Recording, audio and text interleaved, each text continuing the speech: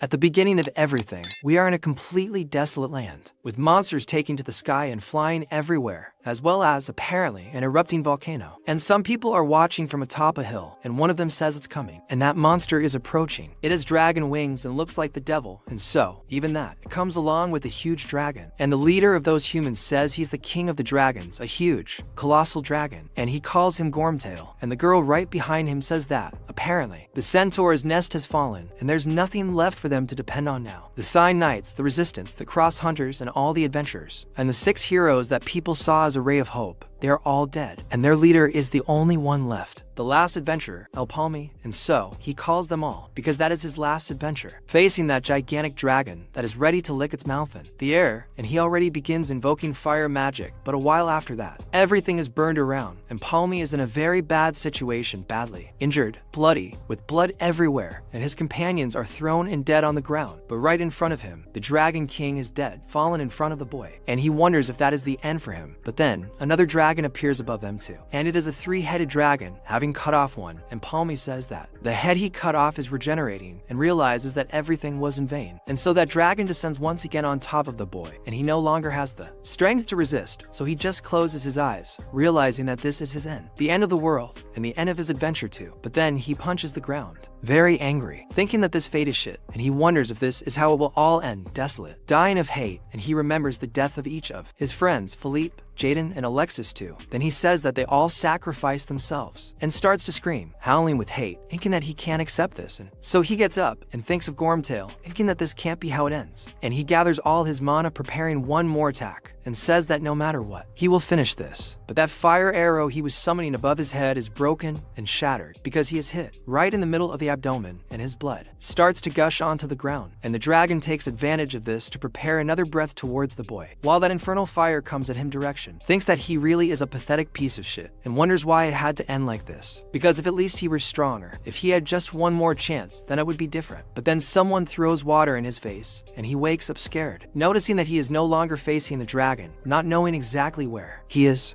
wondering what's going on. And man says that pretending to be sick won't work, saying that the slave has to know his place. So the protagonist is left without knowing what's going on, wondering where Gormtail is, and also wondering why he's alive, but ends up recognizing that place. So he thinks that this place is where he's been before, looking around at the people there, noticing that it's a slave market, and no way, because the slave market was abolished a long time ago. But that place is definitely the one he's been to, and the seller, if he remembers correctly, is the merchant who was in charge of him 6 years ago, when the boy was still a slave, and it's definitely the same guy. Then he realizes that he's returned to the past, but the bald man, seeing the boy not answering him, gets pissed, asking what he's looking at, preparing to punch the boy. And Palm says that on that day he was brought back to the starting point of all stories. And after receiving that punch, he wonders if he's dreaming, but ends up realizing that that is too real, because he even got punched, and says he can't believe it, but there is no other explanation. And so, another man who works in the slave market is leading a group that appears to be pirates, saying that everyone there is a slave who can be used as bait, telling them to choose one, and says that they are in good condition as they were recently caught. And so that guy with white hair says he will take 2, and Palm in turn, after reflecting a little, realizes that he doesn't need to think too much, and that is his second chance. But going back in time a little, before our protagonist realizes he was back, a group of pirates arrives in that city, and one of them is happy to finally be there. And a girl in a bunny outfit says that as soon as they did her a little favor, she will be able to buy potions, and another guy offers some fish there. And one of the boys who is with them is all happy to be in the port city, Lich, and that guy with white hair asks if Raymond is that happy, and he talks to Walker, asking if he's not as happy as he is. And so everyone gets in that great mood, because it's the beginning of their adventure. And so it's said that that's the age of adventurers, and adventurers from all over the world create their own adventures and become heroes in their own journeys, and they go to a portal. Because in addition to these mysterious portals, which began to appear all over the world one day, there were several types of terrifying worlds that you couldn't find in Maple World, and countless adventurers died in the portals. But the unimaginably valuable and powerful items that were found inside attracted those who dared to dream big. But Walter says that they need bait, and everyone then is surprised. He says that they can't plan anything until they know what's inside the portal, and countless adventurers have died because of unexpected variables, which is why they need a slave to act as bait. And the girl who looks more like a ninja notices that they need someone to divert attention while they escape, saying it's a good plan, agreeing with it. And they go to the slave market and say that they are all very good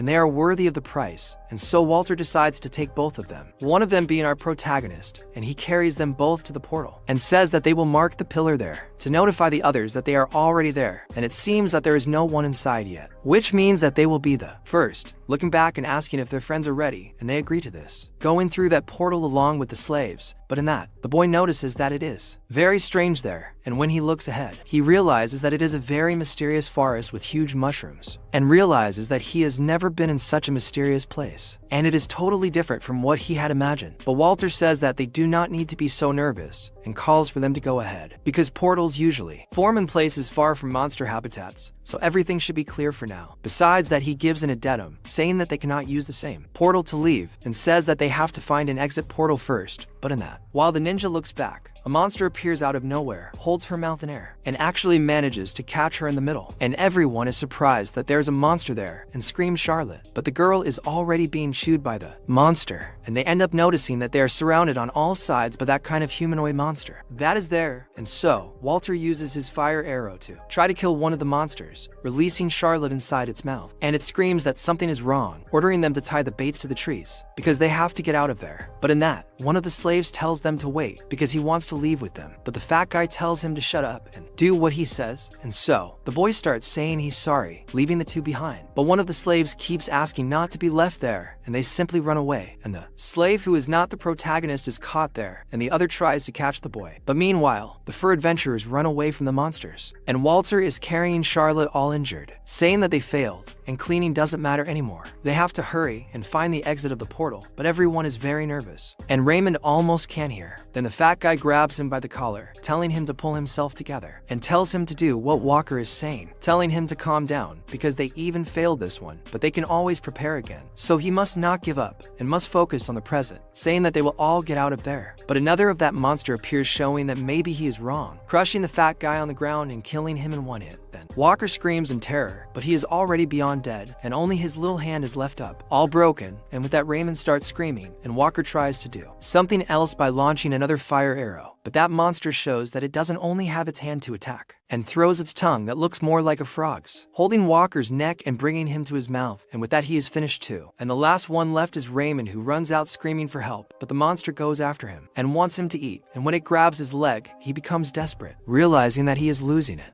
until he looks forward and sees that bait that is the protagonist, then says it's good that he's alive, telling him to help quickly, saying that everyone died, and it's just the two of them for now, and says he's sorry for before, because he didn't want to do that, saying that he can't get out of there alone, and it's better to have more people, so please, he should help him. But the protagonist continues looking at him in a completely cold way, and Raymond becomes desperate, saying that instead of just standing there watching, he should help him, cursing him. But the protagonist gives a slight smile, and even goes down there, saying that he doesn't know, because it seems like he's a little late, and the boy is already stuck dying and being split in half. But Raymond spends the rest of his life smiling and cursing the protagonist, asking if he really thinks he'll be able to get out of there alone, saying that he's next. But the monster has just eaten him completely, chewing him up, leaving only one arm out, and now looking at the protagonist, going after him. But the boy says he won't die there, attacking that thing, and with that, he grabs from the ground a staff for the fire arrow, and notices that no, the bad skin is perfect for his skill level now. But he thinks that it is not enough, because an adventurer must have more than a simple weapon, and otherwise, there will be no point in him coming back there. But then he sees a foot there, and remembers that some guys hide valuable items in their shoe, and realizes that he got a ring, and that ring shines on his wrist, and notices that it is a telekinetic ring. And then he hears some more monsters coming towards him, and ends up being surrounded, and realizes that they smell blood. And with that, the monsters go after him, and the protagonist starts killing them calmly, and one of them even throws its tongue towards the boy, taking the spear that was in his hand and breaking it in half. And with that, the protagonist is quite surprised, but the monster that comes after him is stopped by his fire arrow, which is activated instantly. The boy kills that monster very calmly, and he says that he will test the ring too. And with that, the arrow he shot rolls through of the telekinetic ring, killing all the monsters around him, and with a single arrow he kills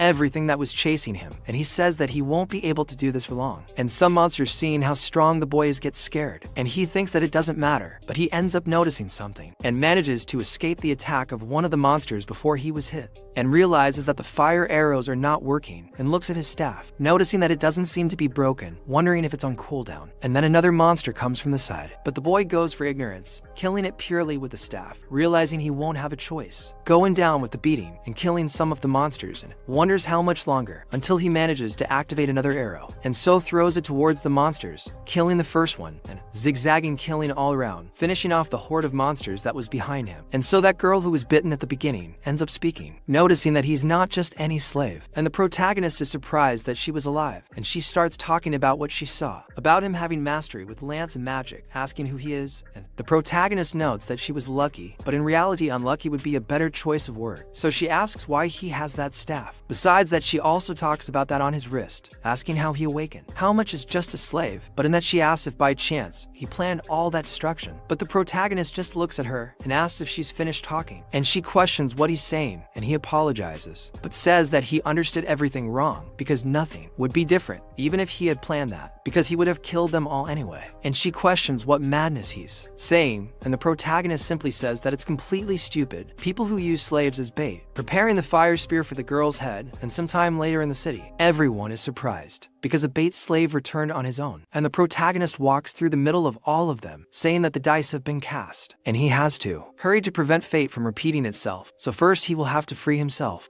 And in front of one of the authorities' building ships is surprised that a slave returned alive, and his subordinate confirms this, saying that he apparently returned without a single scratch. But Habes questions what's wrong with that, as it's not uncommon for someone used only as bait to return safe and sound. But the subordinate says that all the adventurers who accompanied him died inside the dungeon, and so he is surprised that he is the only one who returned alive, noting that this is definitely strange. And most importantly, he said he didn't run away and come back there alone on his own feet. And he said that people who are reduced to slavery because of their dead will end up being bait again, even if they come back alive. And other than that, he didn't run away, which means he knows he can't escape their grasp so easily, because the only way to escape is through death. But then Habes asks if that's how the Garford Merchant Union deals with slaves. He then asks why he needed to hear a report on something so trivial. The man says he has another event to report besides this one, as that slave unlocked the first circle. Habes is even more surprised, noting that the slave who was bait is now in the first circle, and that the slave would bring many negative feelings against the Merchant Union, and if something goes wrong, it could get really bad. And the subordinate adds that, to add insult to injury, he asked about a contract change, and he asks about this because apparently he wants to be registered as an adventurer. Habes is even more shocked, asking if a slave with no rights would dare do this, noting that he apparently doesn't know his place. The subordinate tells him that Hakan ordered him to personally handle this matter. Habes is shocked that the order came directly from Hakan, as an executive of the Garford Merchant Union is showing interest in a low-class slave for this reason, so he thinks it can't be because of that alone. And so, when the subordinate leaves, he thinks of the bait who wants to be the adventurer, and he's a little uncomfortable. And it's said that, under Empress Signas, the status of slave should not exist. And this is just superficial talk, because humans have always been slaves to the table, their currency. And he says that if they fail and pay back what they borrowed, they make up for it with their labor. And this notion was created by the world of guarantees, the so-called slaves. And on the day his only family, his father, passed away after an illness, protagonist became one of them, and the Black Moss, the herb he bought from the Merchant Union on credit, caused the Merchant Union to raise the price of the Black Moss multiple times its real price, ending up at 1,000 mesos. And so, they speak to Palm in a trial he passed, saying that the defendant, who failed to pay the amount of 1,000 mesos on the correct date, is sentenced to perform work equivalent to that amount at the Merchant Union. Condemning the boy, he says that's how he was exploited for 6 whole years in the Union, and now, it's time for his revenge. And so, he stands face to face with the Habs, saying his name is Elpon.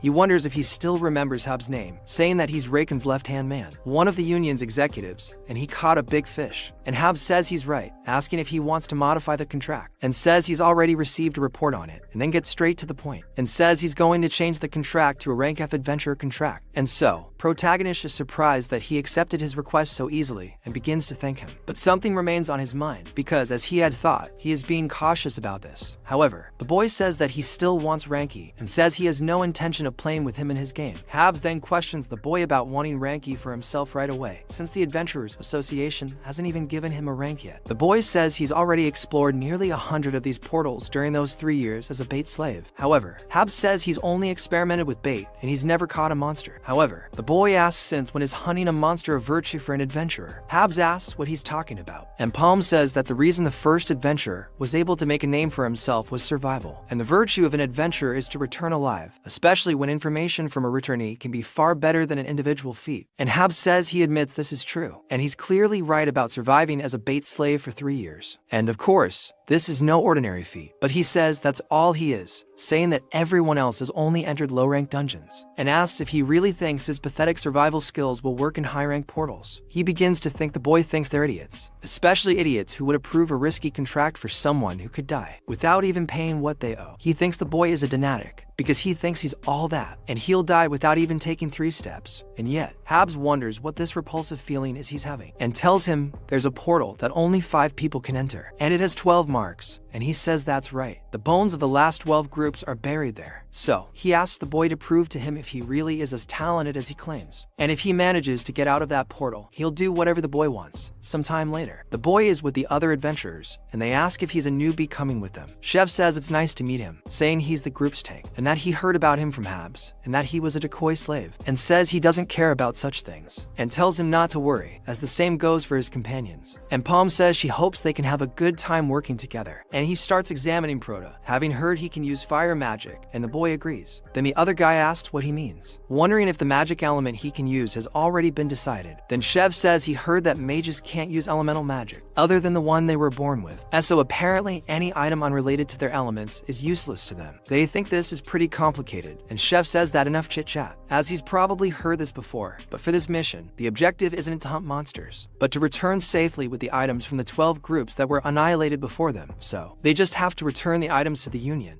And heard that they will offer 3,000 mesos for each item, but the white-haired madman asks if they're being too brazen, since they won't gain anything if they can't bring them back. And items for First Circle adventurers are worth 7,000 months or more, and that's not even half the price. But then his companion tells him to stop complaining, and he questions what's wrong, saying he never complains, and at that Chev finally puts an end to it, questioning if they're ready, and calls everyone to make some money. And once inside the place, they notice that it's bright, but it seems quite depressing, so Chev talks to everyone there, saying that there's a very good chance of a prolonged battle in that dense forest, so they're going to set up camp first. And then they ask Chev who's near that tree, because with all those branches, hiding and moving to the other trees is quite easy, and he says that it's not bad at all, and prepares to go there, throwing some ropes and some things to make the tent. And that guy talks to Palm who he can just rest, saying that setting up camp is that idiot's specialty. And so, after setting up a well-prepared treehouse, they say that now that the base is made, they will split into 2 groups and search the surroundings, and they say that Tom, Max, and Rua will be in group 1, and they will each go to a side, east and west, and they will search and come back. And if anything happens, they must send a signal and run to the base, and they all agree. And so Chev goes along with Palm, and he soon wonders how they haven't found a single monster, much less an item, wondering if they fixed the location too early, thinking that they will have to move further tomorrow, and says that apart from that, he asks what Palm is thinking of his first mission as an adventurer, and Palm lies, saying that he feels nervous, and Chev says that that is quite normal, laughing at the boy. And he starts a conversation with Protagonist, saying that he has been an adventurer for a long time, and yet every step he takes inside a portal makes him nervous about it, admitting that he has always been a scaredy cat. But other than that, he says he can muster up courage because he has people by his side, and praising them may sound a little strange, but they really are good people. And he says he felt very sad when he heard his story, because in Eskravoska, he can only imagine how hard it must have been. And getting into that topic, he talks to Palm, saying that if it's okay with him, how about they join his group? But Palm stops there, and Chev is surprised, but Chev thinks there's something about what he said, saying he wasn't serious about it, telling him not to worry. However, Palm kept looking at that footprint on the ground and that moss, and when they sit at night by the campfire, they start talking, and Chev tells them to stop talking about work while they eat, because they can talk about it tomorrow. And Palm just continues drinking their water, and very late at night, they go to Palm, asking if he is sleeping. Everyone is awake, except the boy, so Palm pretends to be sleeping, and in that, Tom asks what the captain is doing, revealing his true intention, saying that the guy is lost in his dreams, asking how he could have answered. Then he says that Chev is really very cautious, asking if he has already forgotten what they mixed in his food, because that sleeping herb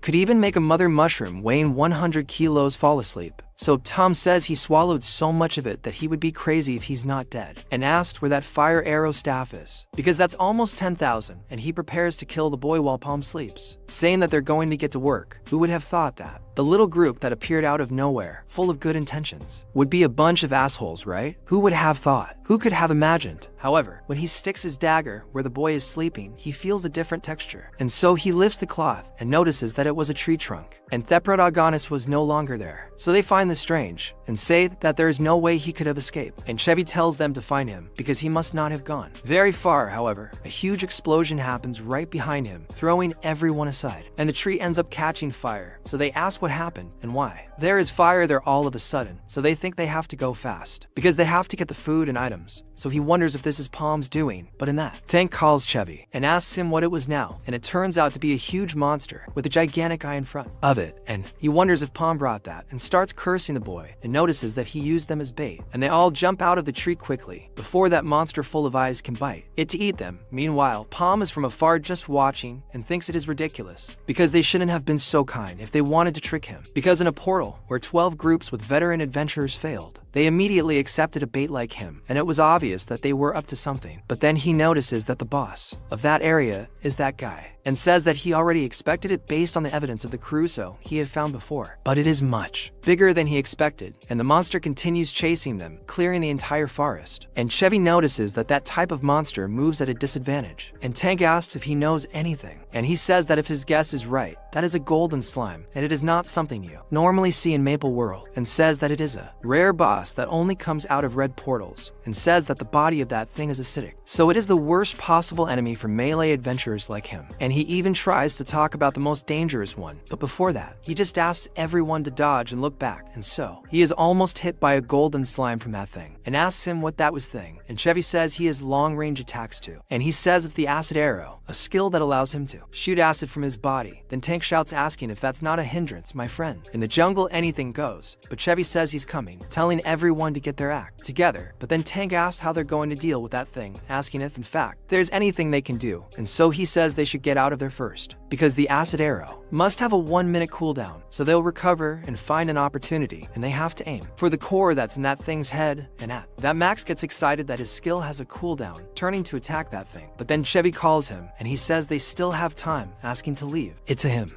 Simply leaving there, jumping towards that thing, and Chevy asks him to wait because they have to attack together. And so when he gets close to that thing, Max simply gets cut in half by that thing with his arrow. Then Chevy wonders what's going on because there should be 10 seconds of cooldown left. My friend, the deaths in this manga are brutal. The author simply doesn't want to know anything, and the monster keeps watching him and once again throws a bunch of musicians on top of everyone. And it ends up that the crocodile group is completely torn apart by that acid, and the protagonist awns that it seems to be over and tells Chevy that his words were not wrong. However, a golden slime gets stronger according to the items it eats, and the skill's cooldown decreased as it got stronger, and the normal size and almost non-existent cooldown of the acid arrow. Now he knows why the groups that came before failed, because that thing has already surpassed its own class, which has grown so much that it is at the level of a yellow portal, which is 2 levels above a red portal. So he says that it is no longer a monster that a first circle adventurer can deal with. He is sure that there are no more items in that dungeon, and what seems like the mission failed. He remembers Abyss telling him to prove it, and Palmy laughs at that and goes on top of the slime, and the slime continues walking around there until it notices something coming, and the protagonist hits him with a fire arrow, making him explode completely, losing one of his eyes and throwing Godiva everywhere. And the slime feels the pain of having lost one of his eyes, and Palmy wonders if it's because of the magic resistance, because he's sure he aimed directly at his core, but the monster isn't doing so badly. And so he says that if that's the case, for more shots will be successful. But looking at the situation, he thinks better and notices that he must hit at least 5 shots, and thinks that it's not as if it matters, and says that he's just going to prove to Abyss that he can do what he has to do. Then the monster throws an acid arrow at Palmy, but he disappears, being in front calmly, and the monster continues shooting its arrows at him, protagonist. But even in the air, throwing himself through the vines, he continues to escape and uses his telekinesis ring, thinking that he has to hit exactly the same spot with no margin for error. But he realizes that an ordinary wizard would not even think of doing such a thing. However, he is not an ordinary wizard, and one of the titles he had in his other life was the best telekinetic, and so he uses the fire arrow along with that attack and once again hits the same spot of that slime and thinks he needs for more shots. And the slime also aims its shot at the boy, who starts running through the trees to escape with everything he has, grabbing a rope and throwing another fire arrow, hitting the same spot again, and thinks he needs 3 more. And the slime gets more and more pissed off, attacking the protagonist with everything he has. But the boy continues to dodge even in the air, preparing to launch another arrow. And with that, he hits another spot, and now there are only 2 shots left. And he continues using that dagger with telekinesis to stay in the air, and launches another arrow of fire, but the monster ends up dodging, and realizes that considering the size of it, he attacks very quickly, but he thinks it is useless. Once again taking that fire arrow that missed, and attacking the monster in the exact same place. And so its core becomes visible, and with that, the protagonist stappers right on top of that thing, and goes straight for the last attack. But the slime is no good at all, and sees that the protagonist is enough and creates a hand to grab the boy. And as he brings down the mosquito-killing slap, that protagonist looks back and then activates his ring. And with that, the sword sticks in the ground, pulling him and taking him out of the way of that hand used. And when he falls to the ground, he activates his fire arrow once more towards the face of that monster. But the slime puts his hand in front to protect himself, and so Palm smiles because the arrow goes towards the hand, but makes a beautiful curve right in front of it, hitting exactly in the core. Then he explodes, and the monster becomes desperate as it falls apart. And Palm takes advantage of the monster being defeated to put his foot in the final line. That bunch of acid has to go somewhere, and it turns into a tsunami heading towards the boy. So he once again takes that dagger, uses his telekinesis, throws it up, and is dragged up the tree, escaping that acid bath. And the boy looks back, seeing that a large part of the forest has been decimated by that thing, while everything is going to melt around him. Palm goes down there, walking in the shine of that dirt all, and finally thinks he went there to get it, seeing the core of that thing, grabbing it with telekinesis, bringing it to his hand. The core he finally got, and it shines brightly in the boy's hand, until he manages to use his power to create a shield around himself. And so he leaves the dungeon, returning to Abyss, who can't believe what happened, then notices that what seems he wasn't just showing off after all, but thinks there's something strange there, because he came back alone again, and without the item he was hired for. However, the boy says that those he put in his group were amateur hunters, who worked to steal his items, and when he left to prevent this, they encountered the boss. And it seems they all died. Then Abyss is surprised that they died to the monster. He says it was a golden slime. Then Abyss is surprised, because if it was that thing, then all the items inside the portal all were melted. And the boy confirms this, and Abyss is shocked, because to think that all the items rented from the merchant union were destroyed. It's a loss that can't be ignored. But the problem is that this guy came back alive. It's said that there are some common rules for portals. First, the number of people entering is limited, and only the number of people marked on the entrance pillar can enter. After that, the portal will be deactivated until everyone inside is annihilated. Second, there are entry limitations based on the difficulty level and the circle level. Difficulty levels are indicated by colors, which range from red to purple. Those with circles above the gates, difficulty level cannot enter.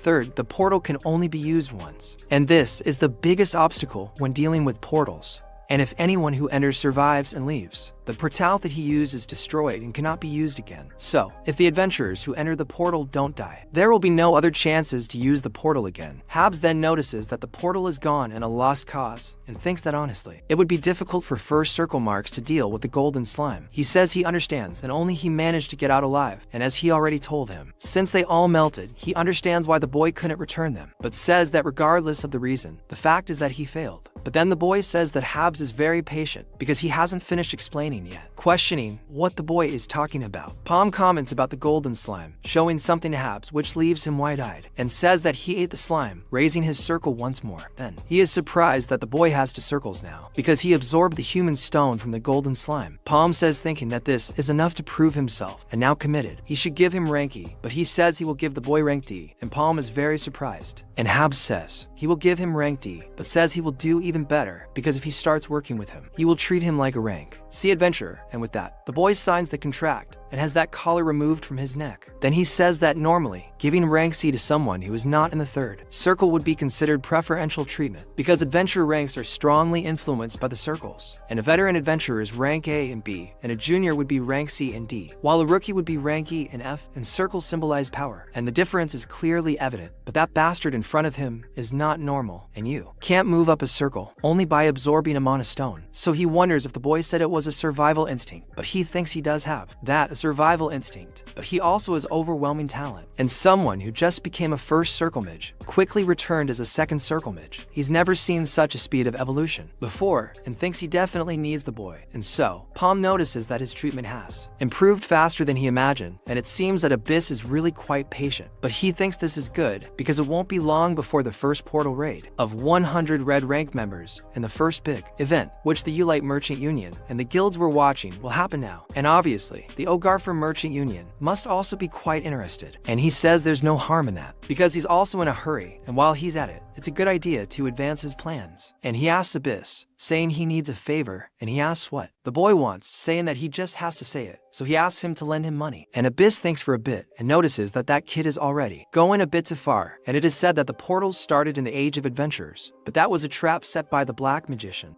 Many adventurers died in the portals, killing all the future potential of Maple World. Then, the last day came after that, and all the monsters that were waiting for their time rushed through the portals, and then humanity lost. And exactly 3 years from that moment, the fate that Maple World will face is not so far away. And so, Abyss watches that protagonist go into the middle of the other adventures, and he thinks it's not enough, and yet, it's good enough to start. And the portal of the 100 found this time is the red level, and only those with 2 circles can enter, and normally, the Gaffer Merchant Union only selects those adventurers with more circles. And the reason they invest in a second circle like him is because the Gaffer Merchant Union is targeting that portal, and while he had some money, spending it all on items would be foolish. And items that fit his level are very expensive. And if he were to think of something useful to spend his money on, then he goes to another shop and stands face to face. And so, one of the vendors there says he's happy that he chose the leech slave market, and says that he must be an adventurer, asking to guide the boy, asking what kind of company he is looking for, questioning if the slave bait a warrior to fight alongside him, and that protagonist says there is someone he is looking for, asking to lead the way, and that guy doesn't quite understand him. And he says that that is the punishment camp,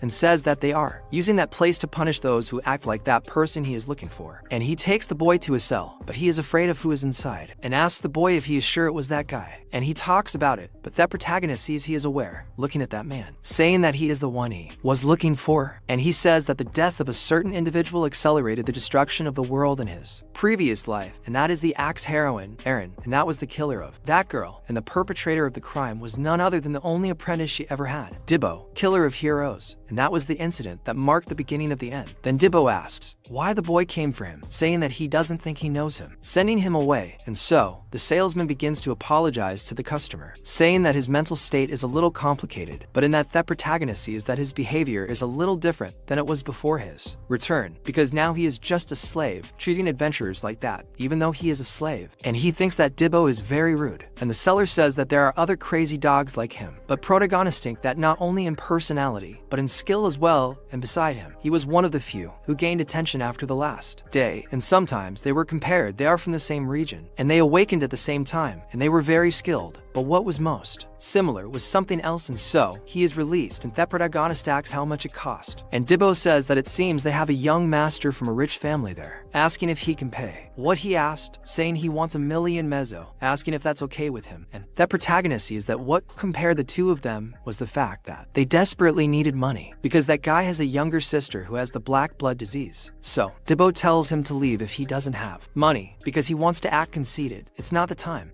But in that protagonist rummages through a bag, and the kid is surprised, realizing he actually has 1,000,000 mezzo, asking if it's real money. And that other salesman asks if he's serious. And Dibbo lowers his head. Then that protagonist tells him to wait a bit, because he should listen to what he has to say, because the terms are 1 year, and the benefit is divided 7 times 3. And he says that he has priority in choosing the items that are drugged in the portal. Then the seller is surprised that he is making a group member contract instead of a slave contract. So he tells Dibbo to take a look at the contract, and the boy takes it from his hand, saying that there is no way back, and simply bites his finger, accepting without any excitement. He wonders if it is because his sister's life is ending, and so Palm smiles, saying that since the contract is signed, they will go straight to the portal. And Dibbo clearly agrees with the boy, while Palm says that he will have to prove his worth. And Dibbo says that he will work harder than anyone he has ever seen before. And so, they go to the portal, but arriving there, Dibbo calls the boy and says that he is pleased that he bought a new weapon, but normally he uses a sword, long, and says that they should go back and exchange. but the boy says that from now on, he will be using an axe while working with him, and if he doesn't like it, they can just end the contract. And Dibbo agrees, but in that, he asks if that is the portal that the boy is planning to test him, and says that it is a red level with a mark, with an entry limit of 8 people. So, that protagonist says that what appears to be the right place, but then Dibbo asks where the rest of the group is, because if he is a boss with deep pockets, he is sure he must have very good members, saying that he must have a healer, because fighting is fighting, but having a healer is essential. But Palm turns to him, looking a little strangely, and asks him why they are looking at him like that, noticing that apparently they are the only ones, and he says that there is no need to worry about other members, because they have enough. And Dibbo says that was what he thought, because he was scared for no reason. However, he says that all the members he needs are right in front of him, and Dibbo does not quite understand the boy, noticing that it is only the 2 of them, and so Palm tells him to stop wasting time, throwing him in there. And the boy is surprised to fall in that place, and asked if Palm is crazy, because making a portal of 8 people with only 2, there is a limit to madness, and asks if that it seems like a joke to him. Besides, he will still need to use a weapon that he is not used to, but Palm looks at him in a somewhat serious way. And Dibbo soon realizes that behind him, there are monsters coming, and they are tree stumps with 3 eyes, and he notices that they are stamps, and soon realizes that he ruined everything because of his shouting, taking that Bakudo, and preparing for the fight. And he says that they are known for their golden trunk that swords and spears have difficulty crossing, besides those numbers. But then, the protagonist tells him to get out of the way, and Dibbo asks him to wait, but in that, the boy uses the fire arrow, cutting one of them right in half calmly, and Dibbo is surprised. And so, that protagonist uses the telekinesis of that fire arrow, killing several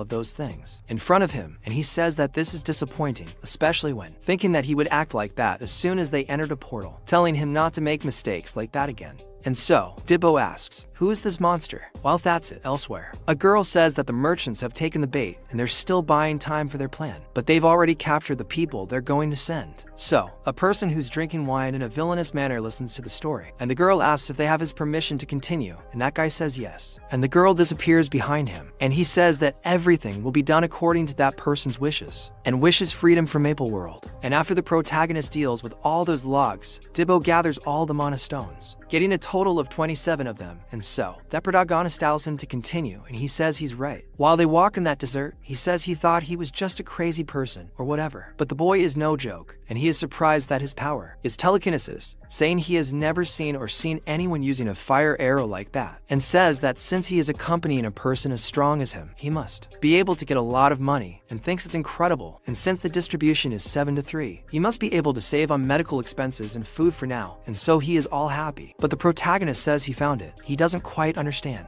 And he says he found another group of stamps, and then Dibbo notices that there are about 9 of them. Then Palm says that it is the perfect number, and Dibbo asks if it is the perfect number for what, but Palm is looking directly at him, and he already begins to feel what he is talking about. And so Dibbo throws a stone, calling the attention of one of the monsters. He appears on top of him with his axe, ready to chop wood, split the trunk in half, and the others get scared, and Dibbo already starts to complain mentally, asking why he has to fight alone against those bastards, because he's never used that kind of weapon, so it's kind of annoying, and even if he had 10 lives, it wouldn't be enough to defeat all those monsters, and he thinks that his boss is really a crazy bastard, fighting alone against those things in the middle of everyone. And Palm remembers that he said he only used swords in his life, and thinks that this is quite obvious seeing how he moves. But he will soon realize that the axe is the weapon that will make him stronger, and say that there is no doubt that he is talented, especially when he is the only apprentice chosen by the axe-wielding heroine, Eren. And so the monsters go after him, splitting them all, but the boy continues to cut them calmly, and he ends up noticing something, thinking that the axe has a much greater range, as well as great attack power, and it's much more comfortable than using a sword. And after he calmed down a bit, he started to feel the axe lighter, and if he wielded it more freely, he wondered what would happen, and he managed to start cutting down all those monsters very calmly, swinging the axe on pure instinct. And so Palm noticed that he got the hang of it very quickly, and noticed that he hadn't even awakened a circle yet, but he was already strong enough. But while he was doing this performance, he felt something, and the ground started to shake, and he wondered if it was an earthquake. Looking up, and from the middle of a wall, the leg of one of those monsters came out, and so he had to dodge quickly to avoid being hit, wondering what that was. And it was actually a gigantic stamp, and the monster tried to kill him. Anyway, but Palm appears taking him out of the way and throwing the boy to the side, and says that his size has nothing to do with the threat, saying that it only makes it easier to land an attack. So, Jibo thinks that magic might work. The boy shoots his arrow at that stamp, but the monster ends up blocking that attack. the protagonist realizes that his reaction is faster than expected. So, he prepares to try again, using his staff as a bow, preparing another arrow. Using his activated telekinesis, the monster sees the arrow spinning around him and tries to follow it with his eyes. However, the protagonist turns it around, thinking that he only needs one shot. But even so, the monster stops the attack with one of its branches, making it ineffective. Palm notices that he blocked that, getting a little nervous. Jibo shouts at him, asking if magic doesn't work either, and asks why he's still standing, telling Palm to run if he doesn't want to die. He says that it's not that the attacks don't work, because he wouldn't have cared, and blocking if it didn't work. But the problems are the branches, and so all those branches go towards them, and they almost get hit. And the monster sees that they jumped and are in the air, preparing another branch to try to hit him, and Jibo, seeing that, is surprised. But the protagonist uses a rock to give them ground, and with that rock, they manage to get out of the way of that, and Jibo says that the boy did very well, because he thought he would die thanking him. But Palm says that it's not a problem, because he must take care of the stampedes that are behind him, and he wonders how long those monsters are there. And Palm says that he will take care of the other bastard, and Jibo even tries to shout to him, but ends up being left behind, and he wonders why that boy is so fast. And then Palm goes after the monster, launching another arrow like that, but Jibo gets desperate, because that monster is not something he thinks can be defeated without a plan, and thinks he needs to escape. And looking at the fight of the protagonist, he realizes that the monster blocked his arrow once again, and says that just as he said, it happened, but the monster ends up being hit in one of its eyes.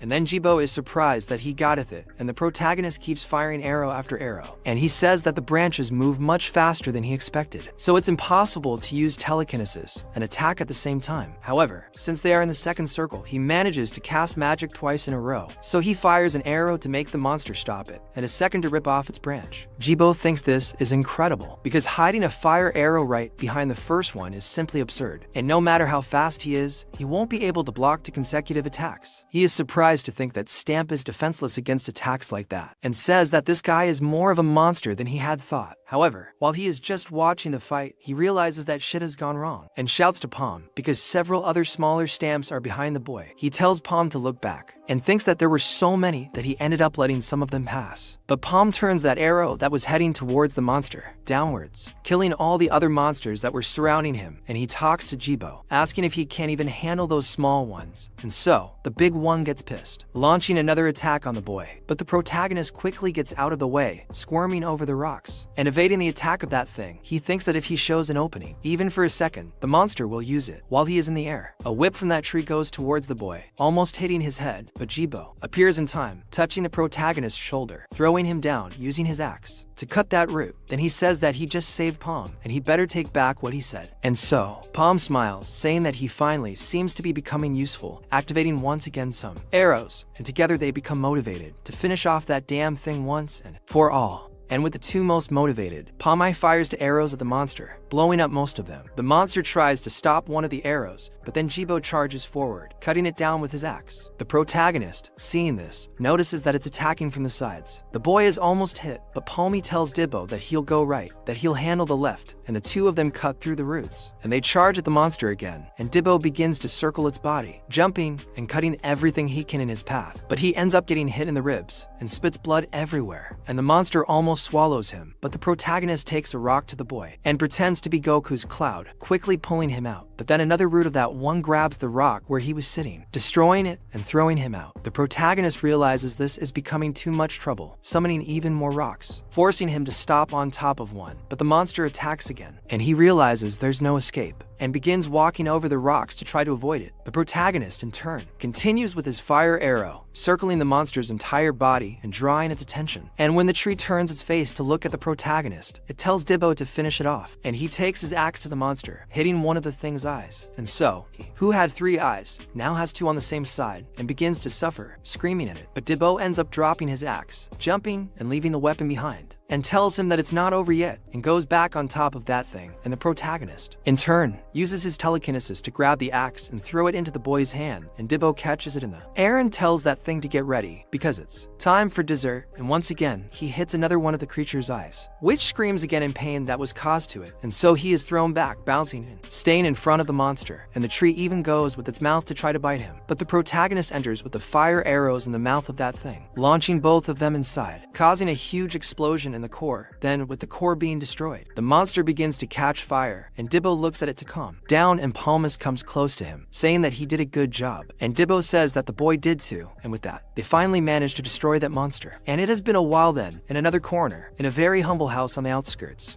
Dibbo's sister is eating alone, thinking that it is getting late, and she should eat quickly and go to bed, being thankful for food. But then there's a knock on her door, and she opens it to ask who it is, and gets a big fright, realizing it's her brother. And he says he's back, and the girl starts shaking all over, crying with emotion, but remains firm, just hugging her brother, thanking him for coming home. Meanwhile, the protagonist goes to another corner, all broken, and inside that house, there's a picture of him with his supposed father, but that person is lying on the bed. A very dangerous situation, because he's beyond Baghdad, and the protagonist looking at that gets a little sad, and the only thing he can do for that person is to activate the fire arrow, setting fire to that house and simply leaving it behind. And a while later, Abyss is in his room, thinking that this will bring problems, because the 100 portal is close to appearing, so he wonders how he should organize what has appeared to him, because Raken will be in charge of things this time. And if he fails, it won't end not good, because this time, all 10 major merchant unions will be focusing on clearing that portal, and epic or higher quality items are basically guaranteed in the 100 portal, and even an intermediary may appear. But that doesn't mean it will be easy, because the 3 Natasha sisters of the Goldrick Merchant Union are so powerful that it's hard to believe they are only second circle adventurers. So he says that that trio is so powerful that the second circle adventurers of the Gotham Merchant Union can't even compare. And if he were to analyze objectively, not only the Goldrick Merchant Union, but all 10 unions will be sending their best teams, and his Gotham Merchant Union is easily overwhelmed by all of them. He's a little hesitant, but he thinks about Palmy. Then he realizes that someone is daring to enter without knocking, and when he notices, it's someone he knows very well, Mr. Raken. He asked if Abyss has already prepared the group list, that they will clean the portal, so he apologizes, getting up from that chair and letting Raken sit. He says that it is not in his spell to be late, asking what he thinks of the boy that time. Then he says that damn Palmy, there are some circumstances to take into account, because they know he is talented, but there is no way of knowing how much. And last time, the entire thief group was killed, and that is the reason for his skepticism. So Raken asked if he wants to test it again then, because it turns out that there is a great place for that, and says that of course, he should just gather all the groups he is considering, all for practical purposes. And Raken says that there will be many witnesses this time. In the meantime, that protagonist goes with Debo to another gate, and he says that it seems like there are a lot of people going this time, saying that's how it should be. Then one of the guys goes to talk to the protagonist, asking if they are the guy from the 5th group, because to people with a history of slavery doesn't make him very happy, and the protagonist already doesn't like what's happening at all, noticing that they are clearly not friendly, and are trying to say that slaves will only get in the way, and he thinks it's normal for experienced groups to think like that. And it seems that everyone is between the 1st and 2nd circle and are totally different from the boss's group and are really professionals who don't need bait. Then Abyss arrives, asking if everyone is there, and the protagonist is surprised that he went there personally.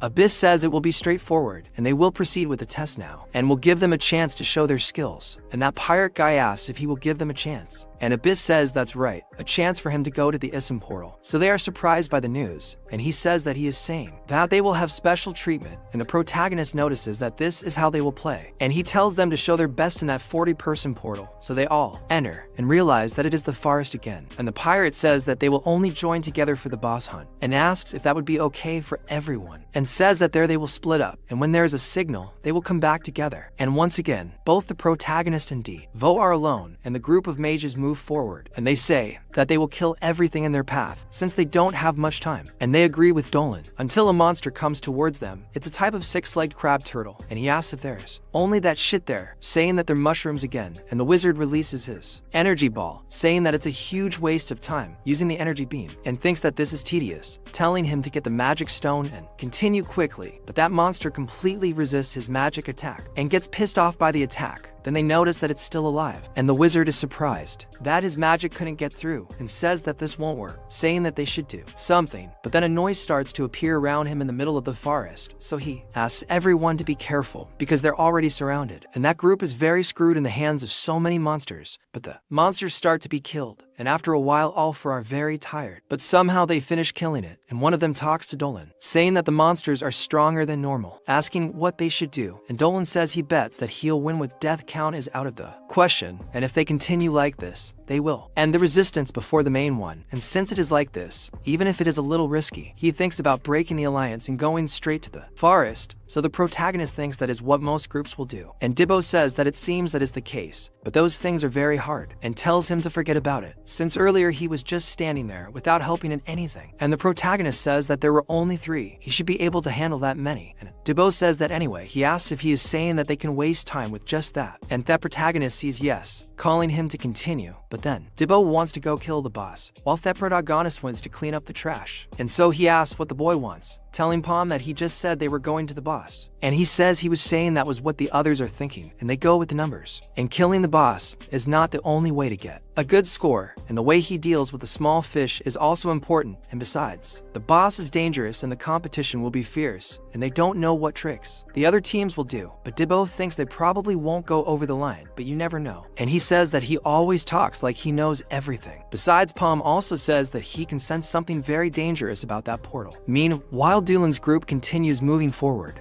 until that girl from the group calls him, asking him to looks at something, and says it's an escape portal, and says he wasn't planning on looking for it, but that's good, but not leaving marks there. But then one of the members starts laughing behind Dolan, and he asks what was that, talking to Vit, saying that he's being too loud. But Vit doesn't stop screaming and laughing, and Dolan asks if he can't hear him, saying that he'll attract more monsters around like that. But Vit is completely out of control, laughing even without meaning to. He cries while laughing, and Dolan asks what that is. And around him, everyone is feeling sick with that smoke that has already taken over the whole place. He realizes that it's poison and thinks he needs to escape from there even if he goes alone, leaving everyone behind. But then a horrible mushroom appears behind him, smiling with a mouth full of teeth. Then when that monster gets close enough, it starts releasing even more poison near Dolan, and he sees that there's not much he can do, while the monster also starts laughing, and he gets infected by that fog, laughs nervously in front of that thing desperately. Meanwhile, in another corner of the island, the protagonist leaves with Diogo calmly, and the boy says that the guy hasn't come back even once today, until he notices something, and notices that someone is using a flare. And Debu says he knows they're supposed to use the flare if they find a boss, but them actually doing it is a surprise. And when the two arrive, everyone is looking at the protagonist with a frown on their face. He notices that there is a group missing, and the pirate Jiraki says that since it seems like everyone is there, he will start the explanation. But one of the girls says that the wizard Doolin's group is not there yet, and he says that it doesn't matter because there is no reason to wait, and says that they found the boss. And when they found him, they all witnessed Doolin's group being decimated, with the last one being eaten by the monster, which is the boss of that place. The poisonous mushroom of madness, my friend. If there is one thing that the author of this manhwa knows, how to draw ugly monsters. So, the girl is surprised, asking what he's talking about the poisonous mushroom of madness, and says that they're in trouble because their group isn't in a shape to deal with this boss. He says that if the mushroom of madness really is the boss, they'll have to give up hunting it because they need to find the escape portal as soon as possible. So, Debu asks about this poisonous mushroom of madness, questioning if it's dangerous, and the protagonist is surprised that this is the boss, saying that it's the worst type of boss to encounter in a dungeon at his level. While he's thinking, Debu keeps calling him, and the protagonist says that it's because of the spores that spread, and it's difficult to get close, which also means that they can't use their number to beat him. And Debu keeps talking to the protagonist without stopping to annoy him, and he says that if they want to take him down, they will need to use ranged attacks. However, half-range attacks won't do any damage, since he is very resistant and fast. And then the pirate says that unfortunately the boss is in the way of the escape portal, and it will be impossible to escape without facing him. But in that, Debu asks if he is scared, saying that this boss is nothing, saying that with just one invincible fire arrow from the boss, everything will be fine. But Palm talks to him, telling him to shut up, and Debu gets very angry.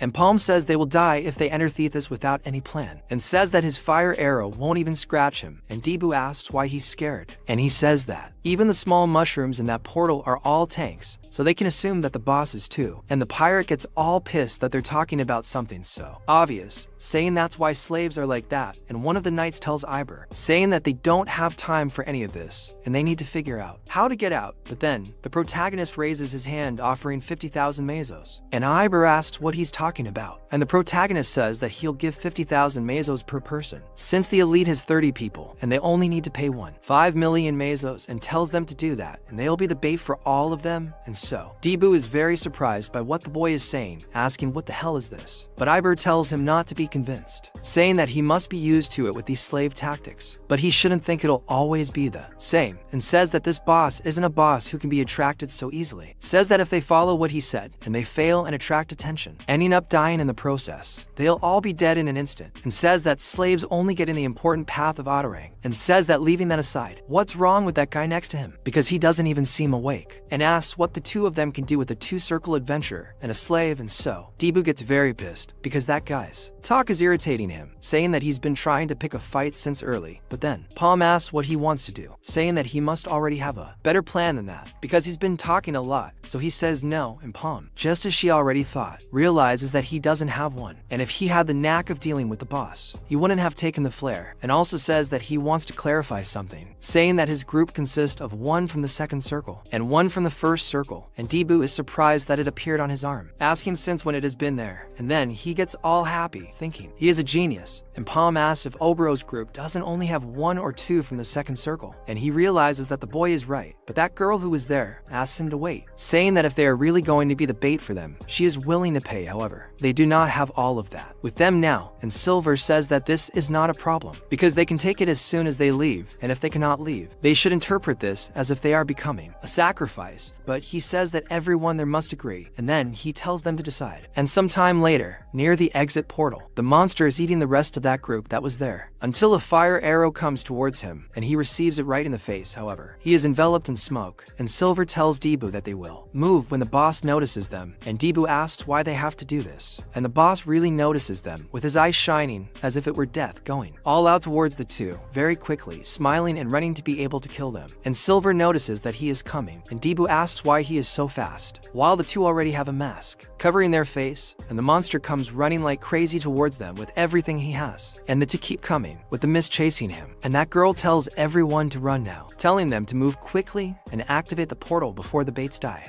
So they hit that pillar, and the portal starts to open. Everyone gets ready to leave, but then, while Debu runs desperately, other monsters appear in front of him, and he starts to get pissed, asking him if he looks that easy to kill, summoning his flames on that axe, imbuing it, telling them to just go away, using explosive cut on those things, splitting several of them at once. But then, the crazy mushroom appears behind him with its mouth open to kill the boy. But the protagonist uses the fire arrow, hitting it right in the mouth, and the monster is thrown back, and even all injured, it still continues laughing. But the protagonist launches another fire arrow, once again on top of the monster, but the mushroom quickly gets out of the way using its agility. However, Palmy uses her telekinesis, making the arrow turn around and go towards that monster, which starts preparing an attack on the boy, and the arrow tries to get him in every way, while that mushroom runs like a cockroach, from one side to the other, dodging that thing, and going after Debu goes all out, wanting to catch the boy with his hand, and Debu tells Palmy that he is catching up to them. However, the two are already close to that ravine, and when they get there, they jump, and the mushroom almost catches them, but then Debu gets the attention of that thing, telling it to eat it, with the protagonist throwing another fire arrow upright at that thing's face. Then, the two fall into the river below, and Debu coming out of the water is very informed, because he almost died to that damn mushroom, and the protagonist starts drying himself, while Debu asks what the problem with that thing is. He questions if he didn't hear, because that is the boss of the place, and it seems that they will have to prepare better if they want to kill him, and so, he remains very calm, and Debu questions about him being the boss, asking if he is talking as if he was really going to kill that thing, because he must have heard wrong, but the boy says that he heard correctly, and Debu asks if he is joking with him. But Palmy questions what is the problem, asking if they didn't come to hunt the boss, and he says that was when they still didn't know that the boss was the poisonous mushroom of madness, asking if he doesn't know that there is something called strategic retreat, and Palmy says that he won't be able to re-enter a portal he escaped from, but at that, he just yells saying that he knows that, wonders if they shouldn't run away from there, since his work with Whiskey is already done, because he can't think of how he's going to kill that boss when not even the fire arrows work, and wonders if the boy hadn't said that they would die if they tried to fight that thing. But then, Palmy says that the situation has changed, because since the competition is gone, they are free meals, and besides, they will still receive a great bonus, asking if this isn't very good, and asks what's wrong, questioning if he really goes against his contract, and so, Debu says he wasn't thinking about it, and even so, he says he has to give a bonus for everything he's doing, and the boy says of course. But Debu asks Palmy to just tell him this, asking how they're going to kill that thing, when melee and ranged attacks don't work, and says he has no plan to throw his life away for something impossible, and asks if there's at least some way to kill that thing, and in that, already outside the portal, Abish is surprised that they're already leaving,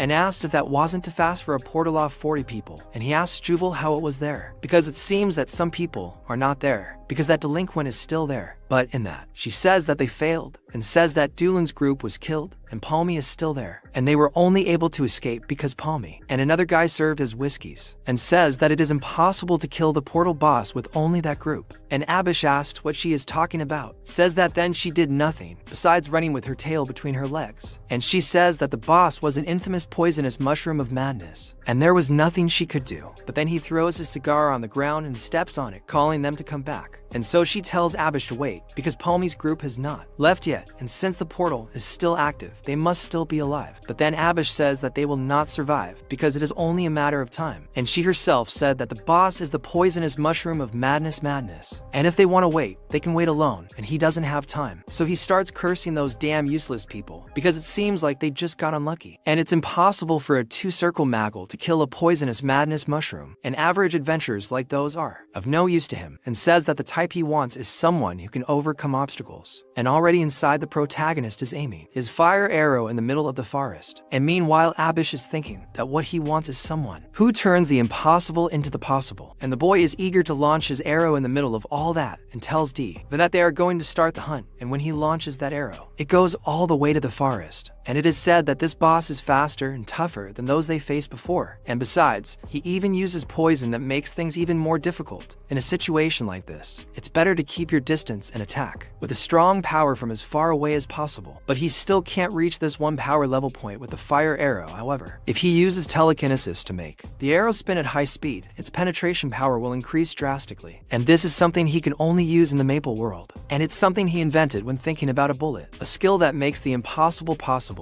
So he uses his revolver, and that spinning bullet goes towards the mushroom, hitting it, spinning and piercing that thing. And with that, from afar, he manages to hit the monster and also cut down some trees. And the monster is left with a huge hole in the middle of its chest. And he says he tried to hit the head that contains the core in one go, but it seems he missed. And with that, the mushroom of madness begins to bleed that poisonous blood everywhere. And he says that this will become even more problematic. While the monster looks back trying to see where that shot came from, then he finally sees the glow of the protagonist arrow and starts running in that direction. But the boy shoots another arrow, but this time he misses and can't hit the thing's head, and he says that it's very difficult to use the revolver while it moves. And the main problem is the reload time, because he has to finish it before the boy gets up there. But he's already very close, running from frame to frame like a dog. Then the monster arrives at the foot of that mountain, but getting close, feels that something is strange. So Paulo agrees to stop Jibo, that it's time. He prepares for the plan and pulls a rope. Macking monster stumbles. Then he stumbles and falls face first into a slimy mud, and from the middle of that slimy mud, the protagonist looks down from above, and the monster thinks he's strange. And Paulo calls his attention, but then Jibo comes from behind using his huge explosive axe in the face of that monster, hitting it with everything. And with that, his axe returns to his hand, and the monster prepares to release its venom. Then Jibo says he can finally breathe, calling the monster up, saying that the air is very fresh, asking why they don't play now. And already in that situation where one is on top and the other is on the bottom, Paulo thinks that with this, the conditions have been met. So he says that the focus of the mission this time is to lure the monster to the swampy area, since the basic thing in a hunt is to nullify the prey's strengths. And he says that this should ensure that the prey's strongest weapon is nullified, and the monster even tries to release its venom, but the mud that is on top of him blocks that. And Jibo asks what happened, asking if he's annoyed because they covered all the holes in his face, and he says that's a shame for him, spinning his axe around in every way and throwing explosion at that monster. And when he throws the axe as if it were a whip, it really goes up to the thing, but the mushroom manages to hold the axe well with his hand. But in that, Jibo spins his axe, swinging in every side and hitting the mushroom from all ends, until the monster starts to return the attacks. But in that, he runs towards Jibo, and it is said that they didn't lure the monster there just to block the holes and the muddy swamp for fast monsters like that. And the monster really can't step very well, because that's the worst place for him, and he's being trapped underwater. And with that, the protagonist uses his revolver again, turning it on the monster's head, and puts his hand in front, but ends up being injured because of that shot. And with that, Jibo, on the other side, prepares to help too, but Palm's attack causes a huge explosion, and Jibo asks if it died. But then, the monster is still standing in the middle of that smoke. Jibo thinks he is too tough, and Palm tells him to aim for the core, saying that he must be close to the head, and Jibo says he knows that, throwing his axe away, trying to hit it. But when he tries to hit the monster's head, manages to grab the axe handle with his hand, and Jibo is surprised. But he doesn't think fast enough, and ends up being pulled by the monster into that swamp, while flying attached to that rope. But then, Palm gets in the middle to prevent his companion from being killed, using telekinesis. Throwing a tree trunk right at that monster's face, then Jibo holds onto it, while the monster pulls the trunk out of its face. Then Jibo tries to attack from the other side, turning around and kicking the monster's head, jumping away and not falling into the swamp, falling on top of the root of one of the plants that is there. But then he prepares to attack again, jumping from that place and jumping on top of the rocks that are there. Then Palm uses his telekinesis to be able to surround the monster with mud, throwing even more mud on top of him, filling those holes. Then, in the middle of that tsunami of mud, Jibo appears on the other side to explain another attack with his axe. However, the monster sees his shadow defending itself and attacking in the middle of that mud, trying to catch Jibo, but he is not there, surprising the monster, and ends up being attacked from behind. And the boy, with a single clean attack and as strong as possible, manages to tear off the head of that thing, and the head of the mushroom of madness falls next to his body and remains standing still. And Jibo, completely tired, waves ready from above while he looks. But then, Palm sees something that leaves him scared, and so, behind the boy, the body of that thing is still moving and hits Jibo hard in the head, making him sink into that mud, and his axe is thrown aside, and the monster begins to gush even without a head. And Palm asks how this is possible, because he is sure he blew its head off, and he shoots another arrow at that thing. But the monster disappears from in front of him, running even faster, jumping for on top of the rocks that Jibo just used, and going straight towards the protagonist. And he says, "You must have forgotten something." So he uses telekinesis to get that monster out of the lake and stop its movements. But then that thing jumps on top of the rock where he is, grabbing onto the rock and starting to climb. And with that, Palm thinks he only has enough for one more fire arrow, so he says there's no next time and he can't withdraw it anywhere. But at that, Jibo gets up, thinking that it's making him angry, already covered in blood, and he dares once again his explosive blow, throwing his axe at that thing, and hits the middle of the thing's body, cutting it in two. And so the legs fall down there, and the boy thinks it worked. But that thing keeps moving, and the hands keep climbing towards Palm. He yells to his boss, saying that it's dangerous, and the boy uses his last fire arrow, throwing it at that thing, and there inside the chest the core is still full of desire to kill. But in that, Palm realizes that that was his true head, and thanks him for showing him. Simply pulling the karaoke mold. It doesn't work, guys. There is no way. There are few things in this world that a 38 won't solve, so Jibo thinks that's a flare, thinking that the attack just now was a bluff. And so the protagonist uses his revolver and really unleashes that attack with everything in the chest of that thing, and so he finally manages to exterminate the poisonous mushroom. And that cloud of smoke goes everywhere, and Jibo thinks that the guy is being a pain in the ass until the end, because that thing is still releasing all that poison throughout the area. But the protagonist quickly uses the rope that was there and his telekinesis to get Jibo out of the area, and he is not affected by the poison and is happy that the protagonist did that, because he thought he was going to die. And the entire area down there is covered by that purple cloud, and Jibo asks if it's really over now, and the protagonist says yes, saying that Jibo did very well, saying that they will get the mana stone when the poison dissipates. But in front of him, once again, that thing returns to appear, right in the middle of that trunk. The core is broken, but it still exists, and that thing starts releasing poison on the protagonist, along with Jibo, and he thinks that it really went wrong, and starts laughing in despair. And outside, Reiken laughs at Abyss's face, thinking that he really came back empty-handed, and says that his temperament hasn't changed at all. And Abyss apologizes because they should leave that matter to the Sign Knights. But then, someone knocks on the door, and he tells the person to leave, saying that he already told him not to bother him. But then Palm simply opens the door, not wanting to know, and Abyss asks how it is, cursing the boy. Then he is surprised to see that Palm is there, and he simply says that he's back. And Reiken opens a big smile, thinking that this is very interesting.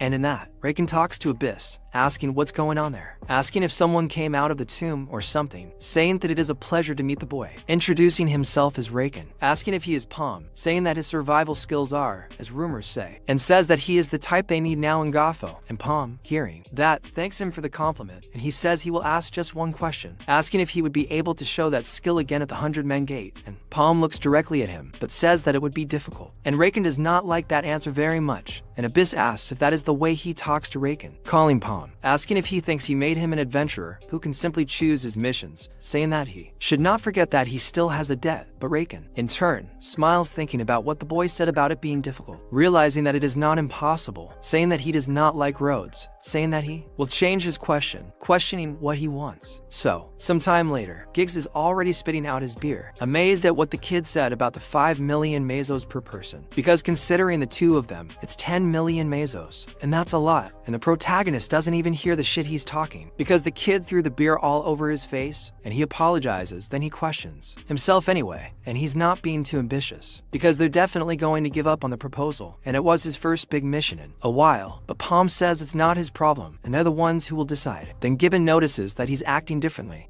after making such a mess, and says that if it doesn't work, Abyss will put them in a black book. But then Iboro appears there, saying that he seems relaxed, unlike them who feel like they are dying. And so, Gibbon asks what he is saying, asking if this is how they thank people for saving them nowadays, and says that he didn't like him in the first place, and that is enough, telling him to go with him, because they will put their ranks aside and just fight. But in that, the Tether apologize to them, saying that they played them biasedly while questioning their abilities. And Iboru says he is ashamed of himself as an adventurer and wants to truly apologize to them. Okay, I wasn't expecting that. I certainly wasn't expecting the apology coming from an NPC, and he says that that is the amount promised by the 30 people. It is a total of 1.5 million tables, and everyone put a little extra as a thank you, and so Gibbon just thanks him. But Palm says that they don't need it, and what they agreed on was 1.5 million tables, and he only did the work he was paid to do, and he can leave out those thanks because he's telling them not to get things wrong. And so Gibbon says he got excited for nothing, hyping that up, saying he'll do the math. But then the protagonist talks to the pirate Iboro, asking if that's his name, and he asks how much he is, asking if he can do the work he's paid to do, and he's in doubt. And so Abyss later talks to Hakan, saying he can't because 10 million tables is too much, and that's something he pays to 3rd or 4th circle adventurers. And although he may be the best candidate, he'll set a bad precedent by accepting his terms, and says that it's possible he's just plain green and it's better to call him back to discuss the payment terms once more. But then Hakan asks if he really thinks that's how it is, saying that it wouldn't be strange if he asked for double the amount, and Abyss finds what Hakan is saying very strange, and he tells him to read it, and says that they will only be sending out Palm's group to represent the Gafor Merchant Union this time. And Abyss wonders what only the people can do, but gets scared when he reads that, asking if it's serious, and Hakan says he would be in trouble if it wasn't serious, because he paid a large amount for that information. Then he reads about the Dark Lord Jin, and Abyss thinks that if that's true, it's going to be bad, so Hakan tells Abyss not to be mistaken, saying that the war has already started. So, in that portal of 100 people, several groups are already camping around there, and they talk among themselves, until one of the guys notices that protagonist Stan Jibo arrives, and Palm tells him not to get too excited and to concentrate, and he tells him not to worry, because he is also an experienced adventurer now, and those crest with them show that. And so everyone is surprised looking at the boys. Then Jibo notices that the atmosphere there is as if they have knots on their faces. Then one of those guys, with a very scoundrel face, asks if they are from the Gafor Merchant Union, and says it is a pleasure to meet them, introducing himself as Shulden, a rank E adventurer of the John's Merchant Union. Then the protagonist introduces himself as a rank C adventurer, and Shulden is very surprised by that, because he thought that only 2 circle adventurers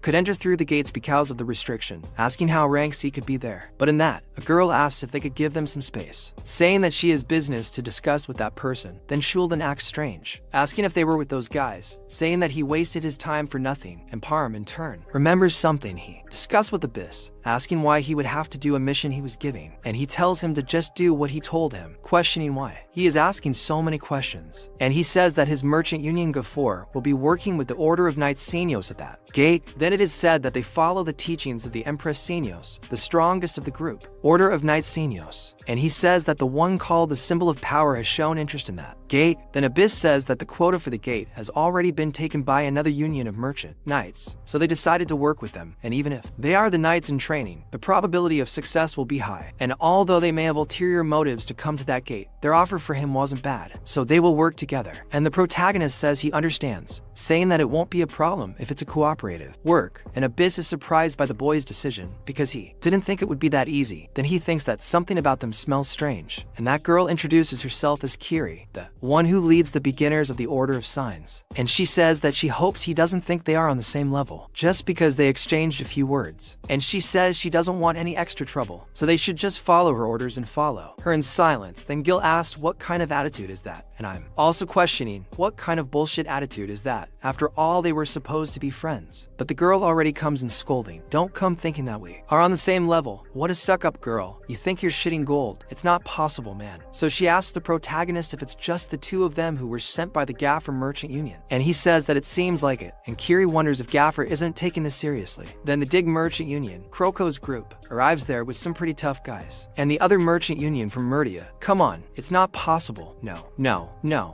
It's not possible that the guy's Merchant Union is Murdia.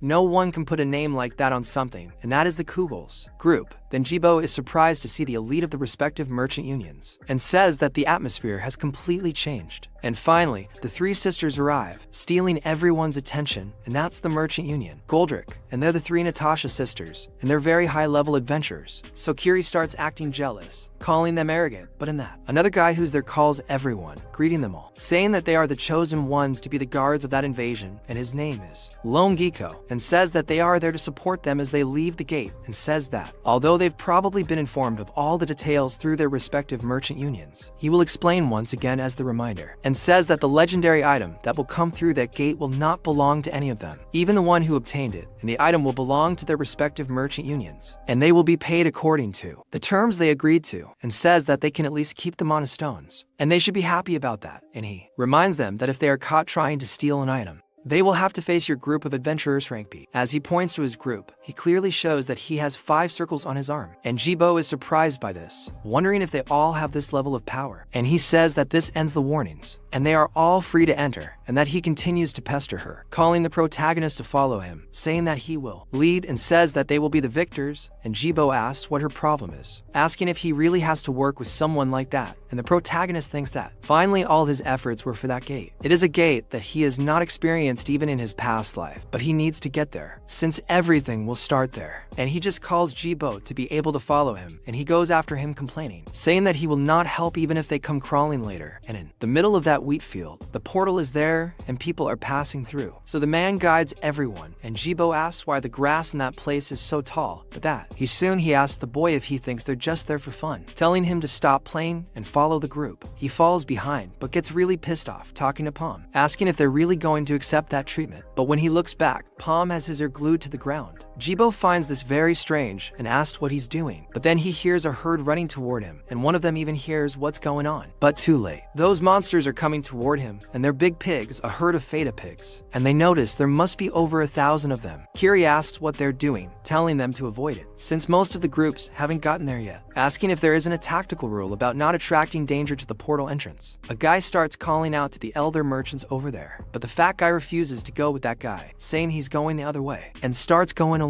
So that herd passes through their midst, and those pigs they are normal pigs, because they have very sharp teeth and are ready to eat someone, and Kiri says that this is good, saying that they will continue like this, attracted by a place with more obstacles, and then hunt them there. But at that point the subordinate says that they have a problem, and says that the people from the negative union Algarfers seem to be missing, and she gets very upset about this. And while they are in that suffocation, that protagonist and Jibo are in a completely different location, and he says it was refreshing, saying that now he thinks they can relax, but asks how he guessed those Feta pigs would be so agitated. And the protagonist says that based on his experience, there are many herds of beasts that travel through plains like that. And he talks about the Feta pigs, which have an average body length of 2 meters, and are a monster with a violent personality, and they usually act in groups, consisting of hundreds and sometimes even thousands. And he says that although they are difficult to deal with, they are not impossible to kill, and the people of the other merchant groups could deal with them, but they will probably avoid them in order not to waste energy so soon. Since no one knows which monster they will note in that portal, it is impossible for the portal to be completed only by killing the Feta pigs. So, before his return, the attack on the 100-man gate in Sleepwoods was a complete failure,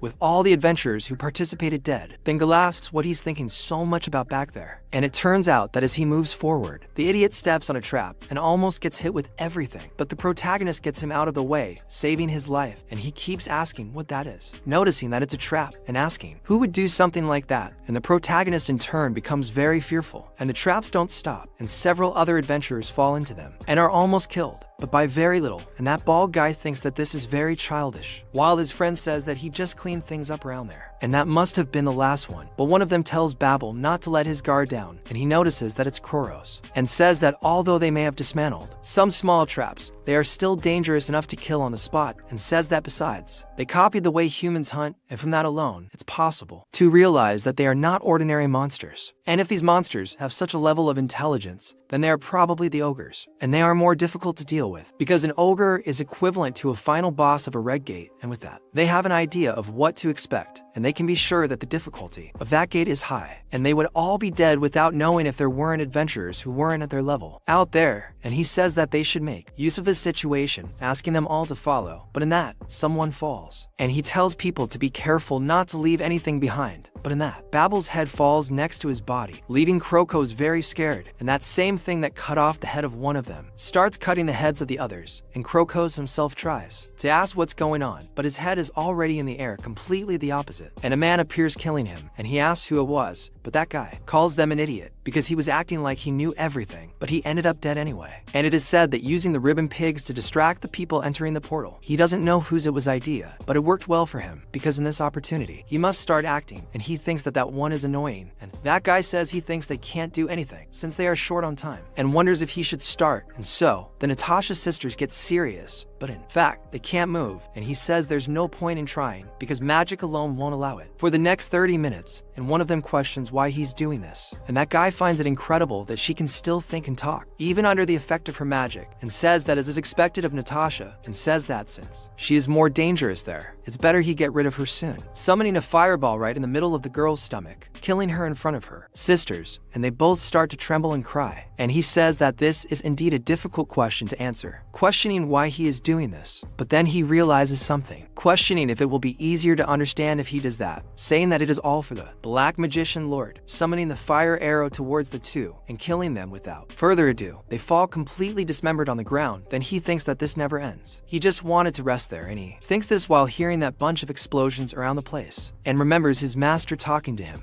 William, and says that they stayed in Theshidos for a long time, just for this moment, hiding from them, increasing their power and spreading their power. And that guy turns to him saying that it's finally time to reap the fruits of his efforts. And he says that he won't disappoint him, and that guy tells him to take it, a gift given to him by that person, and he tells William that he won't accept failures, and with that he gets tense, because it's not like he can do it halfway after that. And he says that he can't do anything, and he should take this a little more seriously. My friend, I wasn't expecting this brutality. Like, okay, the work is brutal from the first moment. With those adventurers, they're dying, but damn, he killed them in cold blood. Crazy. Meanwhile, in a village, some ogres are all gathered there, ready to fight, and Debu arrives there and wonders what this is, getting desperate, because all those brothers are boss level, and Palm says he's sure he already told him earlier that there is only one boss among them, and they have high resistance and are strong by nature, and just facing one of those, and risking them enough. Apparently, they stole several items from dead adventurers, so it will be more complicated to deal with them, since some adventurer weapons allow the wielder to use a skill, and upon seeing that, Debu becomes very desperate, asking what they will do now, because this means they will fight the equivalent of an army of adventurers, and just the two of them, and so the protagonist notices that he gave him faster this time, saying that he did a good job, but he says he is not talking about that, saying that it is impossible to fight those monsters with only two people, and they have to regroup with Kyre, and also Kike, and he always forgets her name just like me, and he asks why he would have to do that, because Jibo himself said he wanted to separate from her as soon as possible, but he says that this is because he didn't know about those monsters anyway. It's impossible for the two of them to defeat that army, and the protagonist thinks about it, and a while later, some ogres are separated and follow in pairs, but Jibo appears there, ready to kill him, and the ogre ducks by a hair's breadth, escaping the boy's attack, and he asks if this is serious, because he is sure that the bastard is doing this on purpose, and said he never wanted to do this alone. And while he is on top of the ogre, the monster returns a hand in the direction of the boy, but he keeps his axe on the ground and jumps over the creature, turning around and appearing behind him, and the monster continues trying to grab him in every way, going after the boy, however, and Jibo dodges by a hair's breadth, almost receiving a punch in the face, and hits him with the axe handle, saying that he screams very loudly and comes back with another attack on the knee of that thing, making him fall. Then he uses the attack, saying that it is over for the creature, but the ogre moves at an absurd speed, escaping his attack and preparing to punch in the direction Jibo throws the boy away against that tree, but he manages to hold the impact only with the handle of his axe, and he asks why it doesn't die soon, and the monster comes back to attack him again, hitting that tree with everything, but he manages to get out of the way and goes inside the monster again, playing the infighter and tearing off that Ogre's arm, but the monster still has one arm left, which grabs the boy's head and starts to spin him from side to side,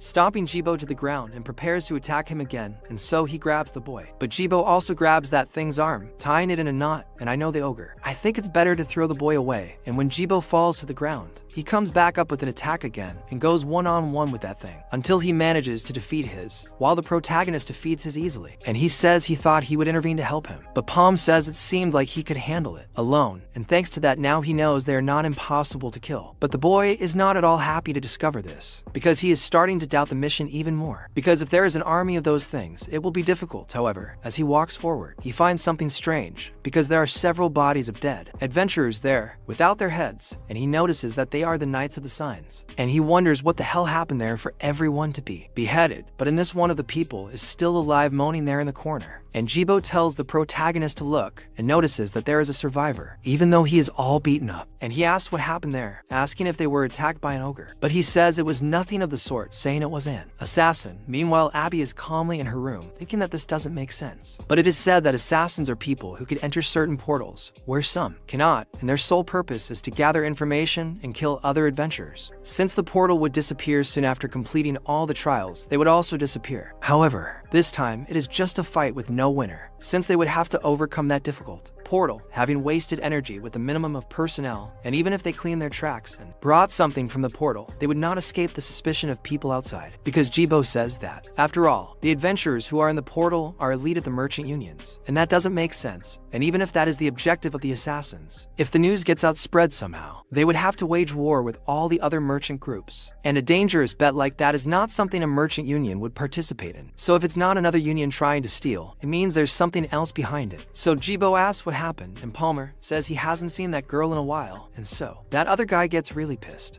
because this is all your fault, because thinking that there would be a traitor among them is absurd, wondering why Lady Karita is like that. And Palmer says he doesn't understand, because she was a member of the Signet Knight and would be an assassin. But that guy says he doesn't understand that either, and it's still hard for him to process everything, and says that, however, stopping to think, the orders she gave at the portal entrance seemed to be part of her plan, and says that before ending things, she herself said that she was the follower of the Black Magician, and the two are surprised by that, and the protagonist explains about the Black Magician, saying that 800 years ago, that was a transcendent, and he threatened the entire world with his followers, and to stop him, the 6 heroes took command, and the fight was completely turned against the Black Magician and his forces when he and the 6 heroes were sealed. And with the Black Magician's army in chaos, the allied forces began to advance, thus killing all of the Black Magician's followers. And the protagonist says that any citizen of Maple World would know this. Jibo can't believe she's a follower of the Black Magician, but Palmer says he doesn't think this is the time to worry about some others, so they should go after her. He asks if that guy will go with them, as he should be prepared to fight her when they find her, and he says that's exactly what he wants. Meanwhile, the girl is running around until she comes face to face with that magician. William says he was waiting for Lady Kitty, noting that it seems she was the one who dealt with the ribbon pigs, and says they managed to proceed with their plan without any problems since everyone was separated, and now they can wrap this up slowly, asking if she received the gift they sent, and the girl gets very upset, asking who the hell they are. Meanwhile, Jibo tells that guy that they can go a little slower if he wants, since the boss went ahead anyway, and that guy thanks him, saying that he's fine. Then Jibo tells him not to worry, since the boss is quite skilled when it comes to finding things, and says that he will definitely find her soon, and the blonde disagrees, saying that that's great, taking his dagger and preparing for another act of betrayal with someone like that. So, Kyrat goes all out against those assassins, but the guy gives her the dagger, and Willian watches from afar, thinking it's incredible, as expected of the captain of the Sign Knights, but he wonders how long she can hold out. But then, the girl doesn't stop there. Instead of just fencing, she also activates a spell, activating the rising sun in her sword, imbuing it with that energy. That assassin approaches the girl, saying it's time to die, attacking her with everything she has. But Kyrat simply finds and uses his sword to cut that woman like a Lego, with head, leg, and arm, each to one side, using his solar strike. With that, she gets very tired, looking at them and ordering them to reveal their purpose if they don't want to die right there. William says she's annoying, asking what they're doing, telling them to hurry up and kill her. All 3 of them go after the girl together, but something happens. Several of them are chopped up and cut for all the world. William is scared to death. It turns out that Jibo is the one who steps in, saving the girl at the last second. A few moments before, while he was still with that blonde man, he tells him not to worry, because the boss is very skilled, and he says he understands, saying that this is great, taking his dagger and trying to kill the boy secretly, telling Jibo to give his regards to Kair when he finds her. But his plans are completely thwarted, and he ends up losing his hand with a single blow from the protagonist, who rips it off with his fire shot. And so, Jibo asks what happened, and the protagonist appears there while that guy is screaming for his torn off hand.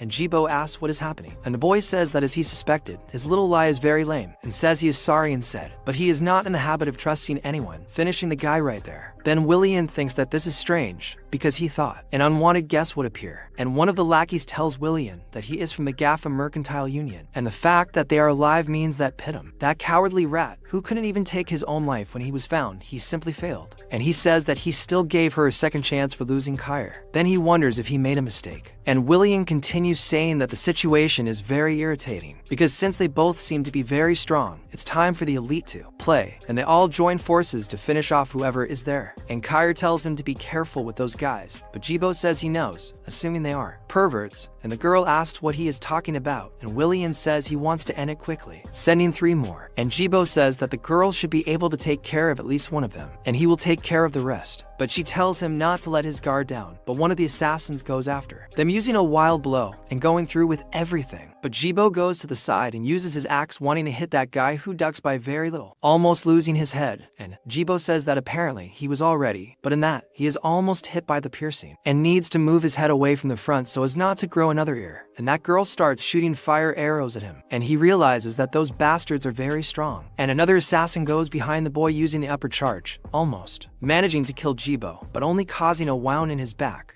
And he says it wasn't deep enough, and it tells him not to worry, because he'll put him out of his misery now, launching again with a leap attack. And that's how he asks what Jibo is doing. But as that guy gets close to him, Jibo goes to the back of that assassin, appearing there using only speed, telling him to stop yelling. After all, he was just messing with that guy, cutting him in half. And at that, the spear assassin gets angry, wanting to hit the boy with everything, but Jibo manages to dodge all his attacks and uses the explosive cut on the spearman, who has to step back to avoid being cut. So he runs back, asking how Jibo can be so strong. And then Kiri kicks one of his friends, saying it's quite disappointing, and they all hit each other and fall rolling. And she asks William if they call those guys elite, and they get very frustrated at being lost to them. And at that, William says that it looks like he'll have to intervene, since this is as far as they go, and says that they've already wasted enough of his time. Then Jibo notices that he is using the fire arrow, and that thing comes towards him, right towards his eyes. And he ends up noticing that it is faster even than the bosses, and an explosion occurs right in front of his eyes. And William notices that he let his guard down because it is a fire arrow, noticing that this fire arrow is on a completely different level, but says that it was not as if he could dodge anyway, and says that it is over there. Now they will finish that portal soon, but in that, he is surprised, because the protagonist appears there in the middle of them, stopping that explosion, and looks directly into William's eyes. Even though, when it is his turn, William is looking straight at him. Then he asks who the hell is that guy, and the protagonist uses telekinesis, telling him to leave that for later. After all, they have other guests bringing one of those scarf pigs, only this time gigantic, towards William and company. And the pig takes William and his group with everything being dragged. And after a while fighting against those pigs, William finally kills the last of them, and then says that thing was a pain, and they ran away after throwing something like that at them. He talks to Gerald, and he says he's sorry, saying he's finishing on that side too, killing them with everything. And William says they don't have time to regroup, so they're going to chase them. And everyone agrees. And William says that if they get out of that portal somehow, it's going to be a lot of shit. And he says that that situation is starting to give him a headache, and that guy ahead seems to be someone problematic, and there's something about him that bothers him. And Gerald talks to William, saying he can see footprints over there, and says that if he sees the man in the cloak first, he should just hold him, because he himself will take care of that guy. But in that, Gerald says that there is no need to do that, because he knows that he is not in a position to speak. But that guy, he didn't seem like some idiot. And William asks if he is worrying about him, asking if he knows who he is, and says that there in that portal, it is impossible that there is someone stronger than himself, blindly trusting in the feather that was given to him by his superior. Meanwhile, the protagonist is with Jibo and asks if he saw their faces at the end, saying that he doesn't know if they will survive being attacked by those pigs. But that protagonist sees that they won't die easily, and leaving himself aside, he should be careful where he goes, as there may be traps.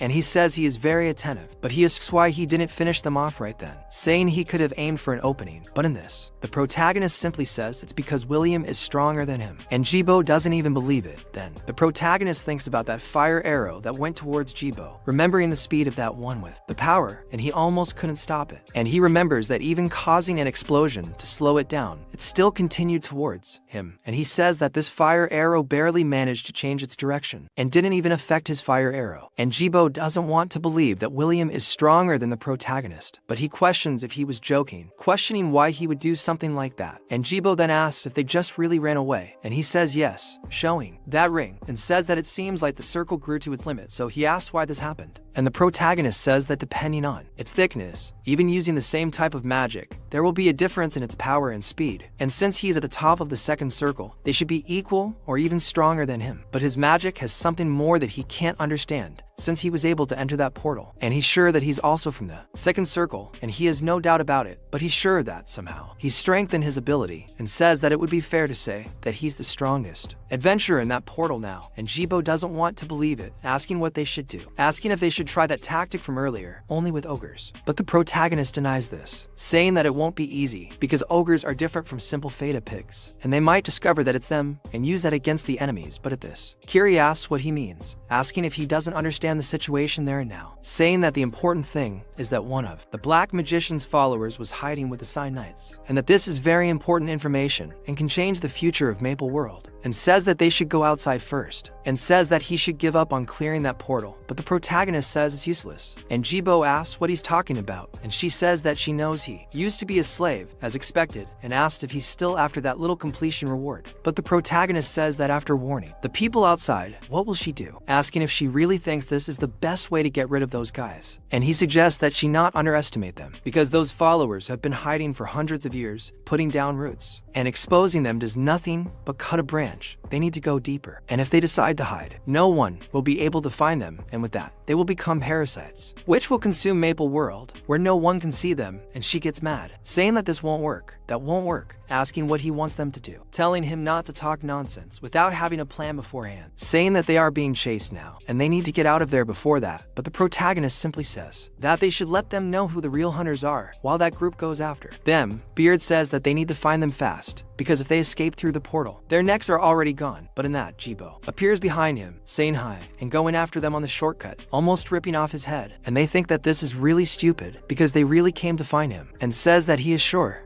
that he will kill you. But then, 8th trap is cut, and so, that guy is definitely quadriplegic, being hit hard in the back, and the girl realizes what is happening. And Jibo asks if Goatee thinks he can really be distracted in the middle of a fight, throwing his axe at him, but he goes inside, trying to hit Jibo with his dagger. But the boy dodges, looking deep into his eyes, and simply prepares a knee, hitting him hard, then drops his axe and starts to fight, descending the pulika on it, simply in the oldest way of fighting, the simple exchange by Manhwa. Then that other girl thinks about hitting him with her crossbow, but keeps wondering what is happening, unable to do anything in the middle of that exchange. And Kira appears behind her, ready to kill her, but can't hit her because she gets out of the way. But the attacks don't stop there, and she continues attacking her with everything, descending her sword from top to bottom, forcing her to defend herself with her weapon. Then Kira tells her that she shouldn't look away, because she's already fed up with how things are going. Meanwhile, William is alone, and says that it seems like they've started, but there's still one person he's curious about, asking if they were waiting for them. And that protagonist stays to face with William, and tells him that it's okay if he doesn't want to talk, saying that they should also start there, with both of them invoking the fire arrow. And William gets very excited about that dispute, throwing his fire arrow in the direction of protagonist, and with that fire arrow goes towards the boy, and he starts running everywhere, launching his fire arrow towards William too. And he thinks this is incredible, totally crazy about that fight. He stands face to face with the boy, and the protagonist keeps looking to see if he hit, but William ends up getting out of the middle of it with another attack, and the protagonist notices that it is another rock. But it turns out that while he dodges the rock, William is behind him, asking if this is all he has, activating a fire arrow right at point blank range. But the protagonist manages not to be hit by it, and William, in the middle of the fire, keeps watching the boy, who is also in a pretty bad situation, and he is surprised that he managed to dodge that, saying that it is really unexpected. But he was sure that he wouldn't have the power to be able to block it, asking how Palm did that. But the protagonist just keeps watching him, and he notices that apparently he is not much of a talker, but says that he just leaves. because it's not like they can talk casually in the middle of a fight, and he says he'll find out for himself and launches another fire arrow at the boy. But Palm uses his revolver to destroy that fire arrow, and so he is surprised, noticing that he's using telekinesis to spin the fire arrow, and it looks like a drill that's piercing his magic, and he says he's never seen anything like it, and the protagonist's attack goes directly to him, and he thinks this is unbelievable because he can't hide his surprise that he has strengthened his ability with telekinesis. And now he begins to understand, saying that he is the kind of person they call a genius. And he says that this is the type of person he hates the most, and calls the protagonist to have some more fun, telling him to show what else he's capable of. But in this, Palm simply uses telekinesis, making a stone shield in front of him, but William's magic passes through it quite easily. And he asks what the boy is doing, questioning if hiding is all he can do. Then the protagonist once again activates telekinesis, almost hitting William with his fire arrow, and he ducks by a hair's breadth and asks since when he's been using that. And the boy continues to fire the fire arrow, dodging and turning in every direction, almost hitting William every single time, but he keeps jumping like a gazilla from one side to the other, running away from that thing, until he manages to launch another fire arrow at the protagonist while he gets very angry, saying that he's tired of messing with him. But the protagonist activates his revolver, throwing his own fire arrow towards Williams, and he thinks that he's finally used his 2 shots, appearing behind the boy, using a ring that makes him release the poisonous breath at point-blank range on the protagonist. Very close. Indeed, and so with that poisonous breath, he says that it's very useful, but he says that it leaves him full of openings while he summons it. He asks if he's not a fire and telekinesis user, saying he figured he could seal his attacks if he forced his fire arrows to go on cooldown, and now he won't be able to do anything for 30 minutes, and says his fire arrow is also on cooldown, so he should forgive him for ending things with his dagger. But he says that now is his favorite part because he can't wait any longer, and says he's very curious to see what his desperate face looks like, totally crazy, licking his own dagger, and he asks if the boy will tremble, cry, or what he's going to do. But the protagonist simply moves, and moves very close to him, to deliver that punch right in the middle of William's face, and that punch is as pleasurable as loafs, which he hit in the face of those Terabitos, throwing him away and crushing that thing's eyes. And after that punch, he remembers Iberu asking how he managed to do that, asking him to tell him how they managed to defeat the poisonous mushroom of madness, and he asks Jibo about it, questioning if it's okay to say it now that his boss is gone, saying that he'll pay the bill, asking him to tell him, and Jibo says that it will be useless even if he does, since it's not something he can do because he wants to, and says that he called it the room, saying that it's an ability that uses telekinesis to pull and hold the air. And he says that just when he thought they were finished, he pulled all the poison from the area, and says that there's nothing special. Then Iberu asks if this isn't a cheat, and he says that's what he was talking about, since the boss with these abilities is already a complete cheat. And the protagonist continues beating William up, simply going into barbarian mode as soon as he runs out of mana, and William is completely exhausted trying to use his poison again. But while he's talking, the protagonist punches him from the bottom up, making him bite his tongue and not say anything else. And after that punch, he connects more times in the abdomen of that thing, completely knocking him out and throwing him away. And then he pulls out his staff, preparing another arrow of fire towards William, wanting to close his coffin with a golden key. And after that UFC-worthy beating, the protagonist rips off William's arm, who fell to the ground, trembling and groaning in pain, but still activates his ring, releasing that poison upon the protagonist. However, the protagonist uses telekinesis to create the room, trapping all the poison and excluding himself from any kind of threat. He asks if William is trying to trick him because he acts like a lunatic, but in reality he's plotting something, and since his poisonous breath didn't work, he should try to get his staff back. So he calls William to try to get it, because that's when he'll finish him off. But what he didn't expect was to be attacked from behind, and he was surprised, having to get out of the way quick. William himself, however,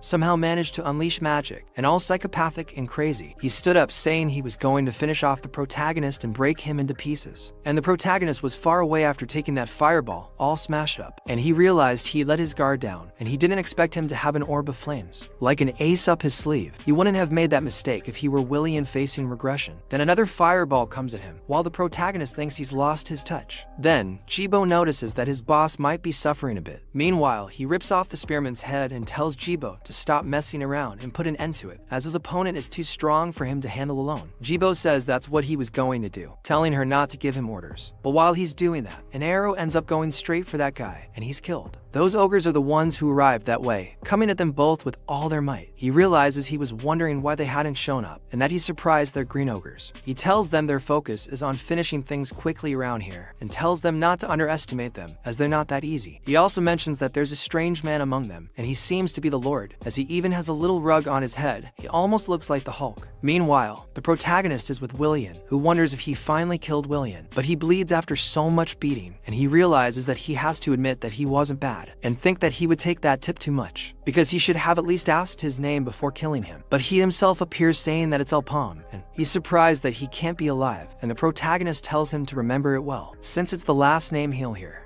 And so, Willian says that he even looks like a cockroach, saying that it's useless, because even if he tries to bluff with his skills, he won't achieve anything. But the boy says that he really has to admit that it's almost impossible to catch him with just 2 circles, and the boy in turn has something in his hand, something that will change the course of that battle, and he notices that it's a mana stone and starts laughing, calling him crazy and a wretch, asking if this is his last hope, absorbing a mana stone and moving up a circle, and says that he's very stupid, because just absorbing a mana stone won't make him move up a circle, and says that he needs knowledge through countless experiences. And the protagonist says that's exactly it, and starts absorbing that thing, talking about experience and knowledge, and in that, Willian realizes something, and the protagonist's circle forms automatically, and he says that he doesn't need to worry, because he already has enough of those 2 things, and he is finally the 3rd circle. And Willian asks if he's trying to scare him with those protagonists again, sending the boy to die by shooting at him. But the protagonist uses his fire arrow, passing through his arrow calmly, and Willian tries to use the flame orb too, but the protagonist uses his telekinesis to make the shot generate, and the revolver bullet goes towards Willian's head while he screams his name and misses it. And Palm realizes he did something absurd, leaving only the charred stump in the middle of that mass destruction. Then he remembers that he ended up forgetting to ask Willian's name after having killed him like that. And then the ogres arrive with everything, putting on a show and hunting the 2 who were there. And Jibo ends up having to be taken by Keel to hide, and she says that things are getting complicated, and moments before Jibo tried to do something, going after all those ogres, killing 17 of them, and she asks what's going on, because he's taking care of those monsters very easily, and he says that it's easy,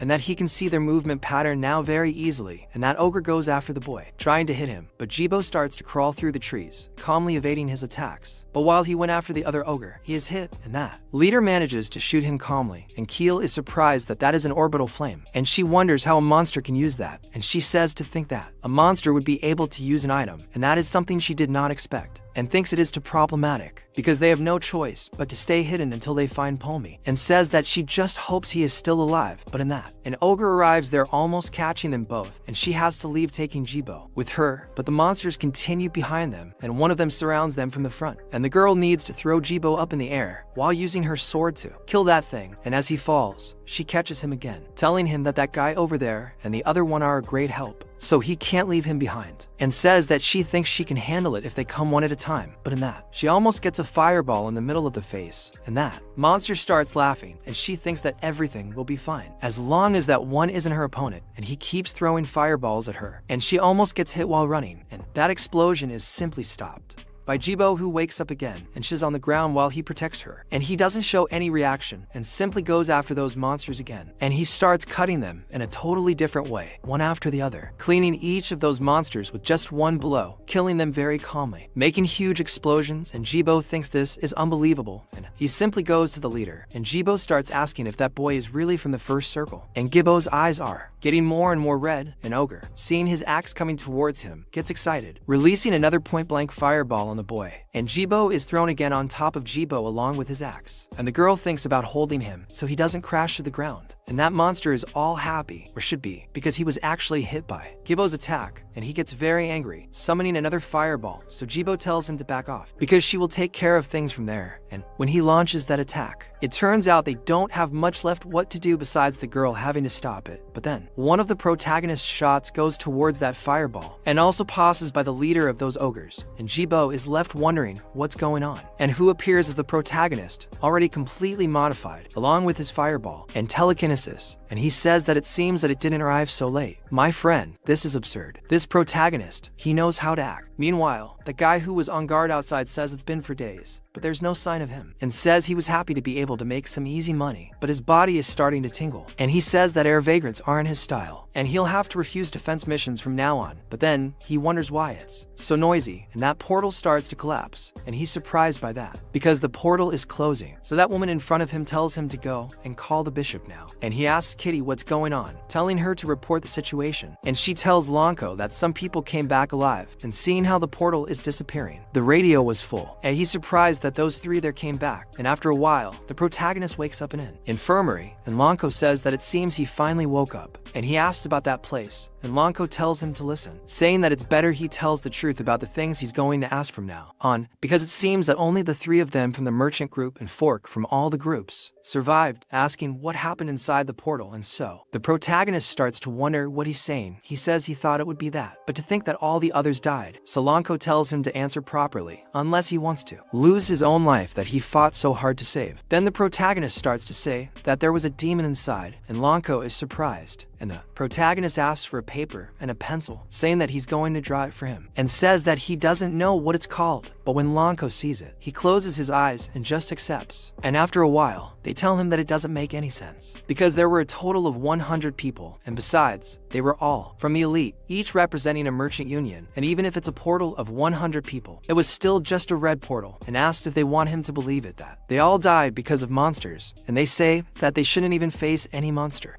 Inside a red portal, and the Centaurial Off-Merchant Union, Sky, says that his cousin was among them. Then Lonko says that he didn't seem to be lying, saying that he said that the boss of the 100-person portal looked like that. And they notice that Yahello is a green ogre, and if it is a green ogre, they remember that they are monsters capable of using items, and one of them says he heard that they are so intelligent that, in a large-scale battle, it would be no different from facing a human army, and having only 100 people going against that thing must not have been easy. But another says he can't accept something like that, and Yahello is Franco from the Goldrick merchants, and he says he doesn't know about the others, but there's no way his Natasha would lose to something like that. And Lonko asks what he's talking about, and Franco questions if he's asking because he doesn't know, and says that it must have been sabotage, and none of this makes sense unless someone on the inside betrayed them, and after entering the portal, it wouldn't be impossible to know what's going on happening, and someone could take advantage of it, whether planned or not. And it also seems that the three who survived are from the same group. So Hab says he can't stand this nonsense any longer, and asks if he's saying that Fork screwed everyone over, questioning if it was simply because next to him there was someone who became the third circle, survived, while the others didn't. And the stuck-up rich kid asks if he's trying to say that his mercanted unions aren't as good as Fork's, and he says that trying or not, he's just saying things as they are. And they continue arguing a lot, because that guy in red doesn't want to accept it. And then Lonko wonders if they're already over, and the mustachioed one says that since he's saying all this, he must have proof, and he questions about it, saying that they didn't bring any items out of the gate, and they had no reason, asking if he understands that. And so the protagonist, after a while, says he'll come back thanking Lonko, and simply leaves, and Lonko asks if it's okay to let them go like this, and he asks the girl if they haven't already reached their conclusion. And after a while, the protagonist leaves and finds a snail there, and he asks if that's really what they're seeing, because that thing really followed them. It's a cute snail, and the protagonist remembers that he asked something when they were still inside, asking why he's hesitating, because they've already taken care of the black wizard's followers and finished off the green ogres and the other monsters, so they just need to throw all the items away and hurt themselves a little before leaving. But then the protagonist thinks for a bit and remembers that feather the wizard had with him, and he says that's right, because killing the boss and throwing the items away would be the best thing. But the items he got, and the phoenix feather, the feather and holding it can increase the firepower of your spells by 30%.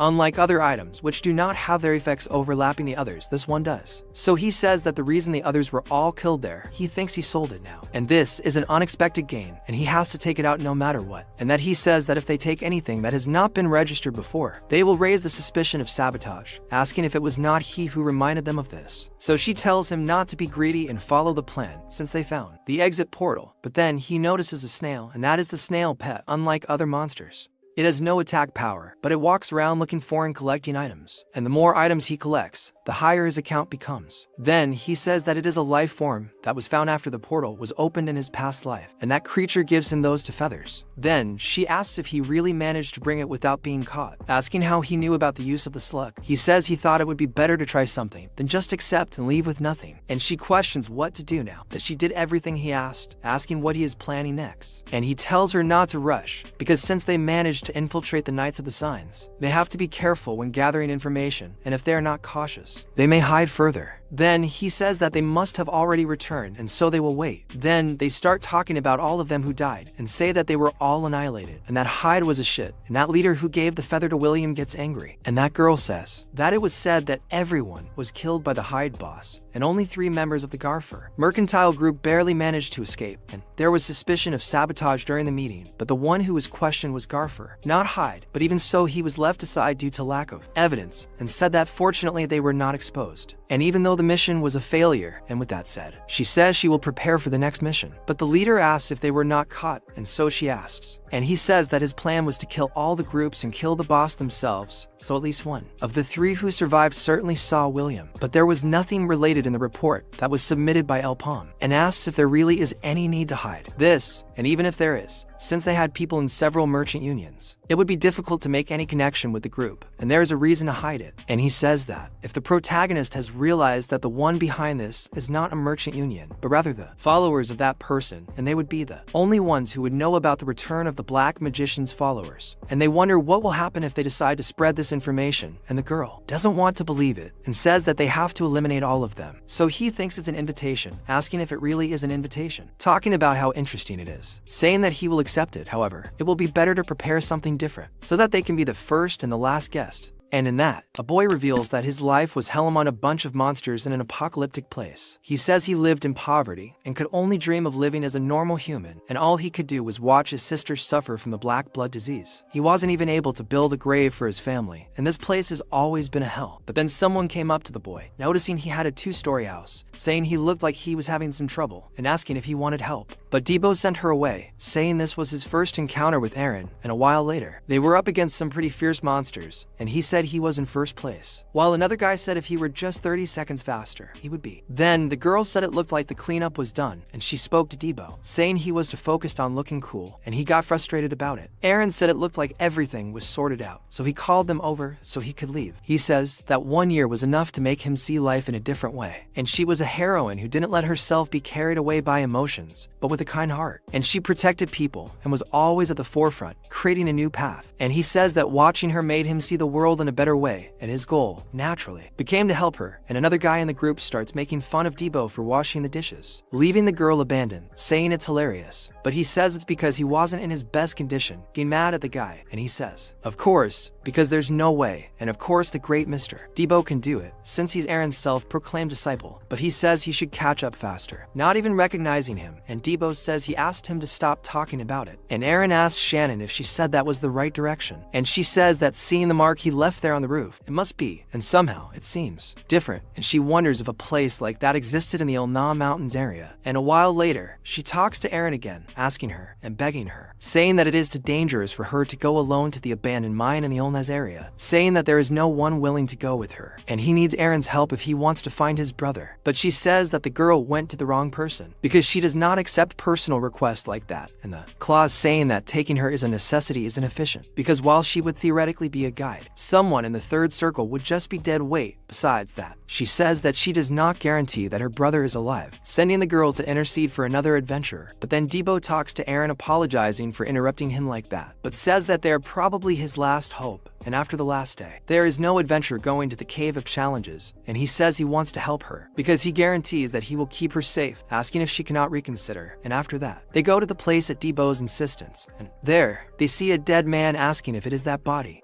And the girl says that that one over there is not her brother, and Aaron says she understands. asking if she should be relieved, but how that person died there like that, it's very strange, because it doesn't seem like he was killed by monsters, saying that it already seems like he's been dead for over a week. However, if they remember correctly, they recognize that person, but they don't have time to talk enough after all. A gigantic stone goes towards them, almost crushing the entire group, and Debo saves the girl, but is left wondering what just happened. And when they look to the side, it is a monster, a Zaken, that is attacking them, and Debo asks the girl to stay behind him, going after the monster. However, Eren also arrives, throwing the monster away with just one axe blow, and she tells Debo that they will go left, and he says he will finish this quickly, leaving with everyone, and they join that gigantic Zaken with several arms, attacking each one from one side, and the girl who requested the mission in turn just watches from afar and sees a hole in the middle of the wall, and with that, they finally finish off that monster. And Debo says it was so hard, as other rumors say, but then that paladin who was there says she didn't come to find it anywhere. There, asking if anyone saw her, and Debo is surprised, but when he looks to the side, he sees only the girl's plush, wondering if she didn't go that way, asking why she acted alone. Then Eren speaks to everyone, asking them to prepare themselves, because although he still doesn't know what it is, there is a strong aura in there, and everyone wonders if there is something there. And she says that maybe she is not sure, but she can tell that there is something strong and that this will be dangerous. However, Debo says he will bring her back because protecting Shannon should be his duty, and they must protect that place. But at that, the paladin asks Debo to calm down, saying that he did not hear what Eren just said, and first they will do something, but then Eren says he will go with. He says that whatever it is, that thing inside, is a threat to Maple World, and it's his job to deal with it. So they end up deciding that everyone will go in, and they end up going to that place. Inside, there's a lot of magma everywhere. They get scared. Shannon, in turn, is on top of an altar next to a fallen person. They arrive at that place, getting scared, and notice that Shannon is there with the body. There, she says that that's her brother, but Eren finds something strange, and so does Debo. So, he yells at Shannon, telling her to stay there and not move, because he's going to get her. However, the girl, in half tears, starts to smile, saying that he really came, and she knew he would come, since he's a good person, but there's no going back. He asks what the girl is talking about, and she asks Debo if he knows the meaning of the name Zakum, and says it's the demon tree. And while many believe these moving statues are Zakum, they're just mediums that Zakum uses, and this giant tree is the real Zakum, and they still have to deal with the real body. But Debo asks what she's saying, and Eren then thanks her for telling him, because thinking that it would have a main body is too much, and tells Shannon that she can rest easy while she goes to kill that tree, and tells her that she has to hide, because this will be dangerous, and she could end up crushed by that tree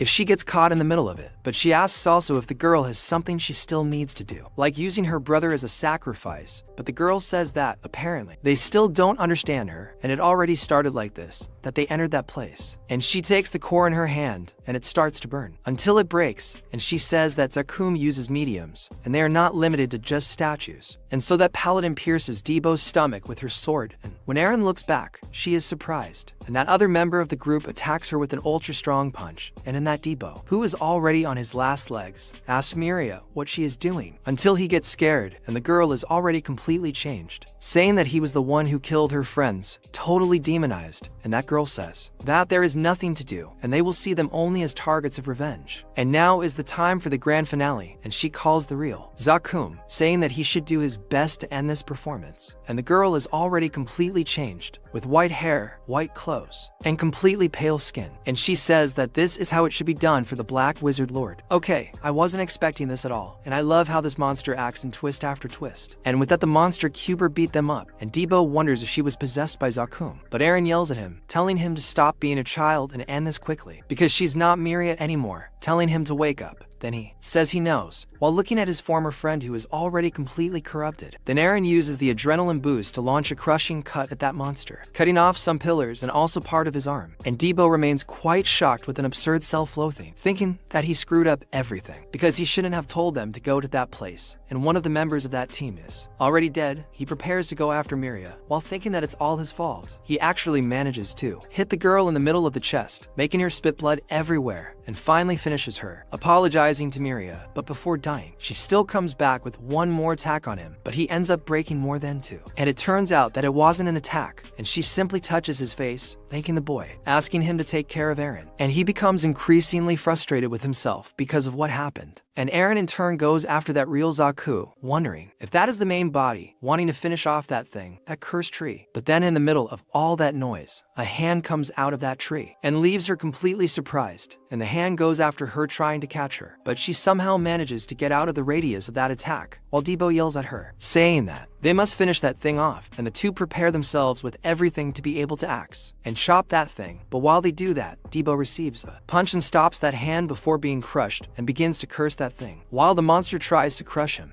But then that apostle girl who took her, they stop there and is transformed, goes after Debo, saying that she offers her life to the Great One with a dagger, wanting to kill the boy. But Eren doesn't let that happen, passing like a lightning bolt to her middle and killing the girl before she could do anything. Then she notices that all that's left now is that statue, and Debo says that this thing probably won't let them break it so easily. But then he is affected by a psychological attack from that thing, trying to take over his body, and he is really affected by that. And Eren yells to Debo, asking if it could be that he is being controlled. But he yells to Eren, saying that she has to kill him quickly before he really does something that he regrets. Then she starts as a Tarara holding her axe, asking him to forgive. But Debo smiles at her, thinking that this is the best ending, because this must be his punishment for his idiotic thoughts. He apologizes to everyone because of him, that is the end of the team, and he asks to Eren axe quickly, but he is very surprised, looking everywhere, and also sees Snow, wondering why his sister is there and what is happening, wondering who brought her. Then he wonders who it was, asking if it could have been the work of that person in front of him, a woman with an axe. He asks how dare she, and Eren in turn tells him not to worry, because she will finish this quickly. But Debo asks how dare she bring her sister there, saying that he will not forgive her. Then the monster goes after Eren, now along with Debo fully transformed, seeing an illusion in his mind that is making him attack Eren, and she even dodges his first axe blow. But he goes with his knee towards the girl and almost hits her, and she says that his senses are unnecessarily sharpened, and they go for the pure man in hand, the two trying to attack each other, while Eren runs away so as not to have to kill his disciple. But in the middle of that battle, she launches a long cut that goes directly to the hand of that thing, and Debo ends up not knowing where she is as she falls behind him, and when he looks back, she uses her throw to cut that statue and also affect Debo, and goes up to the statue, getting close to his face, and says she wants to end it once and for all, using her final attack as she prepares to kill it once and for all. The idiot Debo appears on the forehead of that creature, going after Eren again. Then she starts cursing him, saying that this is her only chance, and says she can't stop, launching her final attack on the creature and also on the boy, apologizing to him. And after that final attack that cuts the tree and everything in front of it, the boy incredibly is still alive, wondering what is happening, wondering if Sakum is still alive, and she says that it seems he finally came to his senses, saying that this is good. But she already has an axe stuck in the middle of his chest, and she tells him that she thought she was going to have to leave without saying goodbye.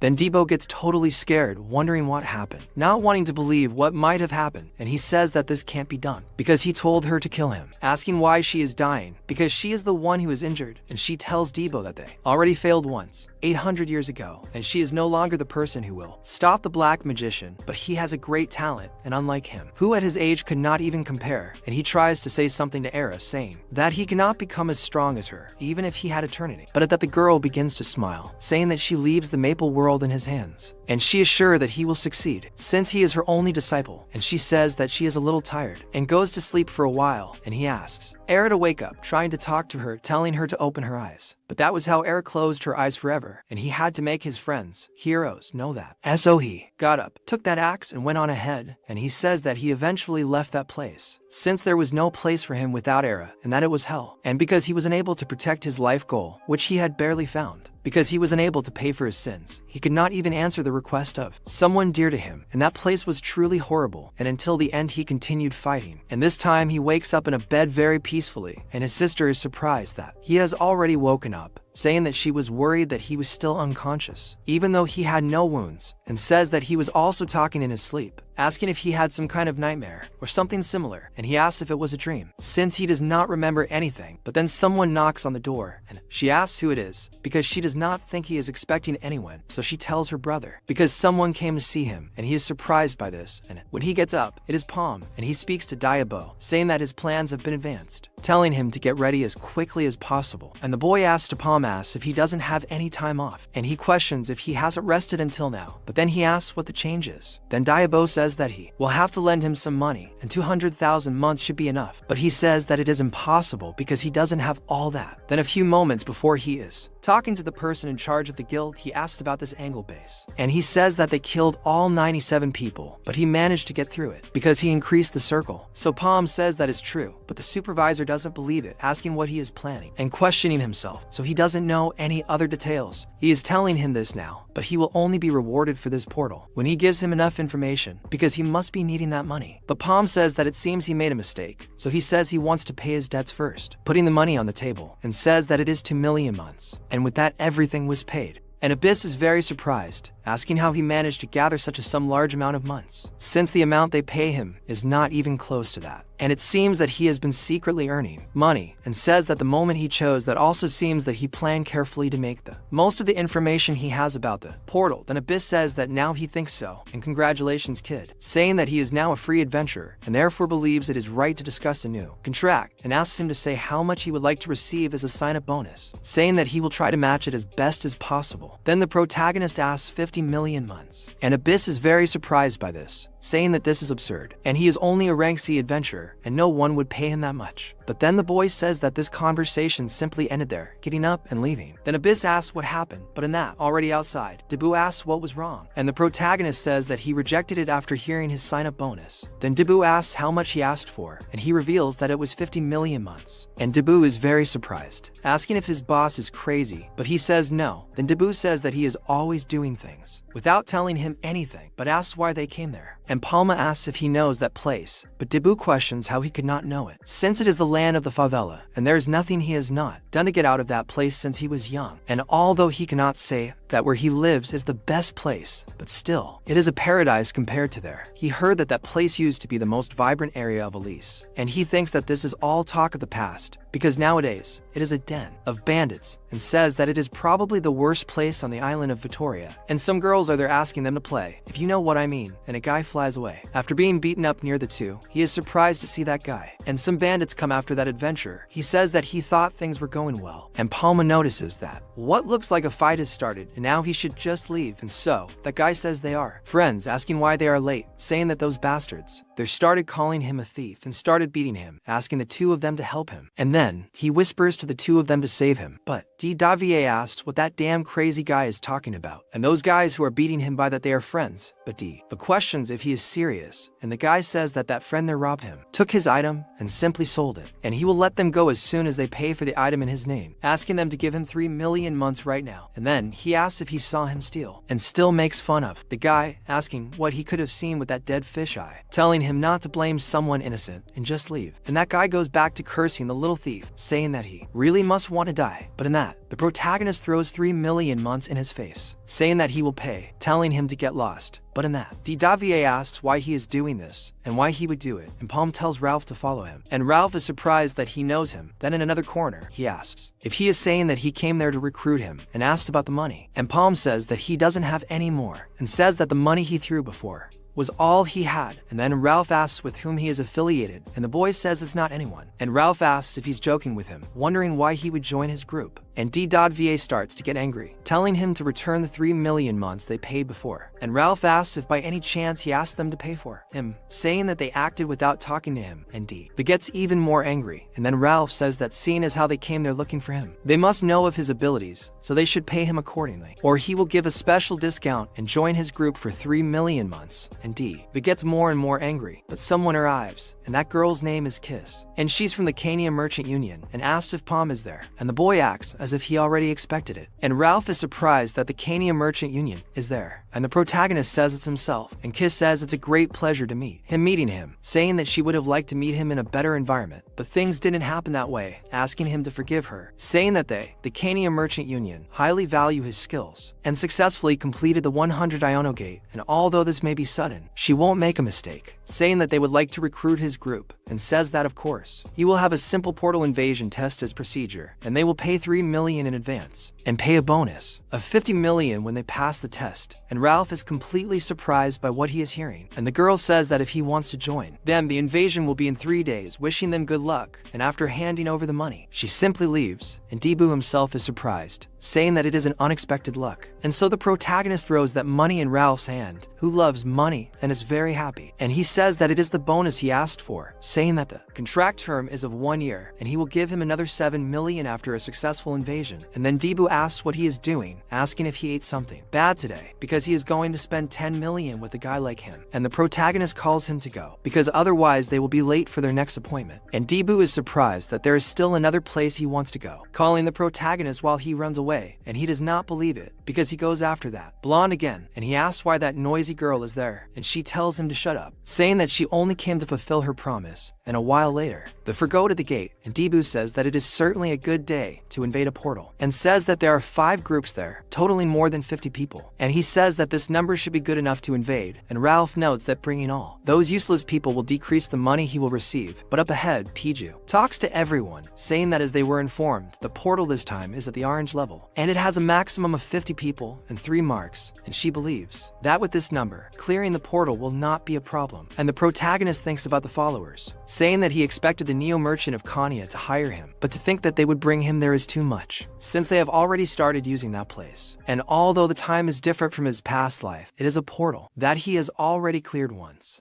And thanks to that, things went as planned, and shuttles everyone to note that all groups must fire a flare if a second portal is found. But Debu asks about the second portal, questioning what it is, and she says that the portals are divided into levels according to their colors, and a second portal means that there is another dungeon inside the portal. And Laura says that since the orange portal has 2 portals, they have to invade another dungeon inside it, and besides, since this one has a second portal, there will be totally different terrain and monsters, trying to remember that. Then Ralph says that this is bad because he really didn't know they were newbies, and asks if he said his name was El Palm, saying that he will make one thing clear, and even if he hired him, that doesn't decide who will be the leader, and the leader of the group should be determined by skills. And so Palm notices that he is the ambitious type, saying that is right, and they will decide who will be the leader of the group by the contribution in this portal. And so Rolf says that he is a newbie and really fell in this, and as soon as they became the leader of the group, he already has bad intentions and thinks that this is about to get interesting. I Baiju then wishes good luck to them, and at this point Kiranov is finally talking, and Debu says that they can earn 50 million months for this, and precisely because of this thought, he wants to take care of it quickly. But Rolf asks if he thinks this is a picnic, because he thinks his group will lose a first circle adventure today. So Debu asks what he's talking about, saying that he can't take it anymore, calling Rolf to fight. But he says that even when the result is obvious, he won't do it, because he doesn't do things that don't make him money. So Debu starts talking to the boss, asking why he hired someone like him, because he's destroying the morale of the place. But when he looks back, there are already people being eaten and killed right behind him, and a lot of blood ends up in Debu's face, and he gets scared seeing those people asking to be saved, because that is a high level, and those monsters go after the boy. And Debu is almost eaten, ending up between the teeth of one, while the monster gives him a lick at him. But Rolf quickly goes to the boy to save him, kicking the monster away and throwing him with just one punch. Then he tells the boy to pay attention, and Kiri says that it can't be, because this portal was in the middle of the monster's territory, and several of them go after all of them. So Palmy in turn uses her fire arrow to ricochet around the place, killing several. And he says that it's not like that. The evil eyes didn't attack us as soon as they entered, and it's different from her past life. And the girl uses her nascent soil to finish off some of them, but the monster starts to dodge her attack and gets by very narrowly, fleeing from all of them again and again. And she asks what that is, because he can't predict her movements, and ends up that she is also hit by those things, and several of those evil eyes go after her, almost killing her. But in that some of those things are killed in front of them, and she is scared by that turn of events, and then even Dibbo is almost hit. But then Rolf starts killing the monsters with absurdities,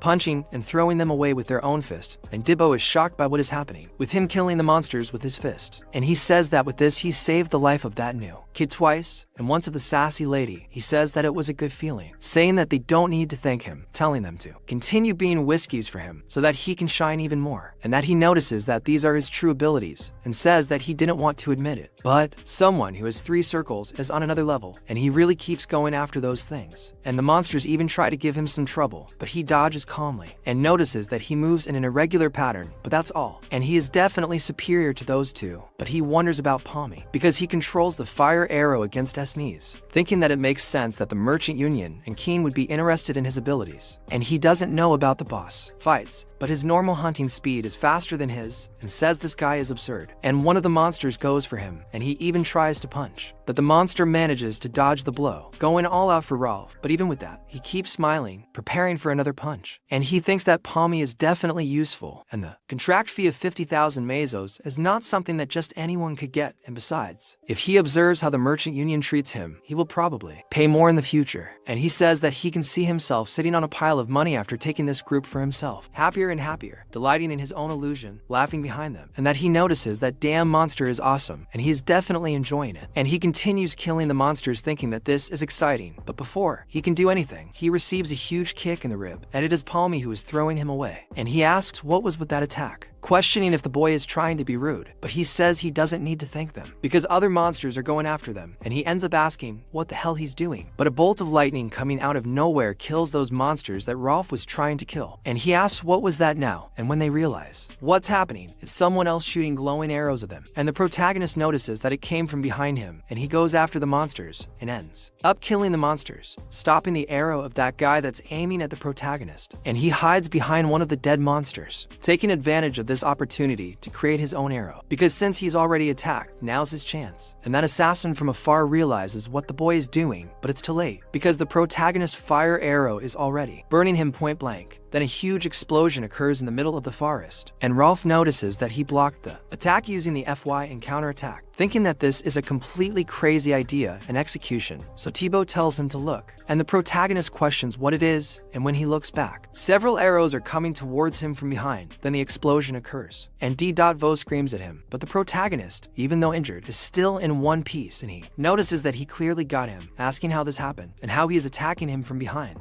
But Kiri shouts clap, telling Mithath that place is dangerous, calling him to retreat first. But Rolf talks about retreating, however, before they can do anything. A rain of arrows comes from above wanting to kill him, and Rolf asks where they would go in the middle of all that chaos. And with that amount of arrows, everyone needs to start running, but several are hit and killed right there without having much to do, and even Kiri is almost hit, but uses Solar Slash to save her and another girl. And she asks what they are doing, telling them to run to the forest quickly if they want to live. And they say that they would have gone a long time ago if they could, but the evil eyes are already waiting for them, so how should they pass? But then the protagonist begins to open a path for them with his magic, and Rolf says he will go first, putting his foot down, and Kiri tells them to stop wasting time and move quickly through that forest that the protagonist opened, but the arrows do not stop coming in her direction, and Debo says that at this rate they will die. And the protagonist launches his own fire arrow back to be able to take away their visibility, and he tells Debo, telling him to listen carefully, and so that guy who is attacking everyone notices that the protagonist located him in an instant, and she thinks that Voke's concerns were not unfounded and notices that it is Palm apologizing, but she says goodbye to him, aiming at the protagonist with everything she has while he continues running, but the arrows go towards him and fail to hit him. And that assassin wonders why a wizard is fast like him, but thinks that something is strange because there are 6 people and one of them has disappeared, noticing only now that it was the one who uses an axe. And then an explosion occurs right behind her, and she ends up getting scared, but she cannot escape, and it is Palm who is there, holding Debo's axe and using her magic, and he thinks that this time he saw with his own eyes that he hit him. And so Debo, who was wearing the protagonist's cape, holding his staff, finally notices that it seems the disguise change plan worked, and all thanks to the great Debo who bought time. But he is hit in the middle of Akai's abdomen, stinking, and Kyra and Ash are surprised, and the protagonist himself is also surprised by that, but he doesn't have time to think much, because the arrows continue coming towards him and towards several other people, and even Kyra, who grabs Debo to be able to run away, and several are killed. And in that she tells them to run fast, but ends up being hit in the leg and falls along with Debo, with the arrows coming towards her. But Ralph tells them to pay attention and goes back to get them, and will say that he is acting like a father when he doesn't even have children, and this is quite problematic. They are surprised that Ralph is back, so the killer tells them to run wherever they want, because they won't be able to escape its final reach. So she notices something while trying to shoot. Meanwhile, Ralph asks what plan they're following to be running in that direction, but Debo says he doesn't know either, but tells him to just run and shut up like the boss says. He says he's barely holding on and still acts like that, but they end up running to much and come out of a wooded area, and when they look ahead, they notice the second portal.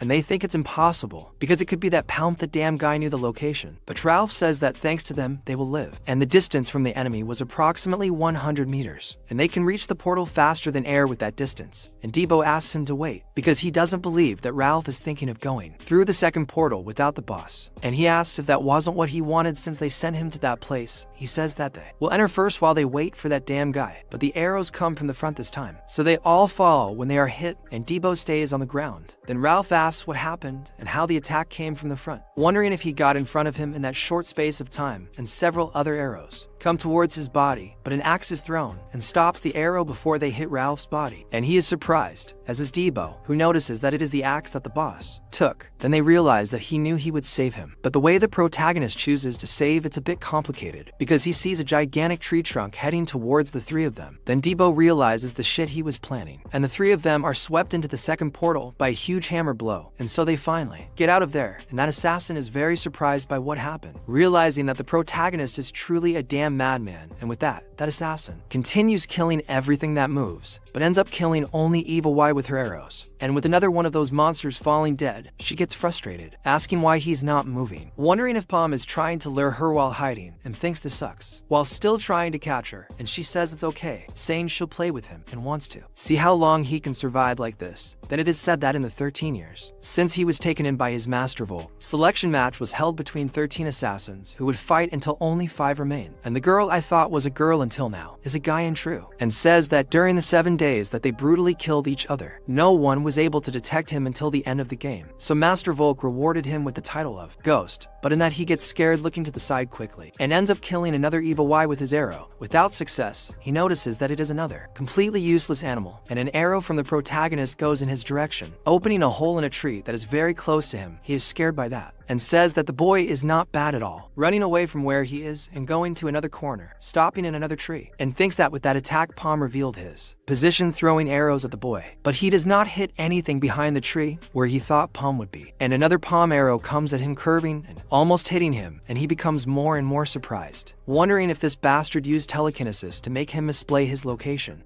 and thinks the boy is a damn, falling to the ground and disappearing from there as quickly as possible, getting out of there. But to more arrows from the protagonist begin to zigzag through the forest towards that assassin. Then the ghost turns and launches his own arrow towards the boy's arrow, wanting to stop him and not be hit. So he ends up blinding his vision with that amount of fire. Another arrow from the protagonist comes from behind, almost hitting him, but he quickly turns and launches another one of his, but in that explosion ends up hitting him and throwing him away. He talks about Palm, thinking that brat is amazing. He already felt less pain from being thrown from one side to the other with so much fire, but he thinks that this is getting interesting as he gets up. But he ends up inhaling some kind of smoke, and already in another corner, Palm thinks that he suddenly became quiet, wondering if he decided to stay hidden, thinking that this will be annoying because his level of stealth is incredible, that he can't detect his presence, and says that there was no one as skilled as him in this portal in his previous life, and he has to be an assassin sent by the Connie Merchant Union then, because it means that the future may have changed because he participated in the attack on the 100-person portal. But in this, that person simply shouts for Palm to appear, leaving the boy surprised, noticing that he is on the other side, and the ghost says that they will only waste each other's time like this, and he knows this, so he wonders why he doesn't stop hiding like a rat and fight like a real man, and says he heard rumors that he was acting like a full of his own adventurer, questioning Palm if this was all just a lie. And the protagonist notices that he is there, but asks how he got there, since it is impossible to travel that distance without making noise, wondering if he teleported, and says that unless he used the quiver flow, there would be no way. But then the ghost notices that the boy is back there, but those arrows of his come from another direction, one completely opposite to where the protagonist is looking at that assassin in front of him, and he is even more surprised by this attack. Meanwhile, in the middle of a blizzard, a portal throws the 3 members of the protagonist's team there. Debo then notices that the boss left them alone. Ralph wonders who said this is his problem, questioning why he is complaining to him. Debo starts to trick Ralph, wondering what he can do alone. Ralph says he is sure he stayed behind because he has a trick up his sleeve. Debo then notices something as soon as he pays attention to the surroundings, seeing a skull there. He wonders what all this is, After all, that is a portal with only 3 marks. So why are there so many crows around? Saying that it would even be normal to see something like that in a portal with 100 marks. And finally he understands and says that those bastards from Kania must have set this up, saying that the recruitment offer here came out of nowhere, and then that persecution started in the first portal, along with the number of corpses that contradicts the number of marks on the portal. And there's only one answer for all of this, because the merchant union of Kania supports the black mage. Then Debo asks if she is serious, and she says that they must have attracted adventurers who could get in their way until Thur, and even send the skilled assassin. And the Alpha was right when he said they would take the bait. Then Ralph says that supporters Xenon he thinks he needs to interrupt them, because they have to talk about this later. Because the host of the party does not seem very happy with the new guest. And in front of them a huge blue monster appears there, scaring Killian and the others. And that thing starts looking at him already hungry. Then Debo asks if this is the boss of the portal, and Ralph, saying what seems, he will have to pay the price in the end, telling him to consider himself exhorted, because he does not use this ability much. So he pulls what was on his string, activating the magic. And it is said that if he had to describe Ralph's character in one sentence, he would basically be a complete idiot. Besides that, he would also be called a piece of trash. And they say he would do anything for money, and he is an idiot. But when asked to describe him as an adventurer, they say he is useful. He may be an idiot, but the boy has skill. And that guy is probably the best 3-circle healing bishop there is. And he starts healing all 3 of them quickly, and then Debo notices that their wounds are gone. And he assumes that he thought this guy was a viper or something, but he's actually a bishop. And he notices that this means that even without using his ability, he was so strong. So he says that now that all the wounds are healed, they should get ready to fight, because that's what they came for, since that guy won't wait. And that gigantic thing goes for them, and Ralph tells them to get out again at least once. And Debo is surprised by them running away, but the monster doesn't expect their cuteness, almost hitting everyone. And with that, he holds on along with Kiri so as not to fly away, and thinks about that monster that was soon biting them, so it could eat both of them in one. But they manage to get out of the way, and Debo holds on to one of the thing's fangs, climbing the monster's face, and then throws his axe at it eye, taking out one of the monster's eyes with one. And Kiri hits from the other side, attacking together with Debo, and in that, the monster takes his hand to the boy, wanting to take it out of his eye. But before Debo, who was completely vulnerable, can be caught, Ralph appears hitting the hand of that thing, throwing him away and connecting another kick. But the monster tries to hit him again, but Ralph starts running through the arm of the thing, so Kiri tries to help, but ends up being hit. And Ralph then makes that punch expression and pays attention when it groans once more. And Debo thinks that he is not only healing, but also fighting head-on. And besides, the moment he uses the chorus is not a random moment. He uses it when they are in danger. Then Ralph says that he forgot to tell him, because it is the first one on account. But from now on, he will charge for additional services, activating his blessing, gathering angels on top of him. And in that, Kiri notices that she can feel the wave of energy inside her. And he says that it is 100 miles per blessing, and it is a bargain.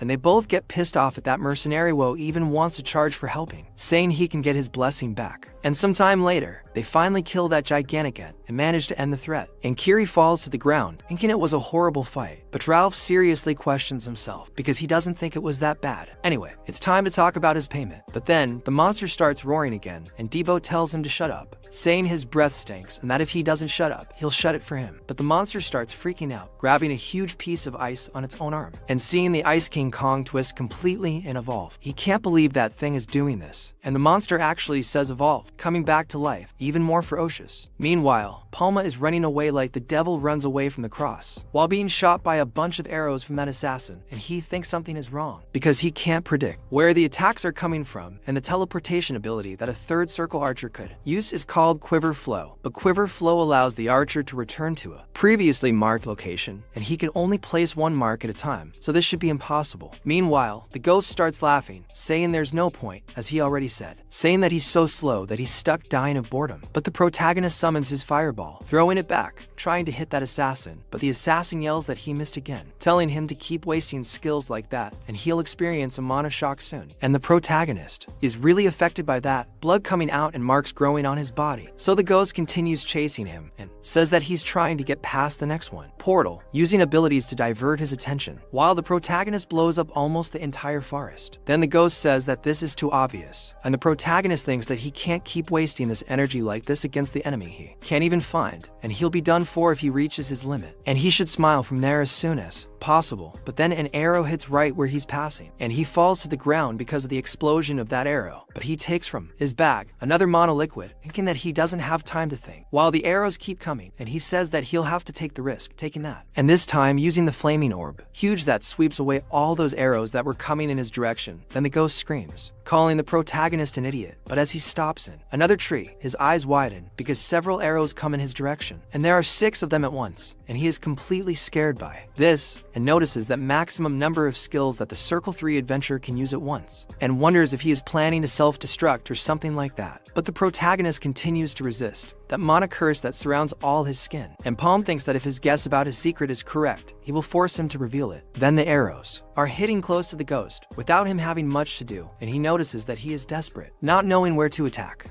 And he is sure of it because he has completely lost control. But this time, Palm throws a fireball in the direction of that assassin, who begins to flee and continues there, jumping from tree to tree, escaping the protagonist's attacks. Then Palm becomes increasingly nervous, thinking he just needs a little more. He starts to explode a large part of the forest with his fire, and begins to have more and more mana repertoires, coughing out more blood with each skill he uses. Then the ghost thinks this is useless, because he will never be able to touch him like that, and says that his fate is already sealed. The protagonist is lying on the ground, already suffering from the lack of mana, and he says he will suffer terrible pain as his body collapses due to the mana shock. The protagonist puts even more blood while trembling and almost falling, but the forest begins to dissolve him in fire. So he uses another skill, and this time he finally manages to create something even bigger, and creates a wall of fire around him along with that gigantic circle on top of his head. And the ghost gets scared, wondering what this is, because the entire forest was swallowed by the flames. And he asks if this was what the Palm was wanting, and says that this is bad because this way he will be burned alive. And he thinks that that place seems safe, a completely open place, and thinks he needs to get there. But then he notices something, thinking that there shouldn't be a safe place. And so he realizes something, and when he turns around, there is something strange. And he shouts to his other version, telling him to go back, because there is a trap there. But at that moment, that other ghost asks what his brother is talking about, and then the protagonist uses his telekinesis, and the one who is running away is caught by a rock and thrown away. Then the ghost brother quickly uses his arrow to break the rock behind him, also breaking that telekinesis. And his brother is almost caught, but the Palm appears through the fire, thinking that one has already gone, about to kill that copy. But before the boy could hit the copy, he sticks his bow in the ground, managing to get out of the way of the protagonist's attack. So before he could do anything else, he prepares to hit him with a kick. But Palm gets out of the way by lowering his head, so he thinks he doesn't have much time, and needs to finish this quickly, hitting the base of the shield that was stuck in the ground. And this makes the ghost lose his balance, and so Palm manages to hit him, throwing him away, making him lose his bow. So Palm prepares to launch another attack, and the ghost gets scared, and the other in turn shoots an arrow in the direction of the protagonist, who needs to get out of the way to avoid being pierced. And with that, the ghost orders Lear to get up, and says that this wretch doesn't have enough hands to cast another attack spell, ordering to finish him off. And so, before he could do anything, a dagger comes towards him and almost pierces his head, but he manages to get out of the way. Seeing what it is, he realizes that he decided to use telekinesis, since it doesn't consume much mana, and that dagger begins to chase him all the way through the battle. But before he can do anything, the other one, who is on the ground, takes his own dagger and goes for the protagonist,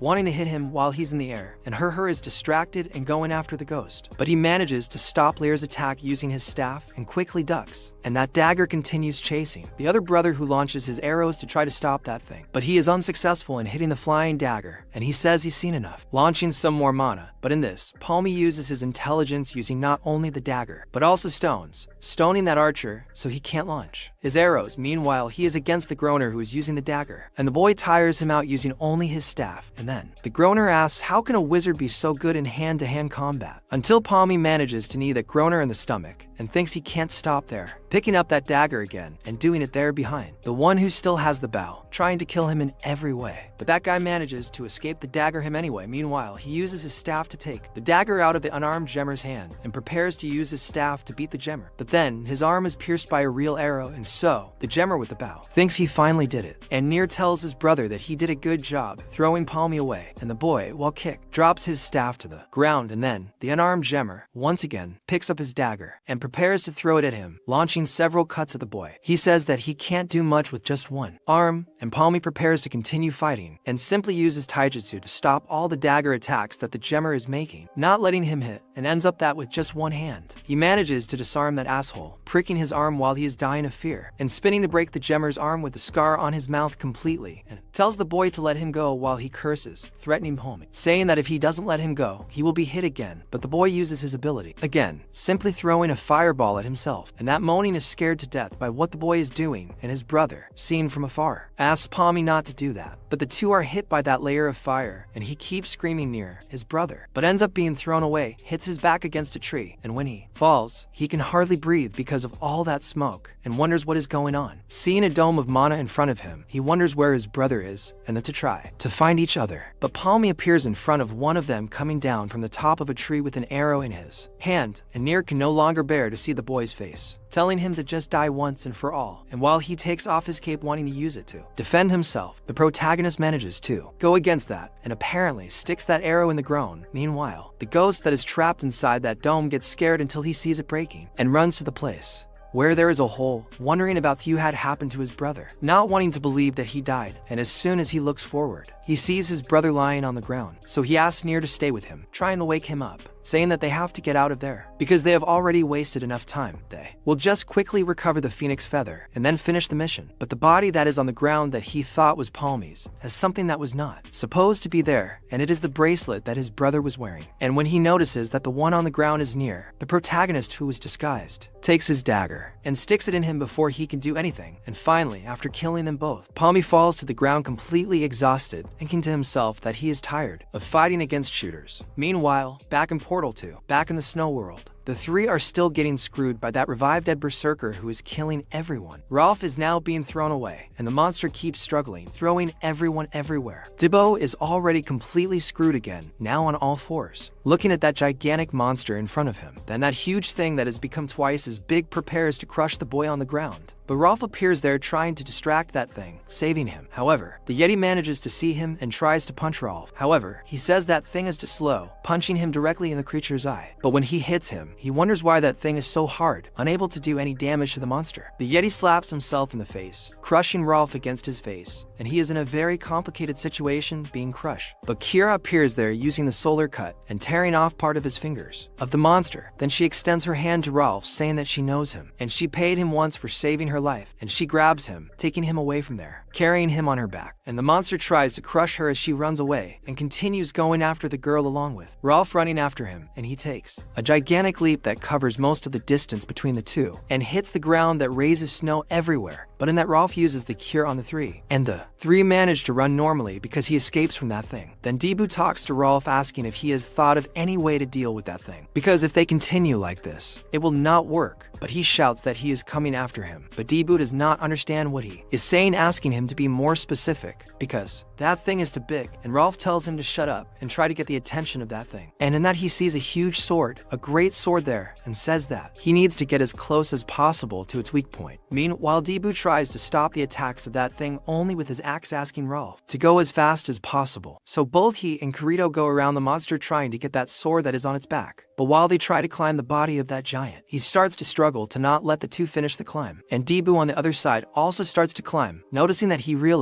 comes to the conclusion that he's not just a big idiot, and the monster begins swinging, trying to catch them all, but they manage to escape somehow. However, he manages to hit them from top to bottom, pinning one of them to the ground, and the one who falls is Debu himself. And the monster arrives with another blow to finish the boy off anyway, and Kirito yells for Rolf to heal him quickly, but the monster manages to land the blow, and when she looks to the side, Rolf is in a very bad situation, and Kirito yells at Debu, and the monster hears that looking at the two. Then Rolf says that he only has 4 heals left, saying that she better do her best to be able to dodge, because he will try to find an opening. So they must prepare, and in that, while they continue that bloody battle, the monster does not stop going after them, increasingly angry, and already throws Kirito up without the girl having much to do. And Rolf is already pissed at her, because she did that right after he told her to dodge, and he heals the girl again while she falls face down on the ground. Then he ends up noticing that she has fainted and thinks it is a waste of skill to save this girl. And with that, he starts running away to take that creature away from the two fallen, and Debu is there like a mosquito after being slapped in the middle of the floor and is almost dead. And he then starts remembering when he was talking to Palmy about moving up a circle, and Palmy says that he already has enough experience to reach the second circle and says that it will be better if he moves up a circle in the future. But Debu asks him if this is something he can do just because he would. But Palmy says that enlightenment depends on how he thinks, and he questions about enlightenment, asking what it is, saying that this is something he should teach. But Palmy says that it is different for everyone, and even if he shared this experience, it would not be useful to him. So he asks what the boy wants him to do, and Palmy says that he just needs to find a keyword that is suitable for him, and says that it could be about understanding mana, his search for knowledge, or even an unforgettable memory. As he remembers this, his heart starts to beat faster, and with that he starts to explode aura near him, and draws the attention of that monster with the amount of snow he raises. And when the monster looks back, Debu is already turned on Jiraiya going after that thing, and he even tries to give the boy a ride, but Debu uses the explosion cutting off the hand of that thing. Then Ralph notices that he cut that ice thing with a single attack, wondering what happened to him, and Debu now has to circles out of now, here going after the creature once again and climbing over it. And Ralph is surprised that that brat just leveled up, so he cuts off another one of that thing's eyes while throwing himself upwards. He aims at that great sword that is on the monster's back, hitting it with everything, using his axe as a hammer and driving it into the flesh of that thing, taking the great sword to the core of that monster. But apparently the force he applied was not enough, and the monster still has little breath left to make a last move,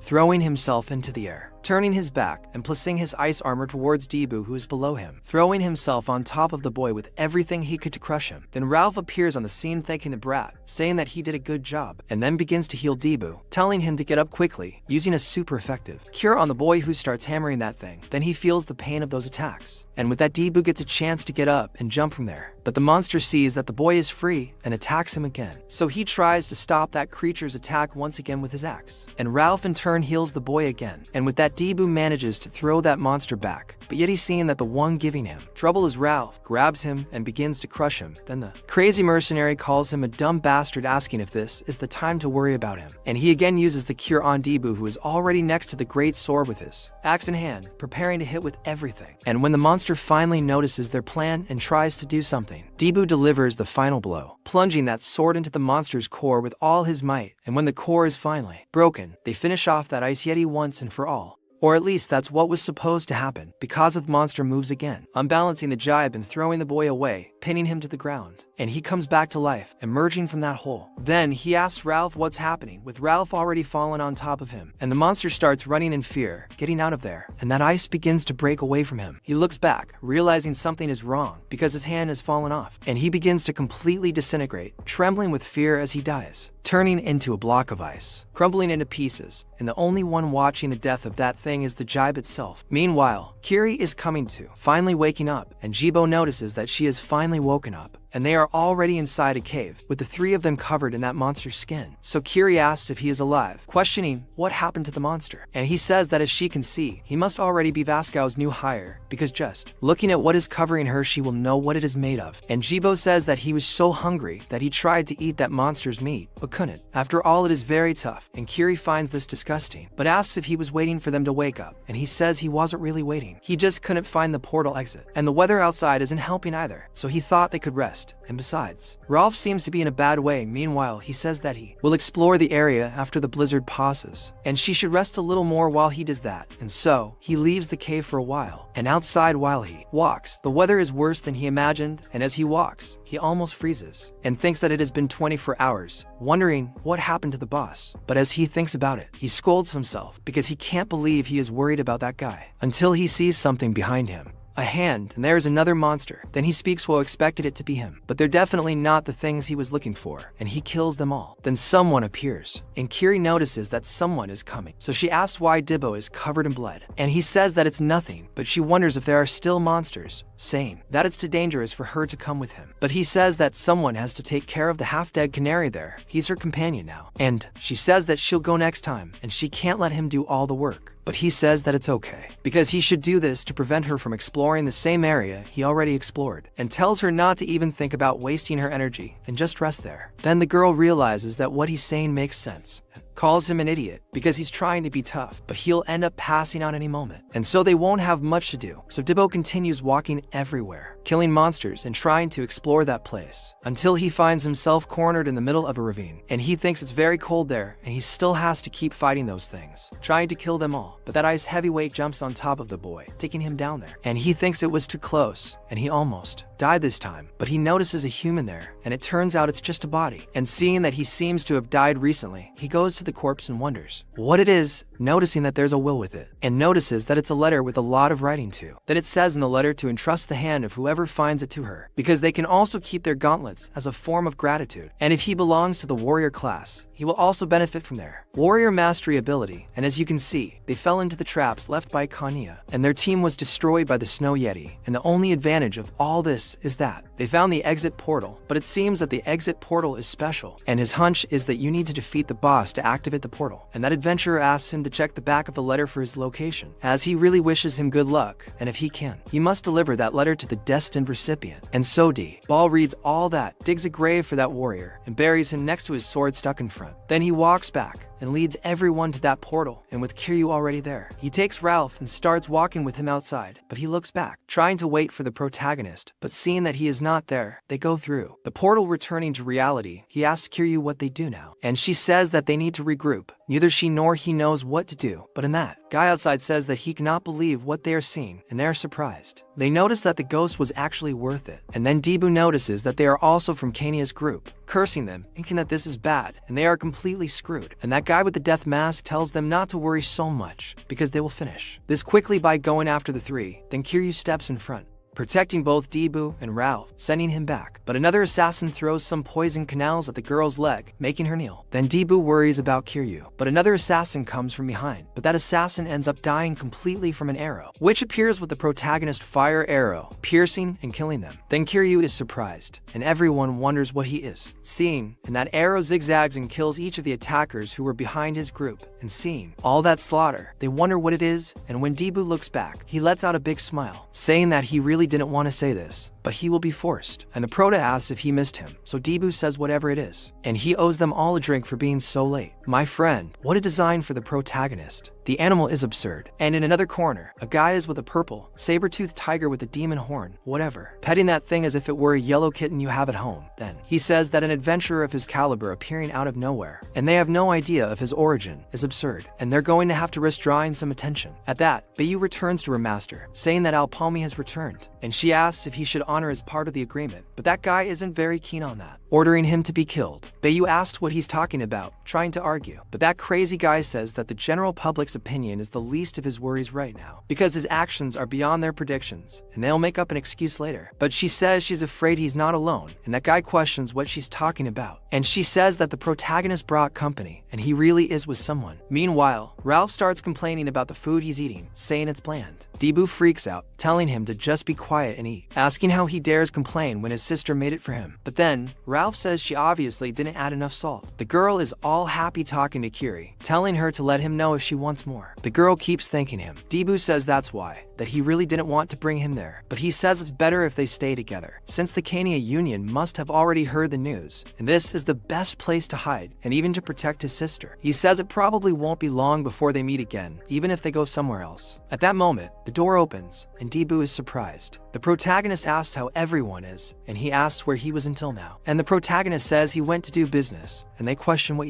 while Ralph remembers that speaking of business, he wanted to know if they could settle the payment soon, and says that they can postpone the question of who is the leader of the group, since they all contributed almost equally. But what about the 7 million fears that he promised? And then Debu gets very shy, asking if he is crazy, and Jonando if he thinks he can demand payments from Kania now, and says that it was he who said that he took care of the Snow Yeti alone, event that he himself doesn't remember much about doing it. Besides that, he also, while he slept, he was looking to get out of the portal. And Kiri says that Alfalm supposedly took care of 2 assassins alone, but in that, Ralph asks if anyone saw that in total disbelief, and Debu notices that he really is a scoundrel, and Kiri asks the boy what he's going to do now, and he says that Kania will move again, and when that happens they'll do something else. But in that, Abyss gets pissed asking how long he wants him to stay out there. But in that, Debu's sister asks who he is, and everyone is surprised. And Kiri recognizes Abyss who was there, and he talks to the boy, asking if he can tell the idiot who came in to hurry up. And a few moments before, Lacan told Abyss to fix something. He messed up, and he thinks that things are getting out of control, because he doesn't believe that the Kania Merchants Guild found Alphom, and they started a ray of portal before he had a chance to do anything, so he wonders if he should have made a better offer, and thinks he'll be toast at this rate. But then someone knocks on the door, and he's surprised that it's Alphom who's back, and says it's a surprise. Asks if the negotiation with Kania went wrong, and he says they offered 50 million months in advance for passing the test, and since the raid is over, all that's left to do is just sign the papers, and he's afraid of this, already getting nervous. Sohee asks if he's there to rub it in his face, and says he's very annoying as always. But Palm says that if he doesn't have any offers to make, he'll leave. So Abyss thinks for a moment, and says the boy won, saying she'll give him 60 million months, telling him to sign, because he's offering more than he demanded, but the protagonist gives that happy smile, actually signing, and Abyss says that now they are officially partners, calling the boy to what matters. So Palm says that Kania was behind the sabotage of the 100-person raid, and he is surprised by his information. Then the boy says that even the test portal was a trap set by them. They disguised the portal and caused more than 100 hits as a 3-mark portal, and even sent assassins. Abyss is very surprised by this, noting that they must have contacted him to get rid of the evidence. Then he starts laughing thinking about Kania, saying that this time they will expose his betrayal forever. But then Palm asks if that will be enough, and Abyss questions what he is talking about. The protagonist says that his testimony is the only evidence against them, and they can always deny the allegations. Abyss says that of course they will, but at least their reputation will be very tarnished, because the other merchant guilds are looking for an atoning way to blame the failure of the attack on the 100-person portal, and if they could at least decrease Kania's business with this will end well. But the protagonist says that they have a way to crush the Kania merchant group, and he says that he is not talking about making them lose a bit of influence as the second largest guild, and he is talking about eradicating them completely from the world map. But then Abyss asks what information he is hiding from him, since now they are officially business partners, and the protagonist asks him not to leak that information about their sabotage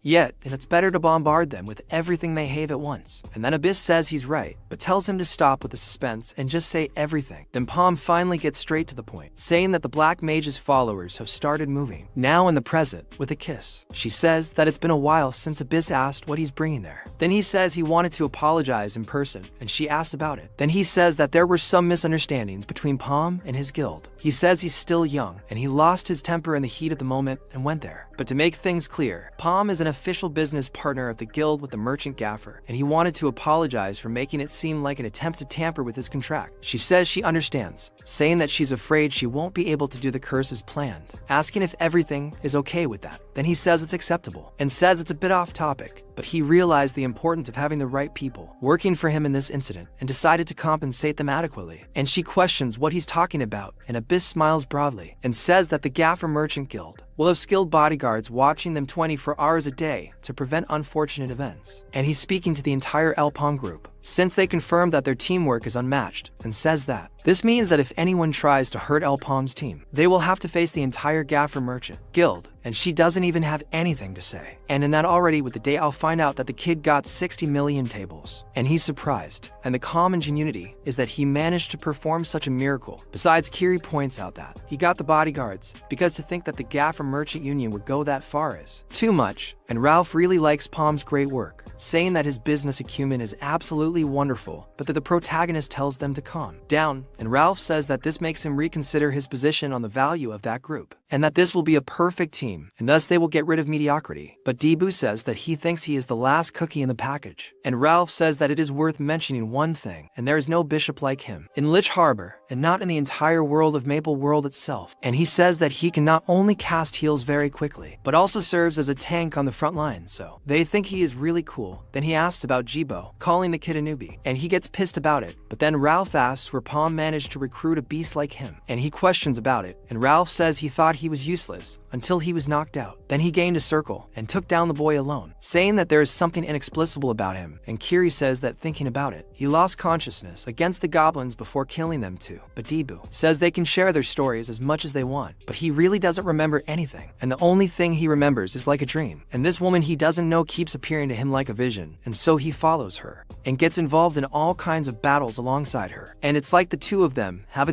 been companions for a long time, but strangely he can't can't remember what she looked like when he wakes up, and although he remembers that she uses an axe as a weapon, Palm is surprised by this, questioning about this dream about the axe, and notes that everyone in his past life knew that Debu and Eren traveled together, and the mysterious power and the woman in his dream, who resembles Eren, may be connected, and he wonders if he regained the powers he had in his previous life when he was unconscious, and he wonders how this is possible, and wonders if he disturbed something, traveling through time and altering destiny. But Rolf says that although he is impeccable, his intelligence is really questionable, and Debu gets all irritated questioning Rolf, which makes him imagine that he is as intelligent as himself. But Rolf says that he is somewhat similar to Alpam, saying that he gained circles at a tremendous rate and has incredible composure and perception for an adventurer with his unlimited experience, and says that he understands why the Union Gaffer's merchant is so desperate to keep him, and on the other hand, he's not sure about Killy because he doesn't want to be rude, but he'll be direct, and she has good foundations in common sense, and as expected of a former sergeant of the Sign Knight structure, and for a two-circle adventurer, she's decent enough, but that's it. Nothing about her stands out, and the Gafor Union isn't stupid. They've only endured crazy things for them, and they've rewarded him duly, and his next action is to deliberately walk into the trap that Kania has set for them, to ensure evidence that they really are followers of the Black Magician, and for that, he's willing to do anything, and no matter how wild it is, as long as he's paid properly. But he doesn't know if he wants to share the efforts with someone who will clearly be a dead weight, and he questions her why she doesn't do them a favor, and returns to the Sign Knights. And the girl doesn't have much to say. After all, he's right, and she hasn't done much so far. And she ends up remembering an episode that happened there at the Knights of the Signs, with a guy saying that he heard that she went through some problems recently, and he claims that he thought she had died on the radio of the 100 people portal, since he hadn't seen her for a while, and the girl notices that is Kasinha, and he asks if she is going to see the master, and he says yes. Then he found out that she wanted to join some adventurers group, and says that this is absolutely ridiculous. But maybe this is more suitable for her, and maybe it is the only way to save the reputation of the master or the knights. And as he leaves, he remembers to say that his master must be in the office. And while the girl is left with a disgusted face after hearing all this, and she actually goes to her master, and he asks if she wants to resign from her position, and questions what is happening, asking if she played her character wrong, and she asks her master for forgiveness, saying that she cannot tell him the details at the moment, but in due time, she will tell him. But he questions about that due time, looking at her, saying that it is right, saying that then they will make the entry into this group of adventurers,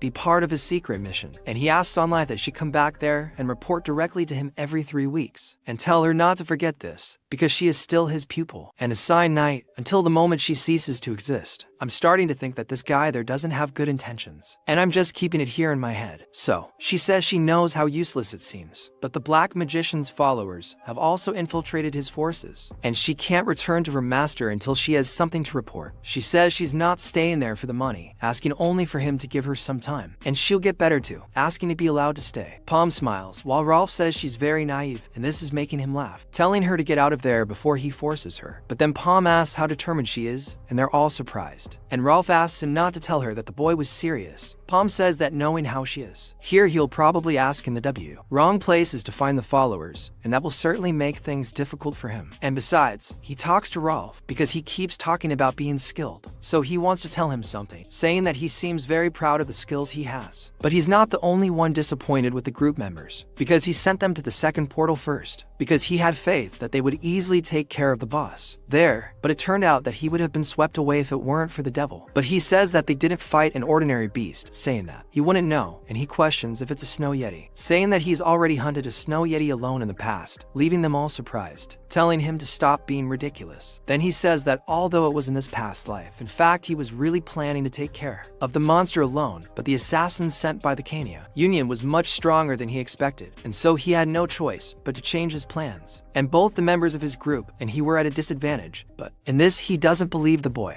saying that he was just a slave before being hired by the Fork Union. But Palma gets angry with him, saying that if Rolf doesn't believe him, he's always ready to prove it to him, putting that murderous intent on him and making him put his tail between his legs. He says that he doesn't think that will be necessary, but he asks if he's saying he doesn't need him either. But the boy says that's not the case, saying that what he wants is for them all to get stronger together, and they have about a month until the next raid, and the best way to train is to get a good beating, and good thing this crazy guy must not be planning. Meanwhile, Bayu says she fears things have become a little inconvenient for her master, and says that fighting the Fork Union will draw unnecessary attention to all of them. But in this he asks how much she thinks the Union knows, questioning if the failure of the negotiation was all staged, and she says she's not sure, because even her spy didn't report anything related to that. And maybe their executives have information that the others don't know. And he thinks about Fork getting a little worried, and he says that this union alone shouldn't be a threat. And when that day comes, getting rid of them won't be a problem. But his biggest obstacle is the Maple World Alliance, and the rest is irrelevant. And it was like that over 800 years ago. The alliance formed between the Sign Knights, the Resistance, the Adventurers Union, the Nova, and other groups, with the Sign Empress as their leader. And since the 6 heroes were sealed with the Black Mudge, they are the only threats left. And they should be able to take care of the fight between the merchant guilds easily. But he thinks that something doesn't fit, wondering if he could really have done it only with Fork's support. And Kiss remains very apprehensive while he thinks. And he tells her to prioritize collecting any information she could about Fork's union. And she obeys his order, immediately disappearing from there. Then that guy thinks about Alpalmi, saying that he hopes he becomes a worthy opponent. Meanwhile, in a forest, they are all getting beaten up a lot, with Rolf being thrown back. He wonders what kind of mage he is, and then the protagonist asks what they're waiting for, telling them to hurry up and attack him with their best ability. He tells them to land a successful attack, and he'll finish training for the day. Then Rolf tells them to get away from him, running away from Palm. They keep getting beaten and yelling like crazy. From afar, Debu is surprised by this, saying they're very noisy, and he can't focus with all that noise. He says he'd rather do physical training with them, wondering why he has to meditate. Then he remembers that Palm said his task is to extract the power he only awakens when he faints. Although he doesn't even know if that's possible. If it is, things are going to get very interesting. Rolf starts yelling, telling the protagonist not to hit him in the same place twice. While listening to all this, Debu wonders if he can really get stronger this strange way. Back home, Rolf asks Palm if he's sure this is the right way to do it. Debu starts laughing at him, and Palm says that he was only taking the level of his circle into consideration in relation to the training. But then Rolf questions why this seems personal to him, and Debu starts laughing, saying that he is even better than before. But he wonders if it is okay to leave it alone, and Palm says that there are some guards who are also looking after her, so it should be okay. And he tells her not to overdo it, since she would have to do this again tomorrow. And Debu tells Palm that there is something he wants to ask, and Palm asks what it is. And he tells him to look at it, saying that he discovered it in the portal and managed to find the way out thanks to him, and says that he brought it back because he thought that delivering it to the correct recipient was the right thing to do. But it turns out that there is no information about him, wondering what he should do. And so the protagonist notices that it is the Crusade ring reminding him of someone, and Debu asks if there is something wrong. Then he says that in fact he has an idea, saying that he will take care of it, saying that Debu should go to sleep early tonight because he will participate in the physical training session the next day. And upon hearing this, Alva becomes very happy. While Debu is very scared and already in another corner, Kiri is still training with her sword, hitting several trees, clearing the forest until she gets very tired and remembers her senpai saying that she is useless, and then continues more and more pissed off, trying to improve her strength. Meanwhile, Palm walks around a corner until she knocks on a door and waits for the answer, but the answer comes from across the street, with the guy asking who he is. And he says that for now it is a postman, showing the letter that Debu had found. And it is said that in the destruction of the portal, mysterious criminals destroyed the entrance of the portal in that accident, and the developed merchant guild did their best to find the criminal, but without success. And to be precise, there was no longer any need for it, as the portal reappeared near the initial location not long after, and after it became public, there were no more portal destructions. He only found out about the criminals much later, alone, and the reason behind that was something else. He is inside the place where that guy was, and was looking around. Then that guy asks how he knows about this place, and says he has 5 seconds to explain, with some very dangerous people inside. And he says it's the Silent Crusade, and says there is a secret organization that discovered that the portals were traps set by the followers, and they were responsible for the destruction of the portal, but their altruistic efforts went unnoticed in his previous life. But this time it will be different. While they draw their weapons to be able to deal with the protagonist, he uses telekinesis to bring that letter to them, and says he recovered the item that was lost. But it seems they don't want to reward him, and she starts the countdown, and the protagonist says that they are obviously all lost, and he knows a shortcut, but the countdown doesn't stop, and he says it won't end well for him if he keeps wasting his time. And they continue counting, and he says that due to personal reasons, he can't tell how he knows about this place, but if he kill under the Eldenstein Town Hall, the hiding place of their leader,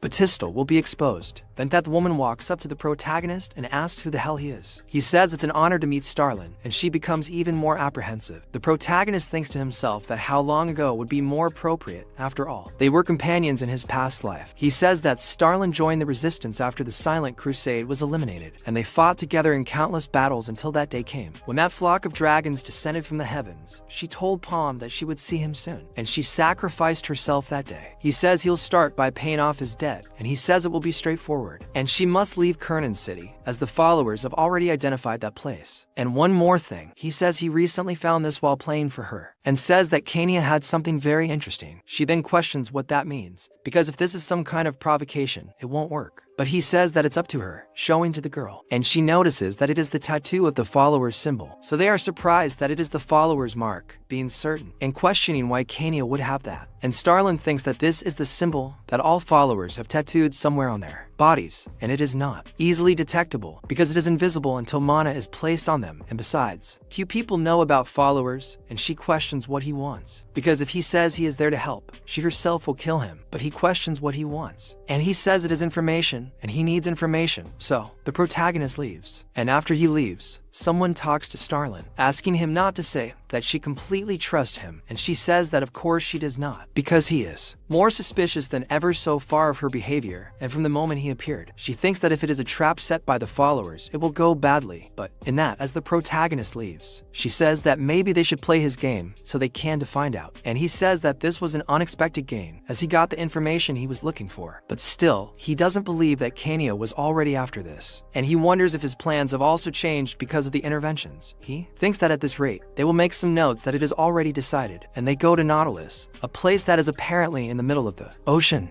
So, already in that port, the beau is surprised observing the surroundings, and he says that it has been a whole month, and his body is itching his heart. So, Habs asks the protagonist to choose one of the two, the 60-person portal with 6 divergent paths, or the 77-person portal in Laney. Both are decent enough to attract Kania's attention. He has already rested for a month, and is now back to work. The protagonist says he's not sure after thinking about it for a while. Habs complains about what he's talking about, not accepting that the boy will say it will exist now. He says he's already decided where he's going, and it's to the Tomb of the Eagle's Eye. Habs is shocked because the Tomb of the Eagle's Eye is in the picture. He asks if the boy even knows what he's talking about. Kieran, the captain of the Nautilus, who led many pirates under her command, had a protege named Leia, the Eagle's Eye, and she lost her life in the Eagle's Eye portal, which now serves as a tomb in her memory. Habs then says they offer 99 million fears to clear the portal because thousands of adventurers have tried and failed, and it's virtually impossible to get through that portal. And he questions if Kania could really be behind it, and asks how he even heard about it. And then Raken shows up there, saying that he seems to be talking about something interesting, and Habs is shocked, asking what he brings there. But he says that he heard that he would be starting a radio station soon and didn't want to give him something, and he's surprised that his superior wants to give something to Prota. And then he hands over to Phoenix Pins, telling him to consider it a special gift from the Garfo group, and he says that he has high hopes for the boy, and Palm in the present thinks what this means. And now they have the pressure to get through this raid, but at least he has for Phoenix Pins, and that's a pleasant surprise. And Debu asks why he doesn't get on board, and the protagonist says that he's waiting for someone, and they question who it is, but then someone appears, and Palm calls that drunk, and Debu notices that it's Iboru, asking what that's there, and he says that his boss actually wanted it, and he can't believe he had to deliver it in person, but whatever, asking them to try it on, and they put on new clothes, and Hao is all happy that he got new clothes, saying he'll wear them all the time, and Kiri herself says that it's light, because it's as if she's not even wearing armor, then asks what they're made of, and Iboru says it's from the skin of a snow yeti, and his boss gave them to them the other day, and asked them to make equipment, and Debu remembers when he said he was going to make good use of those skins, and remembers that it's that, and Iboru says that they must be doing well these days, because it makes sense, since they're skilled enough to clear a portal of 100 people. But Debu tells him to keep it down, asking how he knew that, and he questions how not. After all, his boss gave him such rare items as ingredients, but he tells him to stay cool, because he's the only one who knows, and says that besides that, there are more sets of equipment. But Palm tells him that this one is his, and he's surprised by that, saying that he's generous.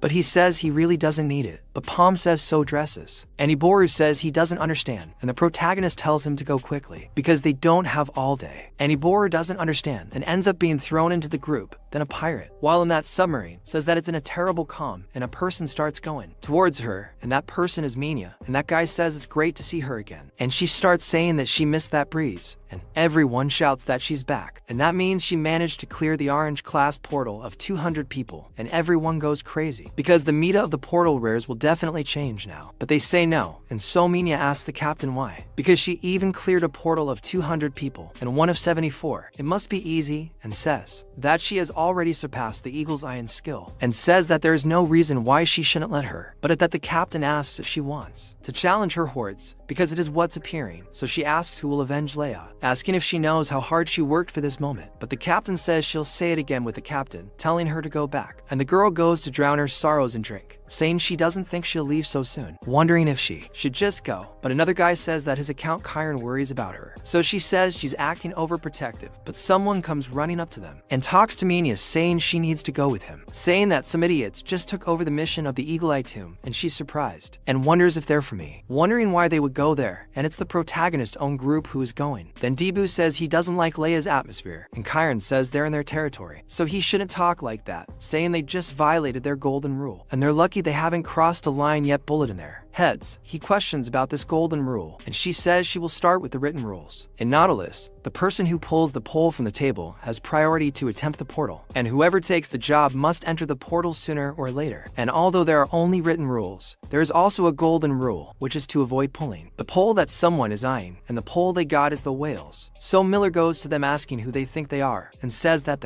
pole is his, asking how dare they steal it. Then Paula asks why she didn't get the job before them, and she says she was just waiting for approval, and he questions her about it, saying she didn't know she needed it, and she says she needs it because she works for Captain Kiri, and says that in any case they can't raid this portal because she will be illegal to explain, and the Nautilus mission table is reserved for pirates, and they are not allowed to try any portal in their possession if they are not pirates. But Dibbo starts laughing, saying that now he understands his boss, and Miller asks if he is that funny, telling him to return the pole, but Dibbo asks why he should, but says it is a pleasure to meet you, and they are the pirates of Ibor, taking him just to serve as a scapegoat, and he starts laughing all nervously back there, and Miller asks if they are serious, because you don't just become a pirate like that, and you need to go through a certified process. But Dibbo tells her not to be so harsh, because they are fellow pirates, and asks if she has never heard of Captain Ibor, the leader of the Ibor pirate group. And he has a completely nervous yellow smile, and Dibbo says that Ibor there is a real pirate, asking how she thinks they managed to get into the Nautilus, and says that a group led by a pirate is a pirate band. But at that, some other guys tell him to stop being ridiculous, because he basically just admitted that the rest of them are not pirates, and Dibbo asks who he is, and Miller notices that he is there, and it is Murat, a guy with an absurd aura. So he asks why they are making this whole scene, and Palm thinks about that name, noticing that it is a name he does not remember from his past life, and says that it is not as if they broke the rules. Then Murat says he is not so sure about that, because Kieran made the rules, so it is up to her to decide, and asks where the rest of the crew is, because this can't be his whole band, and the protagonist says that all 5 members are there, so they say these are other people, asking how they could go through a portal of 70 for people with only 5, and Dibbo questions how he can walk like that, and says it's suspicious to say the least, asking what the protagonist's name is, and Palm introduces himself, and they question if it's that Palm. Then a woman asks if it's someone he knows, and says she heard about him and remembers correctly. He's the survivor of the red portal of 100 people, and everyone is surprised that he's from that portal where most of the adventurers died, and they notice that they are not weak. And Dibbo says that this is true, but they question what, and that woman says that they still failed to go to the portal and barely survived, which means they weren't good enough for it. But the cave companion questions why she's yelling at him. After all, he's not to blame at all, and she says that on the other hand, Maynard cleared a portal of 200 people. With an orange classification, he is clearly superior in terms of skill and intelligence, and she starts to get embarrassed that they're saying this about her, and that guy, Murat, says he understands the protagonist's side, questioning why they don't find some place in middle, because since he pulled out the pole, he'll have the first chance to go through the portal, and who knows, other groups might fill it, since there are 69 more spaces, and Dibbo tries to deny it, but the protagonist agrees. He finds it strange, and he says that 100,000 mesos per space will be paid. However, he will only take 10 more people with him, and everyone questions if he's serious, saying that the boy will probably die anyway, questioning why they don't try after he fails. But Maynard says she doesn't want to take any risks, and says that if they escape the portal just to save their skins, it will all be over. But then he questions her about Kieran's approval, so she says she can't just stand there and wait, because she realized it's much easier to ask for forgiveness after entering the portal. That's it. There was a philosopher out there who said, it's easier to ask for forgiveness than to ask for permission, right? But who am I to say if it's true or not? So she says this portal is hers, and no one else is going to clean it. And Ralph asked what happened to Palm,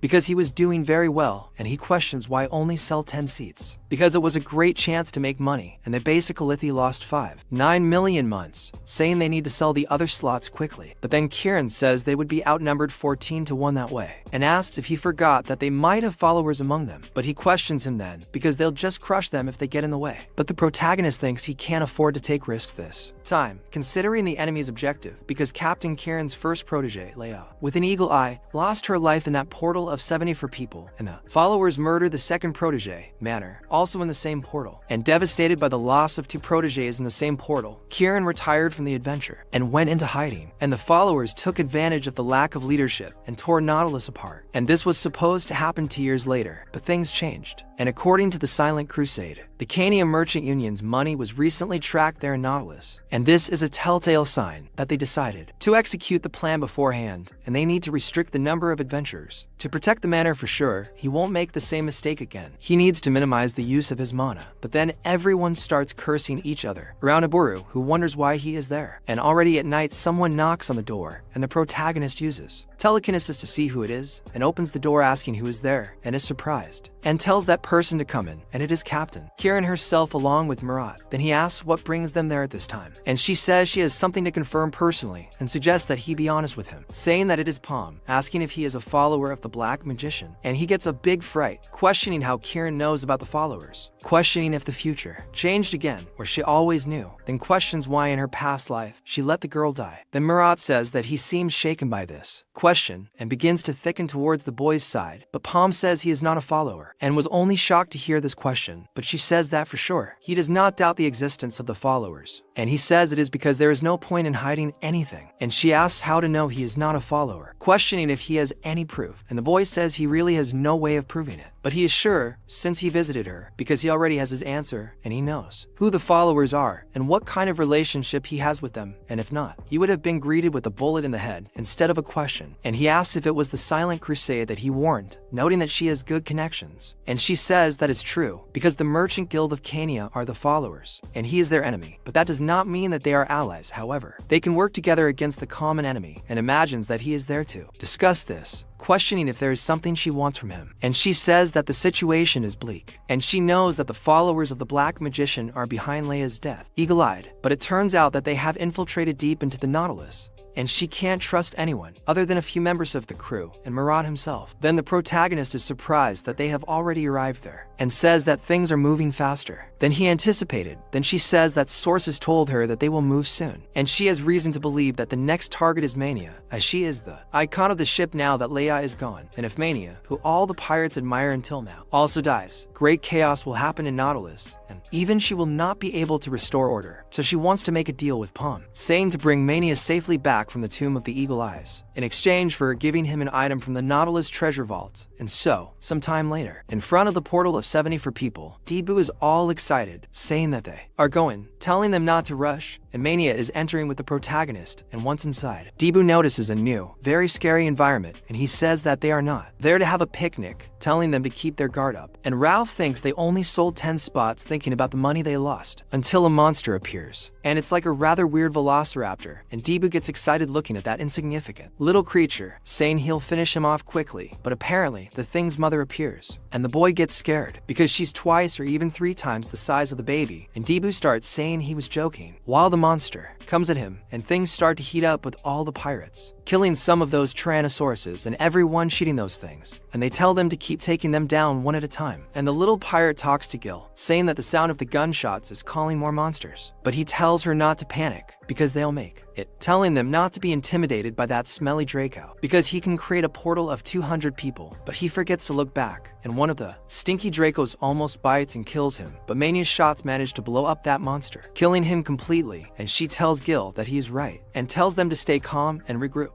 telling him to let her take care of the rest. Man, I really like the AIDS breathing that appears in several monsters, and in that the monsters keep going after them, and the protagonist group runs away, and Debu is surprised that another one is appearing, questioning where they are coming from. Besides that, he remembers that Palm ran away, saying that they should go without him because he needs to do something, and he gets angry about that because he ran off somewhere alone once again, but he faces a wall and ends up getting out of the way of the monster by instinct, and the monster hits its head with everything on that wall, getting dizzy, and he takes the opportunity to finish that thing, saying that for him it's okay and they will do it. And he remembers Palm saying that their teamwork on the battlefield is horrible, and that way they will only waste energy trying to fight at 100, and they must work together as a team, and they must think of each other as a family now. And all three are very surprised and do not like what he is saying at all, so he says he will start with Dilbo, and he really cuts everything in front of him, while remembering Palm ordering him to advance towards the enemy formation, and cause damage, not caring about killing the enemy with one attack. Instead, he must focus on inflicting damage, and he must keep advancing at all times regardless of what happens behind him, just ignoring the attacks that come from behind. This is because Ralph will protect his back millimeter by millimeter, and he talks to the boy, asking what he would do without his father. And Dilbo tells him to shut up. Then Palm talks to Ralph, saying that he will act as Dilbo's shield, ordering him to abandon his current selfish fighting style, and says that now instead he will fight for Dilbo, ordering him to protect him at all cost. And this is an order, and things really work that way, and so they are back to back, with two monsters coming one from each side, and he wants to see what those things are made of, and each one goes to a side, killing each one a prey. But then Ralph stays surprised, because Dilbo is about to be hit, and he calls the boy his son,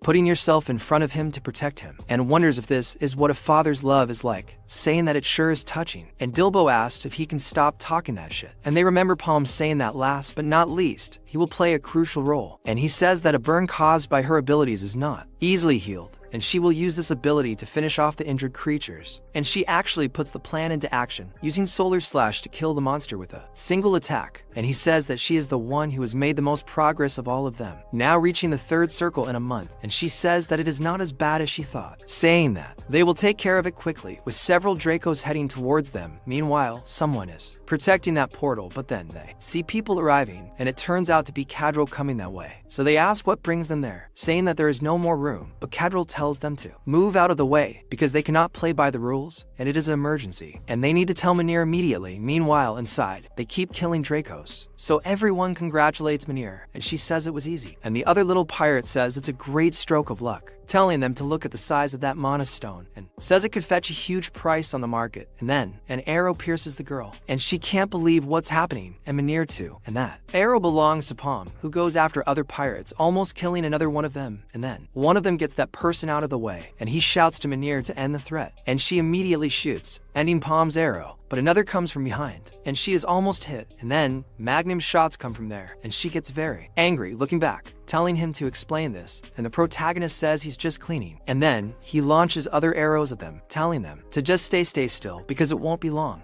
And Boru, alone in another corner, notices that no one remembered him. Everyone forgot. He says he can't believe Dibul abandoned him like that, after acting like a tough guy and everything. He questions why he brought him in the first place, because he would be screwed if it weren't for that little hole, and says it's not like he can stay there, because if everyone besides him escapes through the exit portal, he'll stay. And he thinks he's also a two-circle adventurer, deciding to himself that he won't fall so easily in a miserable place like that, running away from those Dracos. So he ends up reaching the second portal, and wonders what to do, asking if he'll wait there. But then something appears on his back. He gets a big scare, and it's that snail from the protagonist, and Burr says that it scared him a lot, asking since when he's been there. However, he puts his hand in the portal by accident and ends up being pulled, and that snail feels sorry for him, following the crazy guy inside. Meanwhile, the protagonist orders he stay still, because it won't be long before they turn into barbecue, wanting to kill them all. And Manor tells them to explain now, asking if she wasn't clear, and she shoots the protagonist, but he dares to be shot in the eyes. And an explosion occurs out of nowhere, and then Cadriel arrives, and he says that it's a good thing he arrived in time, supposedly saving them both. And the protagonist starts to move, and Cadriel says that the enemy is alive, ordering them to get him, and says that it seems that was how El Palm's group survived the 100-person portal alone, and says that Kieran found out about him and sent them after him. And Manor asks if Kieran did this, and the protagonist continues moving forward, launching his arrows and killing everyone who is following him. And then they ask what they are doing, because he is just one guy, shooting with a quick shot at El Palm. So he thinks he caught the boy, but a huge fireball goes over the three, killing them, and he thinks there are less three, but some of them shouldn't be there, wondering if they found out. And then Manor quickly appears in front of him, firing 2 shots in the direction reaction of El Palm, who dodges by very little. And she says that he's not going anywhere, shooting again, and the two lock horns face to face, and he finally notices the portal there. Then Cadriel orders everyone to duck while throwing something, and the protagonist, seeing that he's throwing something, uses his telekinesis power to raise a barrier between them, and that barrier holds the explosion that returns directly to Cadriel's people and cover the portal. They get frustrated that this is happening, and Manhwa wonders what the hell this is, while the protagonist gets close to her, using his staff face to face, burning her clothes. And the girl also takes her gun to him, but then she starts saying that he is an idiot, questioning what he is doing, saying that he better have an explanation, otherwise he will suffer. But El Palm questions if she is ready to hear the truth, and she starts to shake, and everyone questions what she is doing, because Manhwa was taken to, and Cadriel says he was just trying to help. But in that, an explosion occurs inside, and they are scared by that guy who was with Manhwa asking her to tell him that she is okay. But then an arrow comes out of there aiming at both of them, and Manhwa herself shoots it at Cadriel, killing him, and he asks why she is doing this, and she has already changed completely. And that other guy who was with her the whole time asks what this means, and she questions the result, and the protagonist says he wasted a lot of mana because of his stubbornness. But he was right, and they are all people who recently joined the crew, so she talks to Gil, ordering him to leave the original crew safe, saying that these are Quirin's orders, showing her cord. And on the other side, Iboru says that he shouldn't have gone in there, because now he has to wait for the rest to find him, and he realizes that he is in another cave, and says that he doesn't want there to be monsters there, so he looks ahead, thinking that that is an adventure running up. And the snail is scared by that crazy guy's instinct for self-preservation, so he shouts to that little thing that's separated from his group, asking if it minds if he goes with it for a bit. But in that, he is attacked by the snail itself that makes him stop, and he asks why she did that, saying that he will do it to her Scarget. But in that, the snail tries to warn him, because that thing there is not human, and he says that that snail there is not a monster. And when he looks ahead, a monster is about there and tries to attack her, and several of them appear in front of Uro, who is definitely a dumb guy. It would have been better if he had stayed there just fishing. And Minya, talking to Gil about Quirin's order, leaves him surprised, and he notices that thing on her chest, and moments before, while the girl asks the protagonist to have a good explanation, the protagonist asks her if she knows how to read it. Look, since she died, and she is surprised and tells him not to dare talk about her death. But he says that there are some followers of the Black Magician, among those she believes to be her companions, and they were the ones who killed her. And she tells him to shut up, asking if he thinks she will fall for that. But he says that Quirin already knew everything, and that's why they made a deal. And he complained if he needs to spell it out for her, because their goal is to further dilute Quirin's influence, targeting her second protege, her, Minya herself, and she is scared by this. So she wonders about the Black Magician's followers being on the Nautilus, and besides that, it is the crew members who are behind Lei's murder. Then he says that Quirin asked him to give her this, and she notices that she is sure that it is Quirin's pendant, and this thing basically symbolizes her, and she wouldn't trust it to just anyone.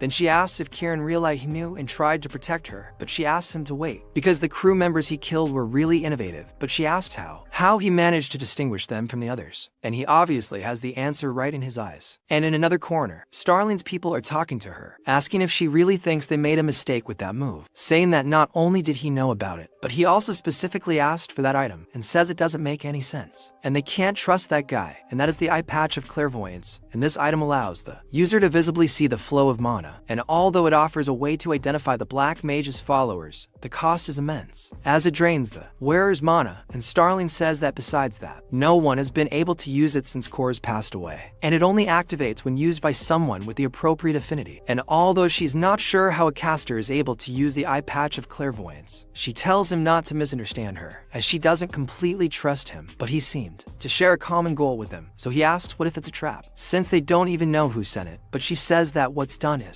done, telling him not to look at her. So, if his mana isn't sufficient, he will end up dying before he can even make good use of it, and they must wait to see what kind of answers he brings. And he says that everyone except the three in front are followers, and the girl is surprised, but decides to take action. So they ask what he's talking about, saying that Manhwa can't fall for this unfounded slander, and the protagonist questions this, saying that it's quite the opposite. For example, facing the followers has always been annoying, even in his past life, and their tattoos don't appear unless mana is extended to them, and each follower has a tattoo in a different place. But he says that despite the invisibility, a follower definitely has a tattoo. Then he says that he understands that everyone has different tastes, but on the forehead, asking if he didn't have a better place to get it, and the mark actually appears, leaving everyone surprised, and they they think this is bad, aiming at the protagonist and shooting, quickly wanting to kill everyone in the area. But then Joe uses the cannon detonator on them, along with Manhwa, who starts killing. And the protagonist says he used a lot of mana trying to identify the followers, and if they continue like this, they will be fried. And he says that the second portal is close by, and tells them to catch their breath there, but Manhwa tells him to shut up, saying that he will kill them all. However, one of the followers tells the others to stay away if they don't want to die, because the time has come to hunt, throwing that skull at the place. And that skull starts to cover Joe and also Manhwa, and she wonders what this is, noticing that it is an illusion, but she can't see anything until she is attacked, and she is surprised by what is happening. And that guy says that as expected of Manhwa, even blind, she can dodge, but he guarantees that she will not continue to have the luck on her side in the next. And Joe tends to talk to Manhwa because he can't see anything, and that guy who blinded her says that she has been saying how much she misses her eagle eyes, but he tells her not to worry because he will join her shooting the girl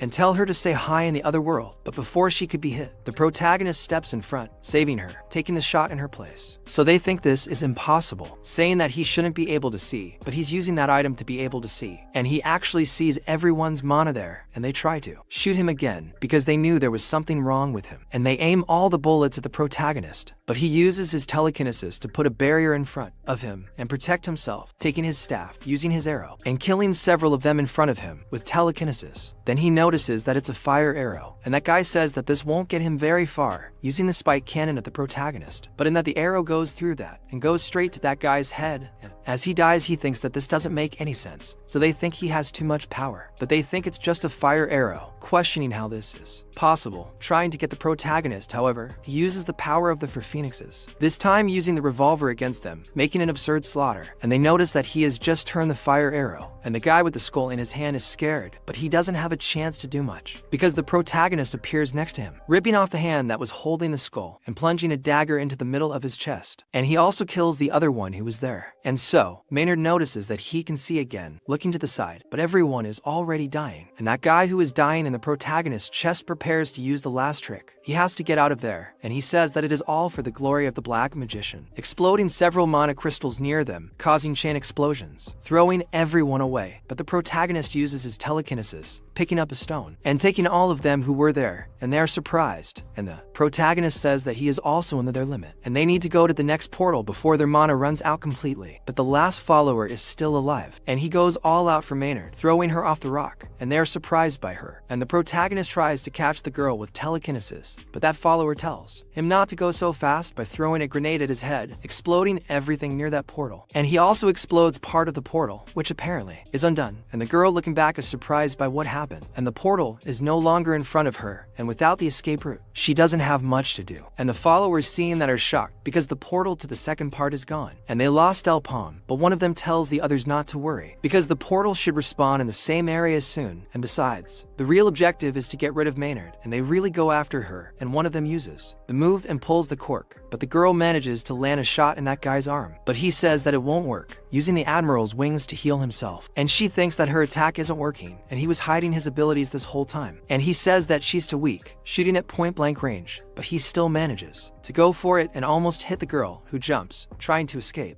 and ends up behind him, shooting at close range behind his head, and those shots go down to his foot, and he starts screaming. But while she's stuck to that guy, the others shoot, but she gives him a leg lock, spinning quickly and putting him in front of all those bullets to receive in her place. Then she prepares to continue shooting through his middle, hitting those behind him, and she continues making a line of corpses. But that guy is still alive and tries to hit her with the dagger, but Manhwa shoots him again right in the abdomen and puts her pistol in that guy's mouth, exploding from the inside out. And so Pedro falls asleep, and she says there's no time to waste, questioning what they're waiting for, telling them to come at him. Then Debu asks what all this is, because more portals have appeared, and looking to his side he notices that there are some there too, wondering if they all lead to the second part. But Rolf says they must be special types of portals, because if what he read is correct, they say that each of the portals is connected to a different point in the second phase, and if a certain number of individuals pass through one, that portal closes, forcing the rest to use another passage. And at that, Debu asks him to wait, questioning if he's saying they won't know where they'll end up and how they'll find the boss. but Ralph says he doesn't know, and it's not like he has a choice but to try his luck. And so they pass through a portal and notice that the three of them pass through calmly, and he says that they should keep an eye on the surroundings because Alfalm can appear from another portal, and the sooner they reunite the better it would be. But then he looks ahead, asking who that is, and Debu notices that he's running there for some reason, wondering if it's the boss. But it turns out to be Iburu, who's running away from those monsters almost dying, and he thanks them for saving him. But Debu questions what he's talking about, telling him not to go there. And Iburu says that the Iburu pirates have the best level of camaraderie, but the boy says he's obviously wrong, telling him to run the other way. And so, meanwhile, Palm is running away from those monsters, arriving at that place alone, and he says there's no way this is happening, and Gil tells him that they're not normal monsters, they're wearing crew clothes, wondering if they were once human in the past. But Palm says he doesn't think that's their biggest concern, since they're not dying, and he says they also shoot them in the head and nothing happened, and they're running out of ammo. Then the pirate says he's never heard of anything like that before. He questions how it's possible that there isn't a core in a monster, and he says that if they're zombies born from human bodies, that would explain why. They don't have weak points, but he still doesn't understand, because things are so different from what he remembers that he can't understand.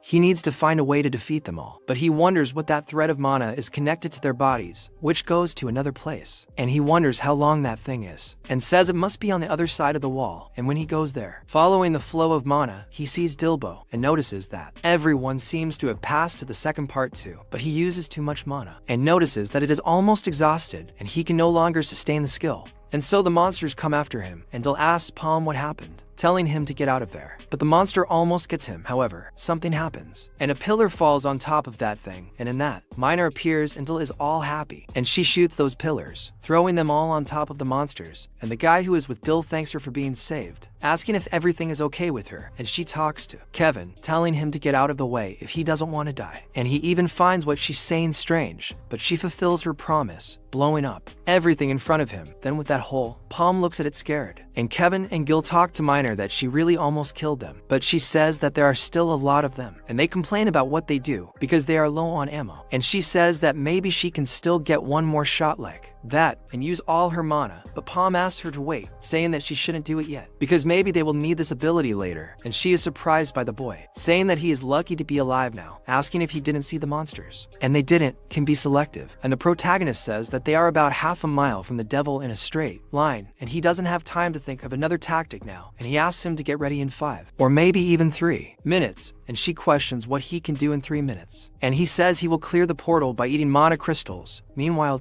Vo is swinging his axe at all the monsters that come towards him, and he wonders what the hell is going on, because he already understood that they are born from human bodies, but he cut off their heads. But before he could do anything, that monster grabs his neck, making Vo almost die. But then Ralph arrives there saving the boy, and Vo asks if it is even possible to defeat those zombies, so he tells the boy to stop crying, because if he has time to complain, then he should swing his axe again. And they continue trying to kill that thing, and even a bird tries to help by shooting completely wrong in the air and grabbing Mr. Lacadet, who stands above the zombies, crushing him. Then they say it was a brilliant move, and he even pretends it was because he wanted to, and that monster that was down there ends up getting up again, but this time much bigger. And Vo can't believe what he's seen because she's the mother of those things, and he questions what Iburu did because he woke that thing up, and the only thing Iburu did so far ended up being something he doesn't like so much, and the poor guy even thought it had been a brilliant move. And in that situation, against that there are so many zombies. They're all doing their best to survive, and Palmy is gathering aura behind everyone. He says his heart is about to explode, and he really doesn't want to take such a big risk again. But he has no alternative, as he still can't advance to the next circle, and doing so prematurely will only cause undesirable results. But there's only one option left. He's been in this situation countless times in his past life, and the monsters keep getting more powerful, but his mana and attack power don't increase as quickly. After becoming a 6th circle adventurer, the highest level, he had to find another method to enhance these skills, so he bet on mana stones. And mana stones were only used to advance to the next circle. But since this substance contains the monster's life force, he thought he could perhaps convert this energy into mana by consuming its core. This would theoretically help the consumer regenerate lost mana. As long as the mana increase can be kept under control, this will work. But to do so, he needs to make the mana travel to his heart, along with his bloodstream. If his body can handle this, things will work out. Mean, while killing the monster, gets a fright looking back, and the protagonist tells her she did a good job, once again launching a gigantic fireball at those things. Then, she calls Palmy, and he's completely changed. telling her to prepare to use that ability from before. She doesn't quite understand, as he looks quite different and the protagonist is already totally badass. Meanwhile, Kiri and the others are killing the monsters on their side, and Ralph ends up being thrown back by a monster's tongue, and the thing's saliva starts to melt his arm, and he notices that there is a mushroom growing there, realizing that this is how the adventurers turned into zombies, and he tears off that piece of his arm along with the mushroom and starts to heal back that spot, and he tells them to make sure to avoid direct contact with the tentacles unless they want to turn into those disgusting zombies. And then Debu realizes that that is the boss, noticing that everyone started to slow down a bit,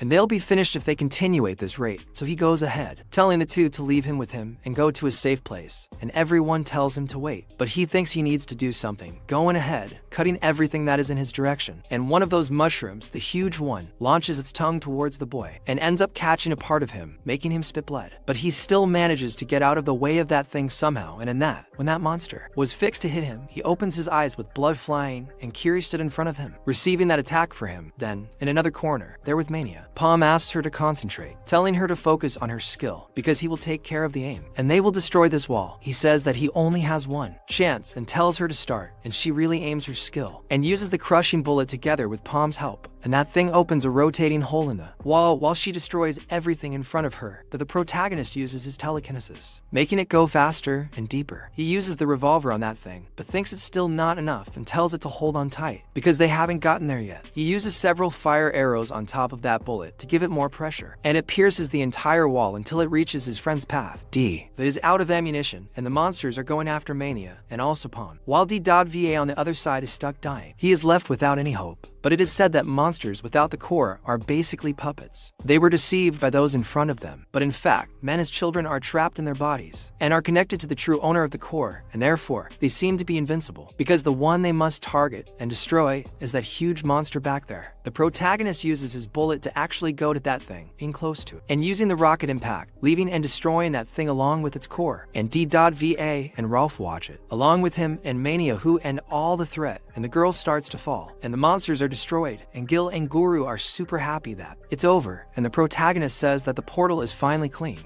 Then, Manor starts talking about how they were abandoned by their parents and abused by adults, and they, orphans, had no protection other than her, and Leia was like their older sister and a hero, and now sitting with Manor in the future. She says that it's been 10 years since the captain took them in, and the girl thinks that time really flies, because it still seems like yesterday, but she says that it must be much more fun for her, since even the great Kieran recognized her talent. Meanwhile, she gets sad, and so, Leia says that the captain must have undertaken her again, and Manor says that she's losing her patience, because thinking that she's so far ahead of her makes her very sad. But then, Leia gives the girl a nudge, saying that Manor should be full of confidence, and she says that she already asked her not to do that, but Leia tells her to shut up, because she can do that whenever she wants, since she's older, and tells Manor that she should just do one thing at a time, because she's not going anywhere, and already in the real world. Debu is asking Kieran if she's okay, and she says surprisingly yes, wondering if it's because of the new equipment, but Ralph says that all of this, it was thanks to her cures, obviously, because if Manor hadn't been left, they would all be dead now, and Debu starts to think it's his fault. But then, the other pirate asks them to look ahead, wondering if that one there stuck in the rock, all tied up, is the Leia they knew, and she's beyond dead lying there, and Manor doesn't like what he's seen at all, being very sad. And then Kieran notices that she's tied up, while Ralph says that maybe she tied herself up before, turning into a zombie mushroom, but even tied to her clothes, there's a note, and that note speaks to her dear master, saying that the Black Magician's followers have returned, and she fears that they've already infiltrated the Nautilus's ranks, and she needs to go back and help him deal with them, but she doesn't think she'll be able to, asking her to please stay safe, and also speaks to Manor, who seems like they made preparations for this, and even Freen and Catterick were one of them, and even having spent so much time with them, they were still traitors, and about half of the group's members were actually followers, and she can't even imagine how many more are hidden among them, and she shouldn't trust anyone, and she doesn't think she'll survive, and she's sorry she couldn't keep her promise. And Manor starts crying as she takes his arm, and already outside the portal, several people are dead there, and they were people from the crew who were keeping guard, and those followers of the wizard ask if they are late, questioning if something happened, and they think Catterick took a night fragment with him, and as skilled as Manor is, they can't deal with the surrounding darkness. But in this, one of them is hit with a fireball and killed instantly. He gets scared, and then they realize they are being attacked, asking who would do this, with several of them dying automatically while they can't do anything. And he wonders how this can be happening because he thought she had gone to the meeting, but the captain is there and asked what it's like to be stabbed in the back, calling him a worm, ready to shoot. And when she finishes them all, they kill all 46, ordering them to stay in standby. Then that other blind pirate tells her not to worry so much, because they sent that guy along to protect her. But in that, the captain thinks that if Manhwa doesn't return safely, she'll never be able to forgive herself. But then he starts talking to Kieran, and the gate shines in front of them. And from inside, Manhwa herself comes out, along with Leia's body. They are scared. And Manhwa is also scared to see Kieran there, and they both start crying at his sight, and the mood is devastated when they realize that that is Leia herself. And Manhwa says that he brought her back safely, and Kieran says he's right and goes to the girl and welcomes them both back. And a while later, all the pirates are in front of their ship in some small boats to say goodbye to Leia. And so Dibbo notices that there are too many people there, and Kieran says that he supposes that all the important figures of Nautilus are there. After all, it is Eagle Eye's funeral. They actually put her in the little boat and set it on fire, setting it to go out to sea. And so Manhwa watches this, completely emotional, and Dibbo asks where his boss went again, looking for the boy. But while everyone is in the middle of that celebration, the protagonist is in another corner, drinking potions after potions, and he begins to remember an offer the captain made to him. So she says she's not sure if it's a fair deal, but the protagonist claims to need it, and she questions why he needs so many mana potions, and since the potion recipe was lost, each vial of potion is worth a lot of gold, asking if he knows this, and he claims to know. And that's why he's asking her directly, because Nautilus is definitely rich enough. But she says that their agreement has already been fulfilled, asking why he would go beyond to be able to help him again. But Palmy says that the agreement is over, but that doesn't mean their partnership is too. And she says she's grateful for him having protected her mana and all that, but it's not like she completely trusts the boy. But then Palmy changes her approach, telling her to think of it as an extension of their deal, if that pleases her, asking if she remembers that she promised an item from the vault's treasure, asking her to give him two instead of one, and in exchange, he will find each of the Black Wizard's followers in the Nautilus for her. And he is actually doing that with all of them in those little boats, holding Leia's funeral, and he manages to find each of them with that item he has. And he thinks that having regressed and been given a second chance is making things increasingly difficult. Meanwhile, Manhwa is sad in her room, and the other pirate comes there asking what is making her so depressed, and she says it's nothing, and she was just thinking about one thing, and he simply tells the girl to go, and she doesn't quite understand.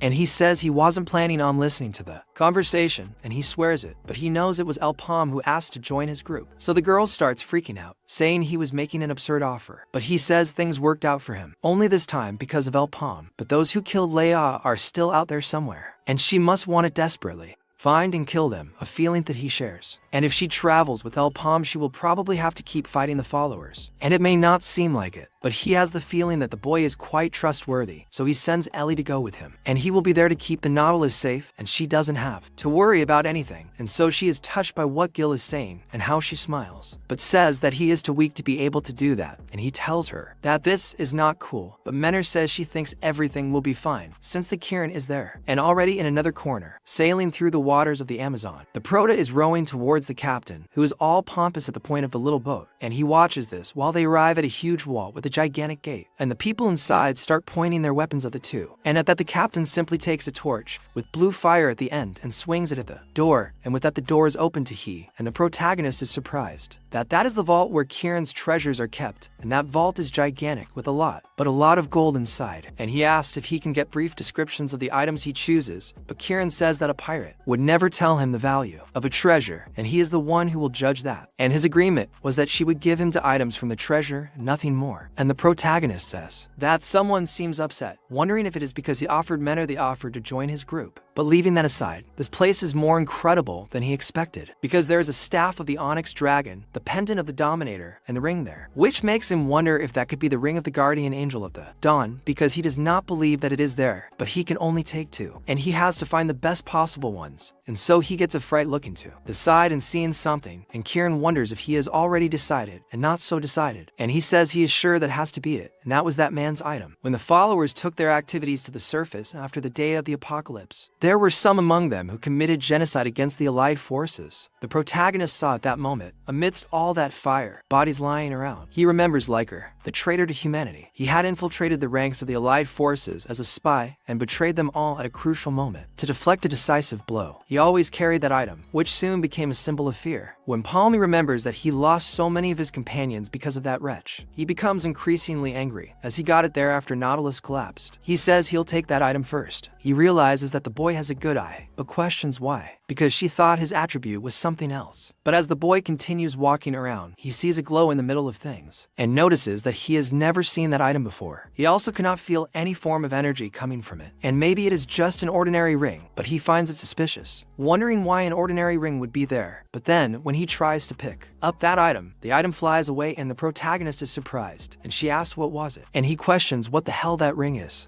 because he simply flies to his finger before he even touches it, and when Quirin sees it, her eyes widen, saying that she's sorry, but that ring is reserved for someone else, asking the protagonist to choose something else, and he says that he completely understands, but he can't take that thing off. Have you ever wondered what your life would be like with 9 fingers? Well, I think you're about to find out. In another corner, that subordinate, a follower of the wizard, tells his boss that the mission in Goldreach was successful. He says he did well, but asks about Alpalmi, saying that by now he must have finished. But then the person starts shaking with fear, begging for forgiveness, saying that the mission to exterminate Alpalmi was a failure. His leader is dying of rage, breaking his throne, asking about this failure. That John, I don't know what he's being serious about, because even with the fragment of the night, they did wrong, because he spent so much time and money building that guild, which is full of incompetence. He says that this is his last chance, and if he fails again, he'll have to make up for it with his life. I'll give you some advice. If you want something done right, do it yourself, because you're giving chance after chance, sitting with your ass on that throne. It's time for you to move. Go there, break it, go there and face Alpalmi. Meanwhile, the idiot in his room has just finished packing his bag, puts it on his back, and moves his foot, wanting to leave, and Dio asks if they're leaving already, and he says yes. But they'll be back after all. They have good drinks, and Ralph suggests he work on his dice skills, because although that served him well, things went well for him, as he won from Millie and just from that. And Dio thinks that this bastard is too lucky, and Daibo calls Alpalmi to get out, and he says yes. But in the meantime, Main starts running asking them to wait, and Daibo is surprised, and so he looks back, seeing the brothers smiling, and she asks if there's room for one more there. Meanwhile, in another corner, a boy is running killing some people, and escaping with his friend. The two hurry to keep running and get out of there. Then the other says he already understood, telling that guy to stop looking back and just follow him, because if they don't keep going, they'll all be scared, because there has to be something there. Then they see a gate with several stakes ready to kill whoever passes by, and they say that it must work. Then the other tells him to run inside, because he will activate it and follow him. While he pulls down the lever, the other agrees and heads there. As soon as he pulls down, he starts boasting, thinking he was really going to die there. But then the universe charges him for speaking too soon, and both of his legs are ripped off by a gigantic sword that comes towards him, and he falls all twisted. The one who started in front shouts Gushirin, looking back and seeing his half-dead friend. Then the door closes behind him, and Gushirin screams on the other side, who is already without both legs, just the little one lying there. So he tells his friend to run while he still can, calling him an idiot, saying that he should at least save himself. When he looks back, he sees a light on top of a dead horse, looking at him, all imposing, and after a while,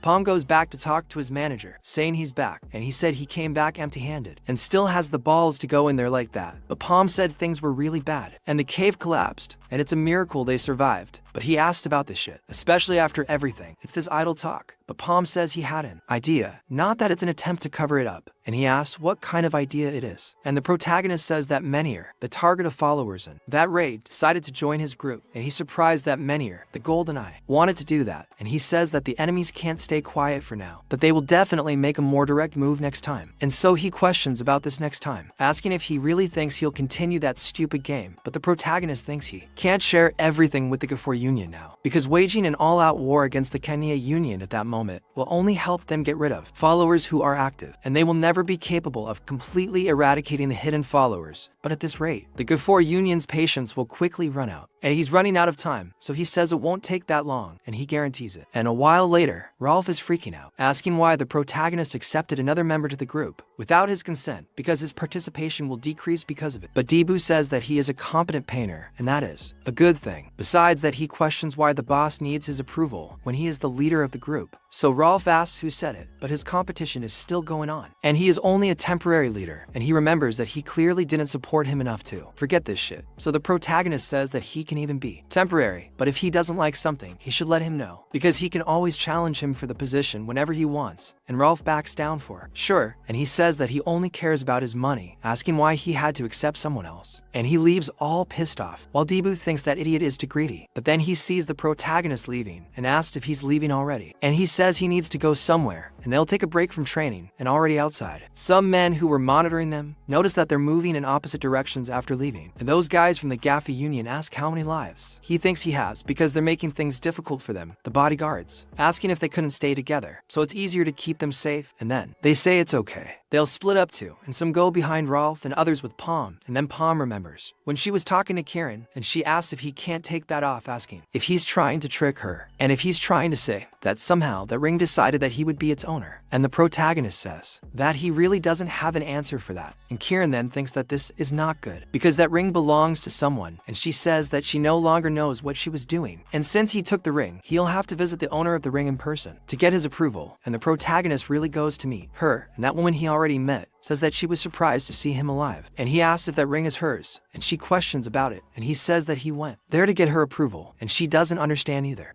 And he says that that ring just refuses to be taken off her finger, and he wanted its ownership to be transferred to him, and she, seeing that ring, is surprised that he can't take it off, and looks at the man behind him, and the guy simply agrees, and she says that she's afraid she can't do that now because the owner isn't there, and he asks if she can find the owner because he would like to talk to the person about this ring and how to activate its effects too, and she thinks she'll have to do that, and he asks about it, and she speaks to Palm, telling her to consider that an official request, ordering the rescue of the ring's owner, Pierre, the hero tracker. Meanwhile, Slod Pierre is in a pretty bad situation, almost being killed by some skeletons. And the protagonist remembers the day of the apocalypse, when several monsters were attacking. And he says that the only hope for humanity on the brink of extinction were some adventurers. And one of them was Freud's advisor, Evan, and also the Defier of Fates, Luminous, as well as the Great Thief Phantom, the Elf Queen Mercedes, the Axe Heroine Aaron, and the mysterious hero Shade. And it is so that the return of the 6 heroes was the hope that humanity needed. And one of the heroes kills the monsters with absurdities. And it is said that they witnessed absolutely supreme powers, as they killed the monsters just by raising their arms. And with that they saw the miracle they performed, and they could hope again that they would eventually save the world this time too. However, they didn't realize that the power of the 6 heroes who had just awakened from the prison silo was incomplete, and during the fight against the Black Magician 800 years ago, the heroes' items fell into the time rift and are being discovered in the portals of that era for some reason, and the Alliance was in ruins, and therefore it was unable to give the heroes enough time to recover their powers. But in this life it has to be different, and they must put up solid shields that can protect them against the followers, and he will serve as bait to lure those wretches out, and will unite the factions of Maple World to form a powerful alliance and change history once and for all. And Jiba is currently thinking that the scenario he is seeing is absurd in the middle of nowhere, with a lot of cliffs in the corners, and the protagonist thinks it must be around there somewhere, seeing some marks on the wall, and he asks everyone to put it on some part of the body, and Jiba questions what it is while attaching it to the body, and that thing starts to emanate magic, and he questions what is happening, with magic flowing everywhere, and that magic interacts with the surroundings, making reality be shown, and he sees a portal, and he is surprised that a portal appeared out of nowhere, and the protagonist says that this is called the talisman ability, and Mina says that they would never have found it without what he had in his hand. And the protagonist talks about the hero tracker because Pierce supposedly knows a way to track the hero's items, and he is surprised that there is actually someone who knows about the hero's items. And since that is the case, he will save you no matter what the cost by entering that portal, and when they enter that place, they will see some absurdly large ruins, but they finish it quickly, and Jiba and Ceci will glorify that they cleared the first portal in just 3 hours, asking if this isn't it as a new record, and he says it was easy because he's already worth it. It's more like the pork barbecue, but he tells him to stop bragging because when he's the most charred of them all, and that's kind of embarrassing. And Min says she's impressed, asking if he's just a one-circle adventurer until recently, and he says it's because he's very talented, and he probably only loses to the boss, and he'll make 3 for circles in a short time. But Rolf tells him not to get his hopes up, and Jiba asks if he's jealous, but Palm tells him to calm down because contrary to popular belief, gaining circles quickly isn't that good, and Jiba asked why not, and the protagonist says that by gaining circles, all his skills improve drastically, and repeating this in a short space of time is extremely demanding on his body. He needs to find a balance between physical development and enlightenment, or else his growth will eventually stagnate due to the backfire, and Jiba asks if he's serious, but asks if he also didn't gain to circles in a short time recently, and he was going to say that he did it quite quickly. But the protagonist says he had no choice, and initially, he planned to wait about 2 months between them. And Manor is impressed that that crazy guy is talking as if he could gain circles whenever he wanted. And the protagonist thinks that he couldn't reach 7 circles in his previous life. And constant battles and life-threatening situations forced him to progress quickly. But ironically, advancing so quickly set a limit to how far he could go, and knowing the future, he needs to plan well to go beyond 6 circles. And he needs to gain a circle at the best time and aim to reach 7, no, even 8, which only the legendary heroes achieved. But Kira then asked him if they don't think it's rash to rush to the second portal now. After all, their goal is to find someone and not go to that place, and asks if they don't find him, but he tells him not to worry because they are not in a hurry. And he checked every corner with that item of his, and so Jiba notices that that slap is strange again, remembering that the protagonist uses it from time to time, but asks if that will really tell him where that person is, and tells him that as long as they are alive, it will show. But the protagonist finds something strange, noticing that there are hundreds or even thousands asking them to prepare. So Jiba asked why. And when he looks back, he sees that noise of things coming, and they notice that they are several skeletons. And he asks what that is, and they notice that there are many. So everyone is called for a strategic retreat, and Maynard thinks that since they are skeletons, this is not good. Tyru does not work very well against undead monsters, and Kira realizes that it was zombies, and then skeletons, asking if they think they'll face more undead. And Rolf says he has no choice, and he'll have to do something. But then someone asks them to duck, and when they duck, several monsters are killed by several arrows, and that person pulls a lever, making the skeletons all fall down there, being thrown back. Then they see those things falling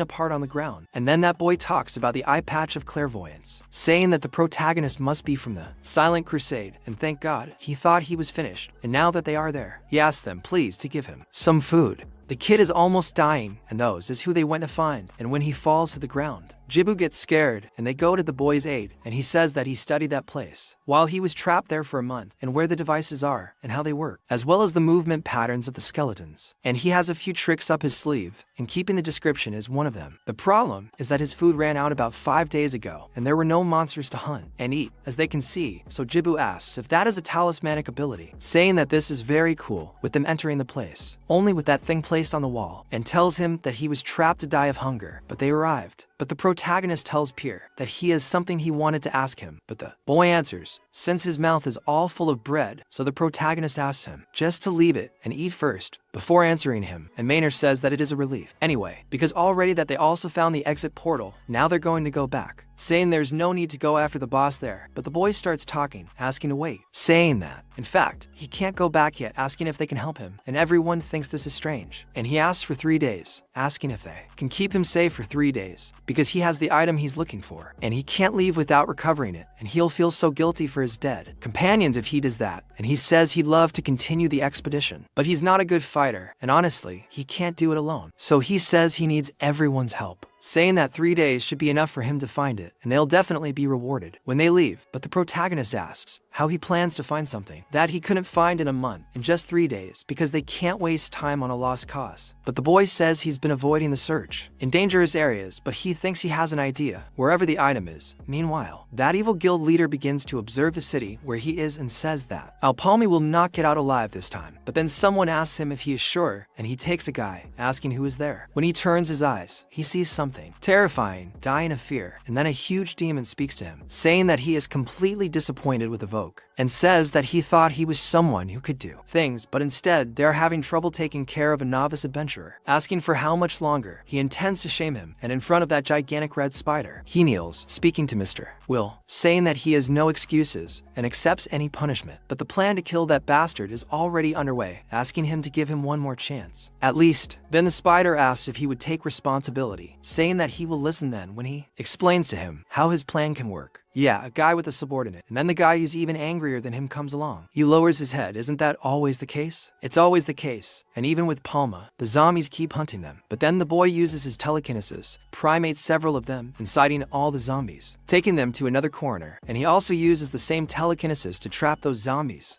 behind a door, closing the lever. Then they reveal themselves behind that talisman. And Debo says this is too much fun, saying that they trapped them inside, and this will be easy. But Piro says that they still can't relax, because it's impossible to close a door permanently because of the mechanisms there, and if they close it, its counterpart opens, and they will realize this, and eventually, they will find the alternative route. But they think it doesn't matter, because they will find it before they can, and they are excited to see the legendary hero's item. But in that, another armor over there is in front of them, a gigantic armor, an even bigger sword, and they think it must be somewhere, looking near that statue. But even though they search there, they don't see any item, and they ask Piro if they are sure they are in the right place. But Paman says that the air there seems different. They might find something if they look carefully, but Dibba asks who he thinks built that thing, but Paman is not sure, and Menor, looking at it, he begins to hope that the statue doesn't start moving, but in doing so, he finds something, saying that there is a strange text there which he can't read, asking if they don't find it a little suspicious. And Piro notices that it is a riddle written in ancient text, and he thinks it is read on the clue where the item is. Wanting to translate it, he begins to say what is written when the band starts playing music. On the stage behind the school, behind the dark curtains, there is an actor drawing attention who always watches them from above, and if you are willing, you must chase the light. And Menor, looking around there, points to a door, asking if he thinks that this also has something to do with it, because there is a strange symbol there. And Dibba asks him to wait, because there is another one there, which is similar, and Ralph finds several others there, and they must be clues to solve the riddle. And each symbol must mean something, and some seem simple, while others do not. And so, Piro note that the text tells them to pursue the light if they are willing, asking why they don't start extending mana to the symbol of light, and Dibba does so. And it turns out that the door in the symbol begins to open, and they notice that it is working, and he asks if it is that simple, because it was quite easy. But from inside, an explosion comes out, which takes the boy's part, and Kiri runs to Dibba, screaming at him, but he just gets scorched with black hair, not knowing what happened, and they start to laugh because he has just been cooked, and Piro assumes and was sure that it was the sun, but it wasn't until he notices something, noticing that the stage behind the deep dark curtains has to mean night, so the answer is the light, and thinks that this makes perfect sense, and is absolutely sure, and Ralph begins to agree with him, saying that how can one expect of a professional treasure hunter? He has good sense. But as soon as he puts mana on the door, a huge rock leaves there, taking him with him, and all of them are very upset with Piro, who made a lot of mistakes. The two of them are all screwed because of the boy's deduction. He says he swears he will get it right next time, and so, after a few attempts, they get nothing, and he says that what they know for sure is that traps are triggered if they make a mistake. And the problem is that they don't know much more than that, and what they are seeing seems related to the element of the rock.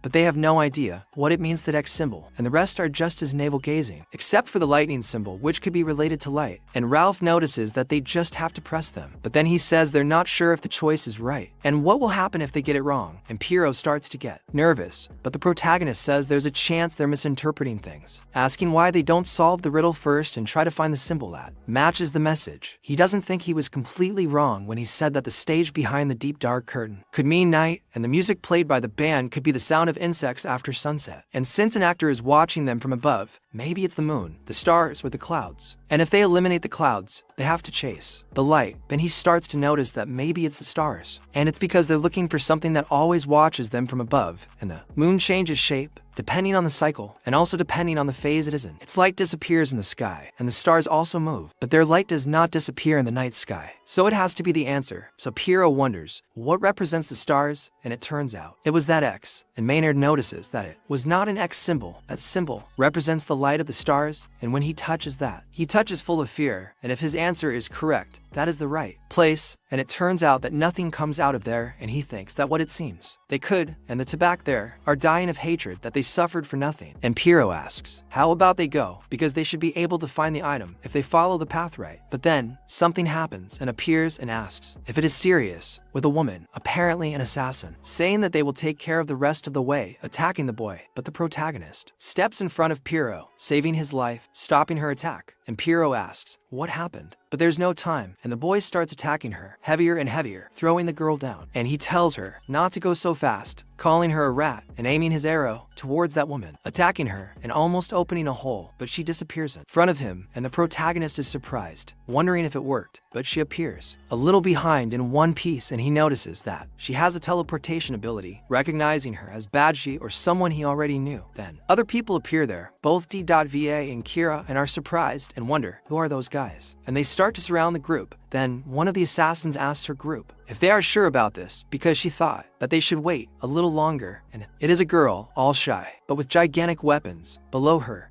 and she says that they need the hero's item to make up for these recent failures. But whatever, and she smiles, all psychopathic, with a scar mark right above her nose, from side to side. Then Pierre asks, how is this possible? Because they shouldn't have been able to find the portal entrance because of the talisman's ability, and Palm says that she has no idea, and even confirmed several times to make sure that no one was there following. But then, one of them speaks with the boy, feeling sorry, and it seems that they caught him completely off guard, and he likes the look of curiosity on his face, asking why they didn't have that doubt with him. And so, a shadow, very close to the palm, almost staticking him from behind, and when he feels that, and turns around, he is surprised, but ends up receiving that blow, being thrown away with that punch, and when he gets up, noticing what happened, he already starts to bleed. Then, Debu is dying of rage, asking what that person thinks he is doing. Then, Ralph himself asks if he has to draw for him, saying that he is making money. After betraying the protagonist, okay, that plot twist. I wasn't expecting it, damn, I wasn't expecting it, really. Sometime earlier, in another corner, Ralph is happily looking at his money, wondering what he would do without it, when someone knocks on the door, catching his attention. So, he puts the money in the safe, hides it well, and goes to the door, wondering who it is this time. Then he realizes it's those bodyguards telling him to stop bothering them and return to his post. But the guys tell him to shut up, saying they're not his lackeys or anything like that. They're there because someone wants to see him. He gets scared by this. So he says he was thinking it was an important deal and told them to tell him he's not interested, and asks who sends henchmen without offering anything. But then another person shows up saying it's quite the opposite, and he gets scared, noticing that the woman is from the Cania Mercantile Group, and she says that, in fact, she was hoping to discuss this offer with him. He tells Dibba that he was making money and that he's dying of hatred, and he says that they are scary, asking them not to look at him like that. But in that, Dibba asks if he ripped him off because of some gold, and he questions about it, asking if the kid is crazy, because even the bodyguards of the Gafor group were guaranteed to receive triple the salary. And he tells the boy to guess how much Alpam's head is worth, saying that it is an impressive 100 million tables, and he asked who would let an opportunity like that pass by, laughing his head off. But Menor starts shooting at him, making Ralph have to dodge. Then everyone appears on top of them, wanting to stop the conversation and kill all the boys. But in that, everyone starts defending themselves, and that other weirdo goes after Kiri, saying that she will start with her, and Kiri asks if she really thinks this little trick will work. But the psychopath gets close to the girl, saying that of course it will, and Kiri attacks her, again almost hitting her, but she dodges beautifully as if she knew everything she was doing. And she says that although she learned to hold two-handed weapons with the Signa Knights, she tends to use only her right hand when delivering powerful attacks. And knowing her movement pattern, dodging attacks is easy, and Diva is quite skilled in hand-to-hand combat, but often shows weakness against multiple enemies. And they know everything about them, and they must just accept their fate, because they will die there. So Menor tells them to get out of there, calling them cursed followers, attacking all the assassins, killing one, but another manages to defend himself. However, Bayu appears behind the girl, saying that this is really expected of the protected Takiri, and she gets scared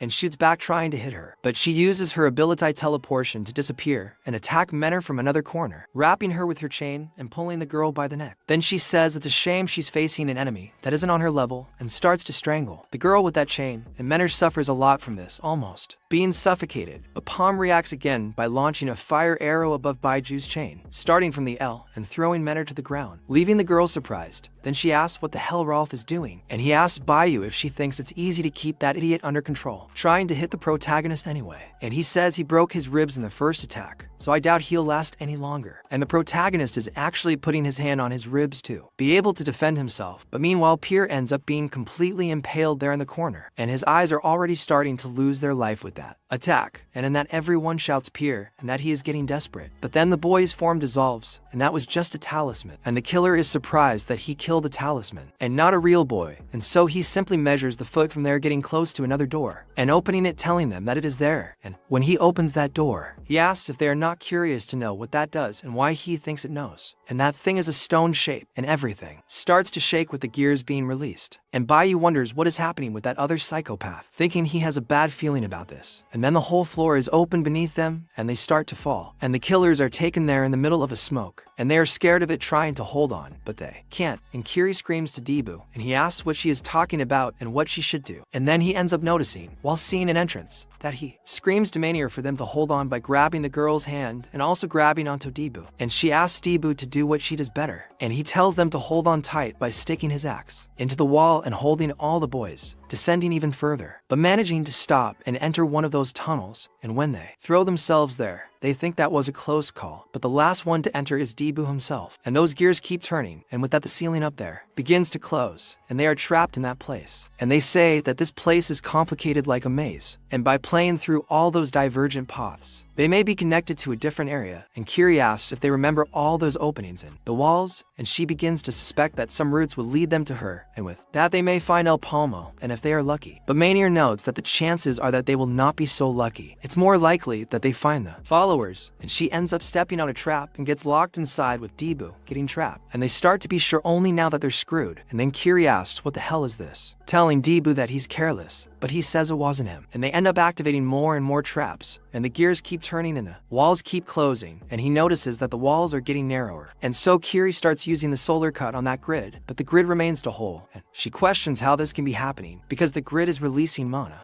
And Debu also uses that because the portcullis is protected with a strange energy. So Mania tells them to leave from the front using the crushing bullet on that thing. And the grid even manages to make a dent, but it still doesn't burst, making their attack explode and returning to the place completely intact. And she starts to ask how this is possible because the wall is already getting close enough for them to crush each other. And Kiri is getting more and more desolate. So Debu puts his hand on the wall and starts holding on with his own strength, grabbing both sides and holding on at the base of his hand. Then Kiri, looking at that, asks Debu what's going on, and the animal has the back strain up to date, along with the biceps, and is pushing. He says he refuses to fall like that, and Mania is also helping him, holding on as he can, asking Kiri to do something, because she doesn't plan on joining Leia anytime soon, and Kiri says she already understands, but wonders what she can do, questioning if there is even any way. And Debu talks to God, saying that there is a change of plan, saying that in fact he was thinking about since he almost died in her place last time. He hates owing favors to people. He was planning to rescue her from a difficult situation and pay off his debt that way. Imagine that. Kiri asks if Debu is still talking about it, but he says he has no choice. He says he'll have to be the knight in shining armor there once again. He asks if she can please save him again. Then she calls him an idiot for playing around in that situation. She tells them to hold on just a little longer, because looking at the gate's mana, it's probably operated by magic, and there must be something that provides mana for that contraption. She asks them to hold on until she finds and destroys it. She says that now he owes her to favors, so he shouldn't die until he pays them back. She runs off, wanting to find the place. But in that moment, the followers continue after Protic, who is fleeing using a summoning cloud, Navanimbus to take Pyr with him, fleeing from those things, while they try to kill him in every way. Nier says that each one theirs is literally a beast, and he gets scared that they are going to a dead end, and he thinks that that maze is absurd, wondering where they should go. But then, he stinks for them to wait, asking for some time, but the protagonist realizes that this is not going to happen, launching his arrow and killing several of those assassins who were behind him. But he gets very tired in this process, almost unable to take it anymore, and Ralph says that he already told them not to underestimate, but then Bayou says that they have already cornered him, and they can't keep running forever. But what she didn't count on is that the protagonist's arrow still continued to turn, and appears right behind her head, almost hitting her, and that explosion goes everywhere. But Bayou appears behind him using his teleportation to be able to escape from that already with Toba in hand, and Ralph starts to mock her, telling her not to die until he pays what he promised. Then the assassins continue behind the protagonist, and one of them throws a kunai at Pyr himself, but the boy uses a protective talisman to be able to defend himself from that. But the assassin has no plan to stop, and uses the ring that is in his hand to be able to use the shuriken explosion. And the boy, seeing that explosion at point-blank range, is almost hit. But the protagonist pulls him by the collar, grabbing the boy and throwing him to the other side to escape that explosion. The explosion goes to one side, and the boy runs to the other along with Palmy, and is carried like a sack of potatoes, complaining about the pain he's having in his neck. But the protagonist doesn't care about that, and just wants to keep him alive, throwing the boy to the ground as if it were nothing. And when he falls, the protagonist prepares to continue attacking those assassins, and when they come in a trolley towards Palmy, he becomes more and more focused, launching his arrow, killing one of them, them, cutting him in half. And then they start throwing shurikens. Again at the boy who is completely tired from having to defend both him and that other idiot. And he uses his arrow once again against those guys, but the assassins surround him more and more, and he tears into pieces everyone who gets close. And the little guy is already becoming completely berserker. But this has a price. He is very tired. And there are still many assassins left who even so they get scared, because Palmy is completely monstrous. Meanwhile, Kaya arrives at a place where magic is happening, and that place is giving mana to all the gears, and he wonders if it's that. But even so, even if it isn't, she doesn't have time to find anything else if it isn't that. However, she thinks that if this thing provides mana to the entire structure, it will be difficult to do anything, as it is a tremendous amount of mana, and she has no doubt about that. And she can free Dib and Amelia if she destroys it. But then the psychopath gets close to Kaya again and goes after her, attacking the girl with the 5th stage Batujutsu, passing through Kaya, cutting her completely with her Dankakuzan. And she starts to spit blood, falling on all fours on the ground, all injured. And the psychopath thinks she's very lucky, because she will only have to kill him to be able to get rid of the other two. Besides that, she is the weakest of them. And she starts to smile at this information, wondering if things could get any easier than this. And Kaya doesn't like that. Unfold and tells her to get out of her way, because she doesn't have time to waste with people like her. But she says she's afraid she can't fulfill such a bizarre request. By the way, she has a name and asks to be called Cashier, and tells her not to be so aggressive, asking how about they discuss her situation. But Kaya dares, only sits on her once more, telling her to shut up and move along because she's busy. And Cashier notices that she's totally stubborn, so she has no choice but to kill her, and she dares her summer rain on Kaya. And she asks where she was hiding so many throwing knives. But she ends up noticing that some of them aren't real. And Cashier keeps throwing more and more of them at Kaya, and she thinks that this is bad, because she can't tell which ones are real or not. And Cakesa throws more,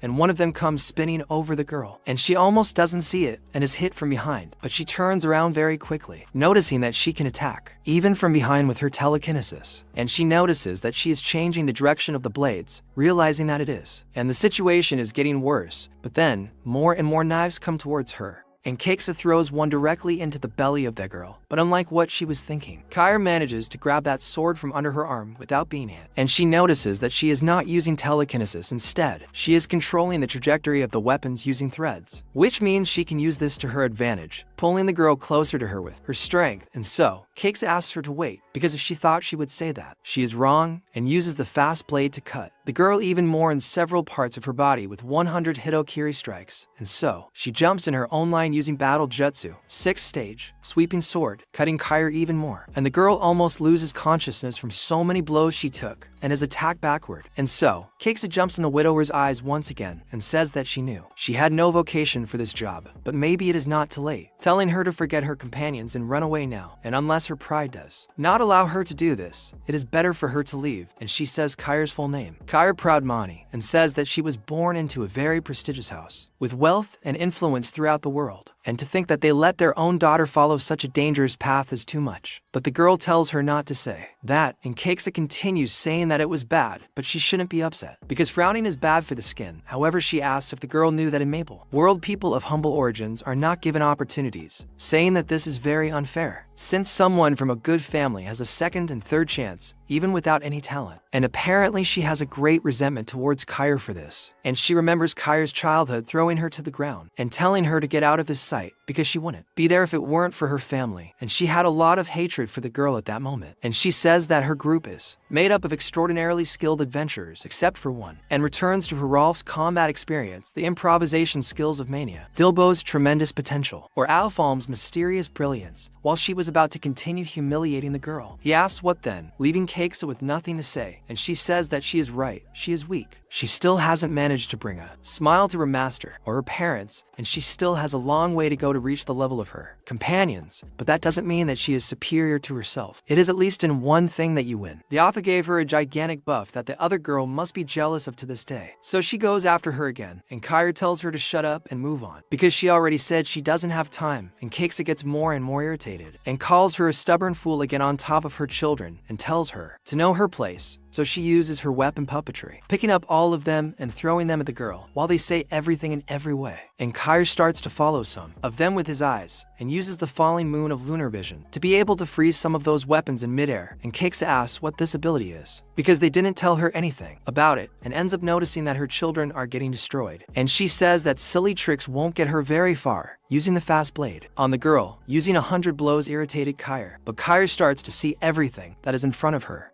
And remember your past, when Samianahe asked if she really believed that, and Jonah asked if the girl honestly believed that the knights only accepted her because of her family, and she didn't have much to say, and that person says she thinks it's hard for some people to see the true value of a treasure, and she shouldn't let herself be influenced by what others think of her, and she shouldn't set limits to her own progress. And if she really understands what he means, she will be able to believe in herself and become more powerful than anyone else. Then she begins to counter Cax's attacks, parrying them with her sword, and Caxa thinks that's impossible, asking how she managed to reach her speed, and the girl begins to turn the game little by little, attacking Caxa and throwing her back, and even her hair changes color. Then Caxa asks how she dare do that, using Danko 100 once again, but her attack doesn't hit the girl, and she begins to notice that Kair is dodging, and the girl remembers someone telling her that burning the enemy isn't everything, what she is capable of doing, and the power within her is like the vast universe that exists out there, and she has the powers within, and her hair changes completely, turning blue, and she dares the equinox cycle, throwing a gigantic sun at Caxa, who is horrified seeing that, and the girl goes towards that sun, ready to cut her, using her blast, passing through the middle of Caxa, finishing everything. Man, what a transformation. What beautiful hair. Are you crazy, man? Seriously. This author knows how to draw. This Manhwa here is too beautiful, and after that, she continues using that ice to finish the mana and thinks about her master, saying that maybe he is starting to realize what he meant that day, that she can't find her true will if it is to be someone she is not, but she is scared, and if she finds it too late, but she thinks she will still believe in her friends who trust her, and she ends up saving both Debo and Manor, and so she is all happy, believing in herself again. Meanwhile, the assassins continue to chase after the protagonist, calling them stinking rats. They need to find him fast, but Pierre continues using his talismans, saying that they can't keep avoiding them with tricks like these, and besides, Palma is on his last legs, and he keeps asking Palma to hold on to the assassins who tried to get the boy in every way possible, but Palma continues to kill him in the most brutal ways possible, and Pierre himself also manages to defend himself little by little with his talismans, and he asks what they are doing, because that innovative guy clearly doesn't know how to fight, and with that, Pierre asks what's going on, because now he's messing with his pride, telling them not to underestimate him, launching his talismans in order to attack too, but those kunai break his talismans so easily that the boy says he lied, asking them, please, to underestimate him, but while he draws their attention, the protagonist ends up finishing those assassins with his arrows, but even though he manages to kill them with a single attack every time, he becomes more and more tired, unable to continue. But then Bayu appears once again near the protagonist, talking to him in his ear, saying that the boy is very tired, and when the protagonist looks back, he has no time to react, and ends up being hit again.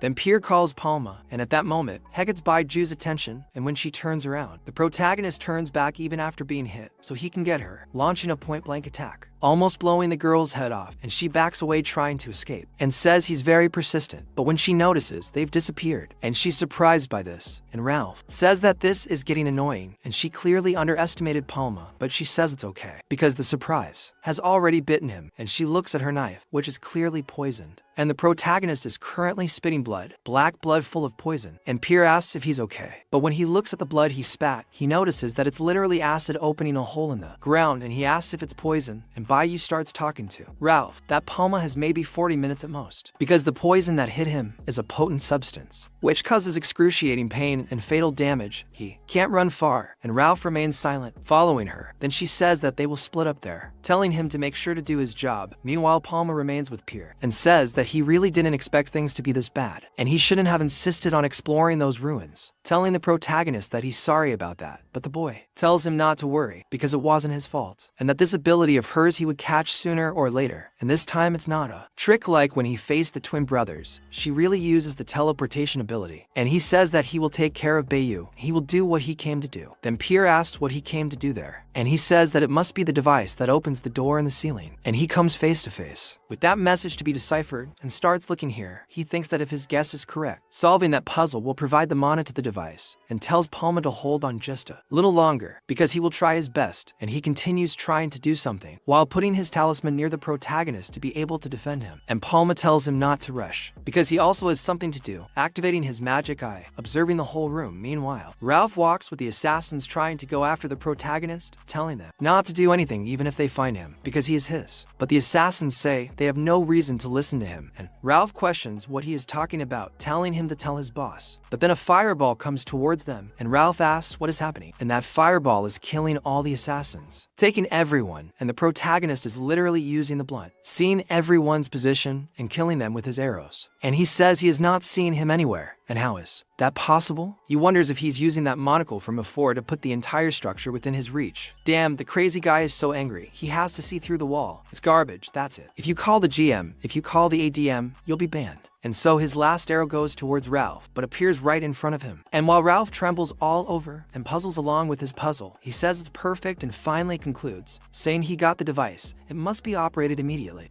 Just a little more and he'll get it, but in that, he looks back and sees that Palm is no longer active, and asks him to continue with him, but it turns out that things are not working out, and the ice here he is also summoned, and the boy becomes more and more expected, wondering what is happening, and the fading of mana was cut, and a hand goes through his talisman and goes to the boy's shoulder, and Ralph arrives saying that he finally found him, and so some ice curves continue to be broken, and D.Va asks if they heard something from back there, and she questions about it, and when she looks back they see water coming towards them, and they start running asking what is happening, and they are carried away by that water, and nobody understands anything while they are bellowed by the water, being thrown near other dice, and Kiss starts playing that annoying sound, asking what is that, and they need to hurry, asking where is Ralph, but in that he appears saying that she complains very loudly, and says that what she is hearing is the sound of water rolling all the way, and this the place will be crowded too, so she tells him that he was acting so confident, and wondered if he had run away, but thinks he has the balls to talk so much, and he says he suffered a lot to be able to bring those two, but then she asks about the people he gave her, and he says they all died, and says they were useful in that way, so it wasn't a bit wasted. She asks if they were all killed, and he questions why, asking if she was attached to them or something, saying he finished the job successfully, so now they will finish the remaining payment first, and he delivers the L palm after that, but she says he's still alive by the looks of it, and he says of course, asking what would happen if he killed him, and she says no deal was made, and she thinks his attitude is annoying, but from that side of her, it's what makes her trust him, and there are the 100 million months as promised, and he starts laughing, throwing the two on top of her, ordering her to take them, saying it was good doing business with her, so she already starts to pull out her daggers, and says that this is a pretty boring end for El Palm, considering that he screwed over her mercantile group of Kanha, but she says that in the end this is all for the Black Magician, or rather, for his master, Lord of Oak, and starts to cut the protagonist with all the pleasure in the world, saying that it's finally over, but it turns out that those were just talismans, and they were her men, and she questions what's going on, and yes, Ralph appears right in front of her, surprising the girl, and she starts to curse him while he hits her with everything, but she teleports behind him while dodging his attack, and says that she shouldn't have trusted a bastard like him, and so the protagonist starts to launch his fire arrow at her, almost hitting every time while she teleports. Then she notices that he was working with El Palm all that time, and questions how he dares to play with her, but she doesn't need to worry, after all enough time has passed for the poison to spread throughout his body, and since they've reached this point, she just needs to confirm his corpse and that's it, but then the protagonist's bullet goes towards her, almost hitting her, but she escapes by very little, then asks if he's there, thanking him for showing up and lessening her work when he's almost dead.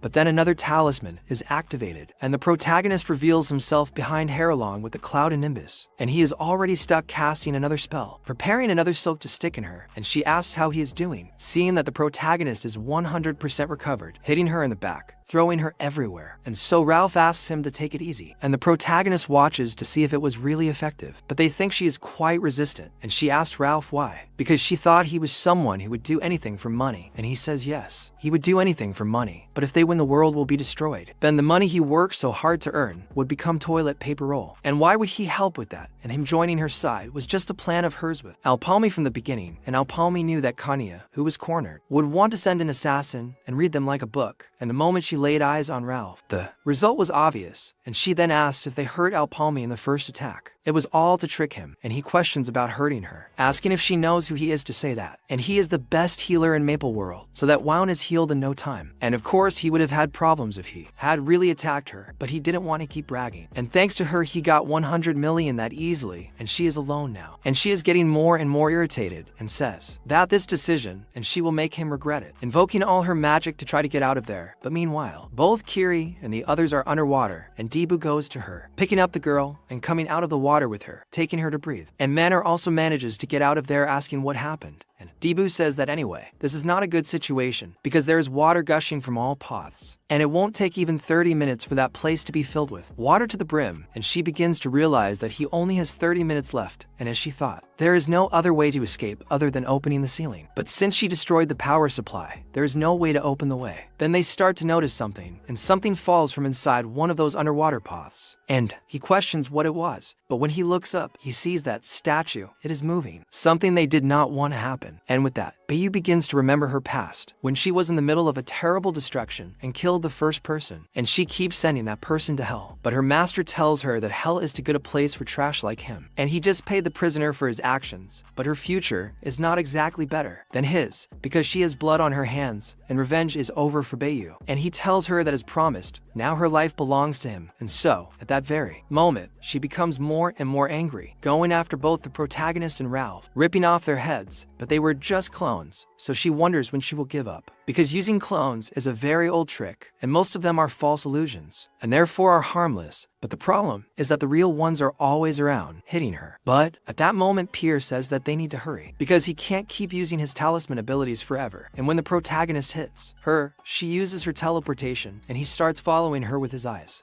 throwing flash at Bayu, almost hitting her. But the girl uses teleportation again to go behind Pierre, appearing there and almost catching him. And he says that she almost got him, and she seems to be all excited, but doesn't achieve much. And so he manages to hit her, drawing blood, and he says it's a great job, calling his second self to go after her, because he bets that she can't tell which is real and which isn't. And Ralph also does his part, asking what this is and what happened to her. Confidence, and continues attacking her, and the girl tries to do something against him, throwing her daggers with that chain, but he gets out of the way by very little. However, she pulls back and starts wrapping his neck with that thing, and he questions what's happening, but says it's a good try and that it won't work, wanting to hit her and make her teleport. And she appears behind him, wrapping his neck with that chain and almost suffocating him to death. But the protagonist appears there to cut his chain and free him, and Ralph, who is just after being freed, he kicks her in the middle of the back while she curses him, and the protagonist sees an opportunity to attack her, but she still manages to do something, almost hitting Pierre, making the protagonist have to save her. And in that, Paul McCormick begins to use his telekinesis to make all those staffs go towards her, almost hitting her. But she manages to escape from them all, and also counterattack, and Pierre thinks that the three of them are absolute monsters, and are in an absurd fight. So Ralph continues trying to hit her, and the girl runs away, while also escaping from the protagonist's attacks. And the two join her and manage to land increasingly forceful blows, making her spurt even more blood. But she continues using everything she has at her disposal to continue the fight, using various assassin skills and the flash of darkness, making the whole place their rise with several shadow cuts. Then the two are thrown everywhere with a single attack from her, and she also drops her weapon with the arm bleeding here alone, and thinks that she really will kill them all, even if it is the last thing she does, with the bleeding in her arm that makes her blood gush, as if it were a river. But in that, she begins to hear the sound of water, and the water really takes over that whole place, taking everyone, and fear begins to be dragged, making the protagonist have to go after him. And Ralph manages to trap himself with the dagger, thinking that what seems like time is over, but kissed underwater, manages to observe him while trapped, and goes after him, however, leaving a cut on Rolf in the shape of an X wanting to kill him, and he is in disbelief. And she is increasingly berserker and out of control, saying that she will kill them all, repeating herself nonstop, going after Rolf once more, sticking to his back with her dagger, and he already falls all messed up on the ground while being thrown with her into the water. And so Palm shouts to Rolf, seeing that his situation is certainly not good. Elise underwater is totally scared, because Rolf still continues to hit her, and she uses her teleportation more and more. And in that, Rolf begins to feel her poison, looking back and seeing that she is about to attack. so he stops her attack with his hand. But even so, he manages to pull out his cross and release his sacred power, making a huge glow down there, and she questions what this is and how this is possible. Because he is still attacking her, she notices him using Dispel, realizing that he is neutralizing the poison and also that he cured El Palm. And he continues to attack her while she uses teleportation, but in that,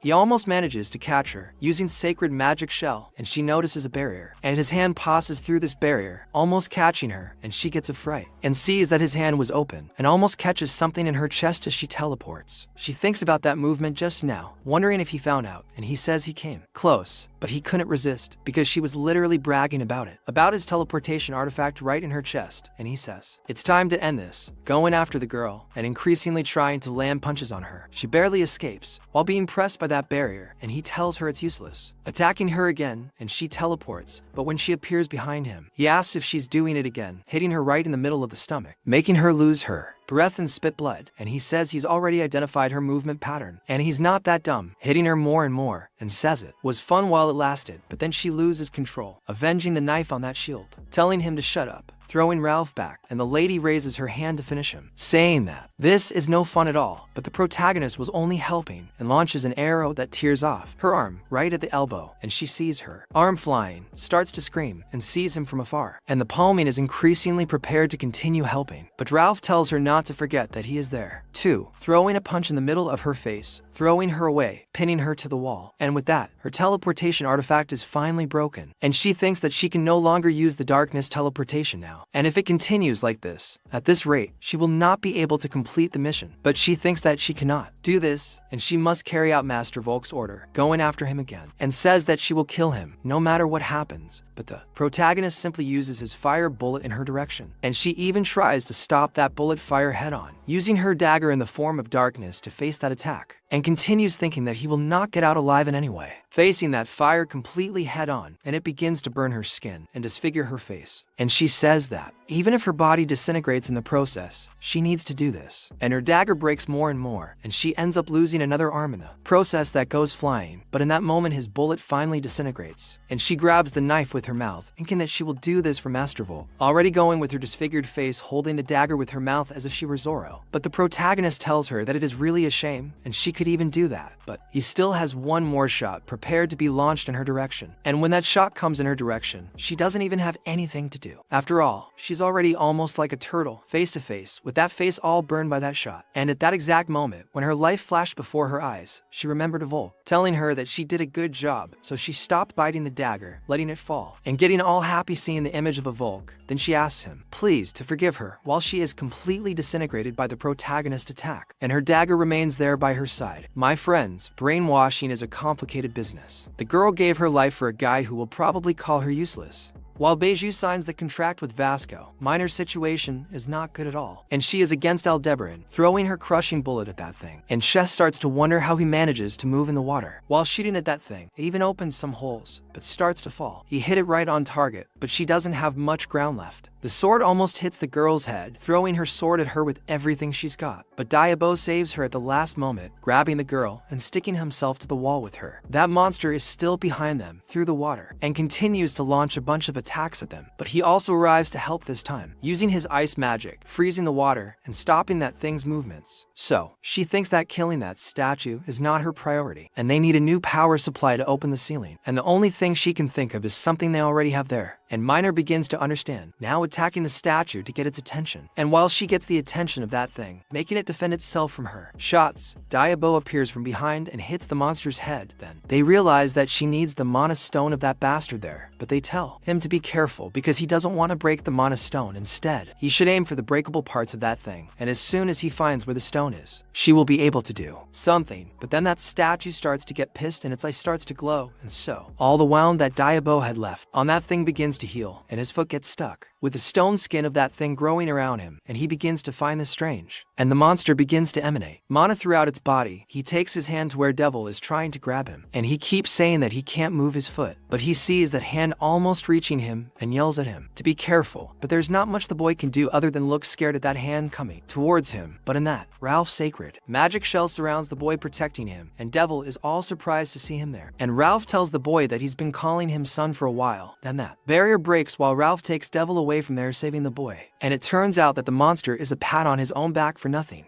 So Devil continues calling him a traitor, but Ralph questions about it, saying that's not nice to say to his father. But then Palm appears telling them to stop playing, using his fire bullet on that monster, hitting him right in the back and making him bend over. And when the monster starts to go down because of the pressure, they are surprised, and Killy notices that it's the fire arrow, saying that he knew his boss was alive. And Palm is along with Pierre taking the boy to them. Then Diabo asks him to be careful, as he cannot break the mana stone. However, the protagonist uses his eye patch to be able to identify where that mana stone is, managing to see her inside the golem, and with that, he begins to make a plan to get that thing. He tells Devil he understands, telling him to hold on tight, then uses his telekinesis on the boy's axe, and he is surprised that his weapon is moving on its own, asking what is happening, and tells his boss that he will be hit while being taken there, and the monster tries to catch him in the air, and Maynard says he liked this tactic and will help. But then Devil says he doesn't understand anything, while the girl for some reason starts hitting the monster along with Killy, and he is taken everywhere, and then to tell him to just go, and he says he finally understands, and he is the hero, this time asking them to leave it with him, now activating his magic on the axe, and hitting the explosive cut right in that hole, and with that he manages to enter the monster's body, seeing where his mana stone is. But when he enters the body, that hole that was opened by his attack closes automatically, and the monster activates again, looking for more enemies. So Ralph asks that thing if his son tasted good, and says that if he's full, he should spit it out now, hitting it hard, with a punch right in the middle of that thing's abdomen, breaking it and opening a hole. And with that, Diablo manages to get out of there, returning to him, and he already comes out with a nucleus saying that another one kicked the bucket, throwing himself out there, and the monster falls to the ground, disintegrating and sinking in that water. And then after defeating the monster, they go to the surface to breathe a little, and Pierre notices that this is bad, because the water level is rising faster, and Manor says that they are too close to the ceiling, but they are still trapped. But Diablo tells them not to worry and just hold on there, because he should be back soon. And the protagonist is swimming using his artifact to be able to breathe underwater and take that nucleus to where it needs to be taken. And he says that he has at least 3 minutes now. He hopes he's not too late, because Pierre has already configured the opening device, and the door should open as soon as the power is on provided, and he has no time to think. He needs to find the shortest route and get there as fast as he can. And he continues using his eye patch to make a map of that place, swimming as fast as he can. Meanwhile, Ralph is almost out of space to stay out of the water, and he thinks that at this rate, he will kiss the ceiling, telling them to be ready to hold their breath soon. And as the water finally reaches the ceiling, they actually hold their breath and go underwater. And the protagonist thinks that this is not good, because at this rate he will take more than 5 minutes, and he has no choice, saying that he will have to make his way.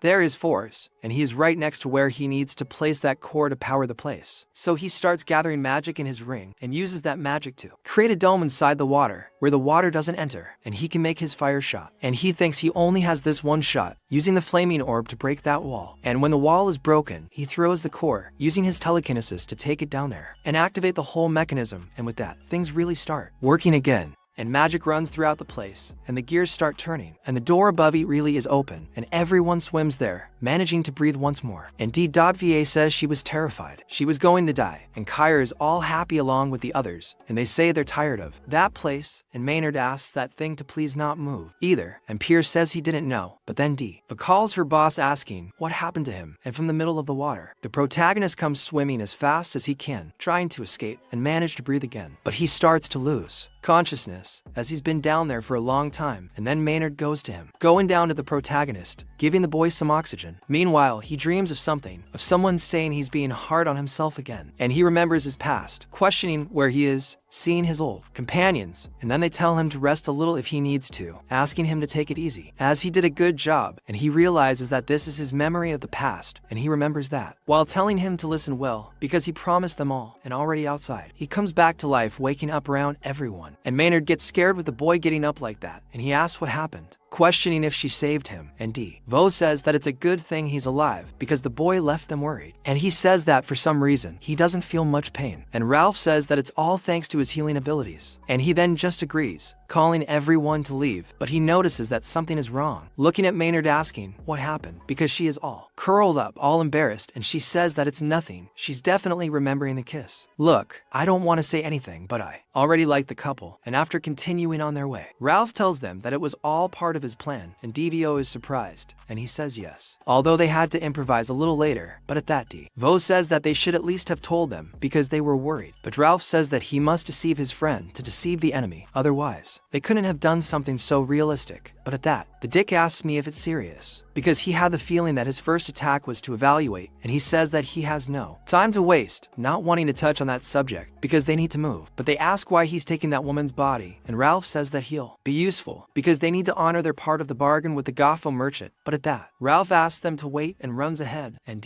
Vo asks what was it, and the boy says that he finally found what he was looking for. And then, Kiri asks if this is the hero's item, that shiny thing in front of him, and they ask the boy if he's sure it's the real thing, because how can he even confirm that? Pierce says he's sure, because it looks exactly like the description, and this must be the storage key of the great thief Phantom. The protagonist explains who Phantom is, the greatest thief in Maple World, who kept some of the most incredible items in his warehouse, according to what he heard in his past life. And if this pendant really is the key to his warehouse, things will be very good. Pierre thanks them, because he wouldn't have gotten this far without them. But then, a stone begins to fall on the boy's head, and the whole ceiling starts to collapse. And so, Ralph thinks he doesn't have a chance of this happening. And then, DBO also realizes that shit has gone wrong, and Pierre asks what they are waiting for, telling everyone to run. And with that, they ask why the boy took the item so carelessly without thinking, because he should have expected this, and he just wanted to say he's sorry, then asked if they see the tower there, saying that they should go there, because there should be an exit, and it must already be open. And they question if the boy is sure, because DBO asks him not to say that kind of thing if he's not sure. But when he looks ahead, he sees more of those skeletons, and realizes that more of them are coming. But Ralph asks to leave everyone with them, telling them to go away, using the source of vengeance of sacred energy, and all the skeletons are swept away by that power. And they ask why he didn't use it sooner, and he says it's because this ability uses a lot of mana, and each of them owes him 5 million for it. But since they can't take it anymore, they ask if someday he's going to stop with this money talk. But that undead general comes at them with his horse and his sword, wanting to hit everyone. And Pierre asks what that thing is, telling Ralph to use that ability one more time. But Ralph tells him to just shut up and keep running, because that was the last one. Then DVO says that he's too useless, and that thing keeps following them. But while they run without looking, they end up stepping on a trap, and the ground collapses right under their feet, with all of them falling along with that demon. Then Pierre uses the talisman, taking them all in his Nimbus cloud, and Ralph says that he did a good job, grabbing everyone and throwing himself there with the boy. And he says that this was also his last talisman, and he has none left. But that thing keeps coming at them underwater, and they wonder what the hell this is. But that thing can swim too, and the protagonist talks to Kiri. Then the girl understands right away, using the shooting moon of lunar vision, freezing everyone in the lake, and notices that it has stopped its movement for now. But that thing starts to scream, and with that, Menor tells her to shut up, using her bullet on the monster, with a gigantic attack that causes a huge explosion. And so Pierre tells Palmy, telling him to look ahead, and he says he saw, already imbuing his staff with mana, and making an explosion to pierce that wall, so they pass quickly. But with that, they tell Pierre to be careful, because the tower can collapse because of that, and they start to run away. But when they look ahead, they are scared to death, because the portal is right there, and they don't have time. They need to go straight, with them telling them to jump into the portal at 3, and when the moment really comes, everyone jumps from the cloud, throwing themselves into the portal and fleeing from that place. Meanwhile, that spider with the Volk goes to talk to him once more, and says that he no longer feels Baiju's presence, realizing that it means she is probably dead. And a Volk says that she has no excuses, scared to death, and says that she will take responsibility, asking her to kill him. But then the spider thinks about the responsibility, saying that he can easily kill him whenever he wants, but before that, he will let him see something more fun.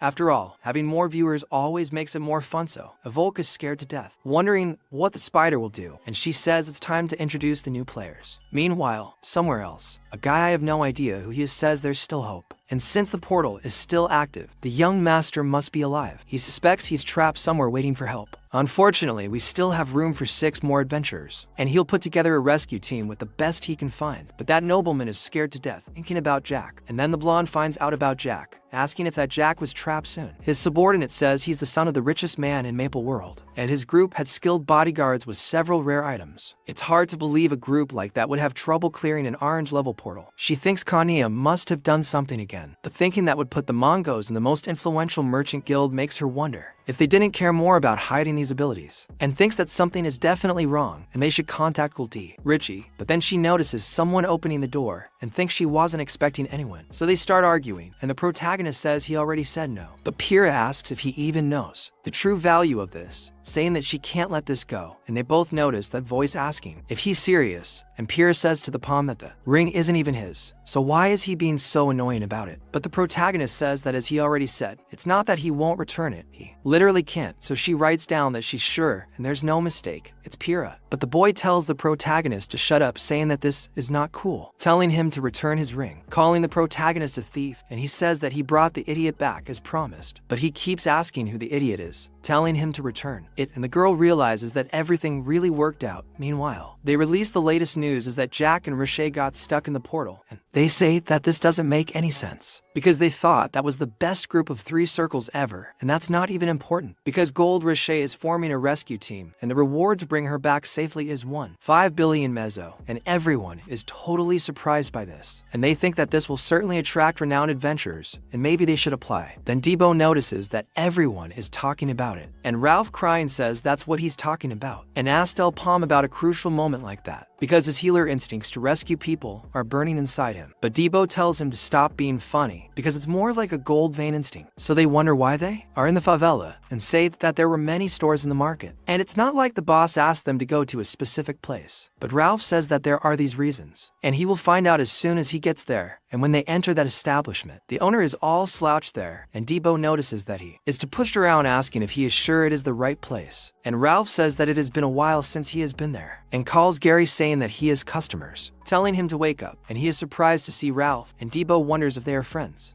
because he thinks they can get one good discount if that's the case. And so he says it's been a while, because he even thought Ralph was dead. And the two get into a kind of passive-aggressive, even overly aggressive term, and Gary tells Ralph that he thinks this is their first date since he cheated on him and ran away. But he asks if that really happened, and Gary keeps asking about what happened, telling him if he's crazy, and says he's going to cut him into little pieces and feed him to the bulls. So Ralph tells him to relax a little, and Debo questions what he did this time, and he says he had his reasons back then, but this time is different, and says he's fine, and maybe seeing that will make him reconsider, showing a stack of money to Gary. But Debo notices that that money is from the boss, and Gary is still quite aggressive, but says that he's his brother, and he's like his own brother, and so they get along, and Debo notices that they are definitely best friends. So Gary asks what he's looking for, and tells him to chat, because they have a little bit of everything, and Ralph says he needs enhancement scrolls, going to Ralph to tell him he has them, and he says of course he does, showing him a stack. But Debo is surprised that they are just normal scrolls, but at that, Gary asks if he doesn't know how to evaluate them, and so Ralph says that's why he came as a kind of guardian for him, and Debo asks what he expected, because he's never used them before. So they explain to the boy, saying that these scrolls improve the power of items, and a certain probability, and there's nothing better than a scroll in a dangerous portal, and he says that the scrolls he has have a 100% success rate, which makes them absolutely useless, because Ralph cuts him off completely, because Gary is already trying to trick them right away, and they didn't come there for such garbage, and he gets pissed that it didn't work. So Debo says he's confused, because 100% of chance is a good rate, but Ralph says it's quite the opposite, because the lower the success rate, the higher the improvement rate, and unless the effects are stackable, it's essential to get a lot of low success rate scrolls. And so Debo notices that Gary is a huge cheater, and he says he can't sell something he doesn't have in his inventory, and he wanted to have one of those, especially because things have changed. The high-level ones are considered military grade, and therefore are strictly regulated. So Ralph says that this is boring, and they came all the way there for nothing, and says that this is bad, because they are in desperate need of it, and if at least there was a store that sold them, he would be ready to buy about 50, which would be around 1 billion tables. Then Gary grabs him, asking why the rush, because in fact he didn't finish talking, and the two scoundrels understand each other very well, and so it is said about the Archmage Freud, who was also known as the Dragon Master, or the Dragon Magician, and there are many epithets for his name, but the most famous is that of Master of Time Magic. However, he was not present on the day of the apocalypse, 800 years ago. The Black Magician put a curse on the 6 heroes immediately before being sealed, and the curse imposed on the heroes froze them in their own time. But Freud was the only one who survived thanks to the altruistic behavior of Afrin, the dragon with whom he had made a pact,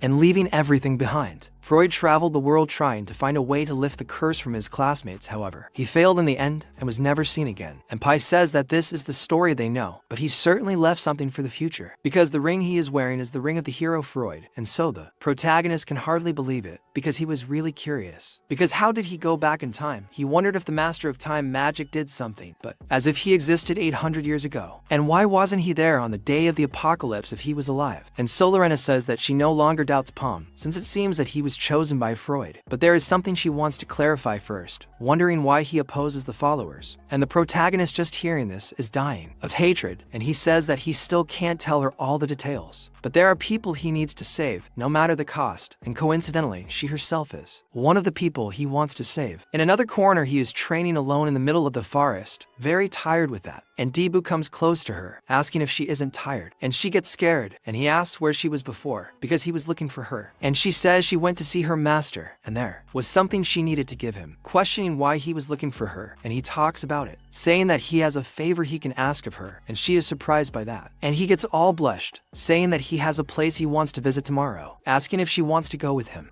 And then, Dibbo goes to the square and gets all anxious. Bakaj hasn't arrived yet, and he even wonders if he's perhaps arrived too early, but then she finally comes, apologizing for making him wait and telling him not to worry, as he just arrived. But as soon as he lays eyes on her, he goes crazy, and she says that Menor wasn't letting her leave, and that she told her she wasn't feeling comfortable like that. But she asks why Dibbo is looking at her like that, wondering if it's strange, but he says no, that it's nothing strange. She says it's a relief, wondering if they should go soon, all pretty, and he's drooling over her, almost unable to speak. And so the two walk side by side, while someone is watching from the bushes, and he says that his targets have already started to move. Ralph wonders what the hell this is, and why he has to worry about the newcomer's love life. But then Menor just tells him to shut up if he doesn't know anything, saying that keeping the group members happy is a surefire way to increase that their morals are good, and the two are really getting along well on this date. Menor remembers a time before when he heard her talking about what she was going to do, wondering if she was really talking about Dibbo. She asks if there's another Dibbo, and he says that Dibbo mentioned his sister's birthday is coming up, but he's never really been able to give her a present before, because he was always struggling to survive. So he told her he needed help choosing what to give her. And Menor thinks it's just a wonderful excuse to ask what she's going to do now, because it's very fascinating. She says she's not an expert on this either, and was expecting her to come and share her opinion. But Menor asks if she's crazy, questioning why she would go, and that he doesn't quite understand why she's calling, asking if Menor didn't understand, saying they need help choosing the right present for Dibbo's sister. She thinks that she's the one who really has nothing in her brain and is beyond saving, and she says that this won't work. Calling the girl comes closer, so Kiri asks what it is, but Menor tells her to just shut up. After being helped up, she goes with Dibbo to the store, and he asks about that brass knuckle with the gold tip, saying the quality isn't so bad, so his sister dying should be able to protect herself with it. Kiri says there's a sword behind him that seems like a good choice too, saying it looks suitable for a beginner to swing around with. The two of them buy horrible things for a girl like his sister, and they continue walking around the market until Kiri says she was nervous, because it was her first time shopping, but it's easier than she expected.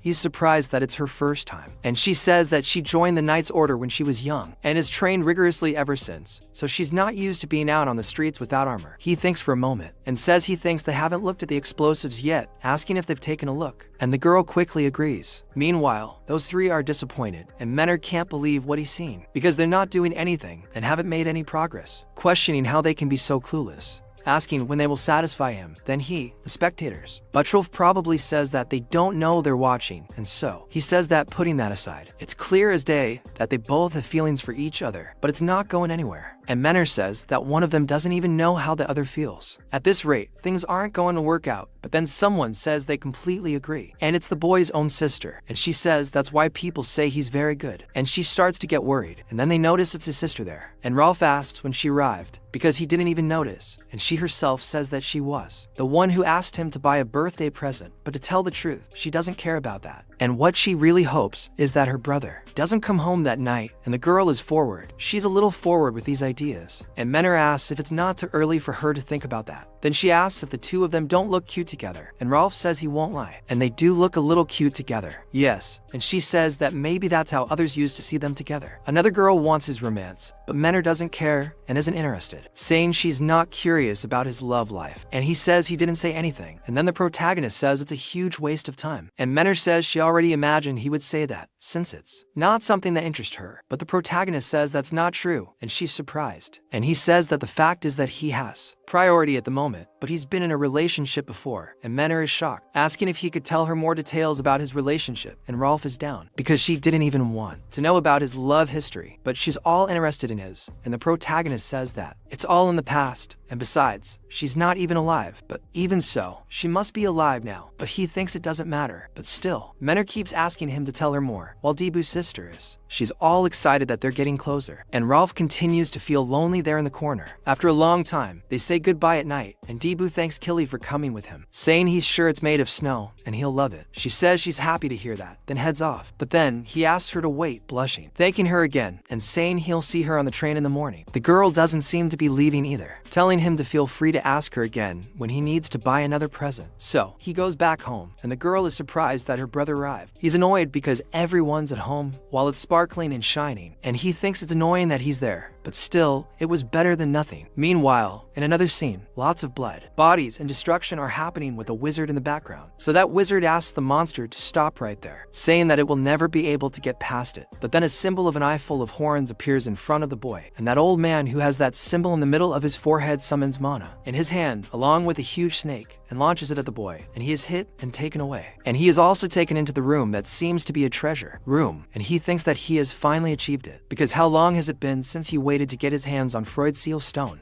This stone harnesses the power of time, so he pulls that stone with his mana, and says that the plan of the great black wizard must be fulfilled. But then, something good happens and catches his attention, and he wonders how he can't feel any energy coming from it, and thinks it's impossible, frantically questioning who would dare do such a thing. Then he starts destroying the temple, again asking who would dare do something like that, until devastating effects begin to appear everywhere due to his rage. He then notices that what appears to be someone has already traveled back in time, and he needs to find this person, no matter what. Meanwhile, at the Goldswitch Merchant Guild, they start calling for candidates for the excavation led by them, saying they must remain there until further notice, and they will announce the results 30 minutes later. A redhead tells them to just give up, saying he knows he's not good enough, but the other guy says quite the opposite, asking if she wants to settle things once and for all right now. They both like the idea, while the other guy, with a rich-looking hair, is surprised that these are the best third circle adventurers, and says he only has one chance, and it needs to be right. But then someone arrives questioning what the hell that is, and what he's carrying on his back, and that man is palming, carrying a huge, enormous coffin. And so it's said about Goldswitch, owner of the Merchant Guild of the same name, and he's the richest man in all of Maple World, with enough money to finance all the activities of a small king. And even so, that same guy isn't entering a place. And so the guild leader is inside, and he asks if he's the adventurer with the fork who wanted an audience with him, and palming is inside. And he says that he must think they're a bunch of incompetent idiots. And the protagonist simply says, it's a pleasure to meet him, introducing himself, wanting to say why he came. But that guy says he already knows the reason he's there, and says that he wants to be part of the rescue team, telling Palming to go back now before he loses his patience, because he doesn't need the help of that damned fork. However, the protagonist says that unfortunately he's not there representing the fork, and that they have even less reason to talk, saying he's an insignificant adventurer from the third circle. But the protagonist throws the box on the floor, and Mr. Bariga asks if he's gone mad, telling him to leave now because he's not in a good mood. The protagonist apologizes if he was offended, but asks him to take a closer look. When he looks, he's surprised by what's inside, seeing Baio Mortina da Silva, and the protagonist bringing her body. He's even more surprised by this, questioning why a Carnero executive is there, asking if he even knows what he did. He says he's well aware. And Mr. Bariga asks if the fork is planning a war, and he says it's something like this. The merchant ship Goldrick's defender will also be part of it, and he questions what kind of nonsense the protagonist is talking about. But then another person comes in, saying they can explain the rest. And anyway, this matter also concerns him. In a moment before the protagonist,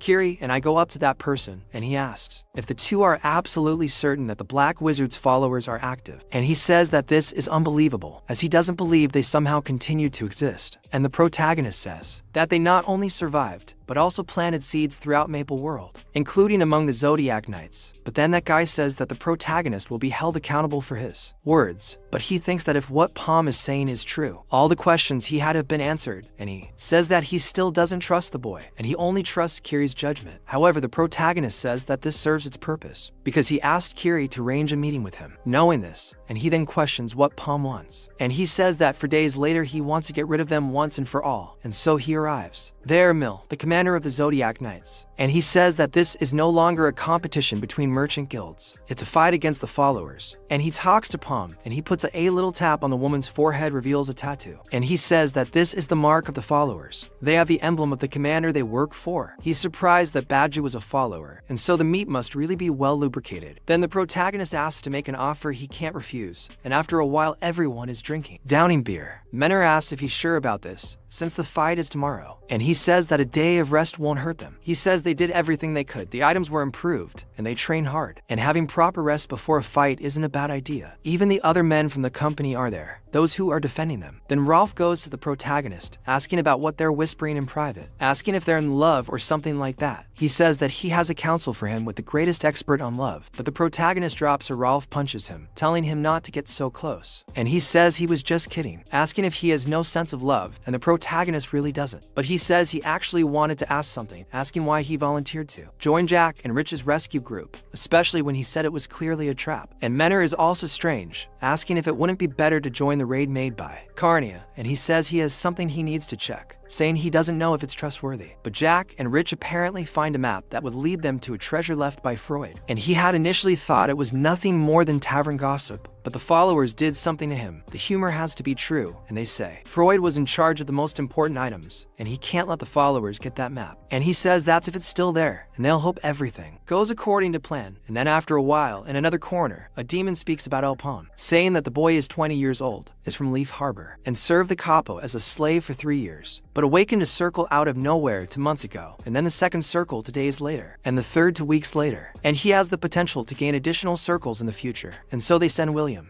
That guy with white hair says that everything is now in his hands. And then a guy starts being barred from entering the radio station. He says that's not what he promised. And talking to Master Royce, he questions what he means by everything's already decided, saying that he clearly stated he would support his group. However, Royce says he had no choice. The superiors decided to cancel his plans out of nowhere to recruit unaffiliated adventurers, and he doesn't know why they did it, but it's clear they want him to give them the group instead. It's not like he wants to do that, but then the boy says that's not fair, not after he gave him so much money. Then he tells him to shut up because the others will hear. However, someone arrives ordering them to clear the way and to keep an eye out. It's El Palm's group along with the Richie company, and everyone talks about them. Royce asks Lord Marco who these people are, and he says they will be leading this rescue mission. He questions what this is, asking not to exclude him, telling them. Lord Marco says this is totally unfair, but Dibbo is just laughing at the situation, and everyone gets angry because they weren't even in the test, asking who those bums are. However, Manor simply makes fun of those crazy guys, and without further ado, as soon as they enter the place, they are in the middle of a ruin with architecture similar to ancient Greece. Dibbo looks around and questions why all the memories have to be like this. It's very boring and unoriginal. The Manor asks him to wait a minute, asking where Rolf and Akiri are. Rolf and Akiri are in another corner, and he wonders what the hell is going on, because the portal shouldn't be full, and they said that a group of 6 could enter, asking if he's sure that no one entered there before them. Marco says that's not possible because they had guards watching all the time, but then he thinks of something, and Akiri says it's a trap. And indeed, more than 2 people are inside, and that boy with white hair and eyes. White, all white. He says they got in safely, but asks how he'll find them, asking if they gave him any specific instructions, talking to Mudria beside him, and he tells him not to call him by his name, and yes, the boy even agrees, calling Mudria by Mudria name once more. And he says he already understands how bored he is, but tells him to stop whining, saying that they should be waiting for them at the second portal according to the plan. And Mudria asks the boy why he doesn't do some exercises in the meantime, pointing to that Minotaur. And he says he's not sure that would count as exercise. Then the other says that he actually has an idea, saying that he's the beast thing. And he says that he shouldn't exert himself. But when the Minotaur comes at him, Mudria asks if he's truly worried about her, saying she's touched. Apparently, she's a woman, so she asks to show him something interesting in return. The Minotaur is surprised by the red light emanating from Mudria's staff. When she touches the staff to the ground, the monster is already dead. She says he seems surprised, and the boy says it's the first time he's seen this in person, and her ability is quite fascinating to him, he says. They'll leave that for later, and he'll surely entertain them.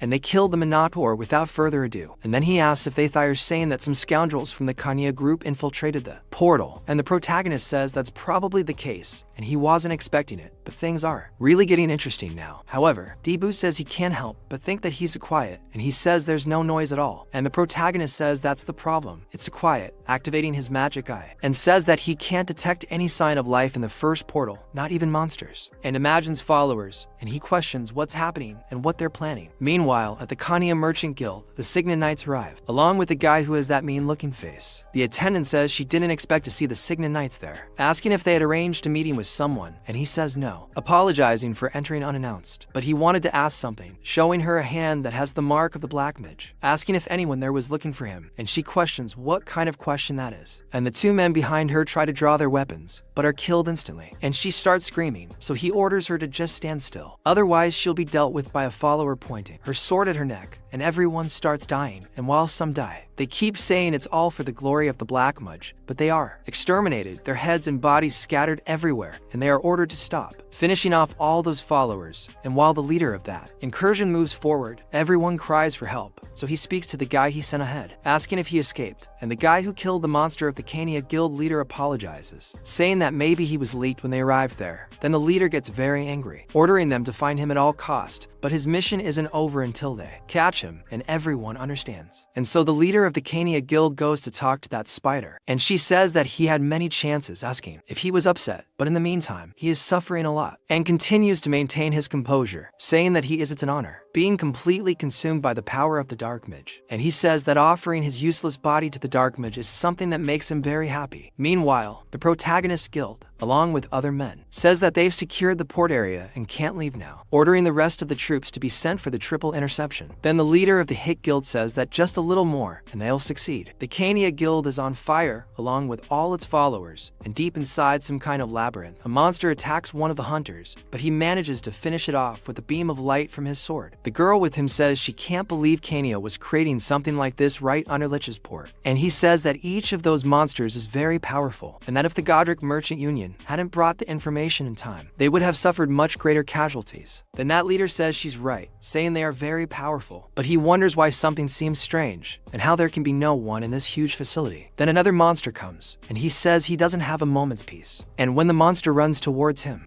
they prepare to kill him. Meanwhile, in another corner, a guy who looks like he's from the Hit Guild is wondering where those wretched monsters came from, saying he'd already be dead if it weren't for the selfless behavior of his guards. He continues, saying he doesn't want to die. Huddled in a corner, the protagonist arrives, saying that even so, he seems to be announcing to the whole world where he's hiding, asking if he knew that this tearful voice could be heard on the other side of the portal. As soon as he sees him, he asks who's there, but the protagonist throws him to the ground, kicking him away and taking the sword from his hand. He says it's good that the boy still has energy left, and he doesn't know who he is. Palm tells Jack Rich to calm down, saying they're there to rescue him, and he's surprised by this. Then the protagonist throws something to him, and he notices it's from his father, saying they really are there to help him. But he asks how there are only 3 of them, and he says they're on a mission to rescue just one person, and that's it. It's magical enough, but then the boy says that this place is too difficult for a group of 4 people. So he notices that he's hiding something, and the protagonist uses his magic eye to see his mana. And seeing the hit mana, he notices that he doesn't have a tattoo, and maybe he's exaggerating. But then the mana says that their objective is clear, and they will take the target to safety. But then the protagonist sees an attack coming from there. So when that cutting attack arrives, he even manages to escape those assassins, but in doing so, they barely get hurt. And they ask where the manners of those lunatics are, and the protagonist says that a group of thugs is coming. But then someone arrives talking about manners, and it's the white-haired lunatic. The protagonist asks who that guy is using the magic eye to see him, but he notices that the amount of mana he has is ridiculously high, and that guy falls to the ground, saying that he seems well prepared for someone who has just been attacked, and he assumes it's not so bad, activating the mage's mark and also his mana in his hand, saying they'll see if Commander Will's warnings are true, starting by using the mage's power together with that spider. Then an explosion occurs and everyone is surprised, wondering what's happening, saying that as soon as the team entered, something happened, and then a box behind them explodes, exploding in various parts of the city, causing utter chaos. And under that madman who looks like the hero of light, a huge portal opens up, and he starts falling inside. Then they shout for Lord Mahili, but he only tells them to stay away from him as it's a trap, falling into it completely. And as soon as he's teleported to another corner, he wonders where he is in the darkest place, where there's only light around him. Then, in the middle of all that smoke, he asks who is there, and that being says that your question is interesting, saying that he's sad that he didn't recognize you, and a corrupted version of himself appears in front of you. Meanwhile, someone is very upset because there's no chance they've managed to turn the tables, since 3 companies of soldiers have been annihilated, and now the Knight Commander has also disappeared. The leader of the group asks if they're sure about this, ordering an immediate investigation into the matter, because things aren't good, and the followers have plenty of reinforcements. Then the guy from Hit says that this is bad, because they keep figuring out their tactics before they do. They manage to act, and that means there's a spy among them, so they start changing their plans, but something happens. Someone appears outside, and the guard orders him to stop right there and say who he came for, but he ends up dead. They notice from inside, asking what's happening outside, and Lord Marco says he's making a lot of noise just to kill some guards, and apparently he's also been bribed. He tells them not to worry, and then he kills someone inside the place. And Marco says it will end soon, so the Lord of Hit is quite surprised along with the other 2. Okay, I thought he was strange from the beginning, but I certainly wasn't expecting that. Then the carnage takes over everywhere, with everyone dying because of everything that happens to another group of mages, with many people dying. Kiri asks everyone to go with her, trying to gather some lives. And while she worries about the others, an assassin comes at her. She's saying that all civilians must evacuate immediately, because the Garford Union will come with reinforcements, but then she is almost hit. Though quickly, Ralph steps forward and protects her, throwing the assassin away with a single punch. He tells her to wake up, as he thought she had become stronger. The guard was almost killed, and she is even more surprised to see that the one who wanted her life was just a child, who fell to the ground, coughing up blood. Ralph says that's what those fanatical lunatics do, that they are consumed by a false belief, and they tried to recruit her, saying they would grant any wish if she helped break the silo of the Dark Wizard. He says they promised anything, even time travel, and she is surprised because he must really be a god. But then Ralph is surprised that she believes it, because nothing goes according to what they want in this world. And why would he have been sealed in this way if he was so good? Obviously, it's a false promise, but they are only targeting human weakness, because everyone has something in their past that they would like to change. Elias, alone on the net, is very upset, asking Marco what the point of all this is, seeing that assassin entering, asking why Marco is doing this, and him complaining, but wanting to know why. And he says that his little daughter died because of an unexpected accident, his poor child, and they said they can bring her back to life, and he will do everything in his power just to see her again, and says that it was an honor to serve his lord, Master Goldhitch. But then the leader of Gafor orders everyone to go behind him, because he is going to do something. Then he tells them to run, and they actually leave, leaving Ebbs behind, and they question what he is waiting for, ordering the assassins to go after Gold. But then Ebbs tells them not to go so fast, taking out his brass knuckles, using the 8-punch barrage on those assassins, and Marco is surprised that he is so strong, and Ebbs gets angry with those damn fanatics, saying that he will show them what he is made of. While the protagonist group is suffering alongside the Black Wizard's followers during that raid, it's said that he seems well prepared for someone who has just been attacked.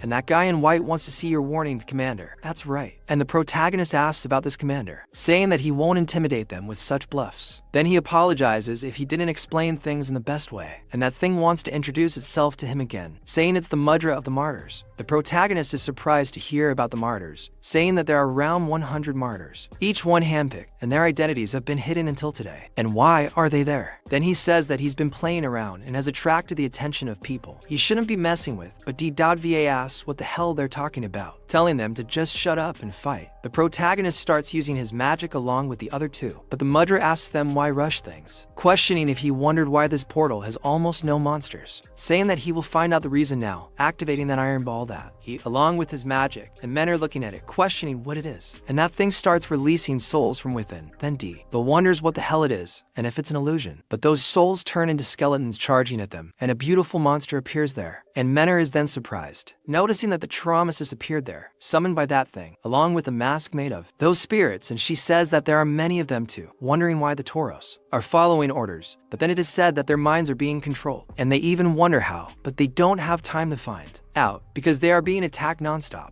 And the protagonist tells D.Va not to block his attacks with her weapon. And when they explain why, D.Va can't hear. But then, quickly, he is hit by a mana beam and thrown far away, stuck to the wall. Everything mangled by that attack. Then Menor shouts to him, but the monsters. They prepare to attack again with that lightning-filled weapon, and D.Va notices this, wondering how he's going to reverse it. But before he can do anything, the protagonist arrow completely destroys the bull, opening a huge hole in it. Then he tells the boy to get out of the way, because he'll take care of them all at once, using the 4 phoenix feathers he has. And the force of his fire attack reaches further than it could, and all the bulls are swept away by that whirlwind of flames. Then everyone is surprised that he just controlled that fire arrow using telekinesis. Then the boy continues using it to kill them too, saying that's right, circling around and surrounding them in the middle of that whirlwind. But then Menor asks Palm to be careful too, because he's going to end up burning him. But the boy just says he understands and continues using his power. Imagine his face turning white. He notices that it's fire magic combined with telekinesis, which is interesting, just as he'd heard. Then he activates a ring on his necklet, and that ring makes the protagonist magic simply dissipate, completely destroying it. Menor thinks this isn't possible, since Palm's magic was completely neutralized. So, seeing that, the guy in white asks why they are so surprised, saying that they thought he was just going to sit there doing nothing. But he also says it's not over yet, telling them to keep trying. He levitates several rocks, so Diogo wonders what the hell this is, since he's also using telekinesis, and the protagonist starts to think things have gone wrong. Then that guy asks if he's ready for a real battle. So, with the whole city at stake, those 2 leaders run out, saying the front line has collapsed, asking if they shouldn't retreat. Heath says no, that they should hold on a little longer, because there's a secret plan he didn't share with Marco. Even though Palm insisted on it, he thought it wouldn't be necessary, but only an hour, maybe 30 minutes, should be enough. While they're fleeing, Heath sees more assassins, realizing they're approaching. The other leader also sees they're surrounded, with more assassins on the other side. He asks Gold if he thinks they can execute the plan now, as the situation is dire. Gold says no, not yet. Then he asks what good is a plan if they all die now. But then something arrives, a freezing wind that chills the assassins, tearing off their arms and cutting everyone. Another guy arrives, saying it's a huge coincidence, mentioning the masters of the merchant guild, and the assassins ask who is. There, Ralph arrives with Kiri, saying they have a special offer at the moment, asking if they would be interested. Kiri herself is using that icy air on her sword, so the 2 masters like this very much. But the assassins say there are only 2 of them, and they attack the 2. However, Kiri and Ralph kill everyone, taking down 1 assassin at a time, depleting their strength. One of them is quite surprised, while the girl uses the equinox cycle, changing her hair color like Goku, and using her ice to the maximum. Now they say she remembers them, as they are companions of Alphom, but it's too late for him to remember anything, as he's distracted. Everyone there is taken away by the girl, using her shimmering power. My friend, the art in this Manhwa is absurd. This hair coloring is insane, it's so beautiful. And so, while the assassins fall near the 2 leaders, she tells them that they saw a group of followers there, that they came, and Ralph says that they don't normally do this, but the situation is urgent. He decided to offer his services without upfront payment, but he says he'll tell you all about today's offer. Then they're attacked again, and the whole city is cut off. They notice there are still more of them, but the guy coming is complaining, saying he only gets thugs. Ralph talks about it, because he's chewing on his feelings, but asks what the occasion is today, saying it's not every day he meets 3 masters of merchant guilds at once. Then the guy from the Cannon Guild gets angry because he wanted to tear Alphom's body apart, with his bare hands already completely transformed by the power of the Black Mage using his whip. While all this is happening outside, the protagonist is inside the dungeon suffering greatly at the hands of the gravity guy, and Debu runs away from there, and the protagonist asks Sho, is that possible, since he'd never heard of a telekinetic attack of that level in his past life. The white mage asks if it was just humor throwing his stones at the protagonist, wondering if he was being tricked. After all, he can't be that weak. While that stone heads towards the protagonist, he flees along with Debu, and they are hit. But from the middle of the fire comes an attack from Alphom, and that attack is no small feat. It's a distraction for them to escape. They climb onto the protagonist's cloud, then they go after him, and the Black Mudge remains relatively calm. Debu tells them to look at those guys' faces, but the protagonist says they got their objective, so they're leaving. But then something appears near them, drawing Alphom's attention, a winged thing. That thing stops above their bullet, and when they look up, that monster ends up exploding Alphom's projectile, throwing them all aside. Debu wonders, what the hell is this? then he's grabbed by a hand that's completely crushing his body, causing him to spit blood, while that monster opens its mouth full of teeth towards the boy, spitting out the razor blade trying to kill him. Miller, seeing this, becomes desperate, but the protagonist acts faster, pointing his arrow at him and launching it. But before his arrow can do anything, an attack from the gravity mudge cuts all 3 arrows before they reach their target, exploding in the air. The protagonist is furious about this, and the white mage says that the more he thinks about it, the more convinced he becomes. He gets close enough to the protagonist to touch him, and the white mage speaks directly to Alphonse, asking if he's afraid of him, wanting to confirm this, throwing the boy to the ground. After all that destruction, Miller doesn't even know what's happening, trying to look around, but she's hit and thrown directly against a pillar by Mordris. The kick sends the girl flying, and Mordris orders her not to waste time, and they kill her quickly, causing the assassins to rush towards her, and she gets angry with those stupid followers, pulling out her weapon to try and do something. But then, in the other corner, Dabua is still in a lot of trouble, being thrown from side to side by that thing, suffering greatly at the hands of that bull monkey, with its mouth full of teeth, weird as hell, and the monster is sweeping the floor with it. Meanwhile, Rolf is running a lot in the middle of all that destruction, taking off like a maniac. But then an attack comes towards him, and he is almost hit, and that leader of the Kania guild continues swinging his whip all over the place. And Rolf holds on as best he can, wondering what kind of madness this is, but the whip comes again, and he puts his arm in front to avoid being hit, but the whip sticks to his arm, and an electric bolt comes towards him, and the leader of Kania says that there's no point in resisting and orders him to give up, and he will find peace. But then Rolf says that he is bound to die, ordering the knight in shining armor to do something. So she orders him to leave that imbecile in peace, using both sides of her art, the sun and the ice. And she says that he may be useless, but he is her leader, and cuts off the entire attack from the leader of the Kania guild, freeing Rolf. And he gets very angry, with her once again lunging at the girl, and now using another type of power, causing several stones to rise around her, trapping her in the middle. And those stones release electricity converging in the middle right on top of Kirito. And he shouts at the knight, but she is on the ground after receiving that damage, still with that stigma on her back. And she says that she is alright. Then both the sun and the moon continue to shine, but quickly shatter behind the girl, and she notices that the strengthening has ended, and the leader of the Kania guild was falling behind her, appears beside her very quickly, ready to attack her. Meanwhile, the 2 other leaders of the merchant guilds are arguing, and that rich kid asks Hit what they are going to do, and when he will proceed with the plan, and says that at this rate everyone will die. And Hit says just a little more, and he should wait a little longer. But then, they arrive there asking what kind of plan this is, because now he is curious. Meanwhile, Rolf is spitting up blood, totally pissed off, and he asks to Kirito asks if she can still move, and she thanks him. He says that it seems the healer can't do the job, so the leader of the Kania guild says this will end soon, opening a bizarre eye in the sky to throw at them. As the attack comes, Rolf positions himself in front of Kirito, and they both prepare to strike. But something appears, cuts him in half, and the leader of the Kania guild questions what it is. Then the guy from the Zodiac Knights says he knows it's not exactly a friendly introduction, but it's still a goodbye. When the leader looks back, he's hit squarely, causing an absurd explosion of power, and Kirito wonders what the hell is, until he notices it's that guy from the Zodiac Knights who left a hole in the leader of the Kania guild. This is looking a lot like Toji. The scene is very Toji, and he starts laughing, saying he expected to finish him off quickly, but it's a shame, and then he begins to. The text describes a scene where Kirito curses everyone, calling them the Impress's depraved dogs, collapsing at the feet of a completely dead knight. It then approaches the other 2, asking why they're there and what they've gotten themselves into this time. Kirito is surprised to see him and reveals that she's Kasim, a man who's definitely not very trustworthy and doesn't like people with that kind of smile. Wright notes he's an elite knight of the Zodiac, and they say it was a close call. Kasim says he'll escort the merchant guild masters ahead, telling Kirito she seems to need rest, but she says she'll help. He asks what she wants, and she says the master told her to help if something happens, asking Kasim's permission to assist. He then asks what she can do, but the Black Wizard's voice tells them not to worry, because they'll all be together, and they think it's impossible, since the leader of the Kania guild survived that, and he starts laughing, and then the hole in his stomach starts closing. Then the Black Wizard appears, saying that they'll go to hell together, and an hourglass appears above him, and he gets up, all unsteady on his feet.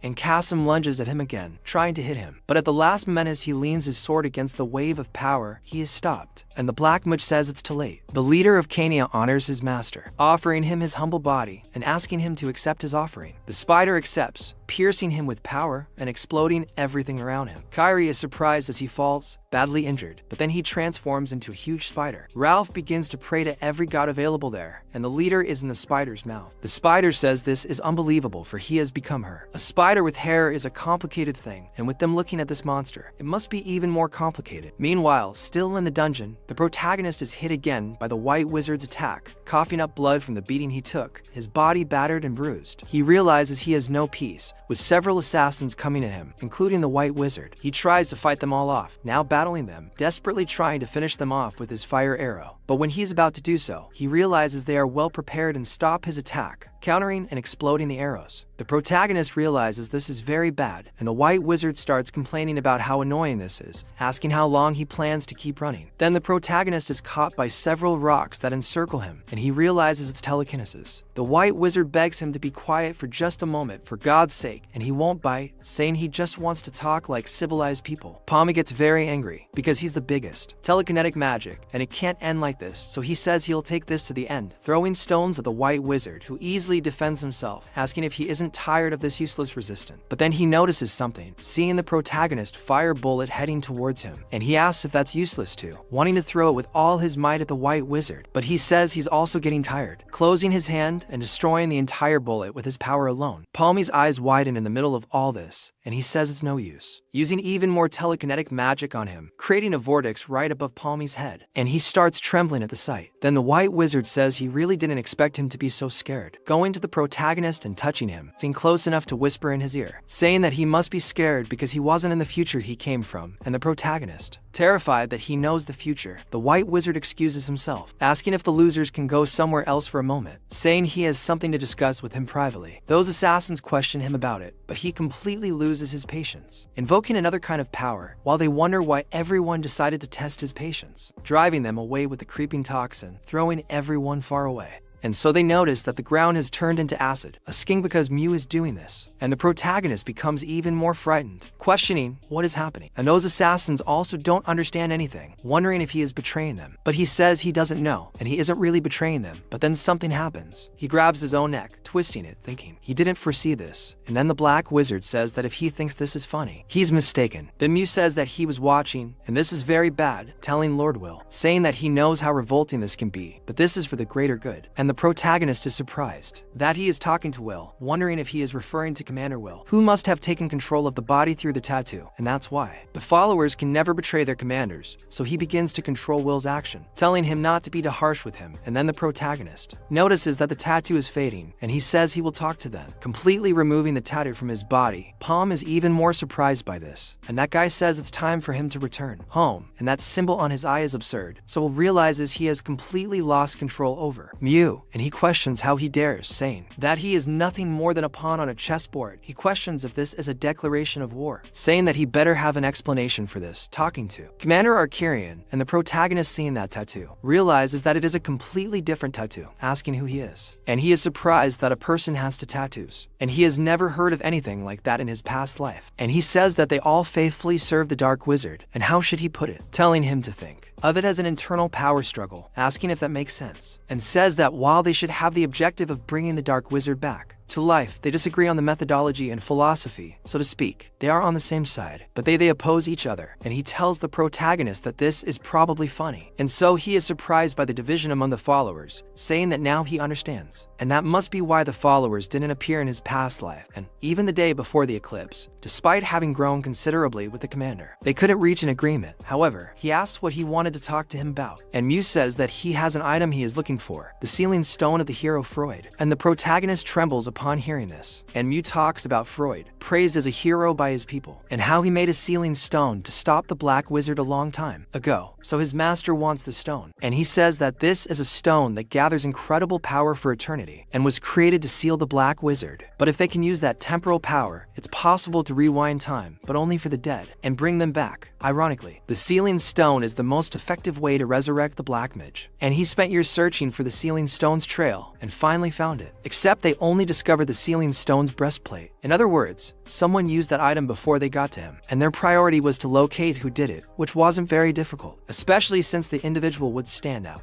Because the portal of 100, the multi-portal, the Tomb of Eagle Eyes, and the portal where the hero's relic was hidden. And Mew couldn't tell if he was just incredibly stupid or passionate, because he caused chaos everywhere, and it was impossible not to notice his presence. He already knew it was Palm, the one who traveled through time. Finally, an intelligent NPC. Who would have thought that the guy with absurd powers, who knows everything that's going to happen, is a time traveler? Who would have thought? With the two trapped in that circle, Palm becomes quite nervous, as he's never heard of this man in his past life. His previous attack must have been less destructive due to the difference in circles, but it was certainly directed with more control and precision compared to his will from his past life. However, it didn't work on him, and if he hasn't yet shown everything he's capable of, then he's certainly the most powerful telekinetic at the moment. He asks who Mew is, then realizes that even someone from the future doesn't know him, and says it's a shame, as he expected this. But it's difficult to accept that he's going to die in the near future, and Palm is quite surprised by this. He says he wasn't trying to make him feel sorry for him or anything. He's suffering from a terminal illness. Although it's somewhat unpleasant to know for sure, he was rambling too much, and he wants to get straight to the point now, because to tell the truth, he's only still alive thanks to Palm. He questions how so, and Palm says that Commander Arcurian wanted to recruit him to his cause. However, due to his performances, tragically heroic, Commander Will was already wasting resources trying to get rid of him. But the two commanders weren't exactly willing to cooperate, so he, a second in command of Master Will, was given the task of mediating between the two sides. However, his health is deteriorating rapidly. He doesn't know if he's realized it or not, but he's already lost his sight. That's why Master Arcurian's offer was so sweet and tempting, and he gave it a chance. The protagonist asks if he cured his illness, and he can only laugh, saying he wishes it were that easy. It's more like a temporary measure, and he used time magic to put his condition into stagnation. The protagonist is surprised that he's messing with time magic, and Mew says that Master Arcurian promised him that his condition wouldn't worsen, while he served him, and that he would be given a new, healthy body when the Black Man returns. The protagonist realizes that he betrayed Will, and that this guy is dangerous because he's working to bring the Black Magro back to the surface. But he's willing to betray those around him for his own good, but seeing him overthinking, Mew tells him he doesn't need to rack his brains, and the protagonist questions what he's talking about, and Mew says that his role is to save the protagonist from Commander Will delivering that message to Palmy, telling him to join his cause, telling the boy to think about it, questioning what he's fighting for, ensuring justice is upheld in that world. Is it worth it? He argues that it shouldn't be the case, since he's already taken countless lives and neglected the deaths of many others in a portal of 100 people, which is understandable, he thinks, and what if they're dead?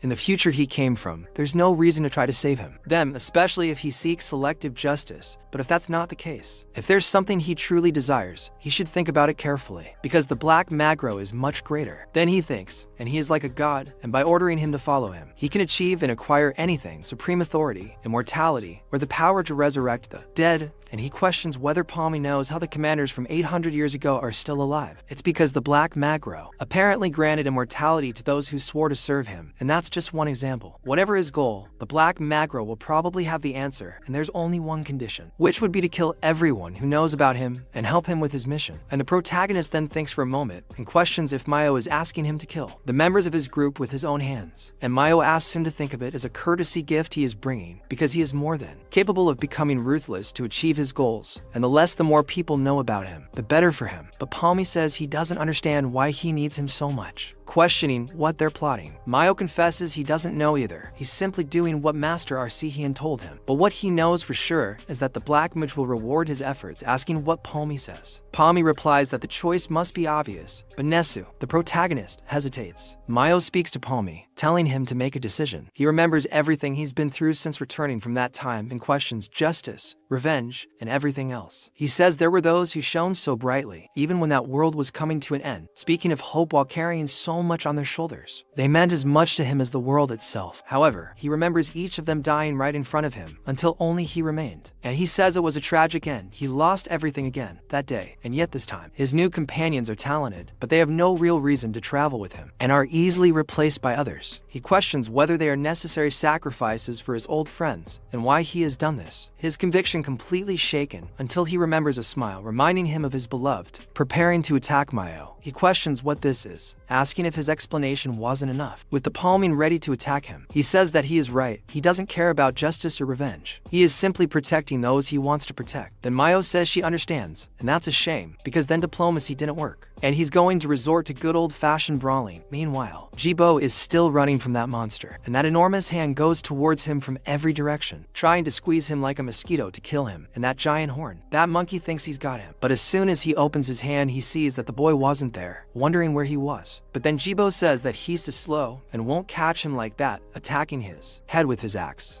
And when he hits the monster, he realizes that the monster's hand is very hard, and his axe flies off. Just as the monster's hand is about to strike him, he takes an absurd punch and is pierced through several layers of the dungeon below. With just one blow, he starts bleeding profusely, and Jibo says that the beast is very resilient. He can't believe his attack didn't do anything, so he has no choice. Although he hasn't figured it out yet. It's not like he'll have a chance to sit and study if he doesn't use it now. He reveals the bracelet with the magic stone. A while before, Rolf was talking to him, and he said he spent 300 million of the same, and asked if he's crazy because that's too expensive, questioning where he even got that money. Palm says he was short on money, so he took out a loan, and Rolf is surprised, asking who he borrowed it from. The boy says it was from the merchant guild, and he borrowed about 200 million of the same in the group's name. But upon hearing this, Rolf says that's not a small loan, questioning why on earth he's spending so much, and yet the only item he's ever used up, and Jibo is surprised to have received it. And the protagonist tells him not to be like that, asking if he really thinks he would spend so much on something without a reason, telling him not to worry because he knows the true value of that item. It once belonged to a lone yet powerful warrior who fought bravely carrying everything on his shoulders, and perhaps that shouldn't even be in the past, but it is, and he says whether it will be useful or not will depend only on Jibo holding it. And he says that he shouldn't doubt so much because this will be the right item in his hands. And at that moment, he uses the item's power to throw a punch at the monster, but the monkey manages to hit him before that, throwing Jibo to the ground, and he asks what the hell that was, because it only glows and does nothing else, and calling out how the hell he should activate the effect of that. And he starts running from the monkey, questioning what he's thinking, because against the enemy he barely managed scratching with a spear. He has nothing else to do, and he thinks he needs his weapon. While running from that thing, he sees an assassin and notices it's a corpse following him. He thinks that'll do, and it doesn't matter what he has, he'll just ask for any weapon. As soon as he grabs the shield, he thinks it's better than nothing, but he still needs a weapon. While the monster attacks him, he wonders if this is the end for him. But then the power of that item is revealed, and a barrier grows, throwing the monkey back as it tries to hit him. Jibo doesn't understand anything, wondering what's happening, because the bracelet is showing a shield symbol, and he notices that there are 5 gems with strange symbols. He questions what this could mean, and while the monster tries to hit him again, he starts running, taking cover, and then he sees a sword. He grabs it, and another of the stones on that bracelet activates, now a sword symbol. He says he knew it was incredible, managing to wound the monster. Then he starts slashing and striking it from the side, and then he realizes he understands this. It's truly the relic of a great warrior, because the corresponding symbol glows as soon as he uses a weapon of the same type, and the mysterious glow greatly increases the weapon's damage. As he continues attacking, the monster looks at him, and Jibo says that's not all, passing through the monster's attack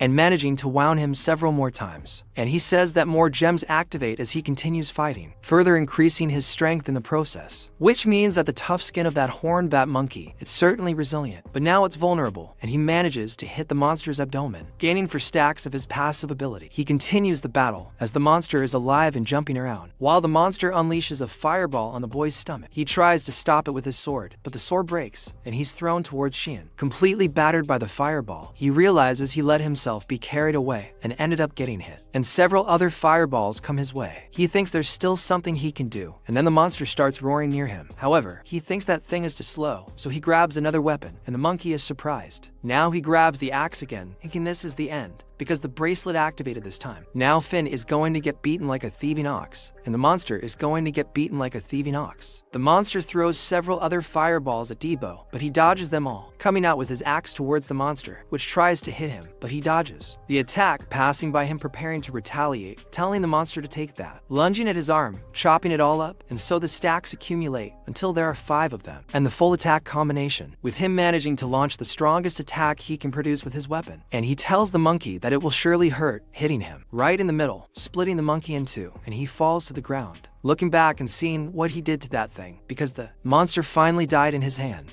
And the murderers continue, attacking Richie, who tries to escape in every way possible. He is almost hit by an arrow, but that arrow is quickly deflected by something. The assassin doesn't even understand what's happening, so Manor continues shooting at him, almost hitting the assassins, making them retreat. Then she steps in front of Richie, telling him to get real, calling the boy a coward, saying that his father is there waiting. Then he runs away, leaving her behind, and she shouts to Bolo Fofo that they need to stick together. But then the assassins attack her, almost catching the girl. Then she says that those guys are definitely not helping, and she says that it's never easy, she just gets tired of it. While the chubby boy runs away, he ends up bumping into an exit portal, thinking he's finally safe now, but he trips, falls face first to the ground and scrapes everything. Then the gun that was in his hand falls out, and he remembers when he received it, and at the time he thought it was strange that his father gave it to him. That thing, because it's very valuable and he tells the boy to take it, saying he might need it on his adventure. He thanks him for his consideration, but says that this portal won't be too difficult, as he can clear it quickly even without help. But then his father says that he's the leader of the group, and he must consider the worst-case scenario to bring everyone back safely. His father says that being a leader is all about that, full of pride. But then the boy currently thinks that his father overestimated him, and he's not fit to be a leader because everyone who was with him ended up dead. He says he's so scared and doesn't want to die, and he thinks that this won't work because even if he uses that potion, he doesn't have what it takes to change the situation. Meanwhile, the assassins continue to attack Main, and she's firing bullets from her, 381 at everyone. Then she curses them all, ending up crashing into a pillar. But Mudria is on top of the pillar and kicks her, almost hitting the girl. Everything. Then she curses those assassins, saying they are fools and incompetent for wasting so much time on a single girl. Then she throws her curse ball at Main, almost hitting her. But the girl manages to dodge by a hair's breadth, and she says that Mudria talks too much, questioning if she can deliver, unleashing a powerful shot at that thing, throwing it far away. But Mudria activates a kind of death spell that explodes behind the girl, returning that same bullet to her, and Main receives a huge amount of damage. With that, questioning what happened, Mudria questions whether that wasn't. Surprisingly, the girl continues shooting more and more at her, but Mudria simply waits and uses the same spell, returning the bullet to Main's thigh. With blood pouring down, Mudria apologizes, seemingly confused, and explains, asking how she feels being on the receiving end of her own attack. Main questions what she's talking about, insisting there's no way that's possible. Mudria confirms that's exactly what she's talking about, and that her magic is damage reflection, a special power bestowed upon her. She tells the girl to attack as much as she wants, as she'll receive all the damage from those attacks. She says she won't be able to touch her while the spell is active. Main asks if she's serious, wanting to see if she can do anything. But while she's channeling mana into her pistol, she realizes she's running out. Mudria asks if she really is, saying she's very disappointing, throwing the ball of her feet at the girl, throwing her aside and pinning her against the wall. Main is completely stunned, exhausted from all the beatings she's already taken. Mudria orders the assassins to finish her off once and for all, but as they attack the girl, something unexpected happens. The chubby guy steps in front of her to defend her. Mudria says she thought he had abandoned his companions and run away, and he agrees. He says he promised to protect his group and wasn't good enough, but he still wants to protect her. Then an assassin hits him squarely, calling him an idiot because he knew this and came back to die. He's making no sense, but Mudria questions him about his own actions. Mudria says he doesn't know what made him come back, but he does, and they'll be idiots for the rest of their lives if they run away now. Using that potion his father gave him that grants him extra power, he questions what's happening since he clearly hit him. But then the wraith stabs the assassin in the eye with the dagger, killing him. Everyone is surprised, wondering if he was hiding his true power, and perhaps he has a few tricks up his sleeve. But Mudria says it's nothing like that, and she knows about the extreme golden potion. This legendary elixir drastically increases the user's human vitality for 30 minutes. And then she says she can't believe he was in possession of an extreme golden potion. And to be fair, the Gold Reach Merchant Guild is known for its wealth. However, it's still not enough, and the boy has trouble dealing with those assassins. And two of them prepare to attack from afar. They say they were scared for nothing because he only became more resistant, but still lacks skill, and it's a huge waste of a rare elixir. However, the boy says they're not wrong, and this item is too good for him, but he decided not to take it all alone, and so Maniac's Magnum shot is activated, killing the assassins in one fell swoop, with Tiranbachis that split their bodies in two. And so she says that this was a good idea, and she admits this overflowing with mana, telling them all that it's time to turn the tables for real, ready for the second round. And Heath says that he's counting on her because she's a competent adventurer unlike him. And so the assassins continue to go after them, saying that the two of them will die then. But Mudria tells them not to rush.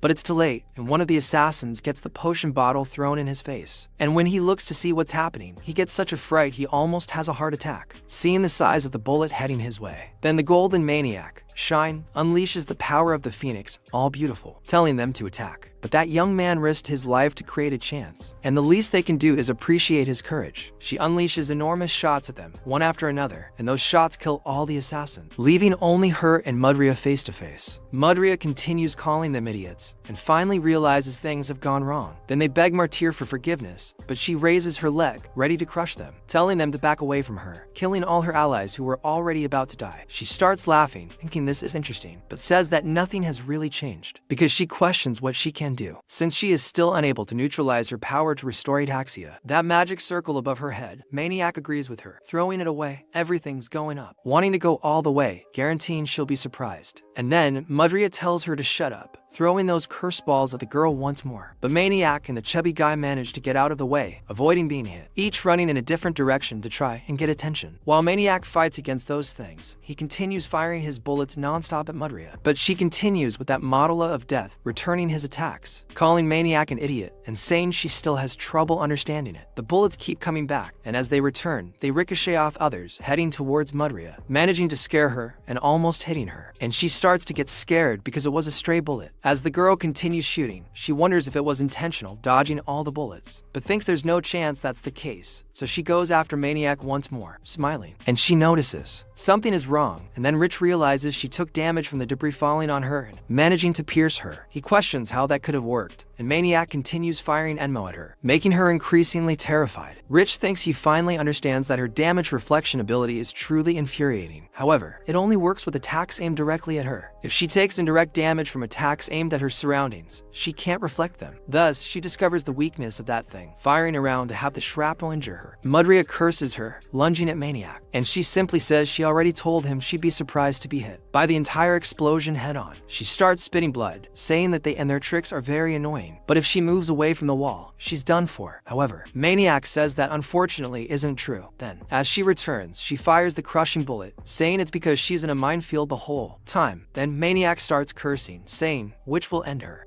invoking that magic circle of return, but Hat Bullet doesn't hit the circle for some reason, completely veering off course and passing by Mudria. She doesn't understand anything, and the bullet goes upwards, causing a collapse on her head. Then that huge rock goes on top of Mudria, burying her completely like a corpse. Hit thinks she was aiming from the ceiling the whole time, and probably no one can survive that pile of rocks. But the rocks move, and Maynard gets scared, telling Hit to pay attention and get away from there. Hit tries to run to him, but then an explosion occurs and they are all thrown far away. Mudria comes out spitting fire and curses them all, because they made her lose a good part of her vitality. She notices they've fled, leaving only her in that destroyed place. She questions how they dare, but thinks she knows what she'll do from now on. However, that won't work again, and so she says the hunt begins. It pulls the girl out of there, because she's almost at her last breath, and he asks if she's alright, and says it's all his fault because she got hurt trying to save him. He says that because of her leg, he'll catch up to them quickly, saying they need to find another way. But then Maynard says everything's fine, raising his pistol, and saying he still has it. Mudria comes in full of hatred, asking where they're hiding, breaking everything around them, saying they can't hide from him forever, and it's only a matter of time. While his iron ball goes flying everywhere, a bullet heads towards him, near his back. But then that magic circle that reflects fire appears. She says that won't work, but ends up with the magic circle pierced by the bullet, hitting Mudria squarely. She questions how that's possible, holding the bullet a little longer and not letting it fall, asking what trick this is. Then she says she'll attack first, to be able to fight head-on, but when she throws that ball, only the residual image of Maynard is there, and it's not tinted. And that's when she notices this, ends up completely frustrated, but is hit several more times by more shots, and so she questions what is happening. Maynard asks if she's having trouble processing all this, and as Mudria looks ahead, she realizes what she's fighting against: phantom summons, something that doesn't exist in that world. She understands that phantom summons allow the user to summon the shadow of a companion, but Eagle Eyes was the only one who managed to use this ability, and she's dead. This is bad. The shadow may look human, but it isn't, and it can't reflect the creature's damage. So the bullets keep coming at her, and she has to run with everything she has. However, some start to graze her, causing damage that accumulates, so she becomes increasingly frustrated. Because the bullets even curve back, she thinks she needs to do something, since attacking the shadow is useless, and the bullets keep coming upwards as she runs. And she says she needs to find and attack the Conjurer, wondering where Maynard is, where she's hiding, saying that an ability of that caliber would require a large amount of mana, and she needs to be close and can't be far away.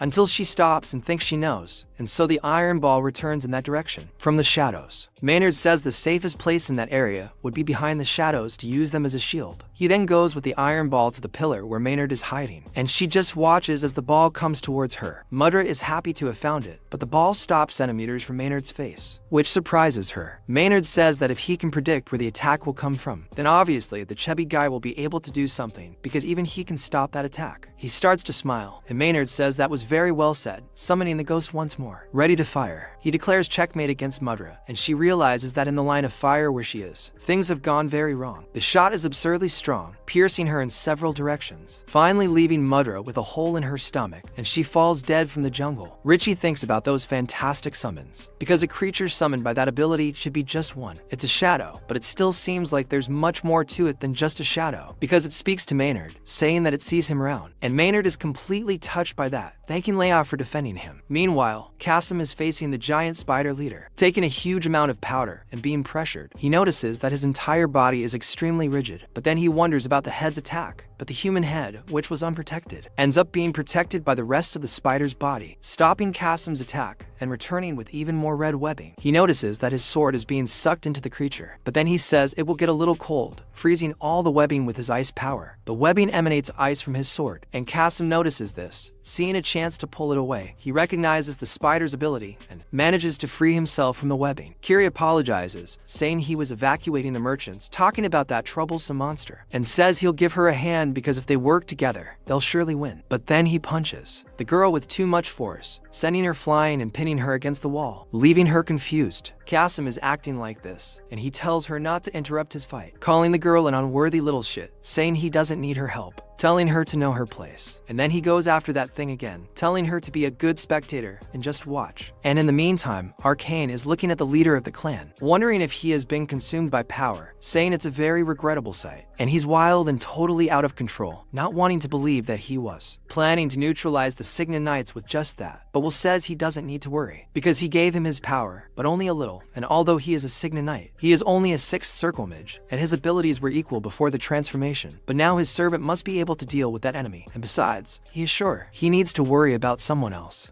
Arcane notices that he was aware of this, saying that it's over now. Meanwhile, another knight, facing his dark version, is completely terrified by what he's seen, and several explosions occur, throwing him far away. He realizes they knew he was going to get involved, wondering if it's a trap, because if it is, the knights are in danger. But the dark version tells him to concentrate, using the spiritual launch against the real one, who asks if he's still worried about his pupils, saying he's very predictable, but a hypocrite. He continues to be thrown away and pressured, and the dark version asks if he's already forgotten about Aten. He ends up being cut, and his sword is also broken. Then that thing says that his father, Aten, loved him more than anything in this world, and loved and trusted him unconditionally. He was certainly a great father, except that it was all a lie. Family, unconditional love, that's nothing. Aten killed his biological father to take custody of him, just because he has the blood of the Knight of Light, and he says that Aten, for sure, is more like Satan, completely possessed. And so he continues attacking the True One, saying that he is the only one who can inherit the legacy of the Knight of Light. And even so, the divine blood that runs in his veins is the reason he has been surrounded by greedy wretches his entire life, kissing that knight if he expected transparency and honesty from them, calling him an emir child, saying that he will never be able to get rid of the curse of this lineage, telling him to recognize this and to become merciful, saying that it is time for him to wake up from his delusions and become an adult. But then he simply says that that thing talks too much. He doesn't understand very well, and the knight says that his head was already hurting because of the beating, and he doesn't need to make it worse with his voice. But he says that he already understood, saying that this must be a kind of mental realm, and his role must be to buy time like that. And so the Black Knight asks if he still can't see that he is the truth that he has been ignoring so far, but he denies it, saying he's wrong, questioning his innocence, his honesty, asking if he really believes he's so motivated by romantic ideals, telling him to take a break, saying he's right, and he's surrounded by greedy scoundrels, and they use him, but in return, he also uses them all. And the Dark Reversal asks if he didn't hear anything he said, but he says it's a give-and-take relationship he has with them, and by satisfying their endless greed, he learns how to encourage the weak-hearted, how to forgive those who antagonize him, and how to mend broken relationships, as well as how to protect those dear to him. And he truly uses the power of light with the sword, the shield, and that God is protecting him, and he says that these life values can't be learned anywhere else. And even so, he's still fighting alongside Kasim. Then she sees that there's no way to escape the giant spider chasing her, turning and throwing ice stones at the thing, but she defends herself, preventing the stones from getting close. And then it attacks again, telling him he has to get out of the way. And Kasim takes the opportunity to curse the girl,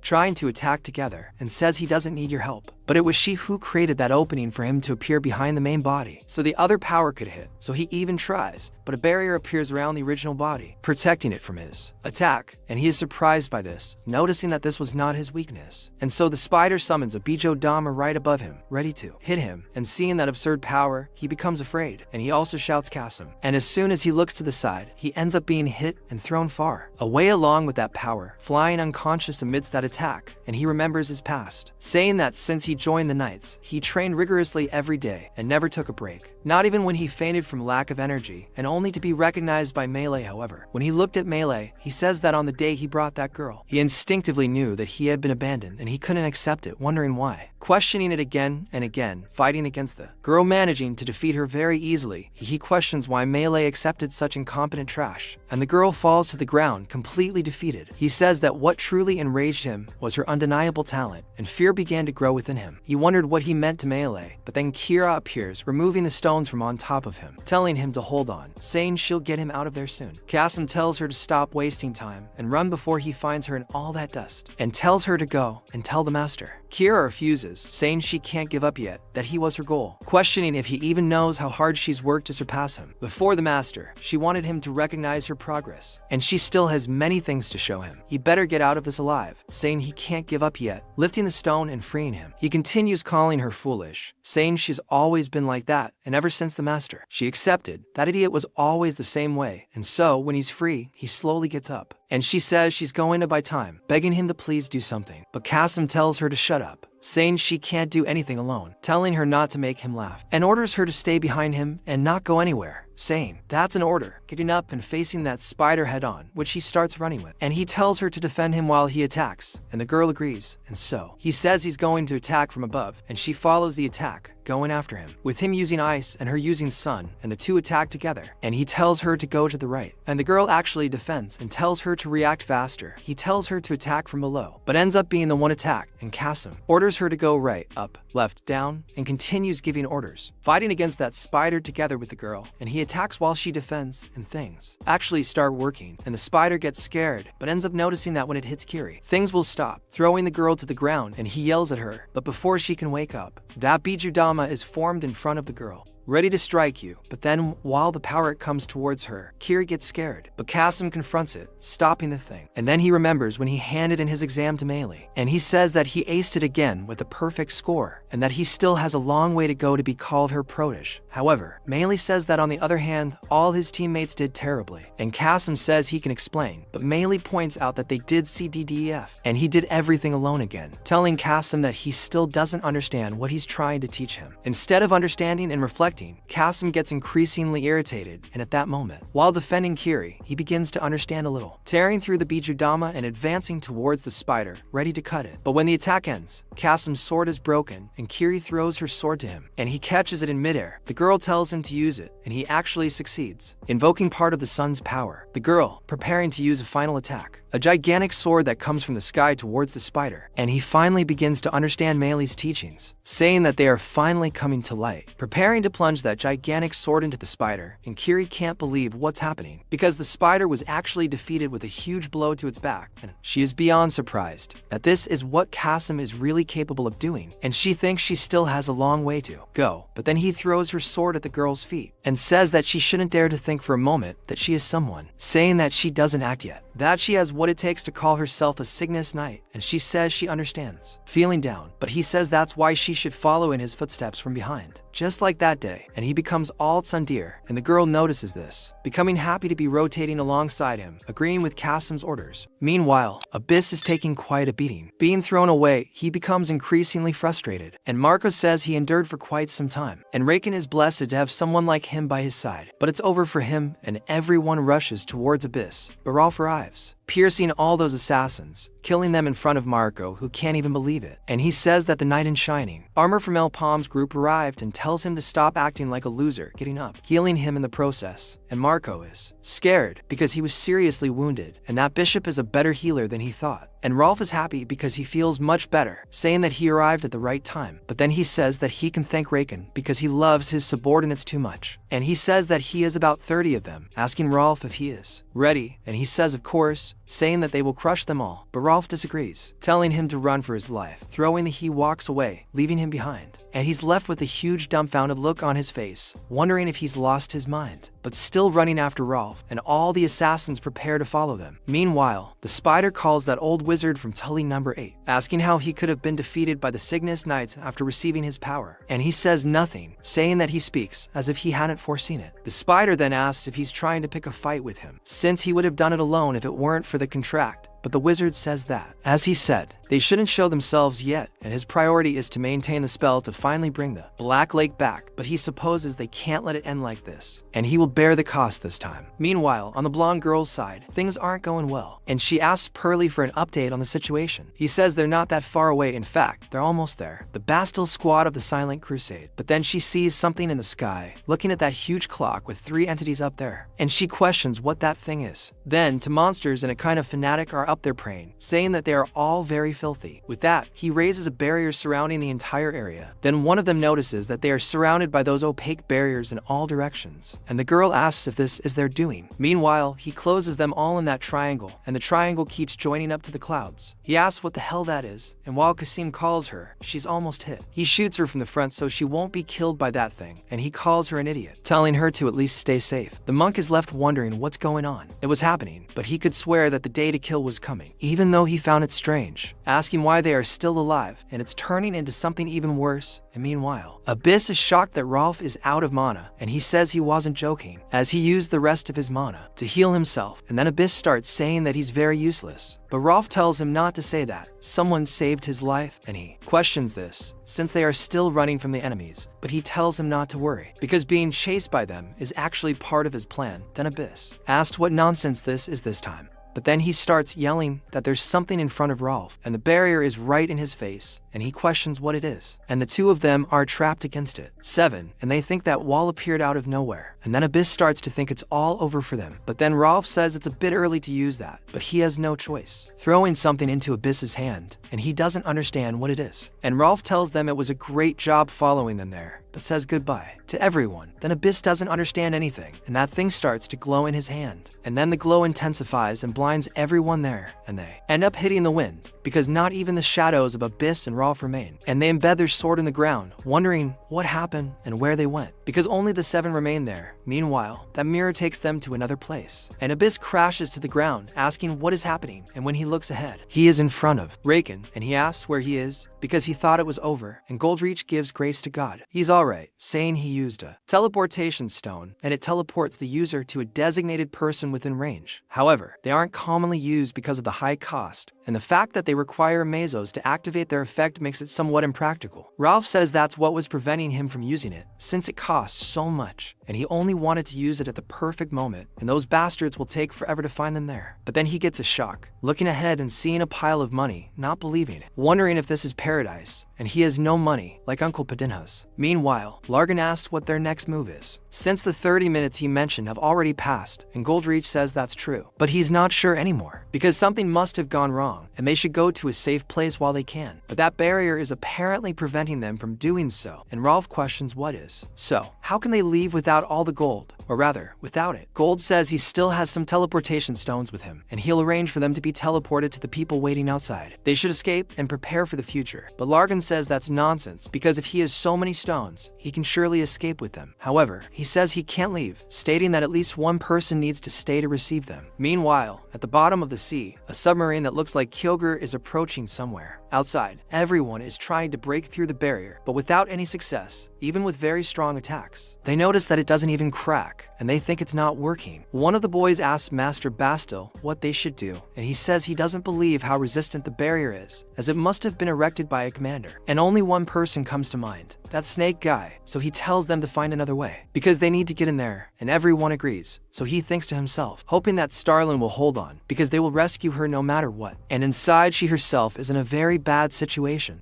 She thinks he must have been the one who conjured that barrier, and it doesn't seem like a good sign for them. The situation is becoming increasingly chaotic inside, so she thinks that without reinforcements they will be annihilated, and the fact that she only has 8 shots left doesn't help at all. She wonders what she should do, and that thing in the sky says that the city is pathetic, saying that Will's subordinates must be very incompetent. Then both he and his minions are hit, and he questions who is there, but he is almost hit again, having to get out of the way. One of his minions is split in half, and he prepares an energy ball to attack where the attacks are coming from. He manages to hit something, saying that he is a fool, and that resistance is useless. But another attack comes at him, and he doesn't even expect it. He starts calling whoever it is a shitty rat, and starts being shot at from all sides, having to run away as if he were the rat. Then he says he doesn't know what kind of trick this is, but it won't work, invoking another type of attack and throwing it in that direction. A person destroying everything in their path causes a huge mess. Looking down, the blonde girl is still face to face with him. He says he's found her, but she replies that he's persistent and thinks this won't be fun. She prepares another shot from her sniper rifle as he tries to find her again. When she changes position, she follows him with her sniper rifle and hits him squarely. He gets furious, saying it's useless to resist and tells her to show herself. He hits her in several places, but she keeps running, noticing he's more resilient than he seems. She thinks she only has 1 more shot, while he can cast too many spells. He tells her she can't run forever, and she thinks this isn't good, that she has no choice, and it's all or nothing. She tries to hit him again, but his one-eyed ghost appears right behind her, trying to get her. She's hit, and meanwhile, Marcus's men continue running with him towards the gate, thinking they have to be. There, Marco says he can't believe he didn't think of it before, and the teleportation stones must have taken them there, and they enter the place with everything, seeing all that mountain of gold. And then Marco says that hide and seek is over for his master Goldrick, realizing that he was really there as expected, asking if the treasure room was the best he could think of, finding it disappointing. But Goldrick finds it strange. He is disappointed. It seems surprising to hear those words coming from his mouth, and Marco says that's fair, saying that he can call him whatever he wants. However, it seems that he is not the only one who betrayed his trust, because Gappo's guard dogs are no longer with him, and he says that his treasure will be put to good use. And all the assassins rush towards Goldrick, while Marco says he can die in peace. He then questions Gappo's dogs, pulling a lever that sends a mountain of coins raining down on them, engulfing them in a sea of gold. Marcos thinks it's impossible, but Larkin appears, betting he didn't foresee it, because a dog that bites its owner should be sacrificed. Gold says it's shameful, but tells him to show it. How the Gappo Merchant Guild hunts its dogs. And from the middle of that mountain of coins, two people appear, Abyss and Ralph, and he says they will do it happily. But Marcos asks why those Gappo bastards are there. Then the assassins start to struggle to move in all that gold, and to take advantage of this. And he says they should be happy to be surrounded by gold, taking down all the assassins there, and they find it amusing. But Larkin tells them to be careful, and when they look, one of the assassins has managed to get out of that pile of coins, going after Ralph. Then startled, he ends up slipping, and uses that to put his shield in front and defend the attack, and says that being buried in a pile of gold is every man's dream, defending the attack of that assassin, hitting several of them at the same time. And Marcos is desperate because he can't move, and so Avis asks to help him, pulling him from there, and is surprised to look at him, asking if he wants to behave now. They tied him up in the corner and said it was over, ordering him to tell them everything he knew, asking what his next plan was, saying they would take that into consideration during his trial if he willingly told them. But he started laughing, asking about the trial, saying that his stupid law wouldn't last past today, and none of them would be alive for it. Then someone started a transmission, asking if they could hear him, and he said they had arrived at a designated location, and there they were questioning what was happening coming from that device. They said they were requesting approval for the use of the hyper-teleportation stone, and there, Goldie, Reed spoke to them, saying he approved its immediate use. Ralph asked what he had just said about this hyper-whatever stone, and he said it was a special type of teleportation stone that allowed the user to go much further. Ralph was shocked by this, asking if it was like to a new continent he had never been to, asking if that wasn't extremely rare, and also, Man and Goldie. Reed says he had to send it to an ally through a trusted courier, and it's set up to send them to where he is, so he had to stay. Then Mark questions this ally, asking if he really believes a few extra hands can change things now, saying he can't hire competent mercenaries with just a little gold. But then, Goldie, Reed questions this little gold, saying maybe he's forgotten who's in front of him, and says the Goldie, Reed Merchant Guild has more than enough, and he'll show him what money can really buy. Meanwhile, Spider-Man unleashes a lightning bolt everywhere, and he says they have his gratitude, and now he can control this power thanks to them. Cassim then pulls Kiri out of that hole. He tells her to wake up, but Spider-Man says they don't need to try so hard, as they will soon find peace, preparing another attack. But then, something touches his shoulder, and when it starts to rain, he thinks something is wrong. Asking about it,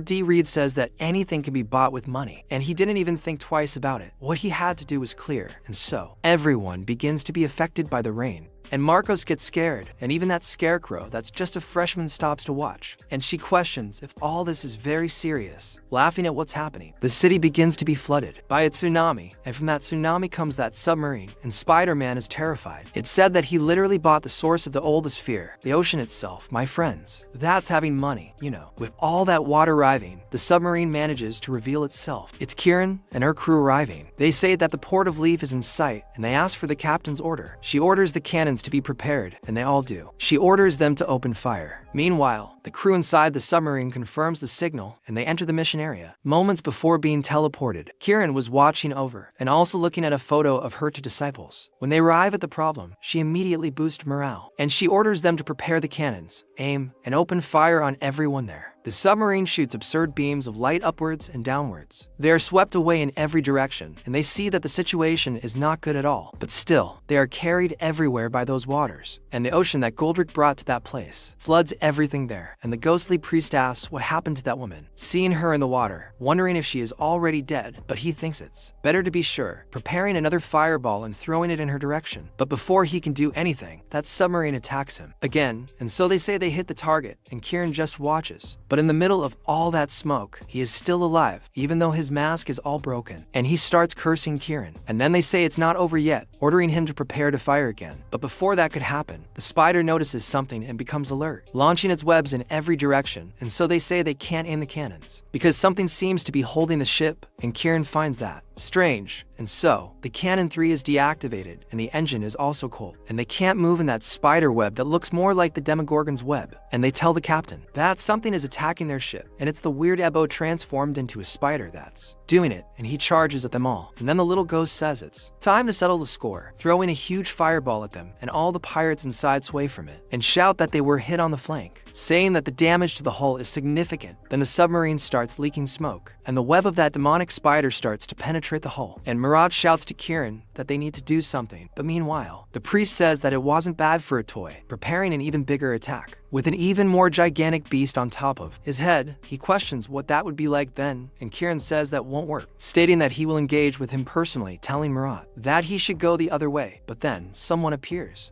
over there, and with that blonde smile, he asks their permission, raising a huge yellow flash. And this catches Ebok's attention, who starts wondering, what is that light? It's the captain of the Signy Knights heading that way, and at the same moment, that old man with the snake has his skull, which was in his hand, broken. He thinks it's impossible because he actually endured that, and he thinks this isn't good because he's back, and they can't do anything. He starts cutting all the wires around, then Ebo questions who would dare. And it's Mealy himself who appears there, with his sword of light and his shield as well. He's surprised and asks how he survived, and he launches another slash at Ebo, splitting his body in two. Seeing that he has now lost everything, even in his arms, he doesn't know what to do. Meanwhile, inside the submarine, one of them says that they are moving again, and Kieran orders the engine to be turned on again right now, but they need to dodge. But that priest in the sky says it's too late, and he has already gathered enough energy. When everyone looks, they are desperate, faced with that gigantic attack. He prepared a plan, saying he would exterminate them all, and so he orders them to disappear. But something happens, and everything goes wrong. His hand is hit. He doesn't understand anything. He couldn't unleash that power, and it simply explodes in his own face. He gets very angry, realizing that she is still alive, and the girl Miroy hit at the exact moment. Kieran talks to him, and he even agrees with something he said. It's time for a reckoning. She orders them to calculate the trajectory, and so they lock onto the target, and the energy limit is removed. She says she'll see if he can withstand all that heat, ordering them to shoot. He is surprised, calling Arkran, but ends up receiving that power head-on. Not even the barrier that was holding them there can withstand that shot, and it begins to crack until it explodes completely from tip to base. All the water that was carried there, along with the teleportation, spills out to sea, and the poor little boat that was nearby is destroyed. Meanwhile, underwater, Kasim thinks this is bad because they're going to die at this rate, and he tries to hold on, but ends up dropping his sword, going down with Kieran. However, at the last moment, a hand reaches out to pull them up, and Mihiran gets them out of there. Kasim is surprised to see his master, who says he's made good progress, and that he always knew he was capable of this. Okay, I found their reunion emotional. Kieran then transmits on the radio, saying that it's the captain of the Nautilus, that the situation has been resolved, and Goldreed says that she has his gratitude and that it's alright, saying it's his turn now, looking at Marcos and telling him to say everything he knows. Meanwhile, Alpalma, who had been missing for hours, is still fighting and he begins to be attacked. He sends that thing not so quickly, hitting a ghost, but there's no one there, and he thinks it's just a shadow. With that, Mihiran returns to attack him, and the protagonist defends himself in any way he can to avoid being killed. He says that this is interesting because his hand-to-hand combat and improvisation skills are certainly too good for an adventurer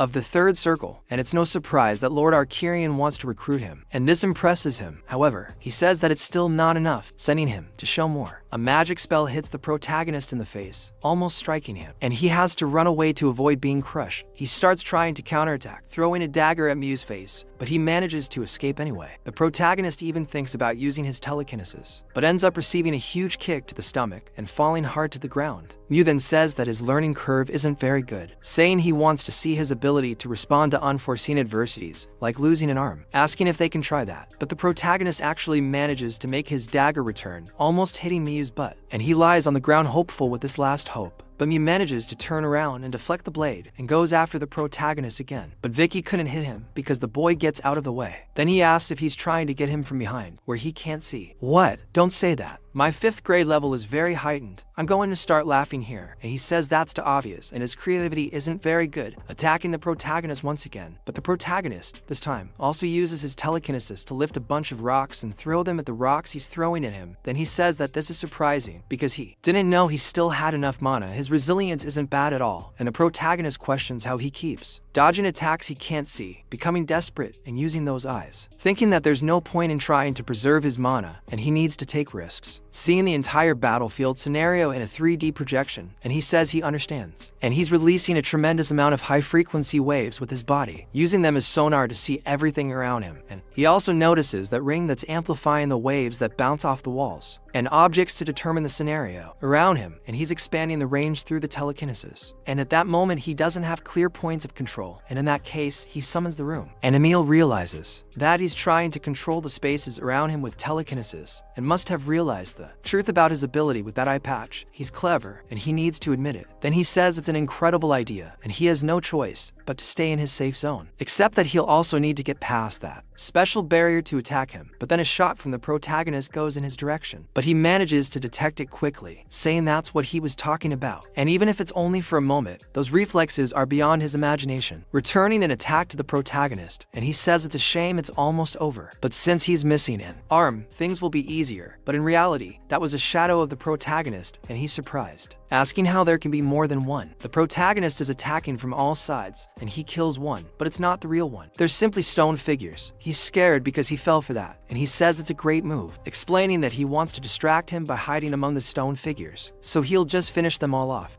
until his mana runs out, destroying everyone around him. But meanwhile, the protagonist is lying on the ground, raising his hand and throwing those puppets with his mana. He starts coughing up blood, and Emil can hear his tubercular cough, saying he's given up completely. The protagonist is in a lot of pain, but he shouldn't worry because he'll finish this soon, summoning his magic and breaking all those stone spoons at once. He then appears beside the protagonist, ready to attack him. While Palm is still completely stunned, he summons a spell and launches it towards the boy, and the magic explodes right on top of Alpalm, throwing him far away. Emil then walks towards him, calmly walking over. The boy is on the ground, completely exhausted, and he says that the game of hide and seek is over. It seems he's already suffering from the mana shock, and he can't say he's satisfied, but he thinks it was fun. He doesn't know if he should call it a gift, but he wants to show him something cool. That mass of magical energy is formed with extreme telekinetic control and precision, and he asks if it isn't incredible, because this will take him to the afterlife, talking to the boy who is going to kill him. But he starts to realize something, realizing that something is missing there, and the protagonist takes control of his magic, saying that it is indeed a gift. He will make good use of it, but Emil says that this is impossible, and how did he manage to do this, and that it's ridiculous, saying that he should be exhausted now, and he can't steal his magic with telekinesis, and the protagonist questions if he is surprised, combining blue and purple to create the brave, calling him to his journey to the afterlife, launching that point-blank attack on Emil who didn't expect it, and after he is blown up, the protagonist bleeds even more, having an absurd mana convulsion, and he complains if this is really his end, fallen on the ground, but in fact, Emil is not yet dead, and he says that he needs to kill her right now because Lord Arcurian was mistaken, and this guy will never join his cause. And they think he tries to get rid of him right there, but then a bullet comes towards him, and he lifts a rock to defend himself, not understanding what's happening. At that moment, Maynard and Daibos arrive, saying it's shameful to try and attack someone unconscious, telling him to let them have their fun instead. They arrive bringing Goldilocks children, and Emil gets furious, asking how those vermin dare. Maynard throws a wave at his face, saying he's scared, pointing a pistol at his face, and he says she won't kill him with a bullet. Then, Daibos asks how about that with the giant axe appearing behind him and throwing him away with a blow. He asks if Palm is alright, but looking at him, he realizes he's having a monoshock, which is bad, thinking they need to treat him as quickly as possible, but the crazy Mew is still alive, saying that they are very ignorant, and Daibos really thinks that nobody ever falls easily, so he can help them quickly put the rock there, and so the fight continues. And then Mew says that his patience is running out, and they leave him no choice, pulling a kind of broken crystal ball from his clothes, and he says that he will leave. They're all in pieces there, and Maynard is surprised that he's coming out from the circle, shooting. Once again, he's hit, but all the bullets are stopped by his telekinetic magic, and he says it's too late. But someone arrives, saying that's enough for Mew, and as soon as that little guy speaks, he stops instantly. That's Master Kirian, and he says he can't take his eyes off him for a second, asking how he dares try to climb the circle without his permission. Then he begs for forgiveness, as he lost his temper, and Arquirian says the mission is cancelled, and he must return before the entrance gate is surrounded. But then he doesn't understand anything, because Alpalmi is still there, and he says not to worry about him, because they are destined to meet again, and if he dies, then they will know they made the wrong decision. But then Mordria questions if Arquirian is there, and they don't believe she's there again, asking how that's possible, and Mordria starts laughing, saying that now she understands Master Will's loyal subordinate, working with Master Arquirian, and she rises even with so many parts of her body missing. Then she asks if Mew betrayed Will, saying that this is getting absolutely interesting, and even better, while she's there, she's going to kill him, and the rest of the minions there also, summoning that crystal ball she has with her to raise her circle, and she says that this definitely works for her. And then both Manor and the fatty who are up there are thrown from that pillar, but the pillar doesn't fall for nothing, because Mew grabbed it to throw it at Mordria, trying to kill him, and she's surprised that he attacked his own ally. But then he thinks he's too late, because she's already managed to complete what she wanted, and he starts releasing a bunch of ghosts there, and those ghosts take over the whole place, and Mew thinks that this is not good, because it's a sacrifice, and those ghosts culminate where she is, going under that pillar, and Debu asks what the hell is this? Then Mew says that this is difficult even for he tells her she has to leave, telling her to do her best to survive, and Debu gets angry because he doesn't even know what's happening anymore. Mew then says he'll tell her, telling her to be careful and also to tell Palmy when he wakes up that his offer still stands, that is if they're still alive by then. But then Mew fires his crushing bullet at him, saying he's not going anywhere, but he tells her not to waste her energy, stopping the bullet with his phrase, locking it instantly. She's surprised that he managed to stop her powerful attack. Then he says she can take back the attack, turning the bullet and launching it towards the girl, blowing everything up around her, and they need to get out of the way quickly to avoid being killed by her own attack. She starts trembling, trying to launch another one, but he can't. However, Debu calls Mew, and she is almost hit by something, and by a hair's breadth. They're not crushed, but Debu steps in front, stopping the attack of that thing, a hand entirely made of energy. Then he says that this is ridiculous, and it makes no sense that that gigantic monster is attacking him, and the monster begins to spurt blood out, its hand completely.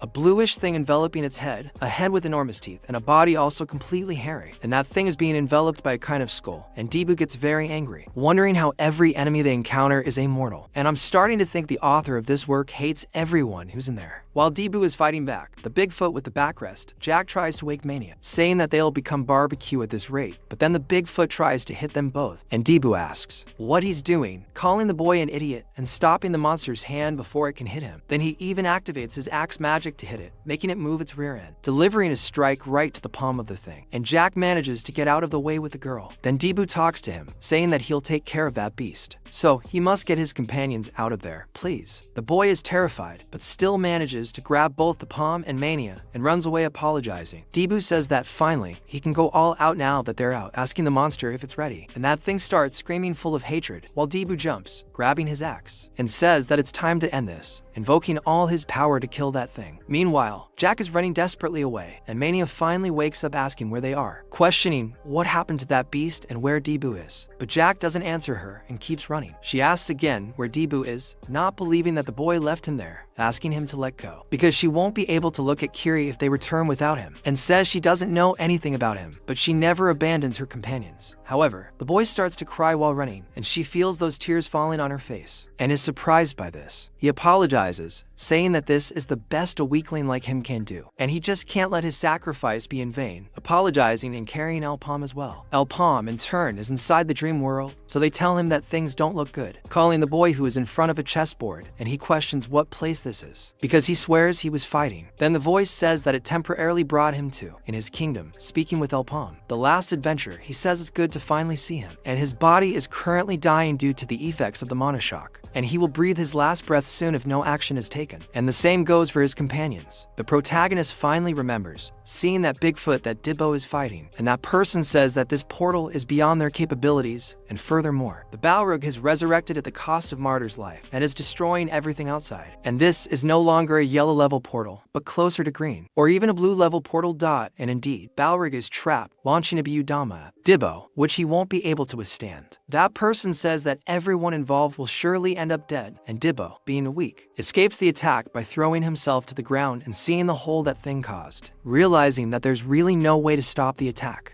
And Alpam, in turn, is quite frightened by his words and how much he knows. And that person says that the fight to save everyone's lives is accelerating their deaths. Compared to his past life, he won't be able to stop the apocalypse from arriving at this rate. The protagonist then says that the person is very sure he traveled through time, asking if he is that person, but he questions who knows. Meanwhile, the boy is still running, looking at the pillars, remembering that it's to the left after the 23rd pillar, and the middle route will split into 3, and he should only turn at the corner. But he arrives at a place where he wasn't supposed to be, and he thinks that this was supposed to be the right path. When he looks at the ground, he sees that it's the statue of the exit portal, saying that he swears it was in good condition before, and he doesn't even believe it. Thinking about Mew, and that bastard surely destroyed it while fleeing, Maynard tells him to compose himself, because they don't have time. And even if the exit portal is destroyed, it will reappear somewhere in the area. But then, a huge attack arrives right behind them, and they are frightened. Dibbo flies towards them like a good companion, reunited. Jack asks if he's alright, telling him to stay with him, but he sees Dibbo all broken on the ground. Alpine asks what happened, and a person says that the one he sent to the past isn't important now, saying he just saw what's happening outside. The protagonist then asks if Dibbo is all broken, and he tells him not to worry, because he's still alive, but will die soon if nothing changes. The protagonist asks the person for help with this, but the person says he can't get directly involved. However, the protagonist says that if he was the one who sent him back in time to prevent the apocalypse from happening, then he needs to help. The person says that's a strange way to ask someone for help, and then the monster launches another attack, gathering another one in its mouth. Time after time, the person with the palm asks what else it can do. A situation like that, saying he wants to clarify something for him, because even if he helps him, it won't change anything, but the protagonist says he doesn't care, and that guy says this will be his best chance. While the monster's attack is about to kill all 3 in one strike, then Alpalmi says he already said he doesn't care, throwing the board over his shoulder, slapping him, irritated with that hooded guy. Then he says he's right, throwing something at Alpalmi, and then the clock stops. Then the protagonist asks if something happened, and he says it's just a little, but he gave a part of his power, and it's time to wake up from his dream then, just hoping he'll be able to handle that power. Then the monster's attack doesn't hit them, and that blaze of fire takes over the place, and then Jack asks if they're still alive, and when he opens his eyes, he sees Alpalmi standing there, surrounded by all that fire, and they're surprised that the protagonist is controlling it all and is already alright. Finally, that's a change in the protagonist's behavior. It's been a long time. He's always getting beaten up. I've never seen anything like it. And the protagonist is even glowing gold, and he tells everyone to step back because he's going to take care of this.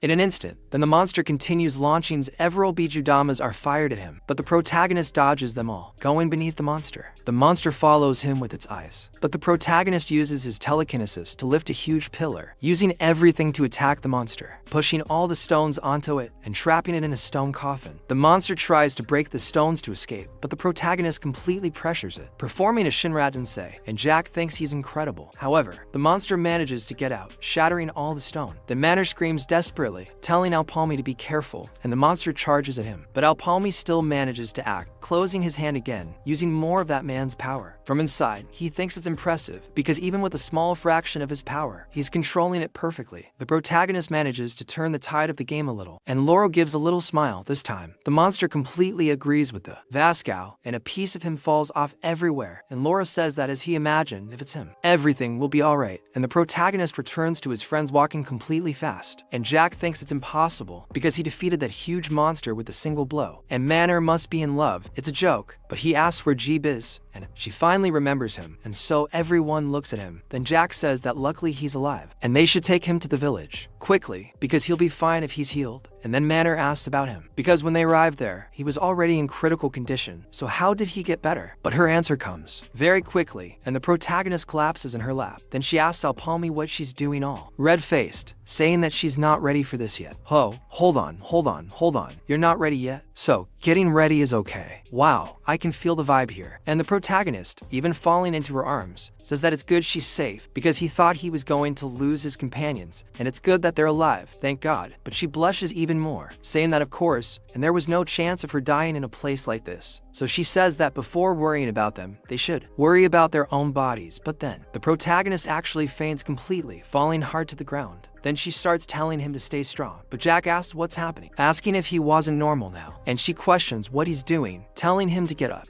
saying that she already told him to wake up, and the protagonist snores there, and a while later he goes to his desk signing many papers, and he says that this is going to drive him crazy, questioning how this never ends, and when he's going to finish all those documents, thinking that it's already been 3 days. And despite the end of the war with the Black Magician's followers, Portal life has become quite chaotic because for a time, news about the Canary Islands Merchant Union, second in the ranking, which was part of the followers, was enough to shake the whole world, let alone Portal life. And they say that an important figure in this war, Lord Vok, died in battle, but his body was not found, and the traitor Marco was interrogated in an attempt to discover the mastermind behind the plan. But because he fell for the story that they were going to bring his daughter back, it was revealed that he knew nothing about the followers. And after taking charge of the Knights of the Zodiac and Kieran of the Nautilus, they intensified the hunt to eliminate the Black Magician's followers. News of the involvement of 2 of the most important figures in Maple World gave hope to the citizens of Leaf Harbor, and this served as a basis for restoring peace to Portal life. However, the existence of followers nearby could not be ignored, and rigorous surveillance continued. Meanwhile, the devil is receiving a hefty slap on the back, and Kieran tells him to stop moving, as it makes it difficult to delay the bandages. He tells her to do it right, as she is opening his wounds even more, and she tells him to stop crying, telling him to be grateful that he only got that little scratch. She says it's done, while giving him another slap. Ralph says that 3 days have passed, and Maynard asks if he can't do anything. He questions what he could do, since even his powers aren't working on him. They will have to wait for him to wake up on his own. Maynard remains quite distressed, but her little sister tells them that the food is served, bringing a huge cauldron. The devil is happy that her food has arrived, and Kieran says they always owe her one, thanking the girl. Ralph, however, says that he's putting that aside and asks if the 2 have decided yet. She questions what she's deciding, and he says it's very obvious, referring to their little romance. The girl freezes, blushing, questioning what he's talking about while he teases her. He says he's assuming she's already confessed, since she's been with him until now, but she says she's only worried about a companion trying to pull a fast one. She says she's serious, saying she doesn't understand them, asking if they aren't worried about Alphonse, but the devil asked what he should be worried about, since it's perfectly normal for someone to sleep if they're tired, asking if she thinks her boss would die just from that little thing, asking if she still hasn't. He finally understood after all this time, and this guy wouldn't die even if he wanted to, and he says she seems to be confusing something, so he's going to say that he's not a monster, asking if it's not obvious that you have to worry about someone who fainted, and even he gets hurt, and everyone there seems to know something she doesn't. Yet, he questions if it isn't, but he's not wrong, and then the protagonist actually gets up,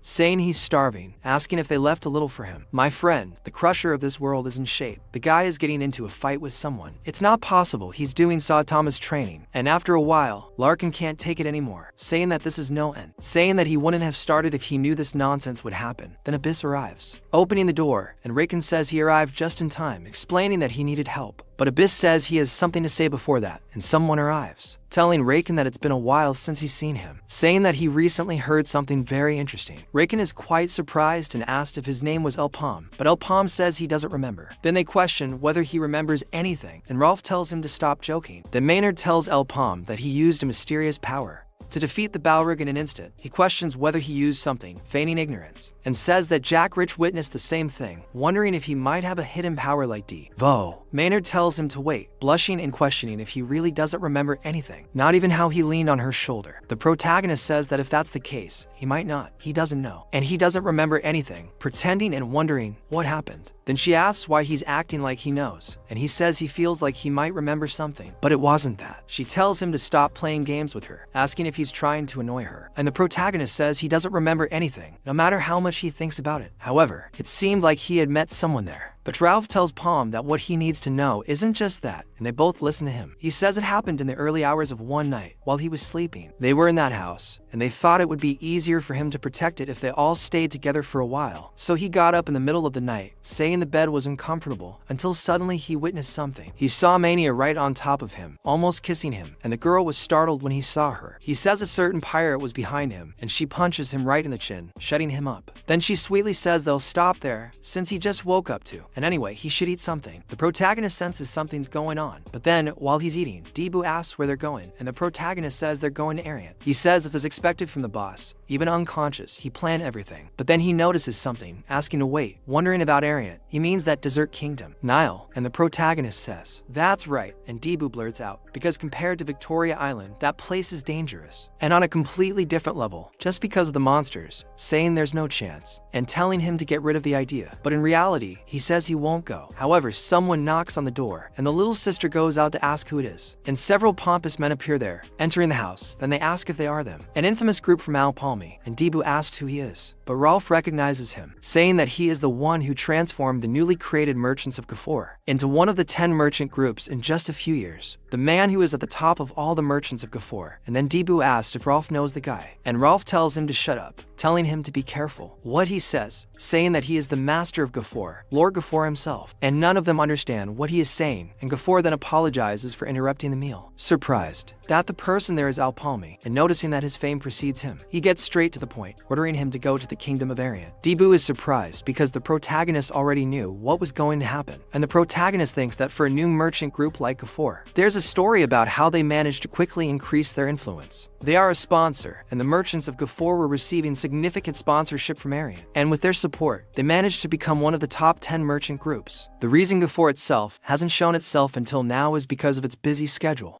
Going between Portalife and Arian, and Gafor and Arian are essentially the same, the boat, and they made an irresistible request to Gafor, the battle for the throne, and a bloodbath was imminent. In Arian, finally, it was time for Gafor to help them because of the sponsorship. He asked if the protagonist possesses formidable skills and says that all preparations have been made, but he simply refuses, saying that he doesn't want to go to a place as dangerous as Arian, where a civil war is expected. Then the divine questions what he's saying, asking if he wasn't already going there. Raken says that refusal is not an option, saying that Lord Gafor personally ordered it, and it's an honor for an affiliated group to receive such an order, so they must prepare at once. But the protagonist questions this honor, asking if he doesn't just need to wait for volunteers, since everyone must be eager to apply for such an honorable mission. He's saying that the risk is too great to do just for the honor, and Raken starts to say that it seems he spoiled him too much, asking how he dares to speak like that to Lord Gafor. But Gafor says he understands and he's a negotiator too, agreeing with the protagonist, offering 5 times the amount, and that will be the number of opportunities he'll give him to prove his trustworthiness. Abundant for him, and if he's able to clear the 5 portals he'll assign him, he'll grant him anything he can as a reward for this mission. And the protagonist gets what he wants, and Gafor questions what Palm thought, asking if it caught his attention, and he, Gafor, swears by his name to fulfill his side of the agreement, and the protagonist says that is expected. He's a very worthy man, and he says he'll accept that as a compliment. And Rolf already starts thinking that the boss did very well, already counting the money in his mind, while Debu thinks he's repulsive. And Palm then asks when he wants them to leave, and he says it's good that he understood quickly, saying that then they have no time to lose, and they should leave right now, and they are all going immediately to get into a boat and sail to Arian. And at sea, Debo starts calling out to Hugo, loudly and constantly, and Manor asks what's wrong with him, asking if he's always been in the game at sea, because, as far as he remembers, he was quite drunk, and he says he doesn't know, wondering if he drank too much yesterday, questioning if they're okay, and everyone is quite calm, and he gets all frustrated telling them to just ignore him, and Manor teases him because he's crying all that just for a few drops of liquor, saying he's a naughty little baby, asking if that's so difficult, and the boy keeps vomiting all the time, and he even gets sick. And Ralph then tells him that his new clothes will get all dirty if he continues like that, saying that this won't do, and like his father, he will gently pat his son on the back. But Debo gets so angry that he turns to him and starts vomiting on Ralph, then he punches the kid, calling him an ungrateful son, and the poor guy keeps falling on the floor covered in vomit. But Ralph tells them not to misunderstand, saying that this isn't domestic violence, and his son just seems a little tired, so he put him to bed. He tells Manor that he'll need to clean up after Debo, asking if she could help, but Manor tells him not to even come near him, just telling him to do whatever he wants. The protagonist, thinking this, thankfully seems like they'll get to Aaron sooner than he thought, because those idiots,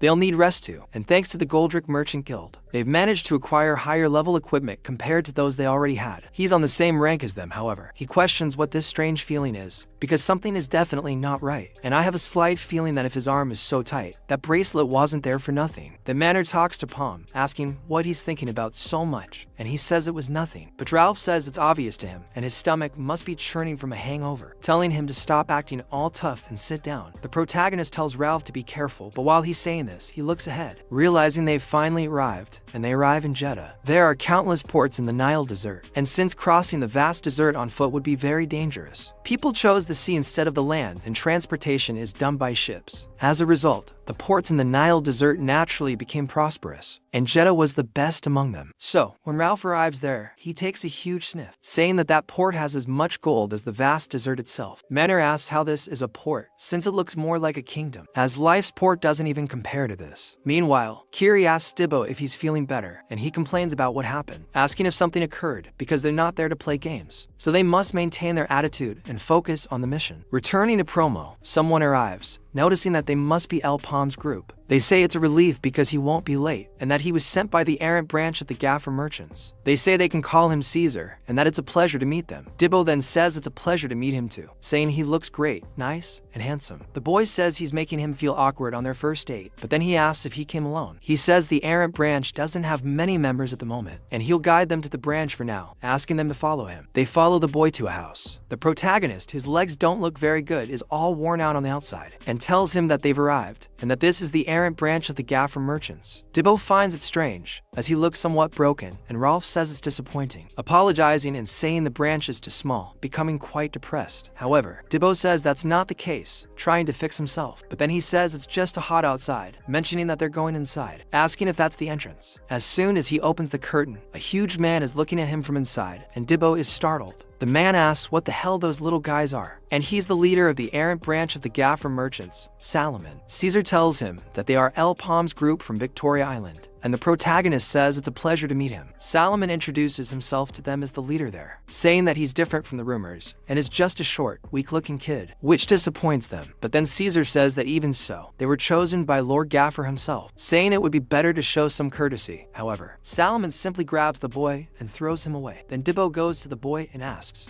if he's alright, and he simply confirms that he is, even after being thrown far away. Then Dibbo asks what kind of idea that was, and he continues to be rude, saying that it seems even Lord Gaffer isn't aware of the situation there, asking how Herher could send those amateurs away, saying he wouldn't believe in their strength until he saw it with his own eyes, even if they were recommended by Lord Gaffer, and asked if they thought rookies like them, who only worked on Victoria Island, could do anything. Dibbo then said he was tired of that idiot, asking if he wanted to see what they were made of, already wanting to attack. But the protagonist intervened, questioning what he meant, telling Salomon to get to the point. Salomon said he needed to test his abilities, and they would talk later, telling him to exhaust himself because there was a yellow rank portal with 3 marks, and the maximum number of members was 28, and he wanted him to go in there and clear that portal alone. But then Caesar asked what he was talking about, because even if it was El Palm's group going alone, it would be too much. Salomon told him to shut up, because if they couldn't even do that, they would only be a nuisance instead of helping, and the boy still tried to argue. But Palm Caesar asks if cleaning him alone is the only condition, and he doesn't understand anything, and Salomon is also somewhat surprised. Palm questions if that's his only condition, noticing the boy's overconfidence, saying he has one more, ordering him to finish in a week, and that he doesn't like this sudden test at all, especially since he wants them to clean within a week, saying that being rude is too much. Then he questions whether he's being rude, saying it's a strange way way of saying he doesn't have enough confidence, asking if they're already scared. Palm says it's his turn now, saying he wants 10 million mezzo, and that will be the reward for his abjuration. But then Salomon asks if he's lost his mind, questioning where he thinks he is to even think about bargaining. But the protagonist tells him not to fool himself, because even though they are Anarians, under the orders of Lord Garfo, they don't care about the detailed circumstances of that place. They act according to how much they are. They're paid, and if he doesn't like it, they'll abandon the mission and leave. And if the unilateral actions of the Aryans branch cause the breakdown in relations with the Garfo merchants, the protagonist questions who he thinks will take the blame for it. It seems that Aryans' internal conflicts aren't as serious as he heard, and since they're even, they'll forget about it and leave. But Salomon says it's interesting, because to think he would threaten him, saying that he has courage, and that he's rude and completely arrogant, but not stupid. He says it's alright, saying he liked it, asking how about a little more work, saying he'll give him 5 million mesos for each day before the deadline that's left. In other words, if he manages to clear the portal in a single day, he'll receive 3 times more than he asked for, reaching 30 million mesos. He asks how that goes. The protagonist is asked if he likes this, and Valmus immediately grins broadly, instructing him to guide them there. After walking through the desert for a while, everyone is exhausted, but they still have a long way to go. Dilbu then complains that the heat is unbearable and he can't take it anymore, asking why the portal is in the middle of the desert. The protagonist replies that they're almost there and tells him to stop whining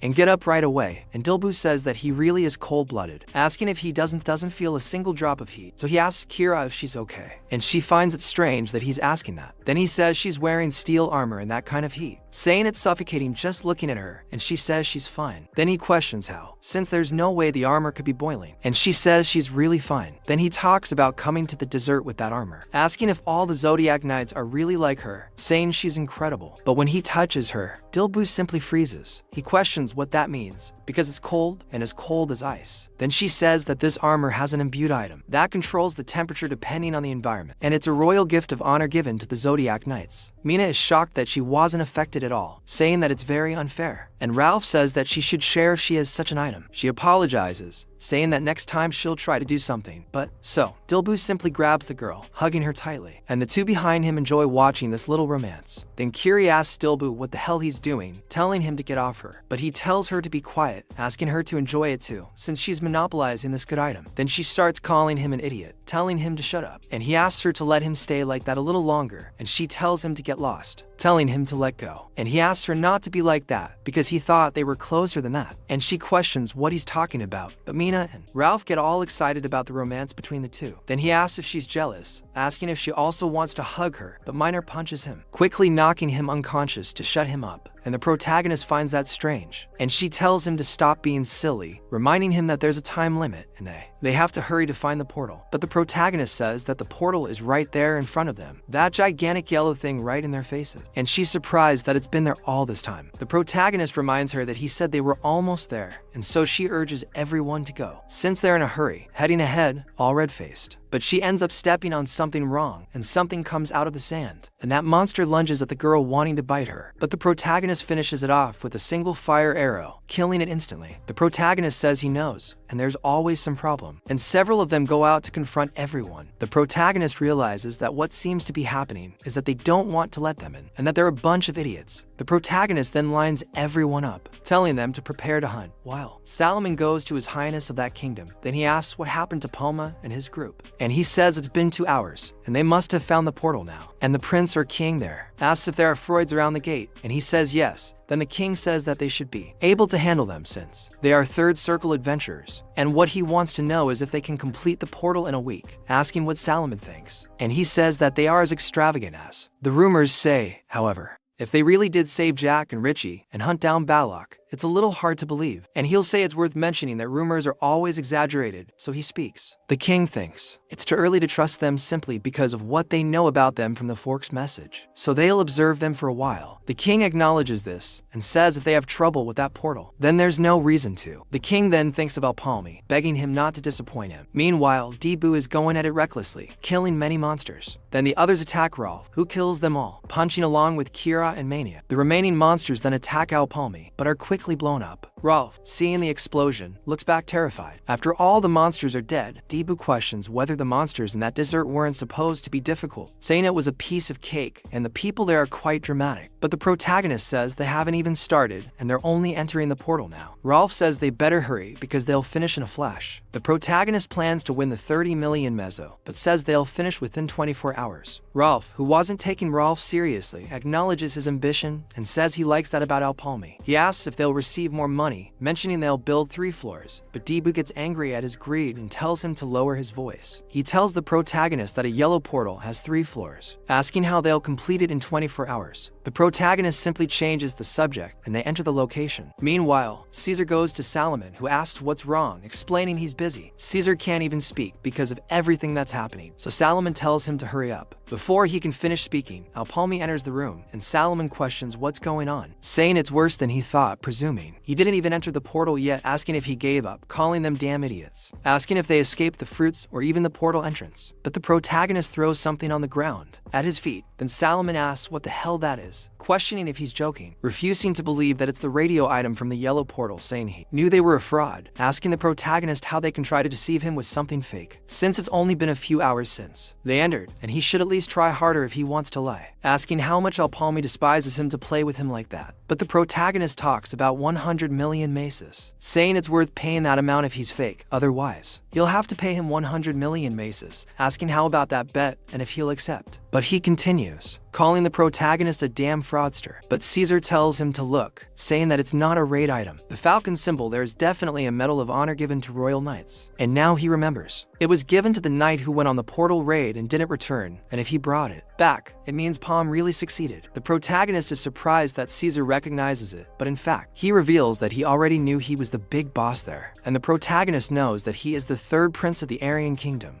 and hidden sponsor of the mercenaries of Gafo, Prince Kacha. And Alpalmi OnLive protagonist observes the boy's reaction, but Solomon starts to freak out, asking what nonsense he's talking about this time, saying he's truly a lost cause, spouting all sorts of things about gambling and whatnot. This time, Prince Caesar asks if he's calling him a prince just for recognizing the royal medal, and if he's a prince because of that, then he's the king of that nation. Caesar agrees, asking what he wants by calling him a prince, saying that he may not seem like it, but he has a lot of information that others aren't aware of, and he needs to know all sorts of things while doing different jobs as an errand boy. He was recognized for his efforts, and now he's working there, saying that he's making him a little embarrassed. But the protagonist doesn't believe this information he discovered as an errand boy, asking Caesar if this is the lie he decided on, and he grabs Solomon's arm, stopping his nonsense about doing whatever he wants. He asks if Solomon is aware of what he can never reveal when deceiving others, and Solomon wonders what kind of. The wizard is so strong he's almost breaking his arm, and then the protagonist talks about Kaka's hand. He doesn't quite understand, and the protagonist says that a person's hand changes depending on their life, the location and shape of calluses, the shape of the muscles. You can deduce a person's life by carefully observing their hand. But a certain errand boy having such a pristine hand, he's been seeing strange things since he arrived, and he, who proclaimed himself the leader of the branch, his hand isn't that of a merchant accustomed to counting coins. It's more like the hand of a soldier who trained with a sword for decades. Solomon says that this place is full of outlaws. There are a large number of guys who don't care if he's the leader of a merchant group or not, and he's the same. The protagonist says that's true, so he can't be sure just from that. And what confirmed it for him was one of those guards there, and he's surprised. The protagonist says that both performances were natural that time, and a violent superior and a mistreated employee is a scene he's seen quite a bit there. But the key point was elsewhere, because for someone not yet accustomed to the situation, it was quite difficult for him to perfectly hide his loyalty, and the boy became worried when Solomon was simply hitting the prince, and he sees that he's been discovered by such an idiot. So Solomon says it's absurd, asking why a prince would go through all that trouble, saying it doesn't make sense, and the protagonist asks if it really does, saying that he thinks there are many reasons for it, for example, choosing D from among the members of the battle for the throne. And at that moment Solomon almost rips the boy's head off, stopping his sword right at the protagonist's neck. Then he questions what the hell he's trying to do, but the prince tells him to stop, saying it's interesting, and he can see why Garfo recommended it, saying he expected it after hearing the rumors, but it exceeded his expectations. And the guard becomes increasingly desperate, and the prince confirms that's true, introducing himself as one of the monarchs of that land. And he asks Palmi how long he knew about it, and the protagonist says he had his doubts since he was sent to Ariant, since Lord Garfo sent them personally, and he imagined he would have a sponsor in Ariant, and he suspected it from the start.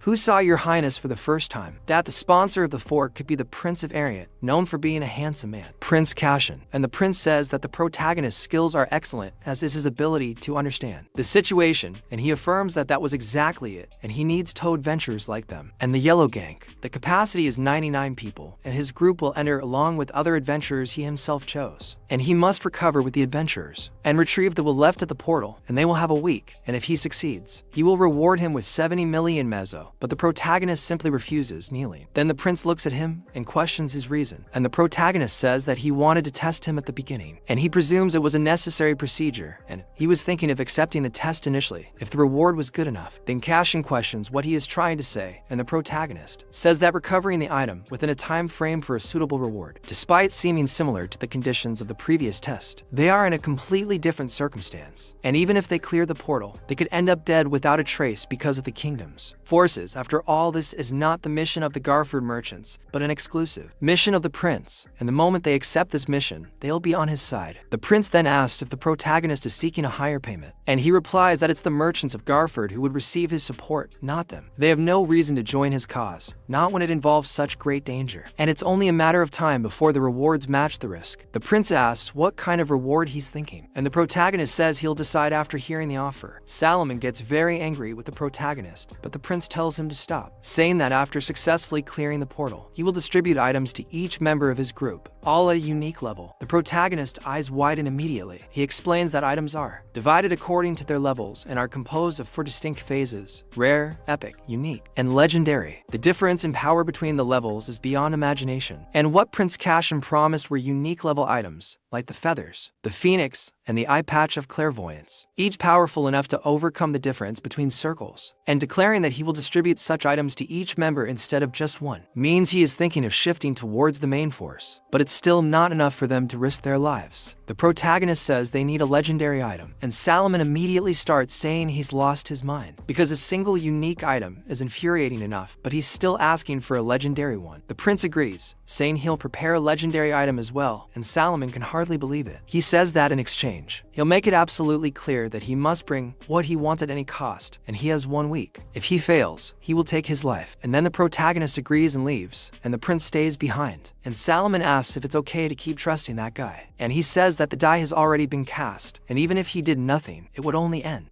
on the same path as the other princes, and if he doesn't act, he will be defeated. And he begins to tremble, sweating cold, becoming slightly irritated while thinking about that woman. Meanwhile, the woman in question is in a completely luxurious hall, which doesn't seem good at all. It looks like a young men's hall, and she thinks this will be interesting, saying that she doesn't know what Keikso is preparing, but she already has her hands on him, and she thinks it's a mother's duty to educate her son, and she will educate him properly, given this opportunity. My friend, I didn't even need to see her to know it wasn't good. And the poor girl doesn't understand anything, that he is Prince Keikso, not even believing that Caesar was the 3rd prince of the kingdom, and that he was only pretending, asking if he is really Garfo's sponsor. And the protagonist tells her not to speak so loudly, because it's a secret, and Debu questions if it's okay for him to tell them. Then the protagonist says that they should know, since they will see him frequently, and that they will find out about it. He thinks that this is much bigger than she anticipated, and Ralph says it means a prince only paid them 30 million for their last mission, asking if he isn't being stingy. The protagonist then says that this time, the reward is a unique item for all of them, a legendary item. Ralph is overjoyed, already thinking he's the perfect candidate to lead the nation, and that he believes a prince is truly on another level. The protagonist says that's why he wants to make them an offer, saying he'll keep the legendary item. Menor then says he's making it seem like they've already finished the job, and Debu says that's not a deal, he's just announcing it. Ralph says he could sell his unique item if he wants, and everyone sees that he's too greedy, but the protagonist says he'll compensate them for it and expand their circle of power. Meanwhile, in a luxurious room surrounded by a bunch of guards, a man is drinking too much, and he asks his servant if he brought what he ordered. The servant brings another bottle, and then he complains. Prince Cashin, the 8th king of Ariat, speaks to him, saying that the dragon's heart is there, asking him to achieve immortality with it. Cashin says he is proud of him, stating that he is definitely his son. He then asks if he can ask his father a favor, and Abdullah tells him to go ahead. He explains that the dragon's heart is a symbol of longevity, and asks how about holding a week-long festival. He asks for permission to hold the festival, and the king thinks for a moment while lying in his wife's lap. Cashin thinks that the king and queen need to manage all the events at the festival as they happen, and this will be his chance to go to the portal. He asks his wife what she thinks, and Cashin is shocked by this. She says she doesn't know. She says that bringing an item he ordered is an obligation, and she feels that reciprocating with the festival is excessive, asking if they really need to pamper him, and that Areta is influencing her husband. The king then says she has a good point, and Cashin gets angry because the king has changed since Areta arrived, and he depends on her for everything. He's not a man anymore. You know, he's just a shell of himself. To remove Areta from her position, he needs to cleanse that portal. Then he speaks to the king again, saying that Areta always holds festivals to celebrate great events, and besides, this festival would celebrate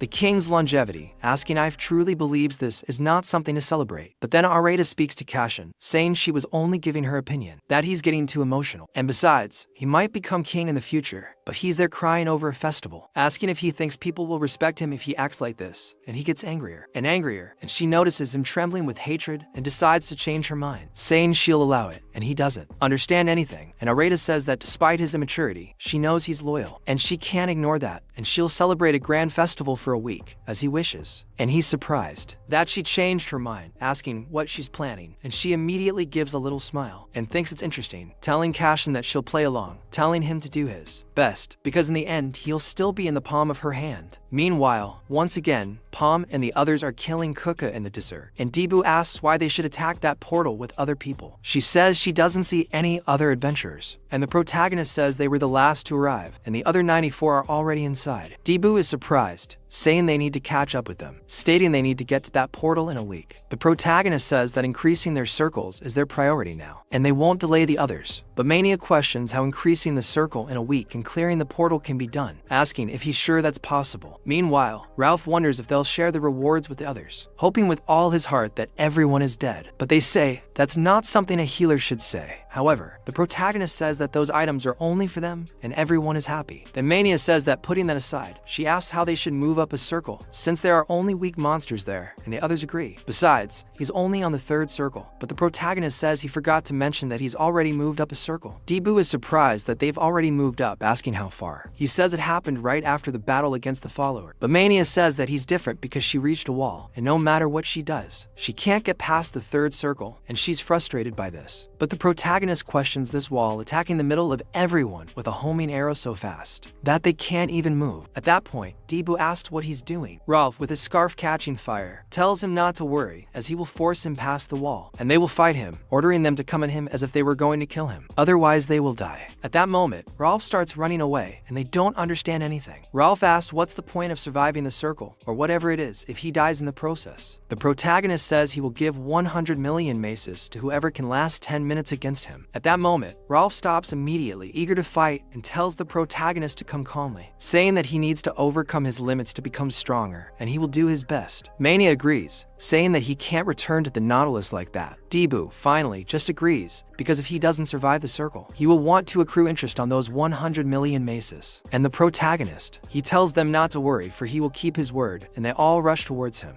Wow, now that I've stopped to think about it, this talk of I'm going to expand your circle is complicated, isn't it? Very suspicious. And then, everyone is supporting him in 73 different directions. Arrows are flying everywhere, and he manages to stop some coming towards him. But the protagonist uses his telekinesis to deflect them, throwing the girl far away. Then, both Rolf and Debu come at him, but the protagonist calmly dodges. They ask what kind of mage is so fast, even asking if he was a rogue in his past life. But they say that even that monster only has one body, and they only need to attack it all at once, telling them to maintain the pressure. They all charge forward, but the protagonist stands still, asking if they really thought that would work, summoning a whirlwind of flames upon touching the ground, throwing them all away, burning them all. They say it's too hot and call for water. Then, Mania sends them all back, because she's going to finish him off with a single shot, and that huge bullet heads towards the protagonist, exploding everything around him. She asks. He thought that even he couldn't resist, but the protagonist questions if that's all she has, asking if that's the best her group can do, protecting themselves with the barrier, destroying everything around them, but remaining intact, and he says it's a huge disappointment. But she says he's been saying the same thing for whole days, questioning what they should do when nothing works, and if they get close, it's hell on earth, and from afar no ability can reach them, asking how they should fight that damned thief, and here he falls to the ground hard. And Palma says that the reason they can't find a solution is because they are wasting their strength, and if their teamwork has been dividing the roles among themselves until now, then what they need to do is gather their scattered strength into one. And she says that's why she's asking him to explain it to them, questioning if they're going to stay near the first gate forever, asking if they're not going to clean the gate or something like that. but then they start to realize something, and that the protagonist says that if they don't know this, then there's nothing to be done. They'll just have to get beaten up until they understand, and D.Vo thinks there's no way around it, grabbing Kiri and running away, telling them to forget about climbing the circle and they should just run. But Ralph calls them all, saying that the exit is right in front of them now, a third portal, and D.Vo then calls them all to hurry up and get out, and Ender says that's his option too. And they all go into the portal while the protagonist returns to attack them, and he thinks they took too long to realize, and even after he gently brought them there in the first place, he's more relieved, as this must be reason enough for them to be late, and now he questions how they should start cleaning up, turning around to attack things there. Meanwhile, they enter the portal and D.Vo thinks he's safe. Maynard says they'll plan their strategy before Alfalm arrives, and he won't follow them for a while since the portal was destroyed. Ralph says that if they can count on it, how can they hold out for 10 minutes? That's 100 million tables guaranteed. Kiri is shocked by that table-hungry guy, but one of them is surprised that even the third portal is a desert and the heat is killing him. Kiri hears something and asks what that noise is, and the noise is a scorpion-like monster emerging from the ground. They all watch it. That gigantic spider scorpion about to attack them, and they already think it's madness. And that giant scorpion launches the first. Kiri jumps and prepares to hit him again, and D.Vo goes for one of his legs, and the two attack together. But then D.Vo notices something, realizing that the bastard didn't even get a scratch, and the monster prepares to attack again, releasing a hot breath all over the place. D.Vo gets angry at having to face the fire again, thinking he'll be in serious trouble by the end of the day. Ralph says he can't get close because of the heat, but Manor tells them not to worry, firing another powerful shot to hit the thing's eyes. The creature says that an idiot like him is no good there, and if she can't get close, she'll only attack from afar. But her shot is simply deflected and broken by the creature's tail, and the scorpion uses the tail to attack the girl as well, raising a huge blaze around itself, pushing them all away. Kiri is thrown far away while Ralph thinks they barely escaped, but the situation hasn't changed. Nothing, and D.Vo sees that the monster is quite rigid, as it has an impenetrable fire and a rigid defense, but that's nothing compared to the boss, saying that it's perfect for training. The scorpion then gathers a fireball in its mouth and throws it at them, hitting them all. However, Kiri uses her sword to raise her Asura, imbuing ice around the entire scorpion, and is surprised to see ice in that dessert. She thinks it's definitely a bit warm compared to Alfalm, and Ralph calls his son to join the attack. Each attacks different points on the scorpion, but while they are hitting the monster, it retaliates with its hard carapace.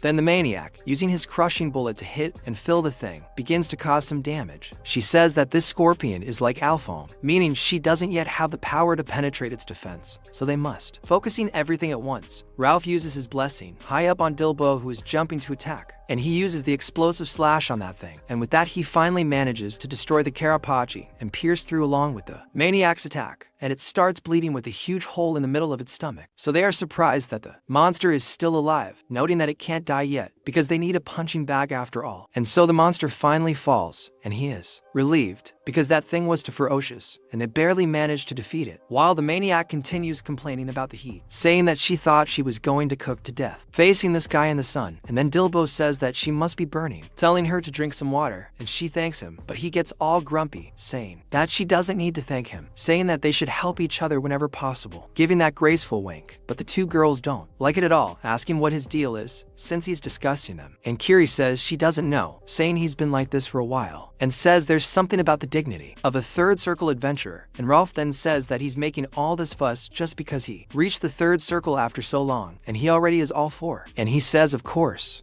everyone is in the fourth circle, except for a certain one, a newcomer. Kiri says that the difference won't diminish no matter what happens, while he's certain he was born to be an adventurer. The two then get into a fight, and Kiri says that Alpam is a little late, and she agrees. It's past time for the portal to appear. She doesn't see the other adventurers either, thinking they found Alpam at the second portal, not even imagining what he's doing. He's a kind of protagonist. Several people are chopped up and dead around there, and he has a very murderous look on his face. Meanwhile, during the night, while drinking some wine, Salam asks what he's thinking about, and he says the festival isn't over yet, telling her to forget about it for a moment and enjoy the festivities. He says something seems wrong, as he thought the queen had plotted something by allowing the festival, but nothing happened, not even on the last day. Salam asks if that's not good, and he thinks so, normally, and he would be happy that things went according to plan. The plan is there, but he questions what this feeling of anxiety is all about. Then the queen arrives, asking what he's doing there, since it's a celebration for him, and questions how he can't be enjoying himself. He's surprised she's there, asking what she's doing there. But she starts questioning whether a mother needs a reason to visit her son. As a celebration for this occasion, she thought of personally serving him a drink, handing him a glass. The boy starts sweating, but she begins a psychological game, saying it's sad to see him so nervous, because people might think she poisoned his drink. She mentions an interesting rumor she heard about him becoming friends with an adventurer, and they're both shocked by how much she knows. She says she's very worried because he seems to be from another region, and he might get caught in a sandstorm and get lost. Therefore, she anticipated this and requested a reception. He thinks this can't be true. It must be true because the queen knew everything, thinking that it wasn't, that she did nothing. She had already prepared everything, questioning where this information leaked from. And if it's a reception, Areta definitely sent it to them, the Order of Assassins, who decimated a city of Areta inhabitants in just one day. Those famous for never having been seen by anyone, and it's a well-known fact among the princes that Areta uses them to eliminate opponents. And she allowed this festival just to lure them in, and she sent the assassins after the adventurers, knowing all this. And everything was in her hands from the beginning. And so, she says that the king appears. He came to deliver the news. Then, the guy arrives there, saying that he received the news from the reception group, and she already smiled all excited. Meanwhile, the protagonist finds this strange, as he sees no sign of resistance on the corpses, meaning they died before realizing they were under attack. He wonders who could have done such a thing, but he thinks the real problem is that he is the only survivor at the second portal, and judging by the corpses, they must have been killed by someone trying to sabotage the prince's plan. He soon questions what could have happened, wondering if it really was a ghost. But then someone attacks the protagonist, and he barely manages to escape, fleeing from all the attacks that keep coming from all directions.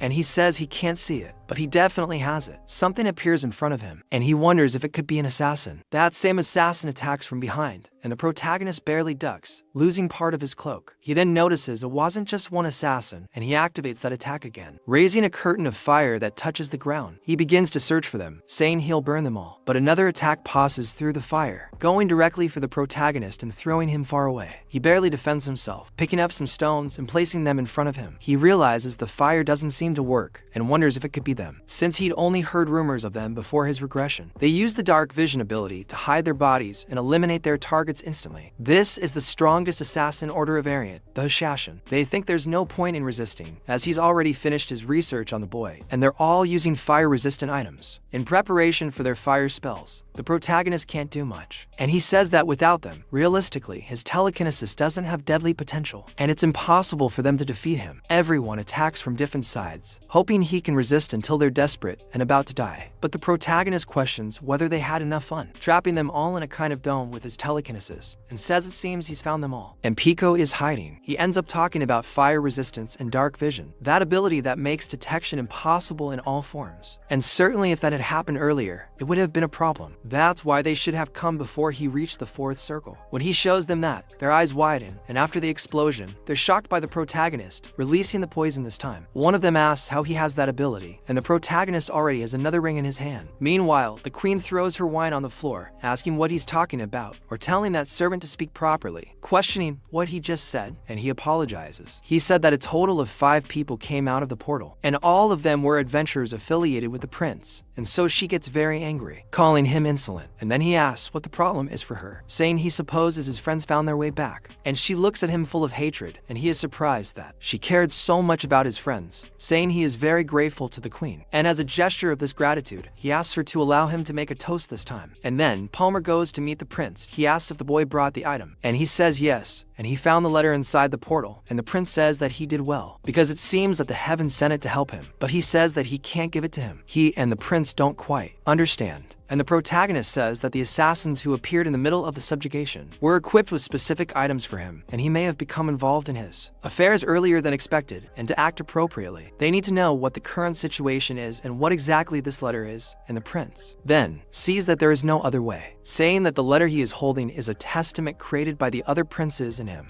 And when Queen Hedia came to power, she eliminated the children of Abijilus 8, one of them won. And in response, he and his brothers joined forces against her, creating a will to leave evidence should she try to kill them. When the surviving brother found this evidence, they would use it to remove Areta from the throne, to overthrow Areta and restore the nation. To hide the truth, both he and Areta need this letter. The protagonist is surprised that Areta sent those assassins, and the prince confirms it, saying he doesn't know how shocked he was to hear that, and it's a relief that he returned safely. However, the protagonist speaks speaks to him, saying the letter is useless, and the prince asks what he's talking about. The protagonist throws something on the ground, saying he found something interesting on the assassins who attacked him, showing him something the mark of the wizard. The prince becomes angry, and the protagonist asks if he recognizes it, saying that these assassins sent by Areta possess this mark. Only one conclusion remains. Areta is a follower of the Dark Wizard, and so she goes too. Will says that his resolution of this issue was disappointing, and she says she has no excuses and didn't think Alpalm's group could eliminate Rashashin. But Evoke appears again, saying that if it's Alpalmi, he knows him well. Areta is surprised to see him there, noticing that he's still alive, even though he's with Thor. She's just as surprised when Will hears him there, and he says he has a definitive way to kill him, asking for another chance. She says that's ridiculous because he's already failed and won't get another chance. Will talks to Areta, and she apologizes to him. Then he talks to Evoke and Areta, saying that they'll fix this together, and she doesn't like it very much. Meanwhile, Evoke is happy with Will's decision, bringing back everyone who was already dead. But wow, nobody really dies, right? It's like it. Nobody dies in Daryl. He says that this time, he's definitely going to kill him. Meanwhile, the Cashin is surprised that the queen was a follower of the Black Magician, and the protagonist says that they are already deeply entrenched in Harriet, and the moment he uses that card, he will die, not Areta. He then thinks that in the past, Cashin died, and although Areta's identity was revealed in the will, the followers showed their true nature and attacked him. He thinks it's too late, but the protagonist suggests he leave that place. The prince is surprised by what he's saying, and the protagonist says that now that he has antagonized Areta, who receives support from the Black Magician, Ariani is no longer safe, and all that awaits him there is death. He says that if he is wiser, he should forget about the card and ensure his own safety, because by separating himself from the throne, Areta might lose interest in him. He gets very angry, but thinks rationally. He says he understands who sent the letter, explaining that, as he said, he won't use it, but he can't just give up. He says that right now, there are people suffering under Areta's tyranny, and if they're left like that, there will be no future for Arani. So even if it's something worse than the followers, he can't discard this nation. The protagonist is happy with what he's saying and says he can go back later, but Salam arrives and asks what the problem is. Salam says that right now, at the royal palace, they're going to open the portal from the prince's tomb, and the protagonist is finding he can't believe it, saying that the legendary explorer called the strongest in Areni, the fourth Prince Sale. Despite his royal status, he cleared countless portals, causing many people admired him, including himself, and he undoubtedly deserved to be the closest to the position of next king, with both strength and popularity. However, one day Sale entered a certain portal and never returned, and this incident shocked the entire kingdom. The portal was then called the prince's tomb, and inside, everything is in complete chaos. He asks why the royal palace would reveal the tomb they had hidden until now, asking what her plan is. Salam explains, saying that the king himself said that the prince who cleared the portal would be the successor to the throne, but then the protagonist reveals it's a trap, surprising them both, and says that the princes who participate in the subjugation will be eliminated under the pretext of an accident. This is quite obvious, and Salam agrees with the newcomer, asking the prince to back down for now, but he says no, that he needs to do this because not participating would also be acting according to her will. Salam tries to stop him, but the protagonist says he will help. But Kasha asks Palm why he would do that, and he says that Arens must be after them after that incident, and he thinks they are in the same boat, and so Kasha thanks him, saying that he would certainly be a great help to him. But the protagonist thinks that he cannot let Kasha die as in his last life, because that time the followers used the advantages of the port of Arens to spread monsters from the portals throughout the region, and it was a key location for the followers, and in any case, it was good that he came there quickly, since he managed to see an unexpected side of Prince Kasha, and he will highlight him and all the followers, promising the prince that he will make him king.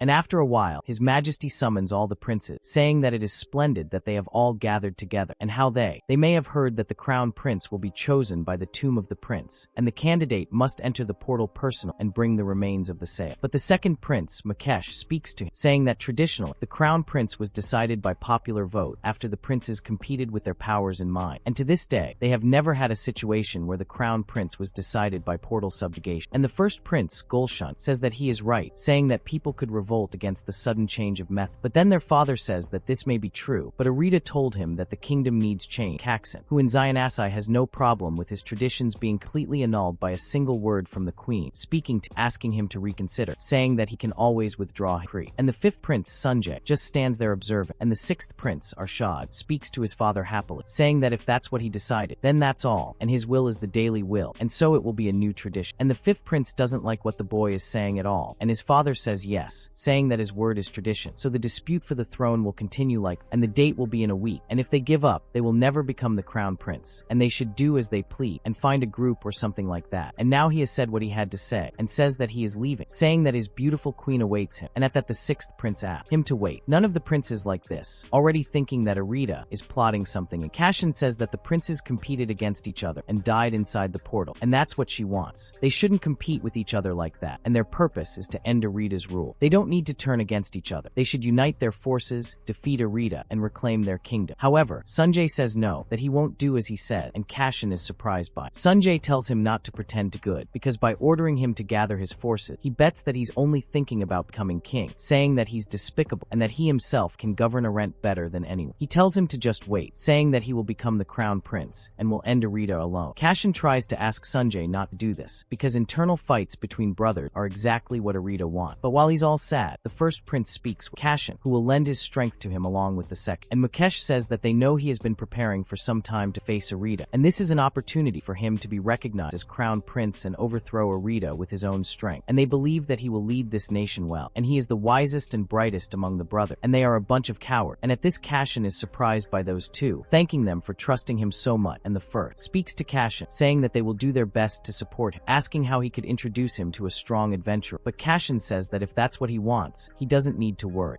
because he has an ace up his sleeve, and he goes to the ace up his sleeve, saying that he would like to. The protagonist hires them to fight for the throne, and says they've already decided, so they don't care much, but there's a condition. Only the prince and their group will enter the portal. Salomon says that's absolutely ridiculous, and that this is a matter to determine the crown prince. So how could he entrust his highness only? And they, the royal guard, will enter too. Palma then says that the prince isn't an adventurer and will need protection at all times, but if there's anyone among the guards incapable of helping, then they'll all be a nuisance. Besides, since Arita knew about Cashin's plans, it means there's a traitor in the kingdom, and his guards are no exception. It's best to choose all the members of the royal palace, and since he told Cashin this beforehand, everything should be fine. However, Cashin asks if he'd like to personally check if they're a nuisance, and at that moment an attack suddenly hits the protagonist, and everyone is startled. Cashin asks Salomon what he's doing, and he apologizes to the prince, but says he'll need to. The text describes a scene where a character is shown crushing the newcomer's faith, and everyone who appears has 4 circles of magic. Dibu is quite surprised, and the protagonist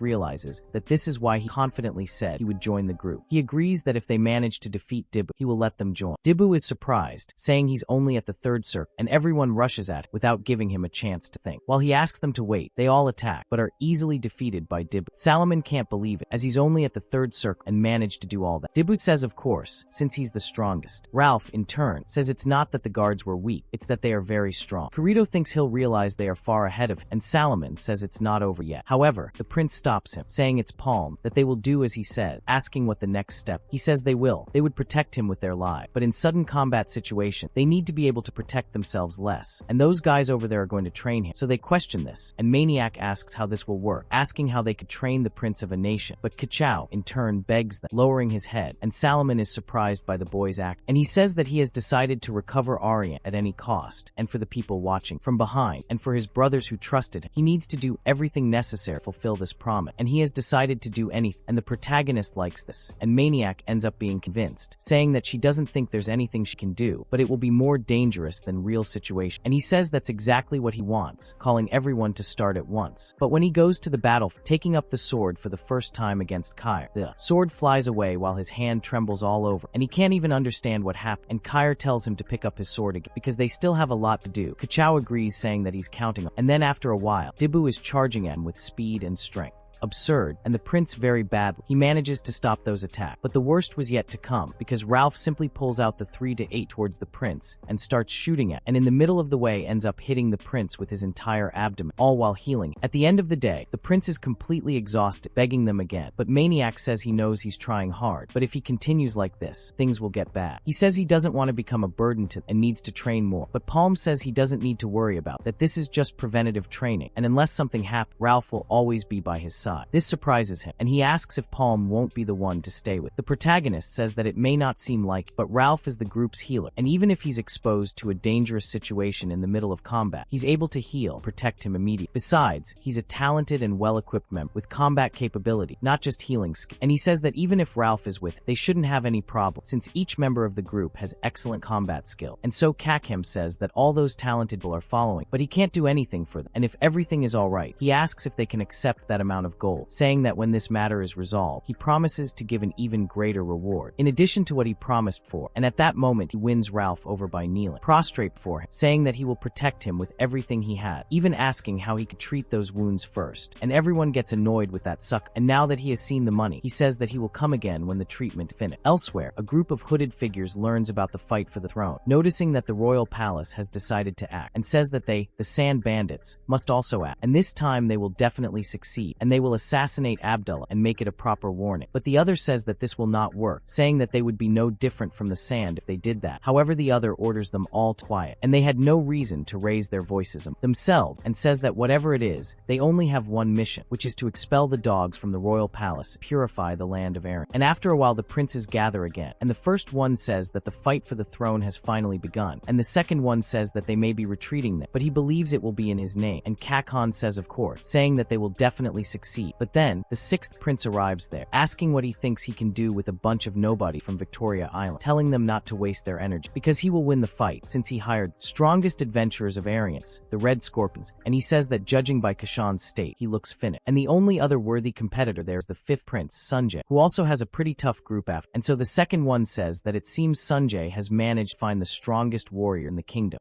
the Karsa clan, and Kakon speaks. It seems his brothers have worked hard for them, and the first one says he knows it will be difficult, but he believes in the boy, and he is the only one who can end Queen Arita's reign and restore Arians to glory. Sunjay, hearing this from the back, gets very angry, trying to control himself from exploding. It's then said that they have waited a long time, and the question arises, who will be the future king who will complete the prince's tomb and lead Arian? This battle for the throne. At that moment, Abdullah 8 declares its beginning, and Ralph himself doesn't believe that this is Abdullah, while Kiriella notices that he is a very agitated man. It's said that this map will guide their path. They must show their power and wisdom in the quest for the king's throne. Then, when they pick up the letter, they wonder if it's a map, and Kiriella questions what it means, asking if anyone knows. Ralph says that until he informs anyone, he doesn't know. The sixth prince, seeing this, becomes afraid, because a person, bleeding, and a flower could probably be the red flower, which is dark red like blood, and the red flower only blooms in specific areas, even in Arians, and the prince's tomb is located on the blood-red plain, where the flowers are born red. He says this is too easy a riddle to test the wisdom of a king summoning his men to go with. Meanwhile, to Sunjay, he says that in this case, he considers Kakon his only opponent in this trial, so he waits for him to reach the portal. As they are going, Kakon stays behind, somewhat sad, and Dibbo asks what they should do with everyone moving, asking if they are all twins or something. Pommy remains quiet, staring at the card, not hearing anyone talking around. After a while, the sixth prince finally arrives where the flowers are, saying he already knew it would be there. They notice that what appeared to be the flowers were the first, and the sixth prince says that obviously he is the wisest and most intelligent brother, and says he will prove it to His Majesty. He is the most suitable for the throne. However, while he goes to speak with his knights, telling them to enter the portal immediately, when he looks back, everyone is dead, and apparently the prince almost spins, but he is saved at the last second, and he can't believe what has happened. The man beside him asks what he is doing with his country, speaking to Sijin, who is one of the Sand Bandits, the executive of the Rationalist Division. Sijin says that his objective is to restore Ararian, not to kill indiscriminately, telling him not to forget that part. He speaks to Leska, who saved the boy at the last moment, and he says that this is the most effective method if they want to show their warning to Royal Palace, and she also knows that. How would they be any different from the Sand if they did something like that? She asks if he's just going to let them finish the gate then, wondering if he didn't think that might be the Sand's plan. But he tells Leska that's not it, and they've already fallen for the Sand's plan, throwing the knife at the gate, and it exploding instantly. The sixth prince is surprised to see that, and Sijin says that the Sand must have prepared this beforehand, knowing they were going to sabotage the subjugation from the portal, and it would be something that would eliminate the prince and the Sand Bandits all at once, like a false portal. And there must be more of these false portals with traps, so instead of fighting each other, they should start doing something. However, Leska says she understands this. It means they need to find the prince's real tomb, and so she calls the prince to come walk, saying he'll come with, just to be sure. The boy doesn't understand anything, saying he didn't do anything, but still he's taken. As for Kakon, he's killing some monsters in the desert, killing them alone, and Ralph congratulates him, saying they even found the portal entry. He says it's thanks to him, and it's all all because of his efforts. But he goes back to talking to Pommy, because thinking that the crazy oasis was the prince's tomb is too much. The protagonist asks how he interpreted that image, and the protagonist thinks to himself that the figure only had a black sky, fallen warrior, and a red. To the uninformed, it might seem like a simple drawing, but the black sky signifies the day in the dark wizard attacked Orient, and on that day the warriors of Orient desperately fought against the dark wizard. The fallen warrior represents the warriors of Orient, and the red leaf refers to the blood they shed. Combining everything, the place where the warriors of Orient shed their blood on the day the dark wizard attacked is the crazy oasis, and that's where the prince's tomb is. He says he was just lucky, and Kakon is surprised that even he trusts in luck some, saying that he's finally starting to seem human. As they consider entering, the protagonist says that before doing so, he'd like to tell Kakon something. Now that he's decided to become king, he needs to aim his sword at his opponent, no matter who it is, and even his brothers are no exception. He needs to be prepared if he's going to do that. Kakon swallows hard, but still, they manage to enter the portal. On the other side, Dibu is happy that they arrived first, and Ralph asks how they arrived first, because someone might already be there, since they started late, and Kiri says it would be realistic to think that, but they'll stay alert, since this test will determine the king, and there really is already someone inside. While they're wondering what their opponents might do, one of them wants to prepare to use a tool, and that tool uses echolocation throughout. They wonder what the sound is, noticing it's a flute. Then, another version of that mushroom they fought before awakens and charges. Ralph realizes something seems to be advancing towards them, and it's another crazy poisonous mushroom. Dibu gets furious seeing that bastard again, telling the protagonist block the poisonous gas again. But something happens and the situation gets much worse, and Dibu can't believe it, because many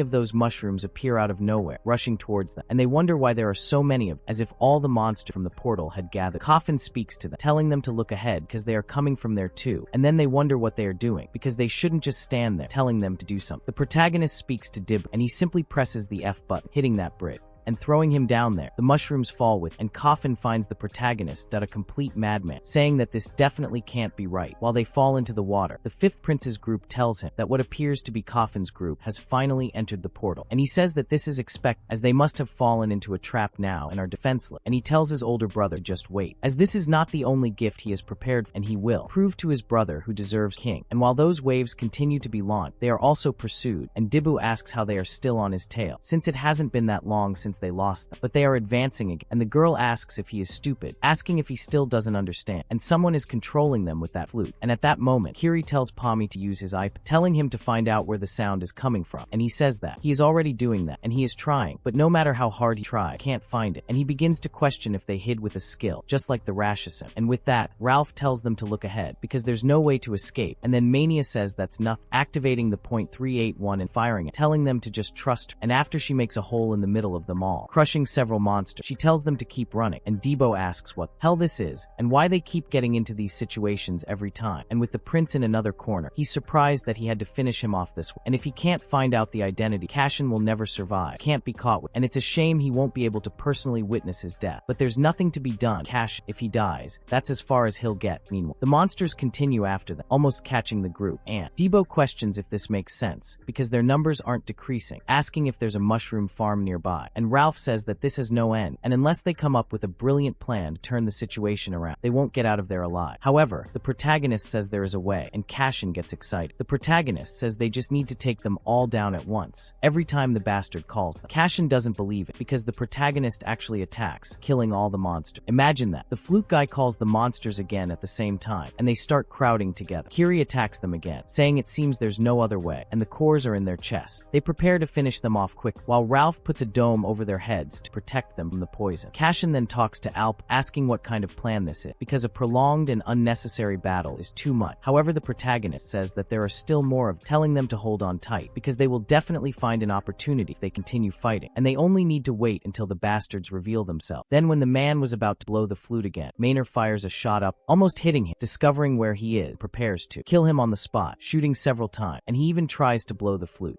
Again, however, Dibbo appears on the side. The man asks if he's the one causing so much trouble, the one messing things up with them all this time, and the man becomes completely desperate, but Dibbo chops him up with the axe, breaking him and the flute as well. The monster's attack slows down slightly, and Cashin is surprised they stop. Dibbo shouts that it's done, saying he solved the problem. Kiri notices he really succeeded, and says the mushrooms stopped moving, wondering if it's because he broke the flute. Ralph asks why he broke it, since it would be worth any price he chose at an auction. The two begin to argue, but Cashin finds it hard to imagine these people were are on the verge of death just now, wondering if this is the kind of danger this group faces daily. The protagonist tells them not to lower their guard, as there's still a lot in the portal, so it will take time to finish everything off. They are now in the second portal, and Dibbo tells him not to worry about anything, because what they want to wait for is nothing. And when they pass through the portal, they return to a very similar place. And in that similar place, there's another guy with another flute that activates instant, and this time they start to feel pain because of that sound, and they all fall to the ground in despair, saying that their ears feel like they're going to explode. And Cashin talks to Alphom asking if they didn't kill him, and the protagonist thinks that this doesn't make sense because unbelievable things are happening, one after the other, repeated areas, enemies, immortals, and everything else one after the other. And if he can't kill him this time, he wonders what he'll do, but next to him, that snail appears, and then Kiri starts calling Dibbo, and the monsters appear again, and Dibbo becomes desperate because whether it's a dream or reality, it's going to be bad. But quickly the protagonist breaks one of the monsters before Dibbo almost goes blind because of that. Things claw, and everyone becomes desperate because the others also disappear, and the protagonist says that it's not that they disappeared, they didn't exist to begin with, and Dibbo asks what he means by that, and the protagonist says that they were easily fooled, idiots, enemies who control monsters with flutes. They didn't exist from the beginning, and even the second portal they passed, and all the mushrooms chasing them, were illusions caused by that totem he burned all at once. And Kiri is surprised that it's an item, and he says that's right, an installation item that poisoned people with smoke and odorless substance to make them see illusion, and these illusions were the enemies they faced. In other words, since they entered the portal, they were caught by the illusions that the totem was showing, and they just walked in circles all this time. And thanks to the human, he managed to find out about the totem. He was the only one not affected, and Dendambush come. All happy, and the protagonist says more, explaining that using the snail mascot's ability to detect item, he was able to show him the totem's location as well, and thanks to that they managed to escape the illusions, and Ralph says he thought they were really going to die this time,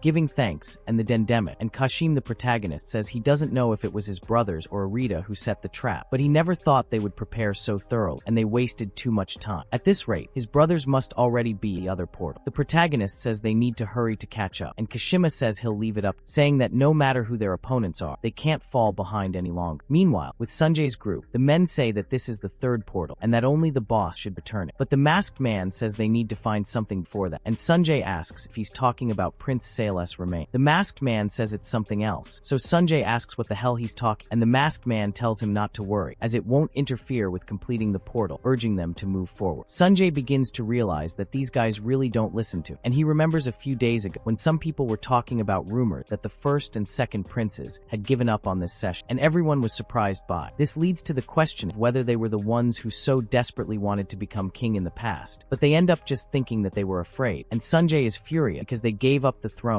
only because of Caxia. Even so, he says that what irritates him most is Caxia himself, remembering that he asked Sanjay he would support him too, but he vehemently denies it because he will never let Caxia come. Then the queen arrived, telling Sanjay that he'll catch a cold. He sits on the cold floor. He then calls Aretha to his side, asking what brings her to his room, saying he didn't let her in and told her to leave. She says he's being too cold, saying she came to cheer him up, questioning if he doesn't think he should be hurrying now, but says she understands him because it's not like he's going to be able to take the throne anyway. He gets angry, breaks the bottle, and asks what she's talking about, and Aretha says that the prince, Caxia, is bringing Alpom de Garfo's group. They're the country bumpkins from Vittoria, but their career is truly impressive. If such a strong group helps him with the portal, it will be Caxia who becomes king, not Sanjay. So he continues to be angry listening, and she says that, however, that's not what she wants, telling Sanjay that she thinks he's a better become king. He's hated for his peasant origin, but he's worked hard all this time for the good of Aryans, and regardless of his origin or birth, his genuine love for Aryans is what makes him the best throne. In fact, it's because he's very easy to manipulate, and you're thinking about that, but he already knows this, saying that she only needs a puppet to control like her father. Aretha tells him not to say that, as she only wanted to help, and if he needs a skilled adventurer, he should come see her. He says she's praising him, but he can clearly see the intention behind her word. However, he thinks that if it means preventing the coffin from becoming king, then he's willing to accept that help.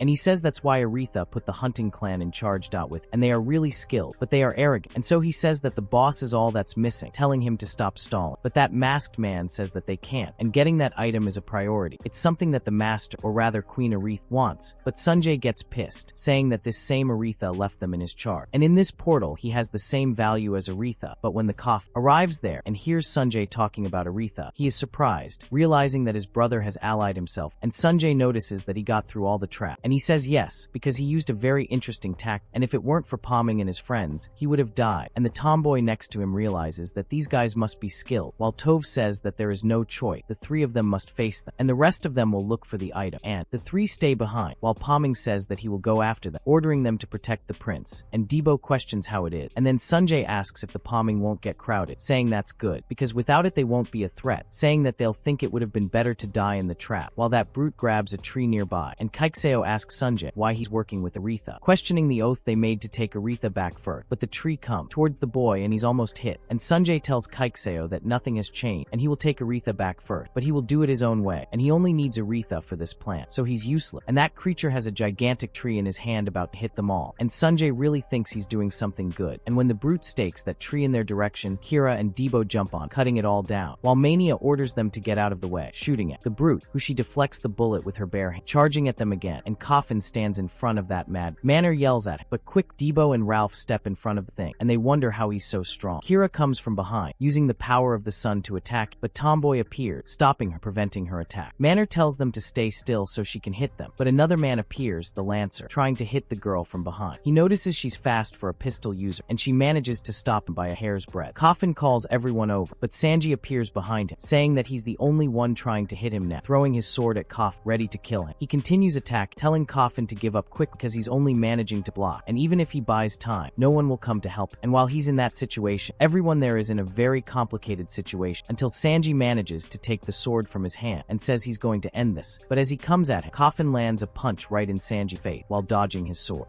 And Sanji doesn't understand any question. What an irregular movement that, because that's not real martial arts, and that's something else entirely. He starts asking if that's really the Coffin he knows, and he starts eating a terrible soup. He takes a 10 for a 10 alone, and is thrown far away. Coffin apologizes for that, because he wasn't playing around the whole time, embodied in Ralph, saying that Sanji can come at him. He'll show him what his older brother is made of. Then Sanji grabs his sword again, and goes for it, telling Coffin not to get so cocky. Coffin grabs his sword again to go for him too, while he tells Tomboy to endure it, even if it's a bit cold, and freezes her leg, saying she doesn't need to tremble so much, using the rising sun on her, cutting her in half, saying it will get much warmer. Meanwhile, everyone is getting hurt, and that's the spear guy, and also Brutama, and they say that this is very different from what they heard, asking what kind of monsters are they? The game completely changed until Coffin manages to disarm Sanji, taking him to the ground and placing his sword against his brother's neck, telling him it's over, that he's not like that, saying he doesn't want to hurt him because the Sanji he remembers from when they were younger is the other person. Sanji questions his memory, saying it's nonsense, that he's talking about when he used to be his toy, saying that since he was dragged to the palace with his mother, every day has been hell, all because of the inferior blood he inherited mother. No one says it out loud, but no one recognized them, and Coffin is no different, because they were just toys to him. They were never accepted. He says nothing will change, but Coffin denies it, and while he denies it, the brute that is thrown far away into a tree flies off. While they are in this situation, someone activates another type of monster, and Dibu notices it's an earthquake strikes, and they ask what's happened. A rose with a horrifying mouth sprouts from the ground, its roots scattering everywhere. They question what it is, while the monster charges with an absurd thirst for blood. Sanjay almost falls from one of the stem, but Coffin manages to save him. Sanjay tells him to let go, saying he'd rather die than receive his help. However, Coffin continues trying to save his brother, remembering exactly what happened that day when Sanjay's mother was telling Coffin to please take care of her son. He questions why she's doing this, and she says she's a terrible mother, and Sanjay is hated because of his lineage. The wounds have accumulated in the child's mind, devouring, and at this rate he will succumb. But Coffin says he will fix that, saying that she always treated him like her own son, and that he, who never even saw his mother's face, will guide Sanjay down the right path. After all, he is his brother, and Kaikseo tells Sanjay that he doesn't need to believe him, but he won't let him go because he promised his mother, and Sanjay begins to realize that he imprisoned himself because of his blind hatred and his mother's will,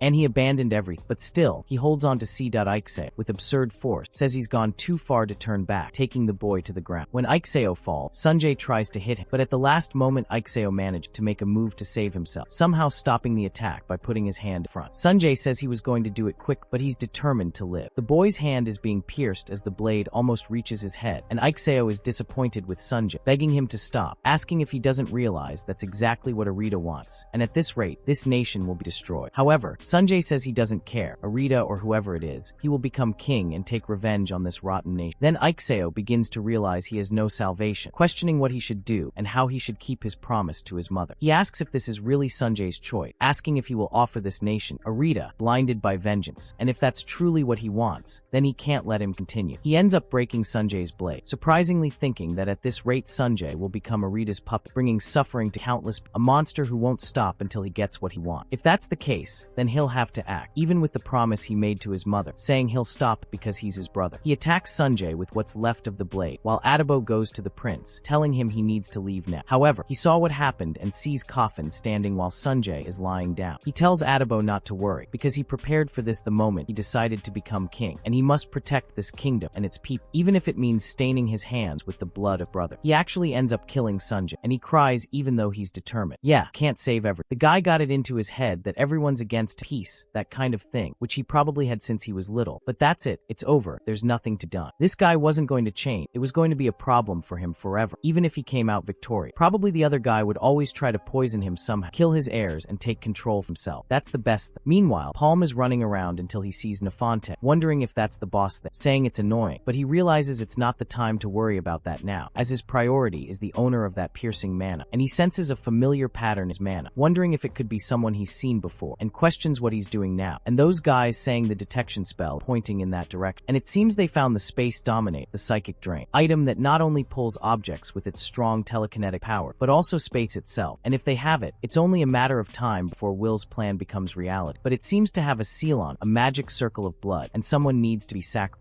on that altar to open it, and it is a simple but powerful spell, so they consider the sacrifice, saying it's good that the one behind them. He replies that this isn't good, saying he's a martyr after all, and they have no other solution. Even if they did, why choose a more complicated way? He says he doesn't need to be upset. Instead, he should be grateful for dying for the greater cause. The last one is attacked, and they grab him by the neck, saying he still has a use. He questions what this is, and the other asks who he is, since he managed to defeat half a second. He has no chance of being a normal subordinate of the Arita, possessing such power. He says he doesn't need to be upset, and this was going to happen anyway. Instead, he should be grateful for dying for his greater cause. After throwing the guy into the seal, it's immediately undone, and all the preparations are complete. As he goes to get the ring, he says that with it he'll have a new chance, but the protagonist's arrow arrives nearby, almost hitting him. The protagonist says that he had his doubts, but now he's sure, and he's not even trying to hide this terrible mana, wondering why Mew returned, and Mew now has that ring, and is completely renewed, while Dibu talks to Kacha, asking him to run fast, and he says he wants to, but his body won't obey, and Dibu says he's a nuisance, not a prince, and the protagonist apologizes to Dibu and asks if they shouldn't act as bodyguards. So, while they're running from that thing, it does the good deed of stop, sends though, roots to prevent them from being caught, and she tells Dibu to leave the prince to, while that flower, and they think that's incredible, and Ralph says they don't need to get so excited, while Kuro tells them both, saying it might be a big monster, but it doesn't have good defenses or elemental attack, and has no chance against them, and Mania opens a huge hole in that thing, but something starts screaming, and when they look back, someone is being caught, and it's the Sandman, and one of them is thrown inside the monster, which begins to chew him instantly. Everyone becomes desperate because after eating him, the monster shows an image of its belly, where many people are trapped inside, suffering eternal agony. Mania, in turn, orders the thing to stay away, pulling out a huge cannon and firing it into the monster's mouth. But even so, it doesn't stop and goes after the girl, almost crushing. She wants to save her at the last second, and Mania tells her to be careful because that monster is too much. Then someone appeared, attacking with absurd speed, and he is almost hit. She says she's sure this monster is using the abilities the Axe Woman used, wondering if it can copy the abilities of Bullet Swallow. And then Ralph says it's dangerous because their patterns have completely changed out of nowhere, and everyone is being affected, and Kaikseo just stands there, unable to do anything, and they ask what the prince is doing, telling him to run away. Then he remembers something he saw in the past, and he asks his brother if he's really going on this raid, and he says yes, and then Kaikseo tells him to take something, and he asks what it is, and he says it's called the Phoenix Staff,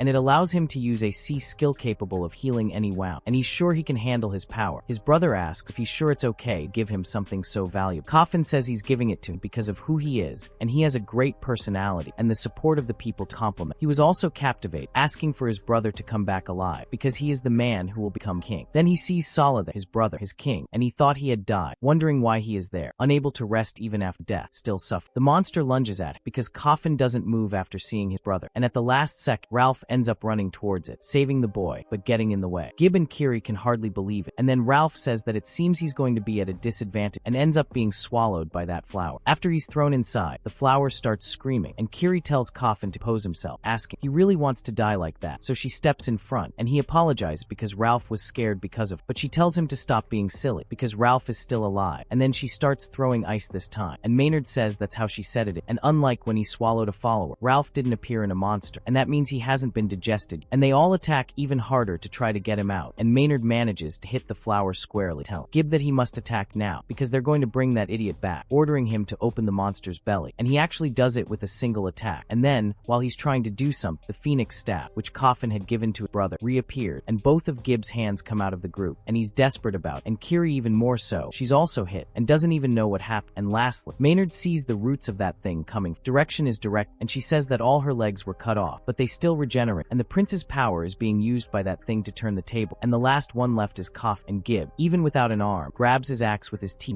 but while the flower goes after them again, Coffin steps in front, saying that he told them to stop, but luckily for him, inside, Ralph is doing the good deed, and he can hardly believe it, because he sees that something is wrong, wondering what happened, because the people he ate are disappearing, and something inside is destroying him, and the monster is being undone from the inside out, until it spits Ralph back out, and when he returned, Ralph is holding some, and moments before, inside, he says that he really thought he was going to die this time, but he used the sacred magic armor to stay alive inside, and he says he thought he was going to become monster food, but still, when he looks ahead, he sees several fools there, wondering what all this is, and notices that an adventurer who is devoured has an active item, and the reason the monster can use the victim's ability probably because of it, and he already thinks that's interesting. And when he's outside, questions what, and they're doing it because Dad came home from work and nobody came to greet him, saying he's going to start crying. And so, the prince says that it's Sarness doing, and he says he finished off all the corpses and items on that thing's body, and now he shouldn't be able to use anyone's ability. In other words, the break is over, and he takes the opportunity to heal everyone, restoring Dibbo's arm, healing that hole that was in Kiri's middle, and also making Minor whole again. But then Ralph himself falls there, saying that now he should be able to rest a little, telling them to win for him, and Dibbo tells him not to worry about because he'll finish him off in an instant. And while they charge, Kakon apologizes, but says he'll leave it to them, and so they charge at the monster, while Kakon begs them, please, to kill that thing. Then Kiri freezes, while Minor shoots it right in the middle of that thing's mouth, and the last one is Prince Sail from inside. Dibbo prepares to cut him down with his axe, while Kakon begs them free her brother. Dibbo unleashes the only attack that kills the monster, freeze Sail. Kakon, looking at her brother, becomes quite melancholic, thinking of her former king, saying that now he rest. Meanwhile, Mio says that it seems they're finished, wondering if they should start. The protagonist complains about what he's plotting, because if he's there to try to convince her again, it's no use. However, Mio says he's wrong. The situation has changed, and now he needs to die. He remembers Arcurian giving him a huge scold, cursing Mio, asking how he dares try to kill El Palm without his permission, asking if he realizes what he's trying to do. He says that El Palm doesn't intend to help, and the right thing to do is kill him, so he doesn't get in their way. However, Arcurian tells him to shut up, because he doesn't know anything, and El Palm's opinion doesn't matter. It's a necessary vessel, and Mio is surprised by what he's saying. Arcurian explains that he's part of the Black Wizard's plan from 800 years ago, and he tried to ruin everything. He has no choice. He doesn't need a disobedient champ, and it's best to get rid of Mio once and for all. Mio desperately says he'll do it, and Arcurian understands perfectly. He says that if El Palm can do it, then he should too, asking him for one more chance, as he will be the vessel. El Palm says this is a test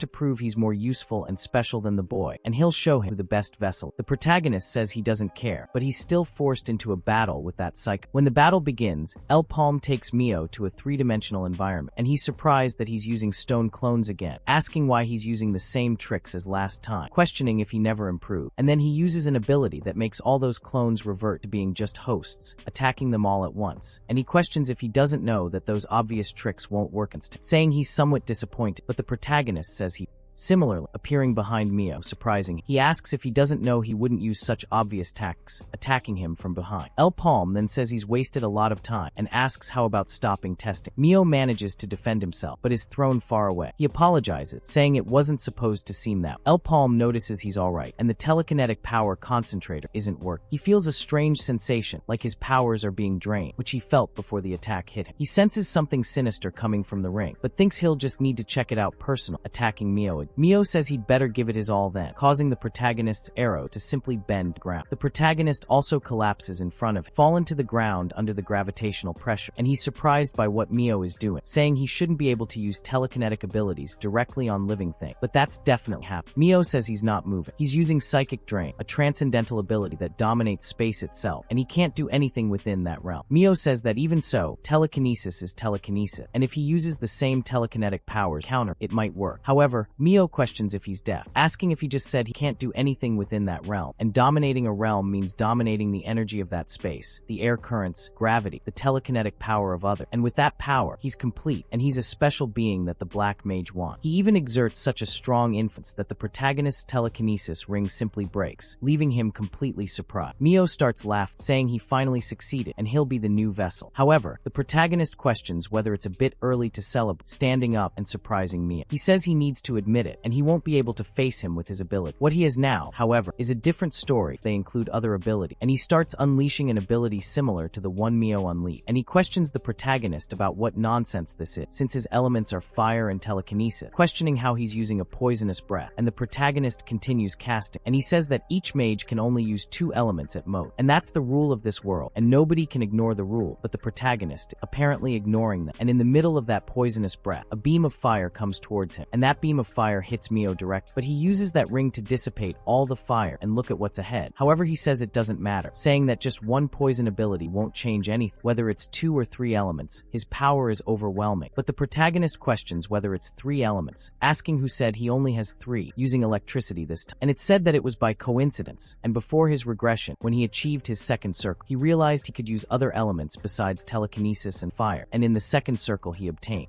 the poison. In the third, he obtained ice, but he was able to use more elements the higher he climbed in the circle. He called this power transcendence, that he followed the rules of the omnipotent master, and now that he's in his 4th circle, he can use even more power, and the assassin questions how he could use that, and the protagonist is taking advantage, and he says he doesn't know why he received this power, or what its purpose is, but in this life he's going to change everything with it. What's up, protagonist? You don't know why you received this power. Come on, you have lunch at the author's house, buddy. How come you're not going to receive power? How come he's not going to favor? You're kidding, right? And the protagonist attacks him with everything he had, ordering Mew to disappear, because in the future he will create, and in the future he knew, it doesn't exist, and Mew is hit with everything, and is almost disintegrated by the protagonist's power, but he raises his hand using the power of his ring. But even so, the power hits him with everything, and he remembers when Little Bao questioned him about replacing El Palme, and he says that he can, saying that he will prove that he is more useful than El Palme, that he cannot be controlled, and that he will become the receptor. So Archer finds this proposal intriguing, ordering him to use his power,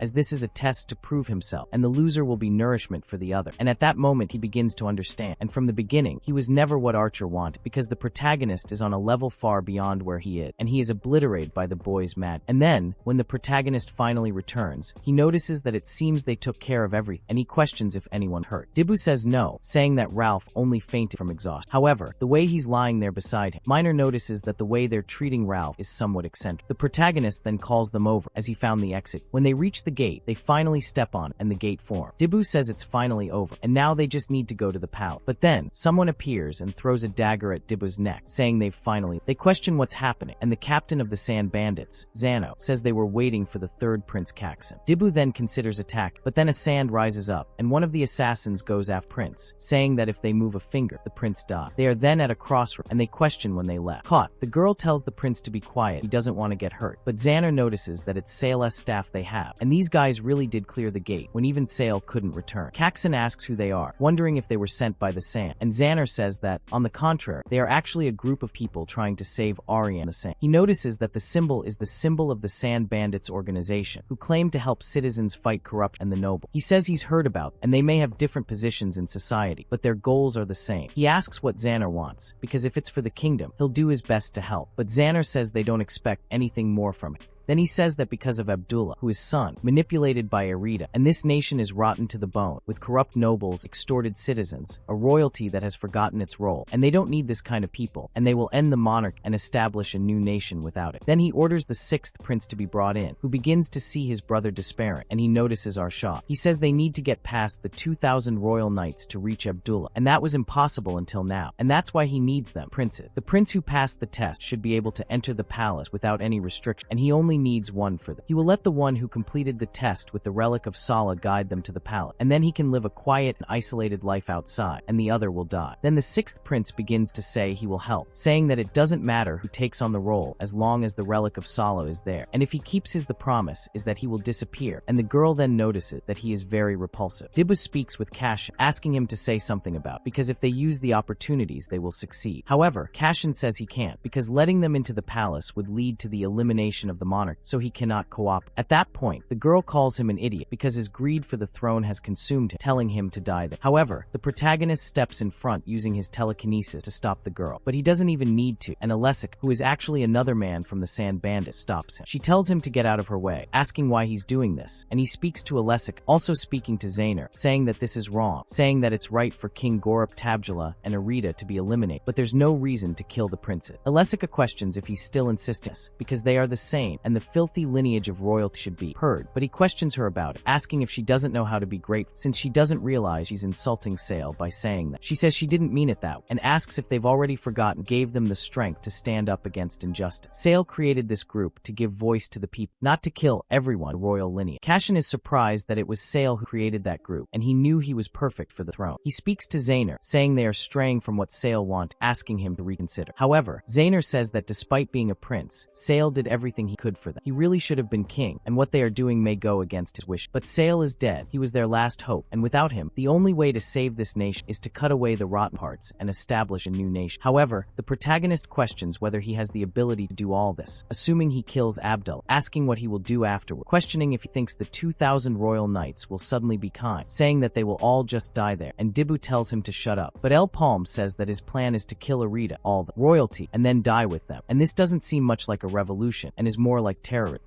And that's why they question what he knows, because if they can at least overthrow the monarch before they die, then they'll get what they want, and the protagonist then tells them to do as they please. That is, if they don't care about putting the citizens of Arensi in danger. Then they ask what that should mean, and El Palm asks if they really thought everything would be resolved when they killed Arita, saying that they are innocent, and she's not the only problem, and there are also people trolling. Then Xander questions how there are others, and the protagonist asks if he doesn't think this is the perfect moment, and when she appeared, what has been done since then, and the purpose of all her which seemed to be to leave the country in chaos, asking if they have ever imagined what the objective this is. Then they ask what he's trying to say, and the protagonist says that he's saying that Queen Arensi of Arensi is a follower of the Black Maid, and Aliska already thinks it's nonsense, and so they begin to connect the dots, because her followers appeared in Porto Light. Recently, they wondered if their influence had reached Arensi so quickly, and they think that if what Opal told me is true, the moment Arensi and all of them die, they'll basically be rolling out the red carpet, and the country thrown into chaos, and without a government will be a nice free meal. Xander says that if the followers start an internal conflict, the kingdom's power will fall, and the masses will suffer the consequences. Cashin says that's exactly right. As long as the king exists, his target will be the king, and they hate exposing themselves publicly, which is why they chose such an indirect way to approach Abdullah. However, it's a different story if the king is dead and the nation is divided, and countless followers appear, like in Porto Light, or perhaps it will be even worse. He apologizes for the king having failed. He also doesn't wish for a throne full of sin. However, what this country needs is something else. So Xander says it's not a revolution, but a succession. Then that masked man says that Prince Cash managed to cleanse the prince's tomb, and this is a chance to change Arensi without conflict. And Alisica says that if it really is the only way, she's sure he's better than that pile of trash thrown there, and expelling Abdullah and becoming king means he'll receive a lot of hatred, and she supposes he knows that very well. So Xander says that Abdullah is corrupt, asking how they should believe the boy will be different, and then Cashin asks them to observe him closely, and that way, if he also becomes corrupt, they can kill him without hesitation. Then they question if he intends to be a leash on himself, questioning why and for what reason he's doing it, and he says that's a very stupid question, and it's the duty of royalty. And then Xander sees his own Sale in the boy, when he asked the same question to the former prince, asking why he was doing all that, and Sale questioning what he was saying. He explained that they were prejudiced against royalty, and that's why they resented. Even so, he gave them a name, as well as strength, all under the threat of being called a traitor. Sale asked why he was risking his life for people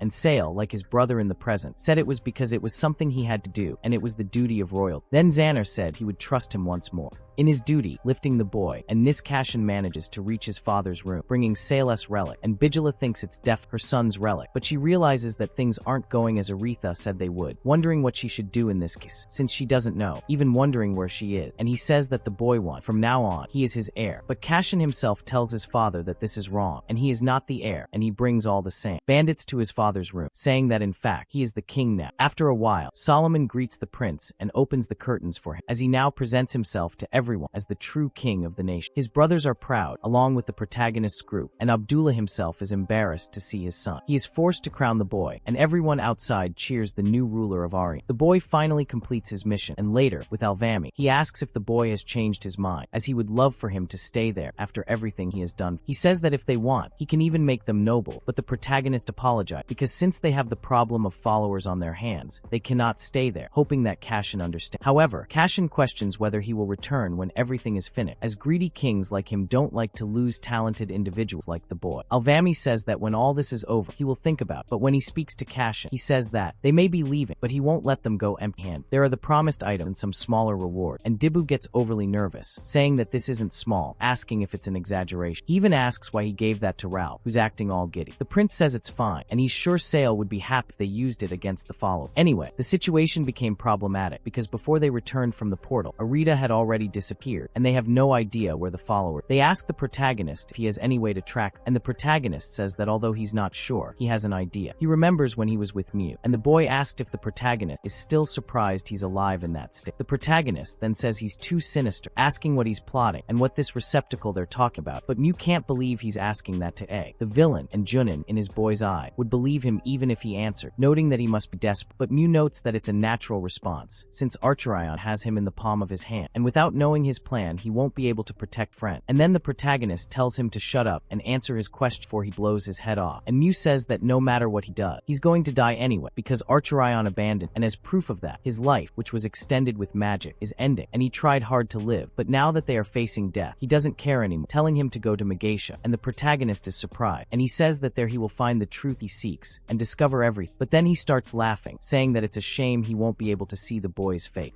After discovering the truth about everything, and the protagonist is thinking about Megasha, a city of scholars famous for their alchemy, and that's where they are. Kachao is surprised by what he's saying, noting that it's not far, a 3-day walk away. However, to enter, he'll need some, and he says they can go with. The protagonist questions who these people are, and then someone arrived, thanking him for telling an interesting story, saying he thought it was a boring job, but he thinks he was wrong. If he's going to Megasha, he assumes the followers are too. Kira is surprised to see Kachao there, and he says he hasn't seen her in a long time. She asks what he's doing there, and he says they received a message from Megasha, and it seems someone is conducting illegal experiments in the center of the city. They found traces of human testing as well, and if they leave it like that, it will effectively bring chaos to their world. Megasha has always resolved its conflicts on its own, but it seems they lost this time, and they requested that the Zodiac Knights investigate discreetly. However, since it was an unofficial request, they were thinking about how to get in, and Kachao says that's when he thought of the pass. They question what that pass is, and Kachao says that Megasha is a vital point for those who study alchemy, and they need all kinds of ingredients and resource for their research. Ariantia is the one that provides everything they need, and that's the pass they use when they export. He prepared it at the request of the Zodiac Knights, and it seems that the events in Megasha are related to the follow, so El Palm must go with. He's sure they'll be able to help each other. As they leave, Solomon speaks with the prince, asking if he's sure he can let them go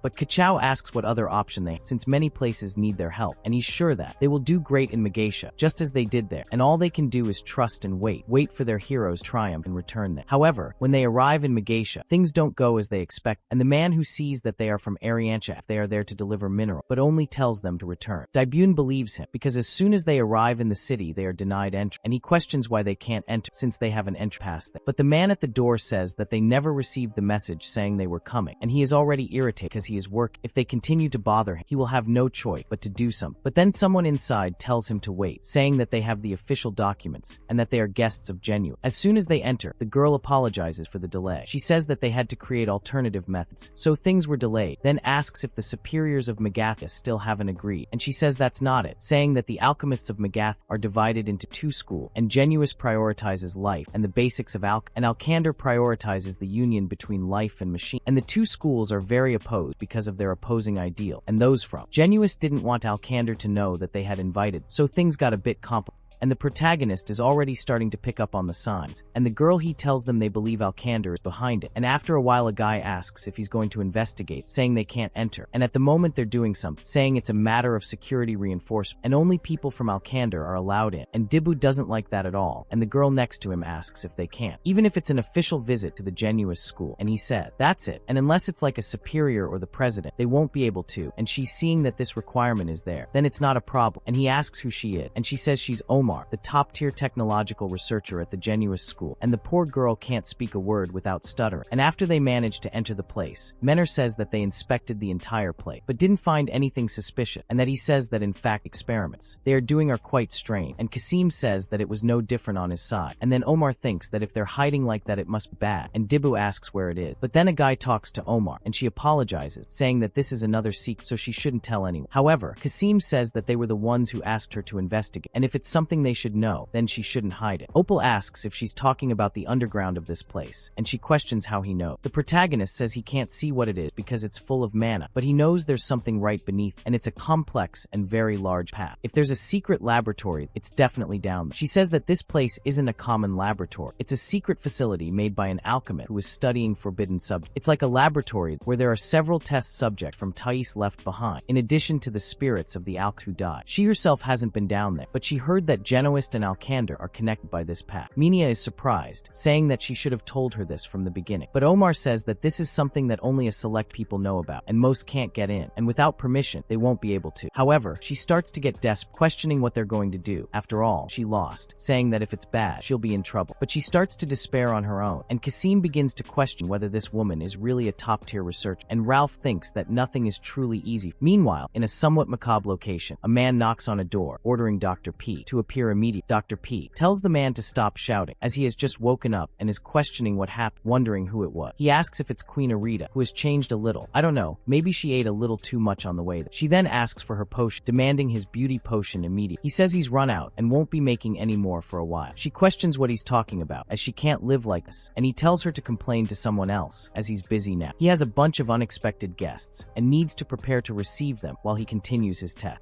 And he doesn't have time for her stupid potion, but she tells him to stop this nonsense, saying that she's the one funding his stupid research, asking if he's forgotten about their contract, and she knows he has more, ordering him to hand it over right. Then he remembers the contract, saying she should give him supplies in exchange, that he'd make her pretty, but then he opens the door and goes for a simpler approach, asking how about he just get rid of that ugly face of his once and for all, and he'll take care of it. Apparently, she started to become part of Vasco's group because she's playing there. Meanwhile, back in Alcander, some guys say that Genuist is investigating the streets, and that's how they realize they're there. He orders them not to let anyone in, telling them to make sure people stay quiet. He's the president of Alcander School. As they continue walking around, that boy from Genuist School gets really pissed off because that's the president of Alcander School, and they were really plotting something down there. Kasim says that it seems they have their in response. Mad says they're going back now, and their mission was just to find out who was behind this, and they need to report to their superior. However, while the girl is walking, she obviously trips over something and falls face first to the ground, and they immediately notice, asking who is there. She only manages to apologize, and then they rush in, noticing their clothes and realizing they have no choice but to go into battle. The Alcander mages tell Genuist not to try anything, and they really do come at them with everything they've got, using their robotic hands to try and stop the Genuist mage. However, Kasim stops them with absurd calmness and puts his sword to the Alcander president's neck, asking if he has any excuse. Mad questions how he dares to blame them, saying they are wretched and repugnant, but says that doesn't matter, and things won't end as they want, calling them damned followers. Kasim questions what they are talking about, and nothing makes sense to him, but several arrows come flying towards the group, almost hitting them, and then someone arrives, greeting the stupid alchemist. Nobody knows this guy, but the protagonist ends up recognizing him from his past life, when he was in pure despair, face to face with one of his friends, dying at the hands of this man. It's the Lightning Emperor, Ray, and he's surprised, asking Palm if they've met. Kasim, hearing Palm call him the Lightning Emperor, says it's a very extravagant title, and it seems it's him, not the alchemists, so he's the follower of the Black Magician. He takes the opportunity to question if it was him who was conducting the forbidden experiments, and what Rake's purpose is. Then Rake says that Kasim must be an idiot, that he says he doesn't know how they know about, but it's too late, and they've already started the ritual, and his arrow starts the gear above, and the boy from the Genoist says the train is working, and the train makes a sound that makes them all agonize, and then fire starts coming out of the people, and that fire apparently it is their soul or their strength that goes inside the train. Then Mad questions if it wasn't Genoist, asking what that is, and Rake tells them to consider it an honor, as their souls will be used for a valuable purpose, the resurrection of the Black Mage. And as soon as they hear this, nobody likes it, and Mar already says that they need to stop it now. But the protagonist says that they escaped this ritual, and he will deal with the rest, and Dibu asks if he will handle it alone, saying that they can help them, but the protagonist says that they will stand in his way, and Manor doesn't even believe it, and so he says that he was waiting to see Rake, and Rake asks who Pamir is, and he says that he is happy that he is still alive, exploding with hatred upon seeing Rake, saying that he will be able to rip his head off personally. And then Mad speaks to all the alchemists listening to that message, saying that it is the president ordering them to stop all conflicts. With Genoist at this instant, they are not followers, and they are not his enemy, and the followers are elsewhere, and they launched an attack underground, and even now the souls of Magathia's citizens are being indiscriminately absorbed by the magical mechanism they act. Judging by the scale of the spell, these scoundrels must have modified the underground pentacle created with the intention of protecting Magath in order to do that. They are currently going to the center of the magical mechanism to decipher the device they installed and give orders on how to deactivate. All members must then go to their designated stations and await instructions. He repeats that they must protect the city from the follow. When they arrive at the pentacle, they realize he has placed his hand on. Mad speaks to the president, questioning what place this is, as there is a lot of energy radiating from. Who would think such a place existed beneath the city? She asks if this is the pentacle he mentioned, and he says he can't hide it after all that. This is the pentacle that protects Magath, the magical pentacle of the Black Mage. She is surprised and asks, because something like that is in Magath, and he says he doesn't have time to explain, and they need to return the pentacle that the followers distorted back to its original configuration, and they must spread out, find a way to restore it. And the girl goes immediately, and Mad orders them to find anything that might give them a clue, and the pentacle that the Black Magician himself created is beyond the realm of any genius, and they must research this distortion, and if they find any record of it, they can figure out how to restore it. However, he ends up noticing something he didn't expect to see there, and there it says about the year, month and day, and it had been 10 years since he discovered that laboratory that the society hid, and there he discovered the truth they so desperately wanted to hide, and the beginning of Magathia's alchemy originated from the Black Magician's magical pentacle, and the person claims to be certain that this is the light that will guide him, the truth, and if he were to finish his research, he would likely get close to the truth of this world. And so, after a while, he says that the biggest obstacle to the research was energy, and to conduct this research, massive amounts of energy are required, and he tried all sorts of things to solve this dilemma, but made no progress, and after a while suddenly, an idea came to his mind.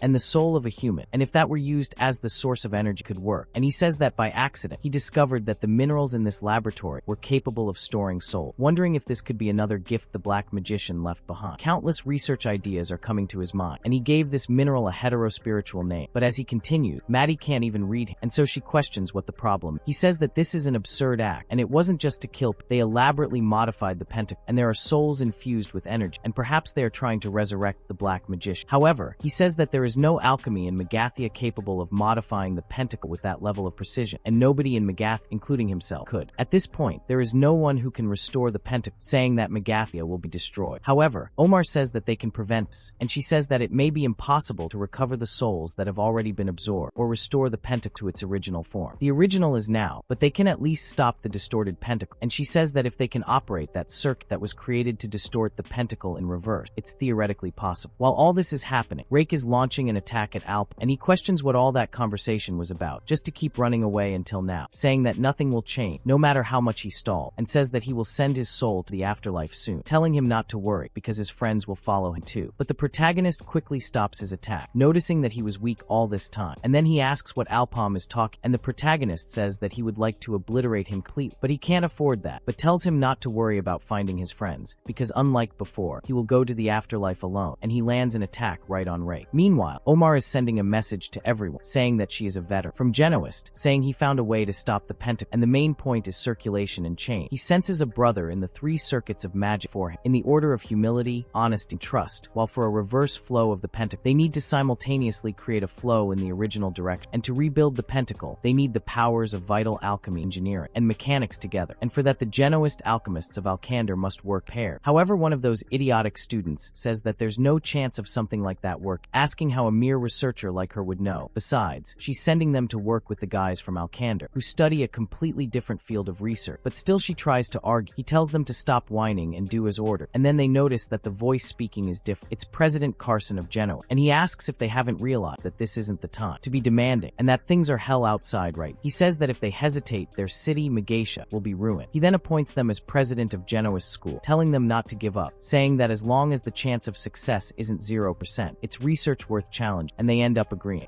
And the sea says it will guide them, and they only have one the chance. They must continue and not fall behind. And the humility circuit goes from 376 to 28, and the honesty circuit goes from 884 to 3125, and the trust circuit goes from 3679 to 1. And she tells them to circle the magic. And so she sees that the direction of the circle is changing, telling them to hold on just a little longer, that soon everything will be alright. And then the circle shines, the place shines, and a huge magic circle appears in the sky, and then an item is broken, and things start to return to normal, and she realizes that it worked. And so she says that she succeeded, and she says that she really thought she was going to die, and everyone is happy. And she says that if she made a single mistake, the pentacle would go crazy, and the souls of all the people would be sucked in. And the magic says that it's a relief, that the urgent problem at hand has been solved, but many souls were absorbed, and it's not the most pleasant situation. And she says he's right, asking why they would do something like that, since it doesn't make sense for them trying to revive the black magician. And Kasim says he'll need to look more closely at the magic record, which may contain more evidence about the follower or this ritual. As he reads them, he sees the person in the book saying that it's been 43 years since he started this research, and finally he's beginning to see its end. Despite the long time that has passed, he doesn't regret it at all. However, what's most regrettable is that he can't finish this research with his own hand, and he needs to find a new way. So, after more time, he still makes no progress, and much time passes without any progress, until he says that it's been quite a while. Finally, he found a way to continue the research with his own hand, and Kasim realizes something. But while he's discovering the truth, Heiko is laughing in front of the protagonist, and the protagonist asks what's so funny, questioning if Heiko hit his head too hard. He continues laughing desperately, and Kasim reads that an answer was in an item, and he engraved the essence of vital alchemy within it. Although it's for a limited time, using invisible breaches in the user's consciousness, a bracelet will do its part. But while he's reading, a giant appears and almost kills him, throwing him far away. He wonders what the hell is happening, and Omar starts laughing, getting annoyed at the thought that they managed to fix the transmutation. Thanks to this woman, things have become quite problematic, and he questions where and what the followers are doing in such a bad situation, saying they're useless because they're all completely useless. But he lets it go, as it's still within the tolerable range, and says that from now on he'll need. She completely changes her personality because of the bracelet on her arm. Well, that makes sense, right? The guy had to have found some way to get in there, to be able to do his dirty, especially since he lived so long. The girl was probably asleep while he went out to do his thing. While Kasim continues to be attacked by the guy who possessed him, she questions whether the losers can stay out of it, since he's kind of busy, and Maddie asks if that's Dr. Roy, and he asks how it's possible for a genius researcher to be controlling Dr. Roy when Alcander built this thing.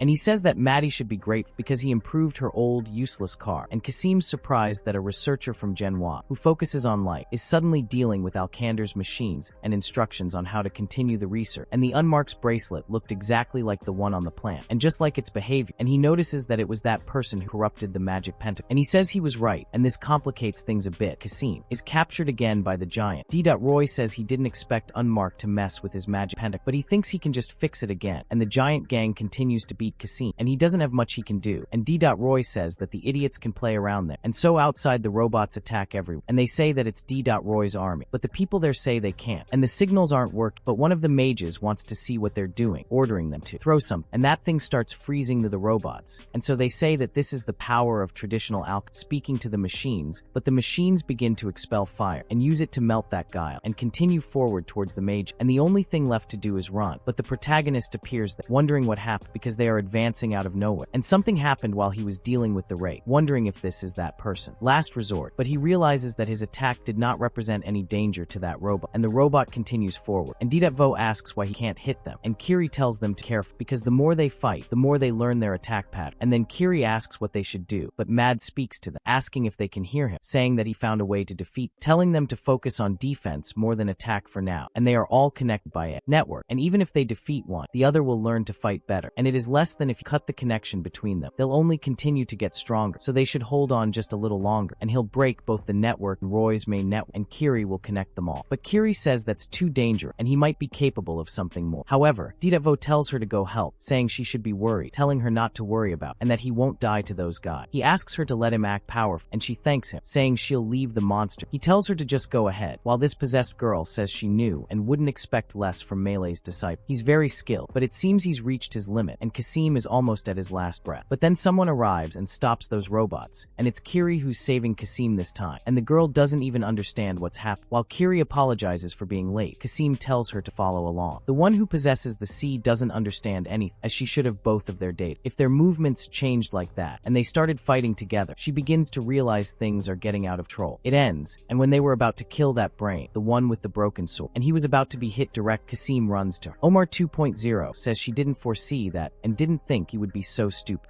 And he's the one who gets hit instead of the girl. And she's happy, but she keeps asking why he took the hit instead of her. Omar 2.0 doesn't let the melodrama continue, apologizing for interrupting the dramatic scene, saying she hates that kind of thing, and it makes her want to end it all. But she realizes she didn't hit anyone, and the medic grabs them both and leaves. He tells the medic that Kasim is bleeding too much, saying they need to go to Ralph right away. He says he'll try, but first he asks the girl if she really thinks he'll make it. Meanwhile, Kasim talks to Kira, handing her his sword and telling her to take it, because the master gave him that sword. And if it's her, he's sure she can use her true power. She tells him to stop talking because he's bleeding, but Kasim says he should have given it to her a long time ago, apologizing for everything. However, she just tells the medic to let her go, and tells him to take Kasim and run, and that she'll take care of things. Despite that, Omar 2.0 says he knows she's very determined, but he already knows all her ability, and no matter how much she resists, she's being read like a book. While he defends against the girl's attack and throws her away, she's almost defeated by several of those robots. Omar 2.0 says he's going to kill him using the ability that night, but Kiri apologizes to Kasim, remembering when she said she would learn with, wondering how much he struggled to win the master's sword, how much blood, sweat, and tears he shed, and how many sacrifices he had to make. He was always her role model, and whenever she looked at his unwavering back, she really tried to keep up with and really tried to fight by his side, and she wanted to be like him some, but she simply uses her attack, this time a purple attack, and Omar 2.0 doesn't understand anything, realizing that the girl took them all down in one attack. Kiri says that's why she's going to end it all, and Omar 2.0 says he doesn't know what she did, but it's no use, but the girl continues forward with another fencing attack, saying that even if she keeps failing, even if it's meaningless, she will keep advancing to reach him, and she launches an absurd attack on the thing, summoning a gigantic black hole in the room, actually 3 there, and she asks what Ksenia thought, asking if she was closer to him today than yesterday, and he looking at that, dies smiling, not wanting to fight with Donut Bro, but I think you're stronger than, I just think so, and Omar 2.0 gets desperate, because Roy's men didn't gain as much time as expected, and says that this is not good, and only a few remain, and at this rate these guys will end up winning, and he thinks he needs to calm down, because the process is almost complete, and he just doesn't have enough charged spiritual hetero, and she needs a substitute, a source of energy, power, mana, and you think you almost forgot, because the large-scale mana tank is over there, and it's the mana tank that the followers brought, and the Eboy that's over there to be used as a battery, and then Giabas arrives asking if he's alright, and they can't believe Ksenia is there, and she asks them to please clear this area. And Diabas questions what happened. The president of Genius asks Maddie to explain, and he says that his disciple, Mar, controlled the hero, and it seems she was trying to continue the ritual, and nobody believes her. But then, they realize something is happening, and everyone is affected, asking what that sinister aura, and they realize it's coming from inside, ordering them to stop it quick. When they arrive, once again, that magic circle is complete, and Mar says it was a close call. She finished administering first aid, thanking the Alk for not rushing. The president gets angry because she was actually the one who brought the followers to the city, the one behind the banned human experiments, and the one behind this ritual mark. But the protagonist says that this isn't Mar, and he already confirmed that she isn't a follower, and that it isn't her. She says that's exactly right, and his name is Farron, and he's the best alchemist in the world. Maddie questions what he's trying to do with the soul. People are asking if he's really trying to resurrect the Black Wizard, but then that thing starts screaming, and Farron asks if it sounds like that, saying that the followers thought so too, and that's why they cooperated, asking if she doesn't think she's overestimating the value of soul, and that this amount of energy isn't nearly enough to revive even a finger of the Black Wizard. Then Maddie questions why she's doing that, and she says she's not trying to resurrect the Black Wizard, and she's going to find him. But they don't think much about it, and are already preparing to stop by throwing their spells at the girl. However, Farron quickly parries those attacks, and a barrier rises around that thing. Manor notices that his ability was useless, and Maddie questions her about finding the Black Wizard, saying it's nonsense, and they need to stop the ritual right now, because who knows what might happen. However, Farron starts laughing, saying that the time has finally come, opening a portal in front of him, and then they say say. They won't let her stop, but Farron speaks a strange language, thinking it's been a long time, and he's spent his entire life researching, even with his body slowly decaying, and he continues his research, even after death, leaving his soul behind, all for this moment. Then, in front of the portal, he asks the Black Wizard if he's on the other side. An absurd pressure emanates from that place, and the protagonist is almost obliterated. And indeed, the Black Wizard stands in front of Farron, appearing to, and he becomes completely desperate to see him, saying that finally the one he wanted to find has come within his reach. But the Black Wizard says it's not, and Farron becomes desperate, asking what the Black Wizard said. Then he is obliterated by the power of that thing, and questions why the Black Wizard is doing this since he was looking for him. So all that magic is wasted, and the protagonist uses his magic eye to see what's on the other side, and the Black Wizard ends up hitting his vision through that power. And then the protagonist feels a terrible pain in his eye, and Manor asks Pommy what happened, and the protagonist asks what that was now, and he knows he's calling. And after all that, the place begins to crumble. The president says that it's all over now and there's no way to stop it, but the protagonist says he'll stop it by taking the lead. D.Vo asks what he's talking because he has no idea what might be inside. Manor tells Pommy to go back, but he still enters the circle and the fire lets him. He says he doesn't know why, but the Black Wizard wants it, and he thinks it's perfect because he was waiting to see what he's like. He enters the place without further ado. The protagonist takes it easy because the author won't have enough writing skill to save him. When he enters that dimension, the protagonist is surprised because he's sitting in front of a chess. The same guy from the Heroes says that curiosity was misguided, saying he doesn't think they can talk much there, and they don't have much time, so he should listen carefully, telling him to look at the map he got from Jack Reed and go to the marked location. He'll tell him everything he needs to say. The boy, but then he is obliterated, and the protagonist realizes that it is the Black Wizard, and he says that they have finally met, saying that he was waiting at the palming, and the protagonist, seeing the Black Wizard face to face, is surprised, asking if the Black Wizard knew he was going, and he says that this was destined to happen, and Freed's ring, because of Freed's soul trying to interfere, took a while, but it doesn't matter, and the protagonist questions why the Black Wizard is interested in him, because for him, who is trying to destroy the world, he is just an enemy interfering with his plans, and the Black Wizard is laughing about the protagonist interfering, because he is overestimating himself, and he cannot interrupt his plans. He is nothing more than a necessary ingredient, because he wouldn't have taken him to the past for another reason, and the protagonist is surprised that it was the Black Wizard who did this to, and the Black Wizard says that he doesn't seem to believe, however, it is the truth, and even if another being wanted him to regress using time magic, it wouldn't have worked if he hadn't allowed it, as the one who possesses the power to transcend time. He's the one who controls everything, and the protagonist asks if it was really him and why, and the Black Wizard says he's not obligated to answer that, but his goal isn't to destroy the world as he thinks, and if he really wanted that, this world would already be destroyed, and the protagonist realizes he's not bluffing, and this being in front of him really can do that, and the Black Wizard says that what he wants isn't something simple like the end of the world, and in fact he wants to save it, and the protagonist obviously doesn't believe that, because that massacre and the despair he lived through isn't salvation, and the Black Wizard has no answer, saying that Hood part left a guest standing, bringing a chair for him, sitting in front of the protagonist, changing his form, ordering the protagonist to sit down, because this is going to be a long story, and I think the Black Wizard changes clothes when he leaves the office. He's wearing the wrong color, and he talks about the beginning of the story, and it will go back to the past, long before the world was even created, and the world at the beginning was very different from how it is now, and the 365 ancient gods were always fighting each other to maintain their own rule, and it was a world of chaos, and the mortals below them lived in pain.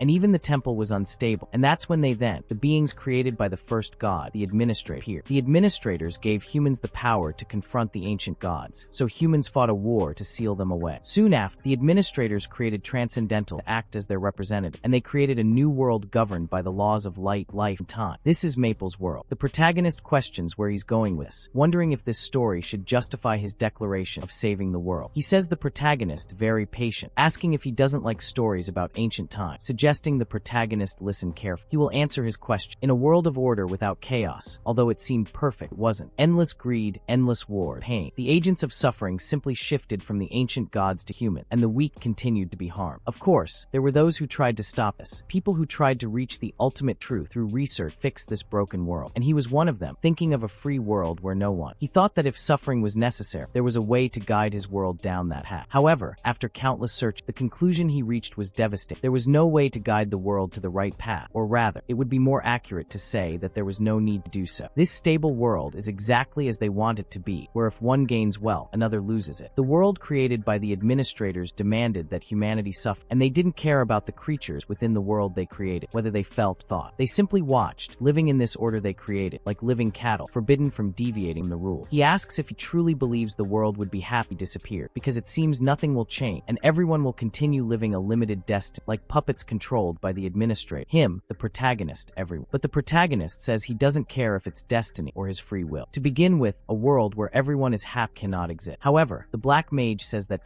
to learn the truth, he questions whether the protagonist would still be willing to go so far as to let the administrators subjugate his friends to a terrible fate if it meant preserving this world, saying that it doesn't matter if the people understand or not, because as long as they want it, no matter how unjust it may be, it will become true. The choices he makes, his sacrifices, are all useless, and in this world, no life. No one can have meaning, and he recalls that the protagonist asks about his salvation, saying that what he wants is not simple destruction, and it's about destroying this cage that the administrators created for themselves, and creating a world where people choose their own destiny, far from their reach, with infinite possibilities. And what he wants is not destruction, but reconstruction, and the protagonist hardly believes. He says that all beings that exist now are under the control of the administrator. Therefore, everything that exists in the world needs to disappear, and when he finishes, he's going to. So the protagonist questions whether this is the salvation of the world, attacking the Black Wizard, saying that his answer hasn't changed, stating that he doesn't care about the administrator's free will, and if what's at the end of his plan is the death of his friend, then he will do anything to stop. The Black Wizard just stares at the protagonist, raising a barrier to stop the boy's attacks, saying that his will doesn't matter, and everything is going according to his plan. However, the protagonist doesn't care about his plan, saying that he's no different from the administrator. The Black Wizard is surprised by what the boy said, saying that perhaps he's right, but it's a shame, and his time is running out. He says it was fun talking to the protagonist, and now he must return, hoping that the next time they meet, he will be stronger, because it might be the last time.